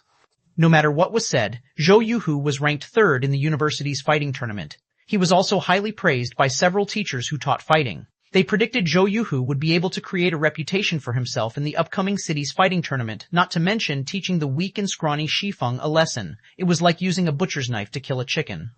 Even though he remains unyielding right now, I guess Shi Feng will kneel and beg for mercy in a moment. Does that even need to be mentioned? Why don't you look at who Zhou Yuhu is? My guess is Shi Feng will be lying on the floor within 10 seconds. The male students in the class started to laugh as they discussed Shi Feng's end. What is wrong with you people? Is this how you treat a classmate of yours? Zhao Ruoshi asked, looking at her classmates with a furious expression. The students all turned silent. However, their eyes revealed a hint of disdain when they looked at Zhao Ruoxi. One of the gorgeously dressed girls in the class curled her lips in disdain, softly saying, "You just have somewhat good looks. If it wasn't for Brother Long, who do you think would listen to your words?" The other girls promptly nodded their heads. They were not taking their class monitor seriously at all. Although the female students spoke in soft tones, everyone present could hear them clearly. To the side, Ling Feilong felt invigorated as he enjoyed listening to their words. Zhao Ruoxi turned her head away in a rage, no longer paying attention to these people. Ling Feilong walked over to her and gently said, "Ruoxi, I know that you have no choice in this matter as the class monitor. However, Shi Feng is the one finding trouble here, so you can't just blame everyone. Moreover, nobody believes Shi Feng can win with that small body of his. You are literally throwing your money into the ocean. In a moment, I'll talk it over with Brother Hu to not take your money and let Shi Feng pay for everything. Indeed, I am helping Shi Feng because I am the class monitor. However, regarding the matter with the money, I have never thought of asking for it back from him." Zhao Ruoxi glanced at Ling Feilong, coldly saying, "On the other hand, you're the one who has taken the recommendation that is rightfully Shi Feng's. Instead of helping Shi Feng now, you're here making cynical remarks. Aren't you afraid of people criticizing you behind your back? Also, how can this be considered trading pointers? One is ranked third in the school, while the other is a student who doesn't even know any fighting techniques. Do you not feel any shame when you speak of this?" Zhao Ruoxi's every word caused Ling Feilong piercing pain. In addition, her elegant and refined complexion gave off an indescribable sense of strength that struck at Ling Feilong's heart. Ling Feilong was speechless as he turned pale from anger. Just as Zhao Ruoxi had said, every class had a fixed number of spots for the recommendation. Only students with results amongst the top 20 in the class were qualified for this recommendation. However, Ling Feilong had managed to obtain the qualifications to participate in the city's fighting competition after much difficulty. If others were to know that he was a university student without a recommendation, it would be an absolute humiliation. The school had previously considered such reputational problems as well. Hence, they had made it so that the top 5 contestants of the fighting tournament would receive a recommendation, even if their studies were not good. However, Ling Feilong was only 9th ranked, so naturally he could not obtain it. Hence, he had suggested such a matter to the school. Seeing that Ling Feilong's results were in the top 30 of the class, not that far from the 20th place, the school had decided to agree to his request. However, the condition was, someone had to willingly give up their recommendation. As for how he would get someone to give up their spot, that all depended on Ling Feilong himself. Shi Feng was just a weakling. Originally, Ling Feilong had intended to utilize the collective intentions of the class, in addition to his own strength, to easily oppress Shi Feng. Then, after giving Shi Feng some benefits, this matter would be considered over. However, Shi Feng's actions were completely different from what Ling Feilong had imagined they would be. Shi Feng had not taken him seriously in the slightest and had threatened him without hesitation. Now, he was even ridiculed by Zhao Ruoxi. Ling Feilong's heart was currently filled with an inextinguishable wrath. Correct, this isn't an equal fight. However, can Shi Feng blame others for being weak himself? Who was the one who agreed to this competition? Surely you can't blame me for this. Ling Feilong looked at Zhao Ruoxi with blood-red eyes. If Zhao Ruoxi did not have a beautiful appearance and attractive body, he would have long since sent a slap flying over. However, he endured it. Using force was definitely not a smart move. Moreover, Zhao Ruoxi's family background was not simple at all. If he caused an incident now, his entire life would be over. Also, when Ling Feilong thought about how he could toy with Zhao Ruoxi in the future, the rage in his heart calmed down slightly. "Brat, after making me take such a loss, just you wait and see." Ling Feilong glared at Shi Feng, silently swearing. Above, in the fighting ring, Shi Feng only smiled in disdain when he felt the hostility coming from Ling Feilong. However, he had to agree to one of Ling Feilong's words. This was indeed an uneven fight. In Shi Feng's previous life, although his physique was not comparable to those first-rate fighters, he could still beat them into submission.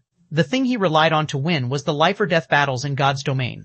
What was a 100-battle hero? After living through 100 wars, it would be hard not to become an expert hero. It was the same with many martial artists. Their training usually involved pushing themselves to the edge, using the feeling of having their lives hanging by a thread to train and improve themselves. However, such a method was too dangerous. The average person would definitely not do such a thing. It was extremely easy to go overboard and lose their lives. After Shi Feng went through extremely realistic life-or-death battles, the increase to his battle experience and techniques rapidly grew. His skills in battle even exceeded the national fighting competition standards by several levels. In 10 years' time, any reputable melee player in God's domain could easily defeat the current fighting champion of Jinhai City, not to mention Shi Feng, who was once the captain of Shadow. In Shi Feng's eyes, the university's fighting tournament was just like children playing house. Moreover, regarding physique, his current body exceeded his body 10 years later.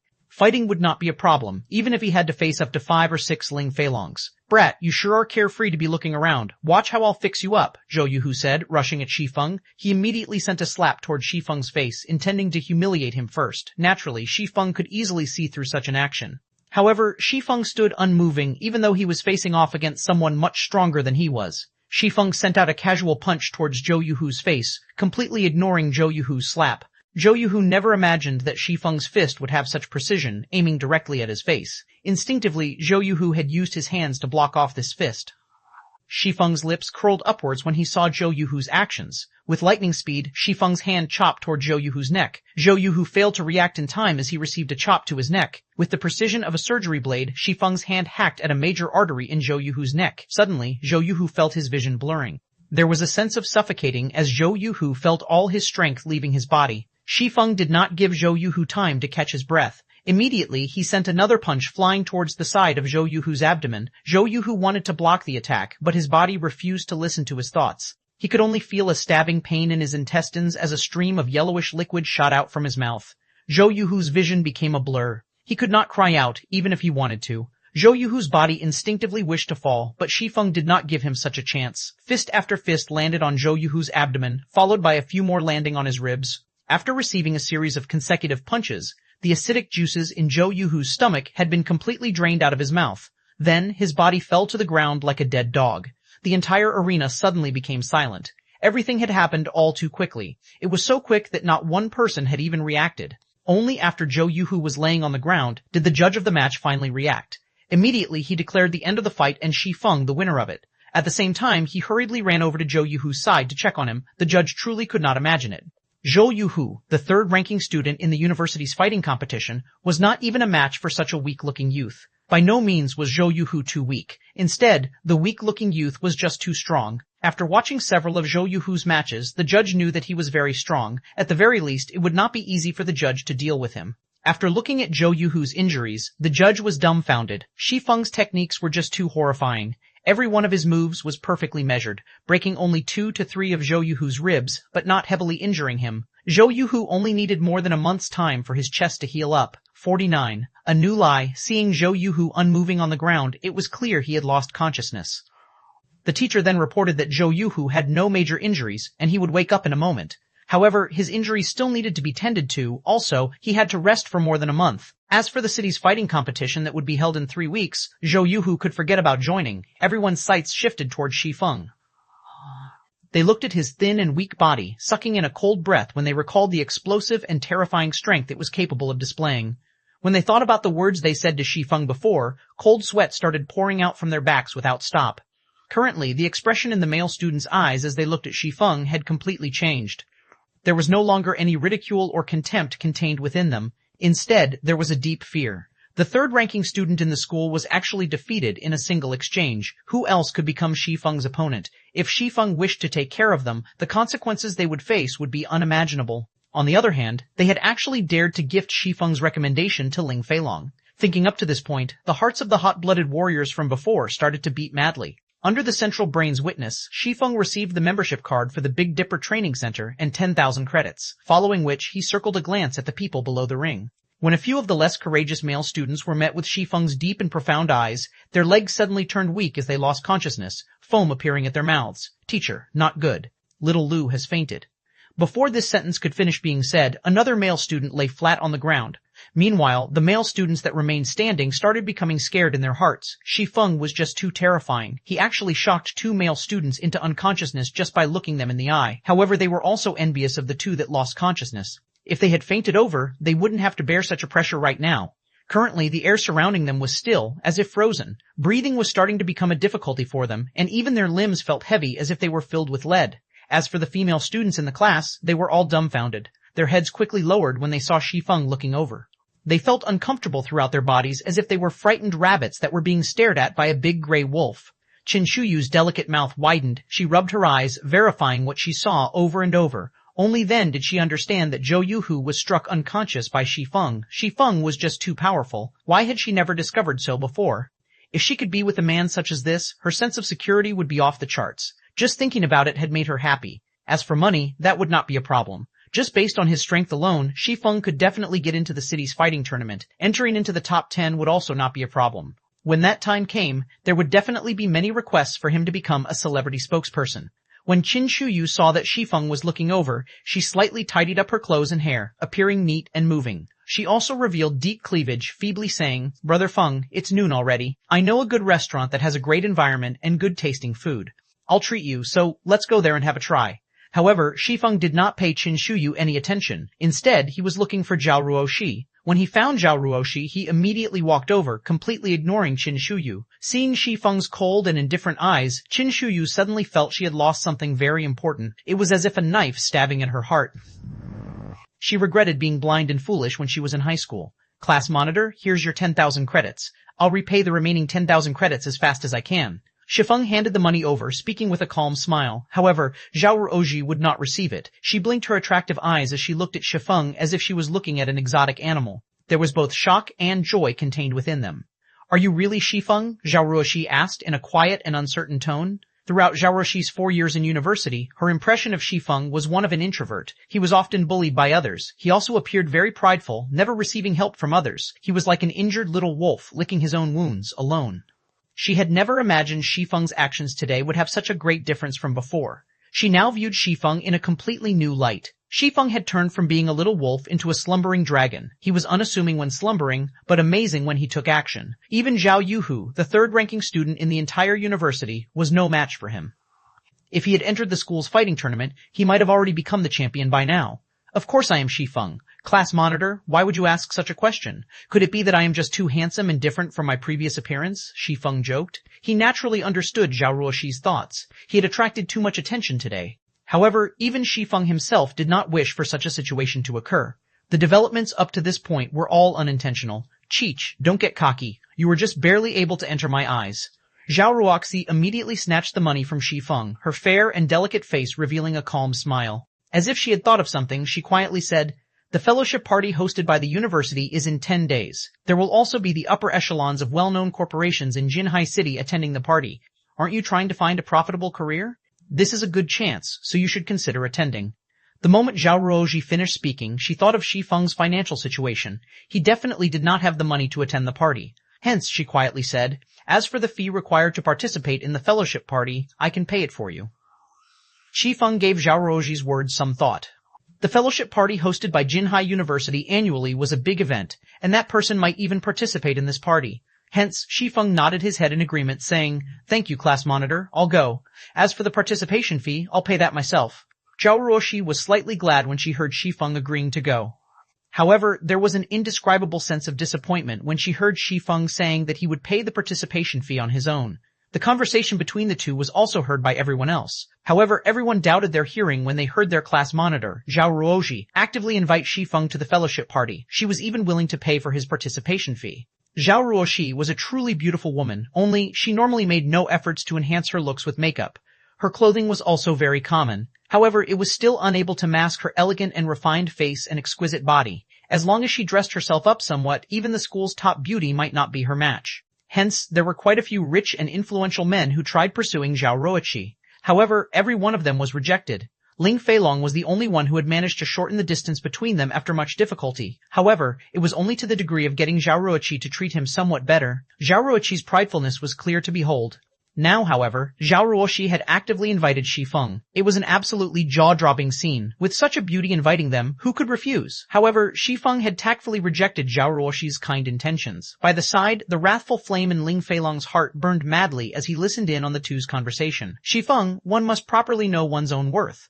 There will be many great figures of Jinhai City attending the fellowship party. Just based on the clothes you are wearing, the security might even chase you away. At that time, you'll embarrass everyone in our class," Ling Feilong mockingly said.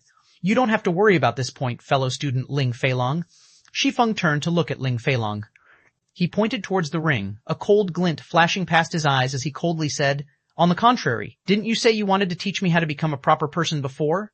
This place is the fighting arena, so why don't we exchange some pointers? Teach me how to become a proper person. Shi Feng, you, don't get ahead of yourself." "I am only following the suggestion of the entire class," Ling Feilong stuttered as he looked at Shi Feng with hesitant eyes. He suddenly felt chills throughout his body, inadvertently retreating a step back. Having him exchange pointers with Shi Feng was just digging his own grave. For those who have never participated in a fighting competition, they would not be able to know the true meaning and horror of the exchange between Shi Feng and Zhou Yuhu. Zhou Yuhu was very powerful, and even Ling Feilong himself knew he was definitely not a match to Zhou Yuhu. However, Zhou Yuhu was still dispatched by Shi Feng within a moment. This fight could not even be considered a proper fight. It was just a one-sided play. The suggestion of the entire class? Shi Feng swept a glance towards his classmates standing to the side, coldly saying, "What were your suggestions?" Naturally, everyone would not stand on Ling Feilong's side. Even an idiot could tell how afraid Ling Feilong was of Shi Feng. "Fine, I admit defeat. It was I who was blind. You tell me what's to be done." Ling Feilong looked above the ring at the unconscious Zhou Yuhu, gritting his teeth while saying, if he were to come into conflict with Shi Feng right now, he would not have any chance of resisting. He also did not believe that Shi Feng would show mercy. If he had continued offending Shi Feng, he would definitely be laying on a hospital bed for at least a month. When that time came, he would not be able to even participate in the city's fighting tournament, and such a loss was not something he was willing to bear. The 5,000 credits voucher for the Big Dipper Training Center awarded by the school, Shi Feng demanded. The Big Dipper had the best nutritionist in Jinhai City. With this voucher, Shi Feng could replenish the nutrients required by his body and quickly improve his physique. Ling Feilong was extremely unwilling to give away the Big Dipper voucher. This was an item that could not be bought outside, even with 10,000 credits. After receiving the voucher, Shi Feng left the fighting arena. Shi Feng started training his body immediately after returning to his rented apartment. After tiring himself out, he looked for information related to God's Domain and Jinhai City on the internet. He was making ample preparations for his future development plan. It was especially true for the fellowship party this time around. He had to prepare sufficient information before the fellowship started. Otherwise, it would be too hard to carry out his plan. When noon came, Shi Feng ate his lunch and lay on the bed. He wore his virtual gaming helmet, starting his second day in God's Domain, 50, the popular garrison armor. Dark clouds hovered over the skies of Red Leaf Town, surrounding the full moon that hung in midair. On the streets, magic lamps brightly lit up the town. Shi Feng had just logged in. It was still nighttime in God's Domain. A majority of the players were currently in the trade area, making the place very crowded. There were only a scant few experts who would hunt for monsters to level up at this time of day. During the daytime, the street of the trade area was desolate. However, that street had currently turned into a bazaar, bustling with noise and excitement. Players could be seen setting up stalls throughout the wide cobblestone street, and above their white sheets of cloth were some items required by auxiliary jobs and also a few pieces of common equipment. Buyers and sellers were bargaining with each other, and some faces Eve turned crimson over 1 or 2 coppers. System, the garrison armor you have placed on auction has been sold. After deducting the processing fees, a total of 5 silvers, 31 coppers has been added to your inventory. System, the garrison armor you have placed on auction has been sold. After deducting the processing fees, a total of 5 silvers, 67 coppers has been added to your inventory. System, the garrison armor you have placed on auction has been sold. After deducting the processing fees, a total of 5 silvers, 98 coppers has been added to your inventory. Before Shi Feng had taken a step forward, a series of auction house notifications from the system entered his ears. Shi Feng casually selected the system notifications to appear, immediately becoming shocked. The garrison armor's value had totally exceeded Shi Feng's estimates. Originally, Shi Feng intended to have it sold for, more or less, 5 silvers. In reality, however, due to the competition in price growing fiercer, the garrison armor reached a maximum price of 6 silvers 42 coppers. The 11 garrison armors sold for a total of over 67 silver coins. The amount immediately turned Shi Feng into the owner of a gold coin. He had become a gold heir. At the current phase of the game, the purchasing power of a single silver coin was astonishing. For a second-rate guild, their circulating funds would only amount to 60 or 70 silver coins. To properly develop their normal members during the initial periods of the game, the guilds were unable to stock up on too many copper coins. Such an action would only hamper the guild's future development. As for first-rate guilds, their circulating funds might only be around 1 gold coin. However, these funds would seem insignificant when it was used on tens or hundreds of people. Now, Shi Feng was a true tycoon. After a day of battle, a majority of the players were currently returning to town with their spoils of war. These players carried a lot of materials on their persons, and naturally, Shi Feng would not let this chance get away. Shi Feng casually chose a location with few people, setting his white cloth on the ground and starting up his stall to purchase materials. The highest level player right now should be at level 4, whereas the average player was still at level 2 and expert players at level 3. Hence, the materials they sold varied greatly. There were high-ranking goods, and there were also common goods. The current prices for high-ranking materials were very expensive, so Shi Feng would naturally not buy them. Shi Feng relied solely on himself to make the garrison armor, so the money he could earn was limited. However, Shi Feng was just selling these pieces of equipment to accumulate some funds. Only when he had the funds could he earn more money. Buying magic essence, 6 coppers a stack, stones, 10 coppers a stack, Also buying hard stones, 23 coppers a stack, Shi Feng shouted. After hearing Shi Feng's words, the players on the street crowded around him, one after another. Boss, I have 10 stacks of stones. How many stacks do you want? I have 6 stacks of magic essence. Do you want all of them? I have a stack of hard stones. After grinding in the wild for an entire day, magic essences and stones had become materials that polluted the street.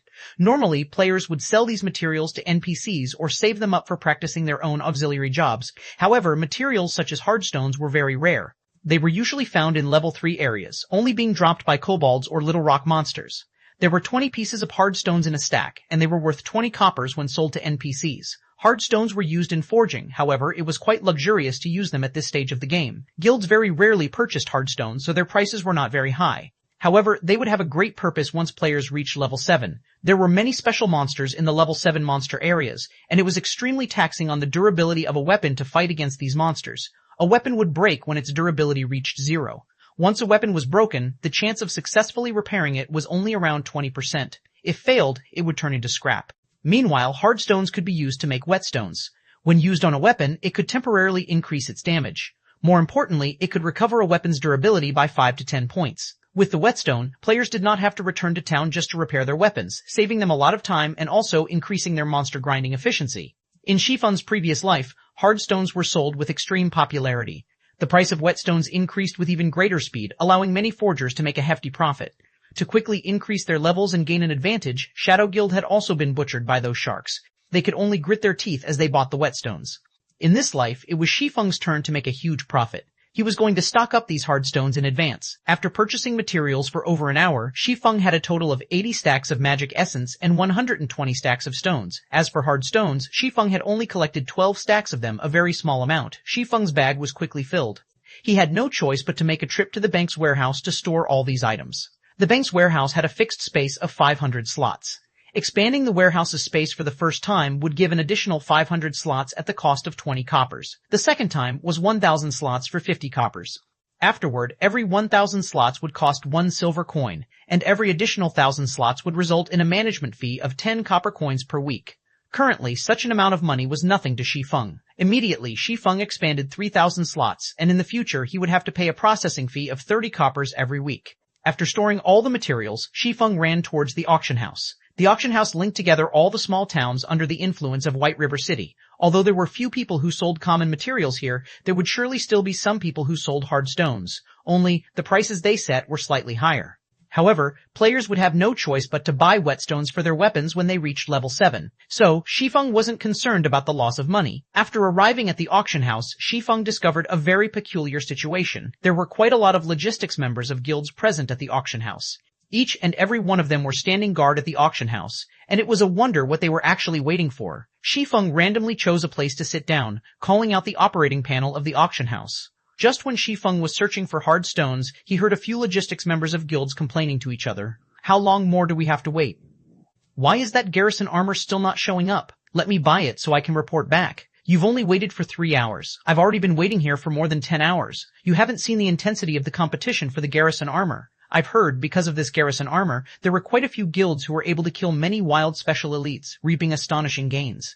There was even a guild that managed to obtain quite a few pieces of equipment and skill books thanks to the garrison armor. So, everyone is here to fight over it. Unfortunately, the remaining few pieces of garrison armor have all been bought. Exactly. Our guild is currently regretting it dearly. If we had known how greatly we would fall behind to those guilds, we would have bought the garrison armor, even if we had to pay 7 silver coins for one. Now, the higher-ups have already given the order. As long as the garrison armor appears, we definitely must buy it. During the discussion held by the logistic members, Shi Feng was also surprised by the speed of the garrison armor achieving his desired effect. Hence, Shi Feng took out the remaining 7 garrison armor that possessed defensive power. He stealthily placed them on auction, setting the base price for each piece at 8 silver coins, 2 silver coins higher than his original estimation. However, these guilds should be able to accept such a price. As for the best garrison-heavy armor, Shi Feng would only sell it after a period of time has passed. He would first let these guilds slowly digest the current garrison armor. After placing the equipment on auction, Shi Feng started searching for hard stones. Shi Feng wondered if there were many players who had auctioned them off.